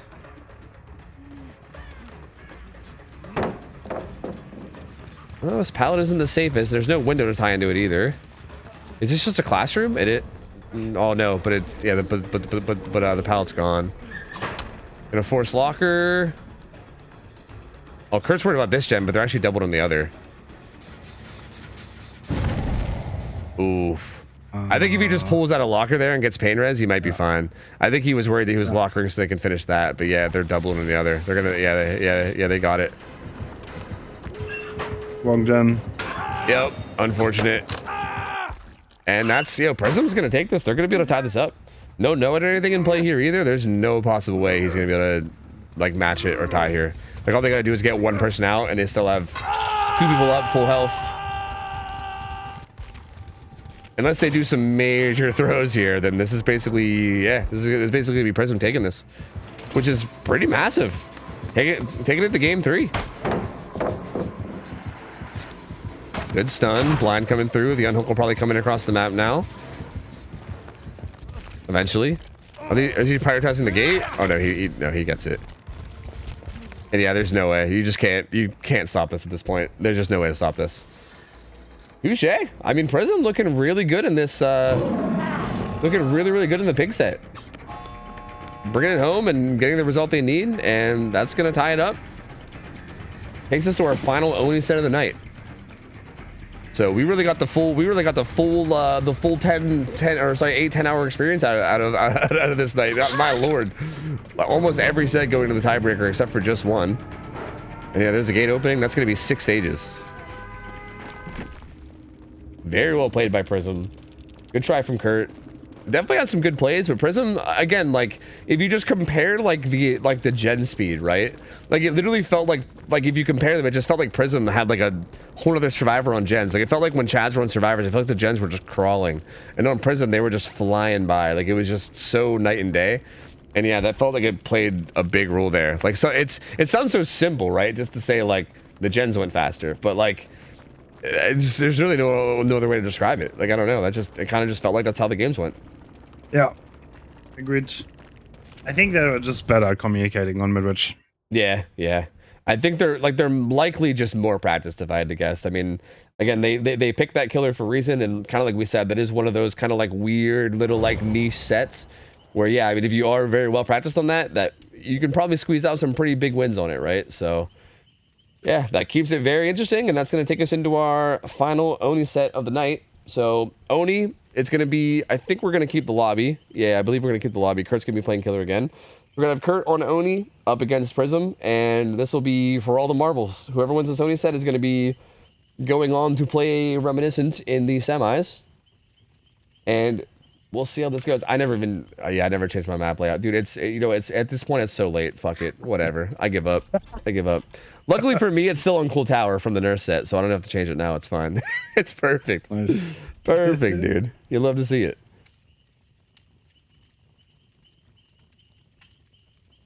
All right, let's give them a minute to throw their builds together, but this should be interesting. Prism looked really good. I have no idea how this is gonna go. It's kind of like I said. I feel like I still think Chad's is like a minor favorite going into the set, just based off like what we've seen before.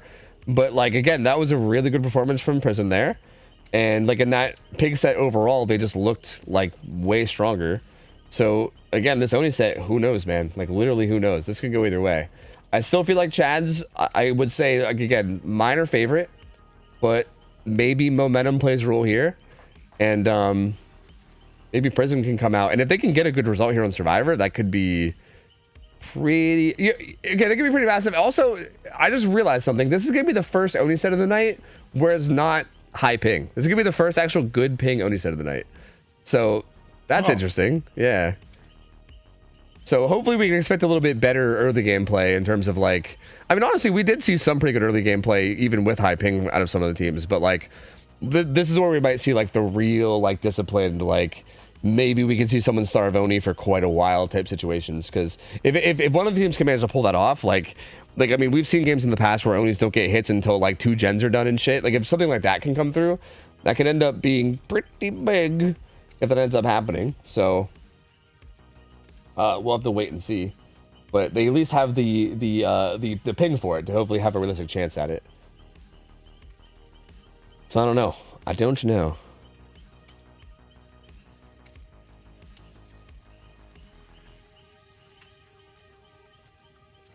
Oh, man, how you feeling? How you holding up? Pretty decent. The games are good. Yeah. I mean, I think the game's been good enough that it's like, you know, I don't mind doing long streams when like the games are good and like things are close and exciting.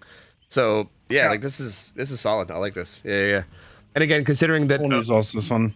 Exactly. The fact that it's Oni, like, if we were like ending on, I don't know, like a fucking hag set or something, I'd just be like, all right, well, fucking let's just fall asleep on our desk or like whatever the fuck. But yeah, I mean, it's definitely keeping it. I feel like it's keeping it interesting. I'm still pretty hyped for this. Like I don't know. Like I feel like sometimes long streams can kind of drag me, but I'm staying in it. You know, I like it. It's keeping me entertained. And I think this is kind of a little bit of a teaser towards like the actual tournament. That long ass day we're gonna have on the tournament, dude. That fucking first day, that's gonna be so brutal.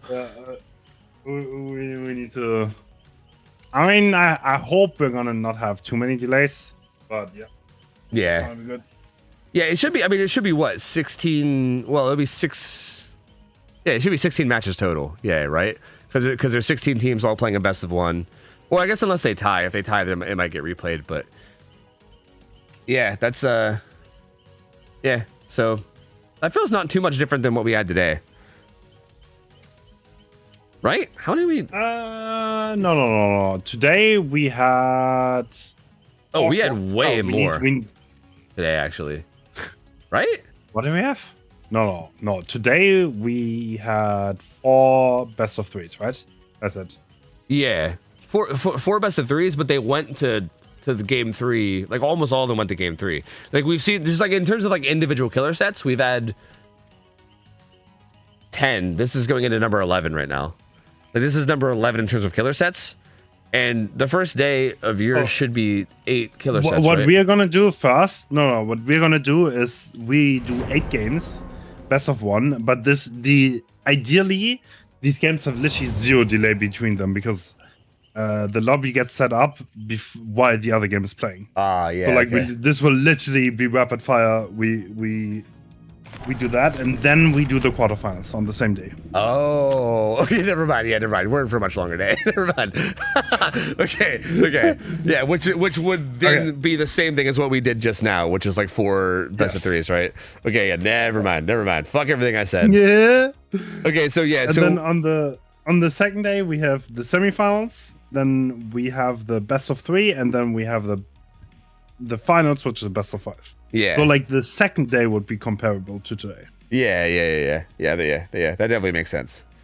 But it's like we want to keep the downtime really short. We're gonna make it rapid fire.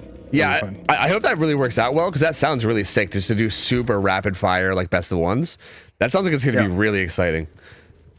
Ooh, Kurt opting to go with brutal over bamboozle. And how? Okay. Yep. Nice. And we talked about this earlier. That should be kind of interesting. No Keto Scratch goes with Lion's Fang and Splintered Hull. And no Eruption either. It goes with Pop instead of Eruption. So little off the norm, but we'll see. I mean, still not like a little off the norm, but obviously not like crazy. Like still a good build. Still pretty expected switch up if you're going to see something different. Did spawn bottom, so block gens are top.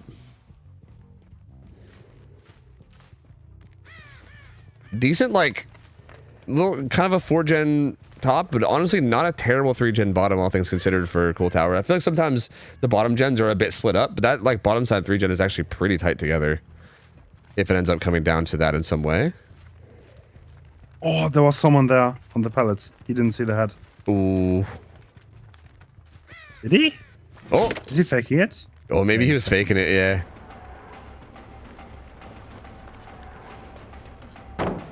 This is where Brutal Strength gonna shred through these pallets. Ooh, tried to go for it. It was a good job from Anna making sure that she didn't get hit from that, because that definitely was like a potential hit if she just predicted wrong there. But nothing coming of that. He's gonna head back into the unblocked gens again. She basically makes it the main, which yeah, without bamboozle, you just don't. You just don't. They make it the main. You just simply don't do that anymore. You just leave. Oh. Looks like Keg gonna balance towards main. He's slightly zoned here. Oh, except sprint burst, yeah. And he'll be able to make it into the shack pallet now too. Shack. Yeah. Pallets are definitely getting shredded, that's for sure. But they're still doing a good job avoiding this first hit regardless. Damn, that's good RNG. Yeah, another god pallet. Gonna try to zone him a little bit before he breaks it. Actually, gave him some bloodlust. This pallet not very great. Yep, this tile dangerous. Hit comes through. Nice. And he's still kind of in this little gen setup too, where they're being worked. So he's kind of like pressuring these gens by being near them at the same time. Yeah, yeah. Corrupt did go away. I don't think that's crazy gen progress. Yeah, yeah, because him just kind of being here, like his presence being here, like Corrupt just went away recently. They might have honestly switched to the topside gens even. Two of them are there. Saw someone on that gen. Yeah, he must have saw someone on that gen, yeah.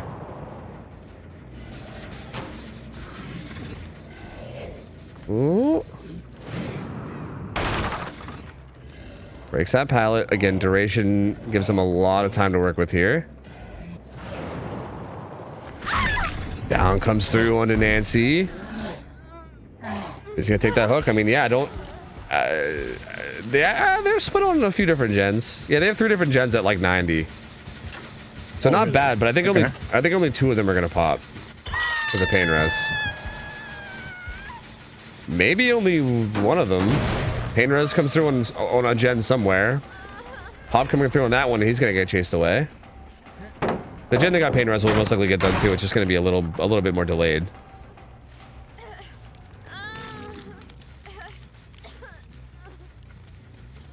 Tyro's been injured this whole time though. Oh no, his blood orbs. Oh no. A lot of these pallets are gone too. This means, yeah, that's a lot of gen progress, but this is an easy second stage now. Yeah, and I feel like this may be like very mega mind, but like because of the gens that popped, you probably a pretty good idea that the gens at topside haven't even worked at all, right? Like you could probably assume like, okay, like this gen I just kicked with pop over that hill had like a ton of progress, and then 2 other gens popped. Because yeah, those 3 gens on topside have not been touched. So you can force struggle here and then still kind of maintain this topside 3 gen. Which is definitely, that sets you up to maybe get into a strong position depending on how this plays out.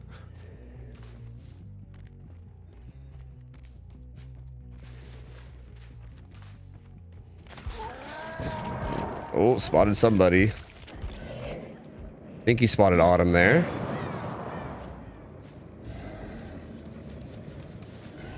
Or maybe they... Huh?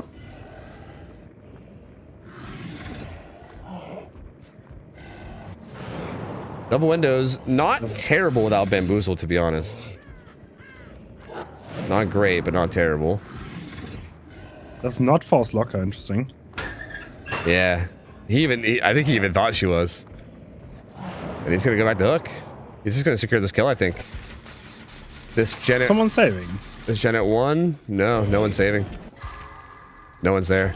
Tyro was stealthing at shack. If he can go interrupt this gen at 1 too. Which one does he go to? It's the 1 o'clock gen that's being worked. If you can go interrupt this, especially if you can get it down here. Do you see it? He took a guess on the rock. Yeah, he just took a guess.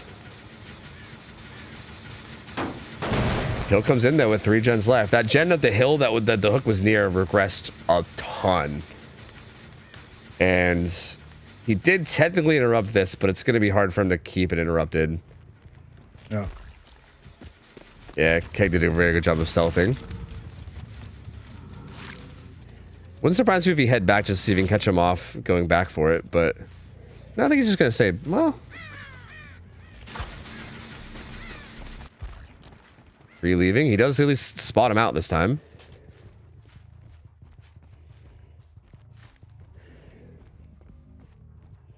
Trying to fake him out, but feels like he's not biting. And again, main building here could potentially be a bit of a nightmare.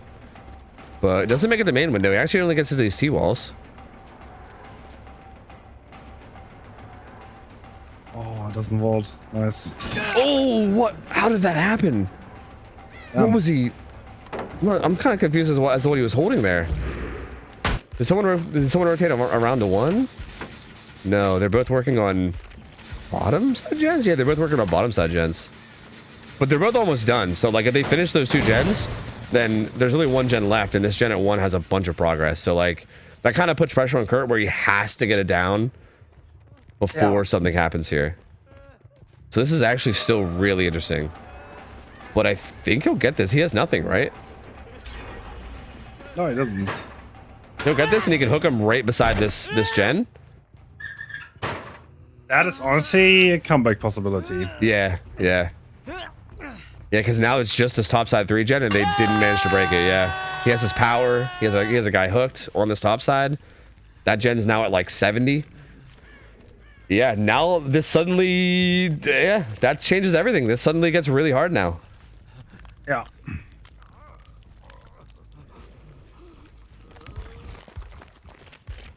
And they got to be super careful with him being in his power right now. Like, this could easily get kind of crazily out of control. Some scratch marks here. Oh, that was a bit early. I think he's just hoping to get it, maybe hoping to get it down here. Oh.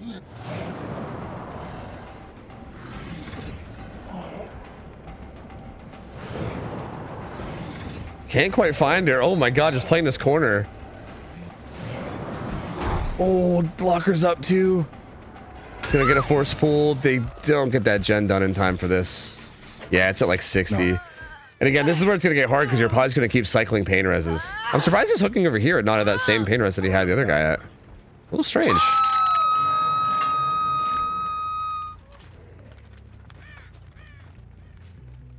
And now there's 1 injured. Yeah, Orb's gonna be everywhere, wherever he is, thanks to Splintered Hall. Pop kit coming in too.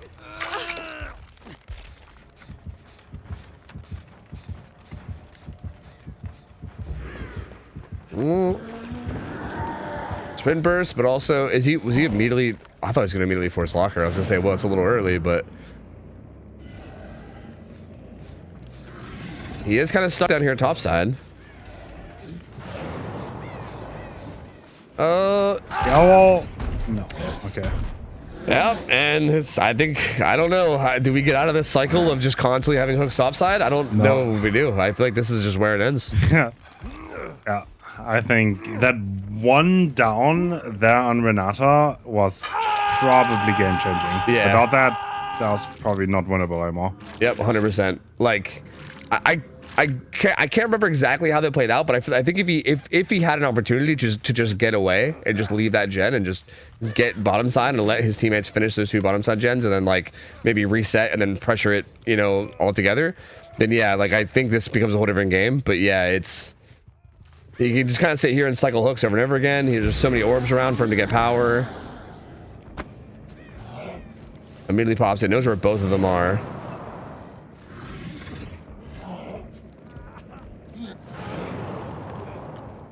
At least I think he did. I mean, did he see Yui? I think he saw Yui.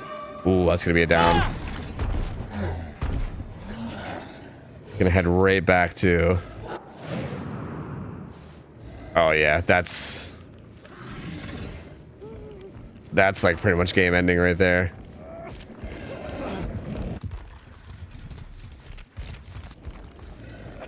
Just kind of stealthing at the maze tile, stealthing at the jungle gym. That's at like 3.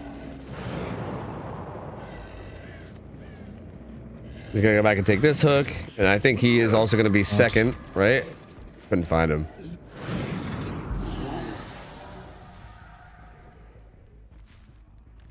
Yeah, I feel like this is gonna be a 4K one though, which is yeah, very good start result here, because this feels like I feel like this is what you expect out of like a good, like a very good Oni game.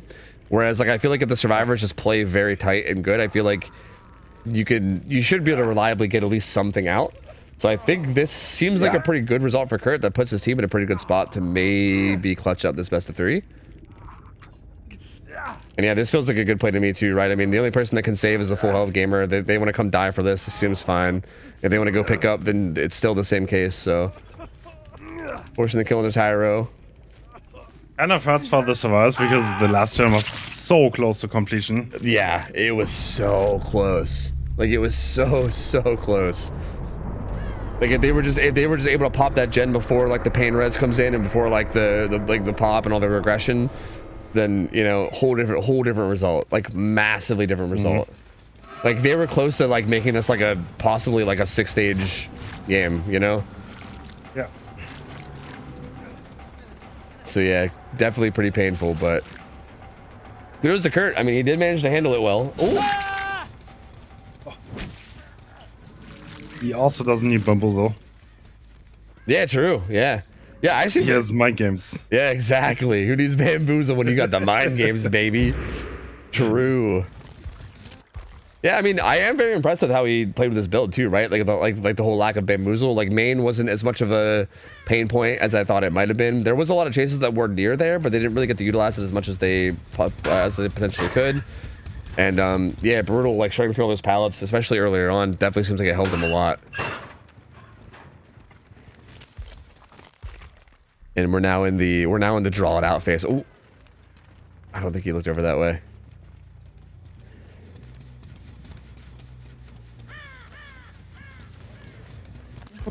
Yeah. See, like, this is such a brutal draw out because, like, I feel like sometimes we're in this 2v1 situations where they're drawing it out. Sometimes I'm like, yeah, I mean, maybe there's a chance that they can, like, squeeze out, like, one gen if everything goes their way. I feel like this is one where that is not the case. There is no fucking way. Like, there is no way they're squeezing. The only thing they can squeeze out of this is maybe hatch or something. Or, like, a door. Like, if there's, like, a door at, like, 12 and they let him want a bleed. trauma tech.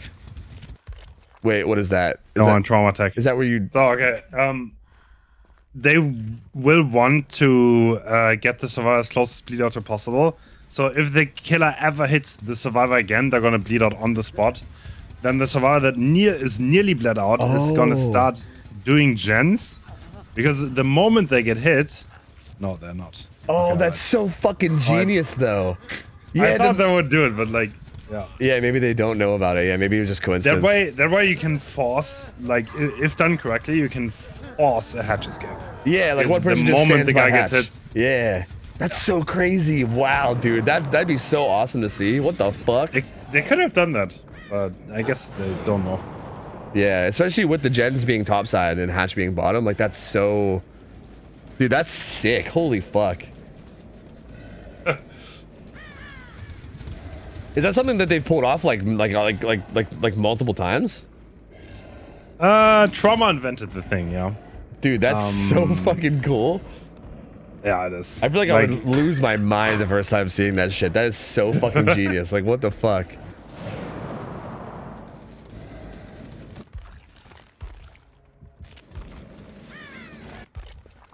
I remember the first time I saw that, and actually they pulled it off properly. I was pretty amazed because I also didn't know what was happening, and the casters also didn't know. Yeah, you're probably like, what? Like, why are they waiting to pick him up at the last second? Like, what's going on? Yeah.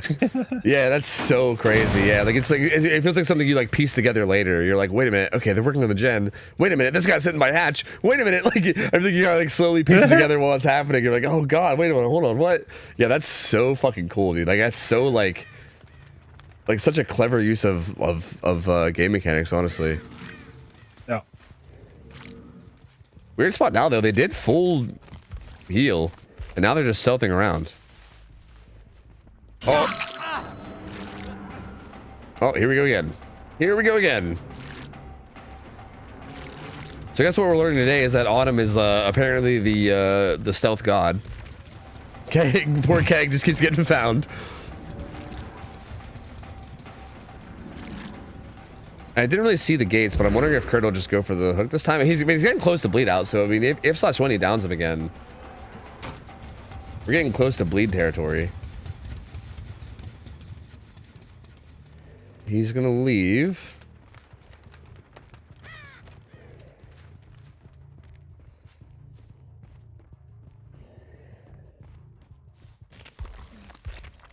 Not the gen's progress. Yeah, no progress at all.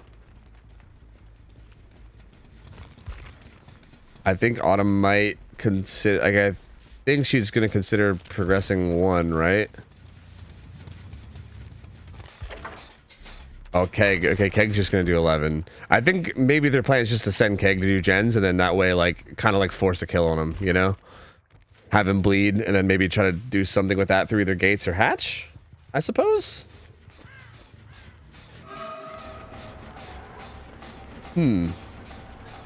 Balanced.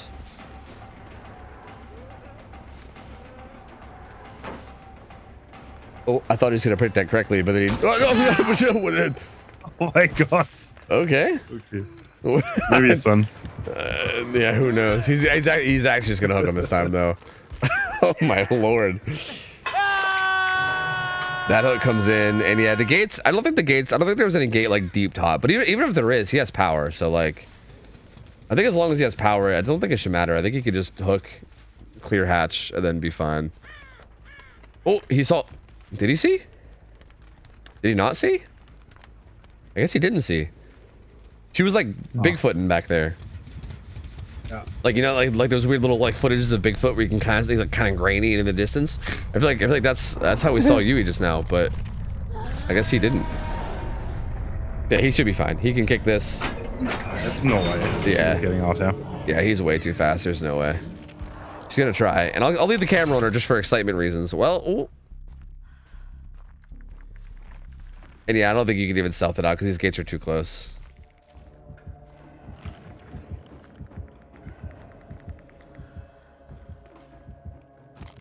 Gonna try though. Gonna try. Gonna wait out the power. But yeah, these gates. Yeah, even once power's done, these gates are too close. There's no way. Like he's not even dashing anymore. Like he's just gonna do the exact same thing he's doing now, but when he's not in power. That's gonna accomplish the same thing. So yeah, no real way to get out of this. Interesting how this next match is going to play based on this, right? Like, WinCon's just going to be finish 5 gens. They're not even going to have to get anybody out. Just finishing 5 gens with the WinCon. So, definitely, like, seems doable. Again, they're going to be on good ping. So, I mean, I feel like Onis have also been popping off pretty hard tonight. But a lot of that has been because of the ping matchups, I think, too. Like, Oni seems like a particularly brutal killer to be playing on ping. What did he see there that told him that? I'm not... Maybe I wasn't paying attention. But he must have saw something there that gave her away. And yeah, that'll be it. That's gonna lock it down for sure. Hit comes through. One last chase. Yeah, I mean, you're right. This gamer does not mean... He does not need bamboos on this matchup. The windows have not been a problem for him at all. Not at all. Oh, did he not see the scratch marks edge map? Okay. Sees it now. And there you go. Honestly, like, again, even though it's a 4K1, kind of like you said earlier, extremely close match. Like, this is one of those games that are like, you see 4K1 and you're like, damn, I mean, clearly the killer, like, dominated this game or whatever and, like, had a really good result. But yeah, this could have so easily, like just maybe like 5-10 seconds of difference in one spot on the match, and then that gen gets done at 1, and then this game becomes a completely different result, right? Like this could have turned into like a 6-stage, maybe even less, maybe like 5-stage, like who knows? Like it could have been like, it could have been so different depending on how that went. So yeah, very close matchup, but Kurt getting the job done, man. Doing what he needs to do, getting the you know, kind of squeezing out that final 3 gen and keeping it up with the 3v1, and managed to turn it into a 4K1, and pretty fucking good result. Chad's going to be in a pretty good spot going into their survivors. So we'll see how this goes. The pressure's going to be on this killer from Prism. I'm not sure who it's going to be, but they're going to have to really have a good game here.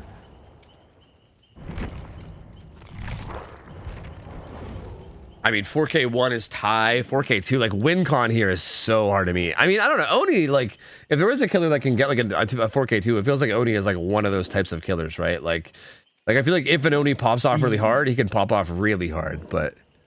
Yeah. I still think requires... If you get a really early hit. Yeah. I think maybe requires some fuck-ups, though, from the survivors. I feel like even with an early hit, I don't know, like... I feel like the survivors can usually probably turn that into a 4K1 as long as they don't make any major throws. So, yeah, I think WinCon here seems like it's going to be pretty hard. HighCon possible. And we'll see. Survivors being able to pull out the win seems like it seems decently manageable too.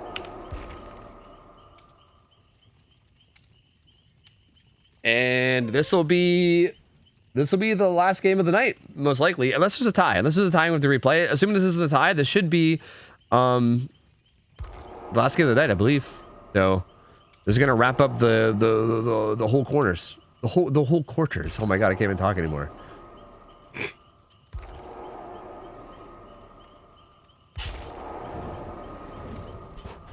All right, there we go. Gamers all in. I'm gonna go through the spiel one last time, seeing as how we're like getting close to the end of the night.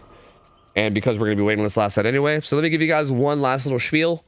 If you guys don't know, by the way, if you guys are maybe just tuning in, or maybe you didn't, hear me talking about this throughout the week, this is a quarterfinals tourney is what we're doing. Like, I know normally Fridays is when we do scrim nights, and it's just scrims, but there's really nothing on the line. This time there is something on the line. We are currently doing a bracket, and this is the quarterfinals for a little mini qualifier tournament that we're holding, and whoever wins this tournament is going to get the final spot in Hens' Winter Invitational Tournament that's coming up in 2 weeks. In 2 weeks from now, on the weekend, there's going to be a tournament with a lot of crazy good teams. Like there's an absolutely nutty lineup of players that we're going to be seeing. I'll go ahead and pull up all the images again because why the fuck not? Like, this is a list of all the players on all the teams. Like, again, absolutely disgusting showing for this tournament, man. Like, every time I look at this list, I'm just like, yeesh. So, yeah, gonna be a crazy day. And again, this final spot on the bottom right, this is wild card. This is for whoever wins this invitational. They'll be getting the final spot, or sorry, this qualifier. Like, they'll be getting the final spot into the invitational, and they'll be going up against all these other crazy teams, and seeing how they can do with it. So if you guys want to avoid spoilers, feel free to pause. But I'm gonna show the bracket real quick, just to show where we are in the tourney. So far, we've had 3 best of 3s, and we're currently on the 4th final one in the quarterfinals. So far, we've had honestly, it's been a really good day of games. A lot of really close matchups today. Like a lot of really like a lot of really close games. But it's slowly getting narrowed down.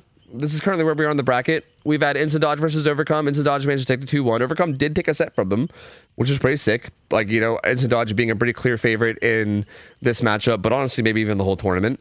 So the fact that they were to take a set was pretty big. But Instant Dodge did take the 2-1. Bad Intentions squeezed out a win out of DC on first down, just barely. That was a really close set, but Bad Intentions a little bit further ahead, and they take the 2-1 on them too. So they'll be putting up against Instant Dodge. This will be Sunday. These semifinals will be taking place Sunday at 6 p.m. Basically the same time as the games today.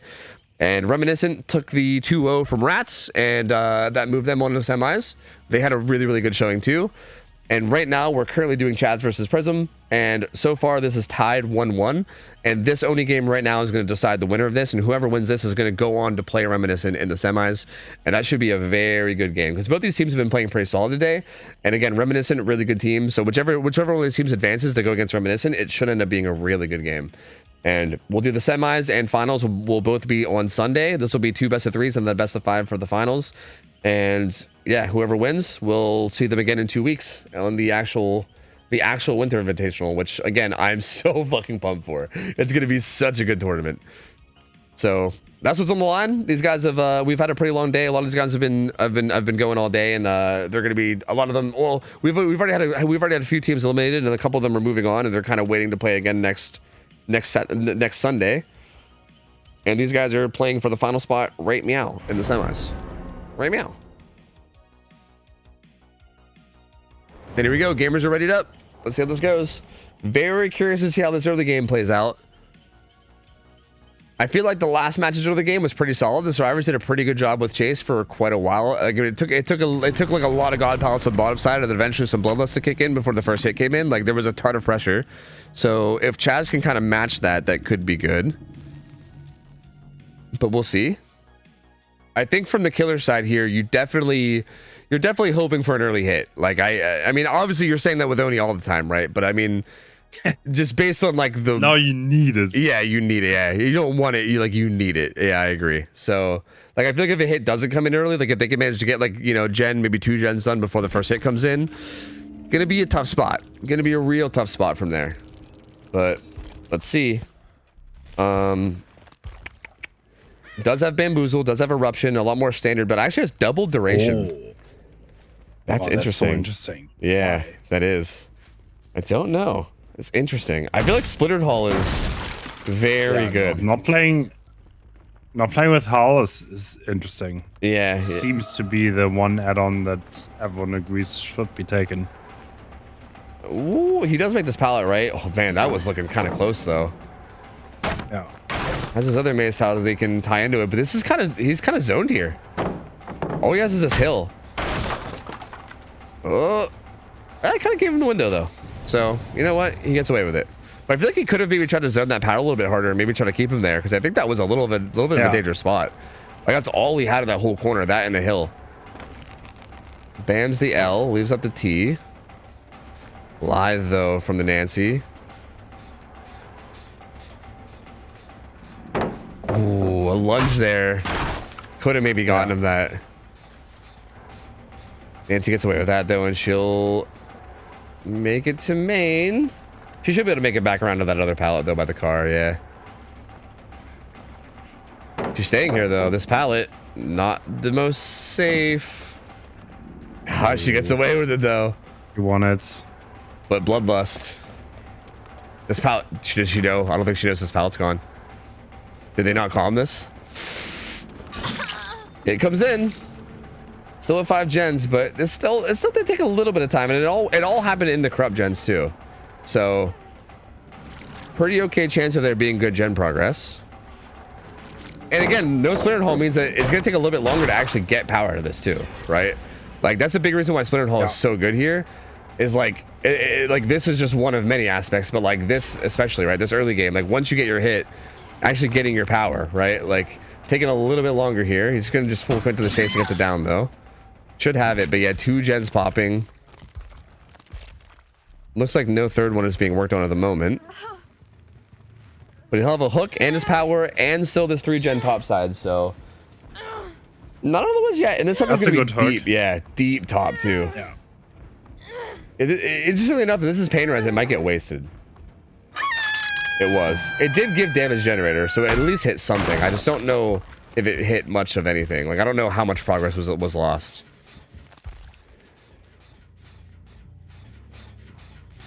Actually, there's still a 4 gen up here, isn't there?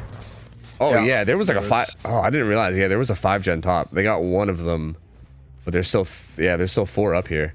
So yeah, this is still, yeah, I mean, good start from Chads, but this is actually still totally reasonable for Tyro to still make something happen here. I wonder if the double duration add-ons will come in handy here. Yeah, right? Because you could absolutely just kind of stay near this hook.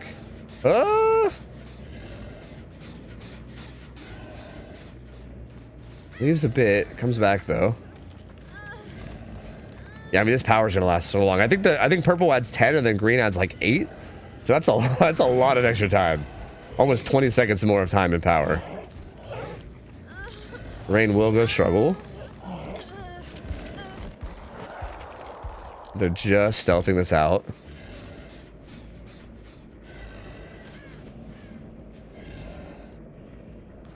Bro flies. He spots Dino. Doesn't have that much power left. Dino could realistically avoid this. And if you can manage to run this until the power runs out and also keep him down here bottom side, this could be big. You could go back to Hawk now. Yeah. No, yeah, but yeah, again, this is going to be big. He's going to start to. Not so late. Yeah. Oh, they're gonna have to bail from this. Live from Nancy though. She's gonna run around the side and try to get out. She still is dropping some blood orbs, but like if he wants to follow her until he gives enough orbs for power, that's gonna be a long follow, especially without Splintered Hull, right? So Yeah. don't know if you really justify that, but if you don't chase her, then they reset her, and then you kind of end up being back at square one, which is I think where we're gonna find ourselves. Because yeah, you can't really justify staying on her. He's gonna have to bail, which means you have to just take another chase, and now they can just kind of freely run bottom, try to do their best to just play safe down here. Kurt taking him way deep bottom, basically hugging the bottom side wall.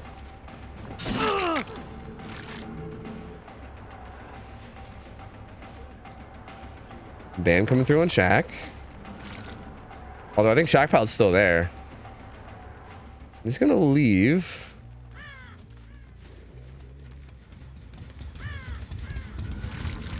Oh, I think there might be enough orbs here for him to get power just down the side. Yeah, there will be. Yeah. Now, what does he do with this? Pops right away.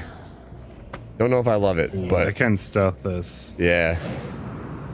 Double duration will make it a little bit harder to stealth because obviously he has more time to look, but it is still possible. And if they do, if they can successfully stealth this the whole way out, that would be such a massive, yeah, that would be a huge tide turner.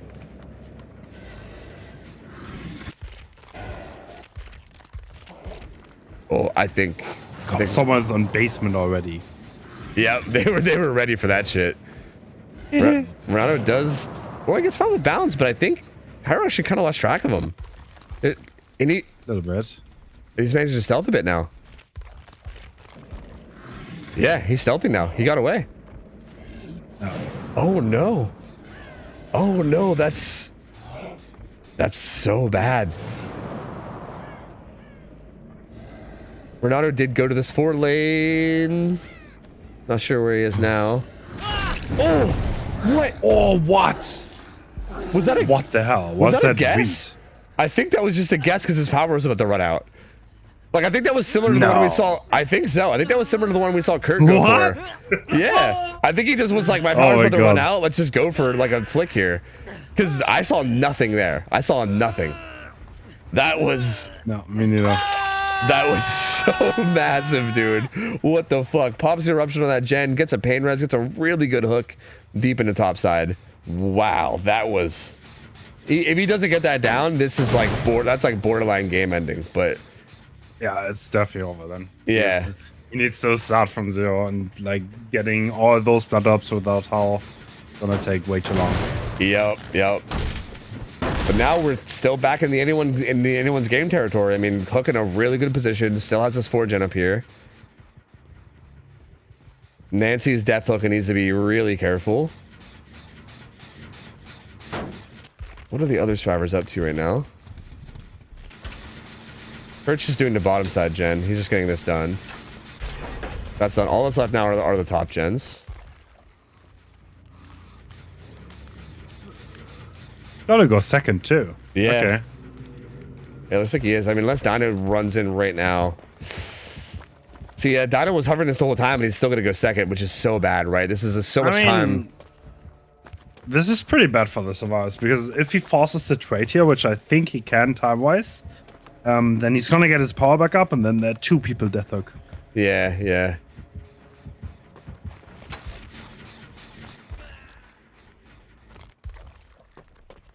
I'm surprised at how they're handling this. It feels like for instance, I thought Nancy would double that gen with Adam on the side, but she's not. Like, I thought they would just double that, get that out of the way, while he's holding this.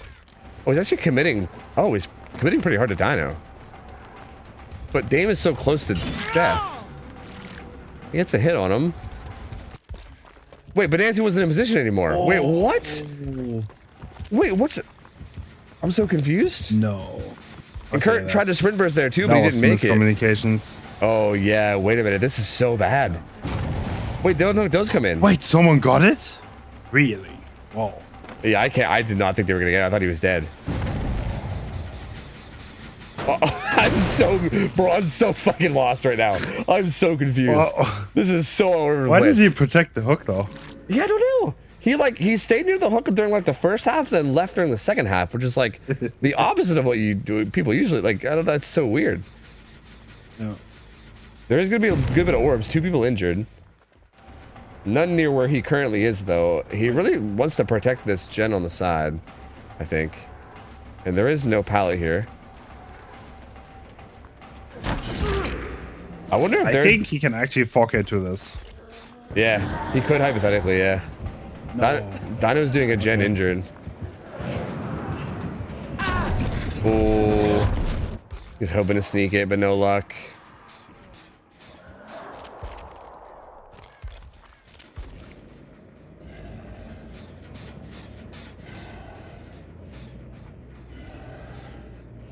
Oh man, this is so fucking intense, dude. Yeah. I mean, there's pretty much no progress on any of the gens. Yeah. He realized that, and now he's gonna pick. Yep. Like even that gen at like 9-10 regressed quite a bit, and it's gonna regress even more now with that pain res. It's gonna be practically at 0 now. The sort of good news for the survivors is at least this hook is like more towards bottom side, but there should also be a bunch of blood orbs around the map for him to get. Like I think he'll have enough to get power again, most likely. Yeah. Hey. He's spending a lot of time down here bottom side though, but does get the orbs. Dino's been working this 11 gen this whole time. There's going to be a massive stockpile there, which is probably going to come back to bite him at some point.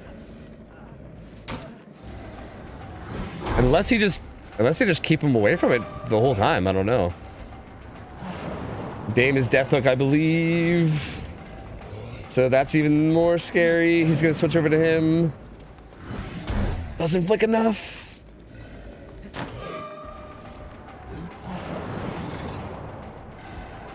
Oh. No way.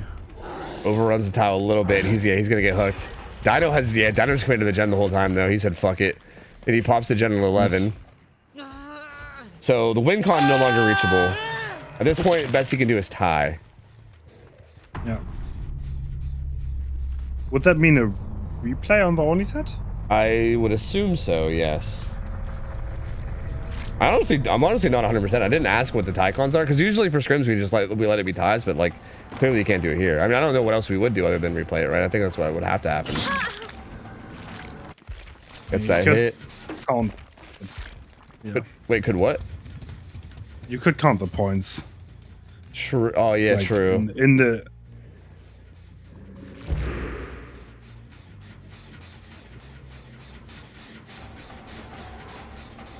Yeah, but I think it would probably end up being a replay, if I had to guess. But it seems like we have a decent chance of going there at this point. He is walking him down bottom side, which is a little weird. And he even has God Palette. I don't like this, what he's doing right now. He's giving them a lot of potential time with these gens. He's gonna pop power and head back now.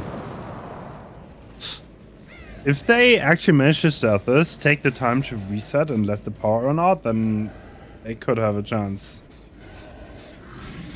Do you think that's worth it? How much blood's on the map though? Like there's probably like maximum wards on the map right now.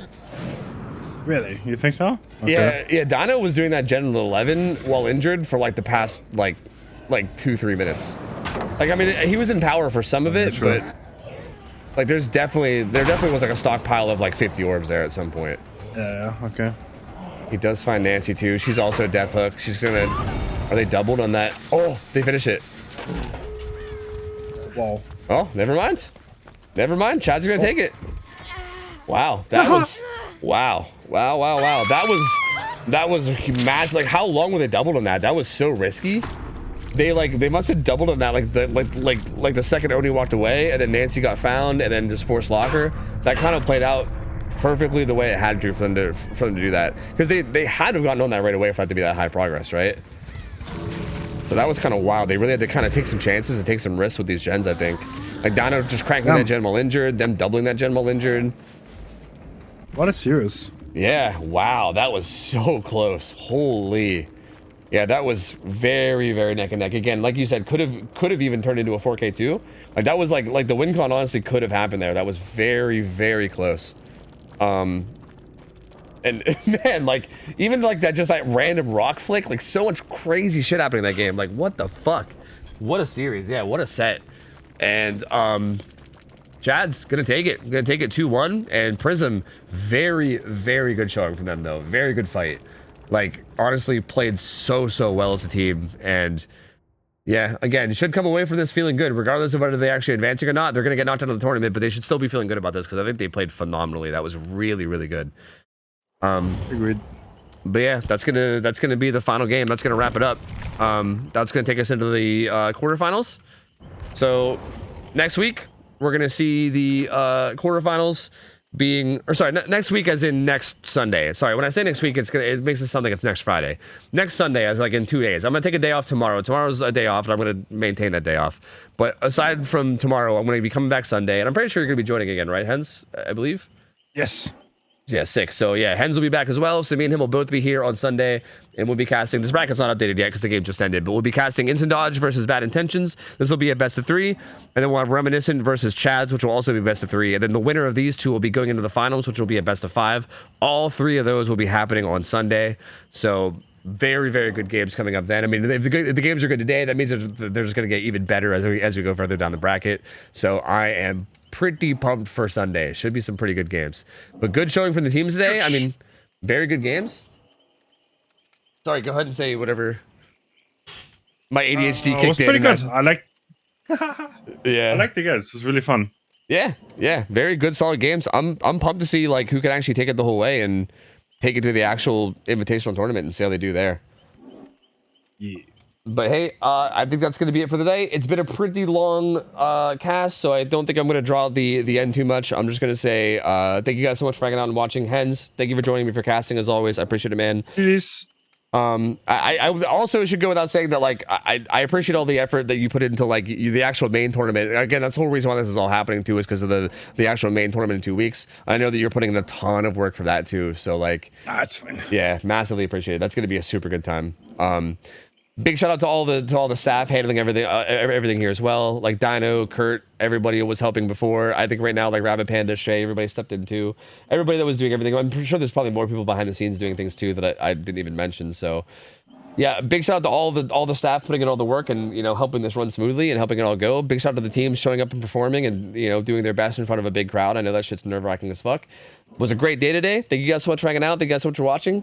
Gonna hop out a call and gonna end stream. So thank you for hanging out with me, Hens, and hope you have an awesome rest of your night. See you. Bye bye. Yeah, go get some Good sleep, night. man. See, oh god, what the fuck just happened? Yeah, I accidentally opened the stream. Anyway, have a good one. I'm hopping out. Hopping on Discord, and Thanks. yep, take care, man. Yeah. All right. All right. I'm gonna hop on a stream too. Thank you guys so much for watching. You guys are all 10 minutes in the past, so like as I'm saying this, everybody's like pog champing over like the game, which is kind of funny. Everyone's pog champing. All right, hope you guys have an awesome night. Thank you guys so much for hanging out. Thank you guys for being here. I appreciate you guys. Again, super good games today. Super pumped for the semifinals on Sunday. It's gonna be a really good time. Let me find somebody to raid on the way out, even though it's gonna be like 10 minutes from now. Shit, when I raid somebody, the raid's gonna come in like 10 minutes from now, isn't it? The fuck? Is that how this works? Is that how this is gonna work? Bro, streaming on a delay is so fucking weird. Is that even possible? No, I think I have to wait, right? I don't think I can raid now. If I raid now, I think it'll raid now. I can't even raid now. Okay, you know what? Never mind. I think I'll have to stick around the stream and then raid in 10 minutes, I think. Whatever. Fuck it. I'm ending stream. Maybe I'll raid somebody, maybe I won't. Like Tofu from 10 minutes from now might end up being in the kitchen and getting food or something. I don't know. Thank you guys for watching. Love you guys. I'll catch you guys on Sunday. Have a good one. Take care. See ya. I'm out of here. See ya. See you later. See ya.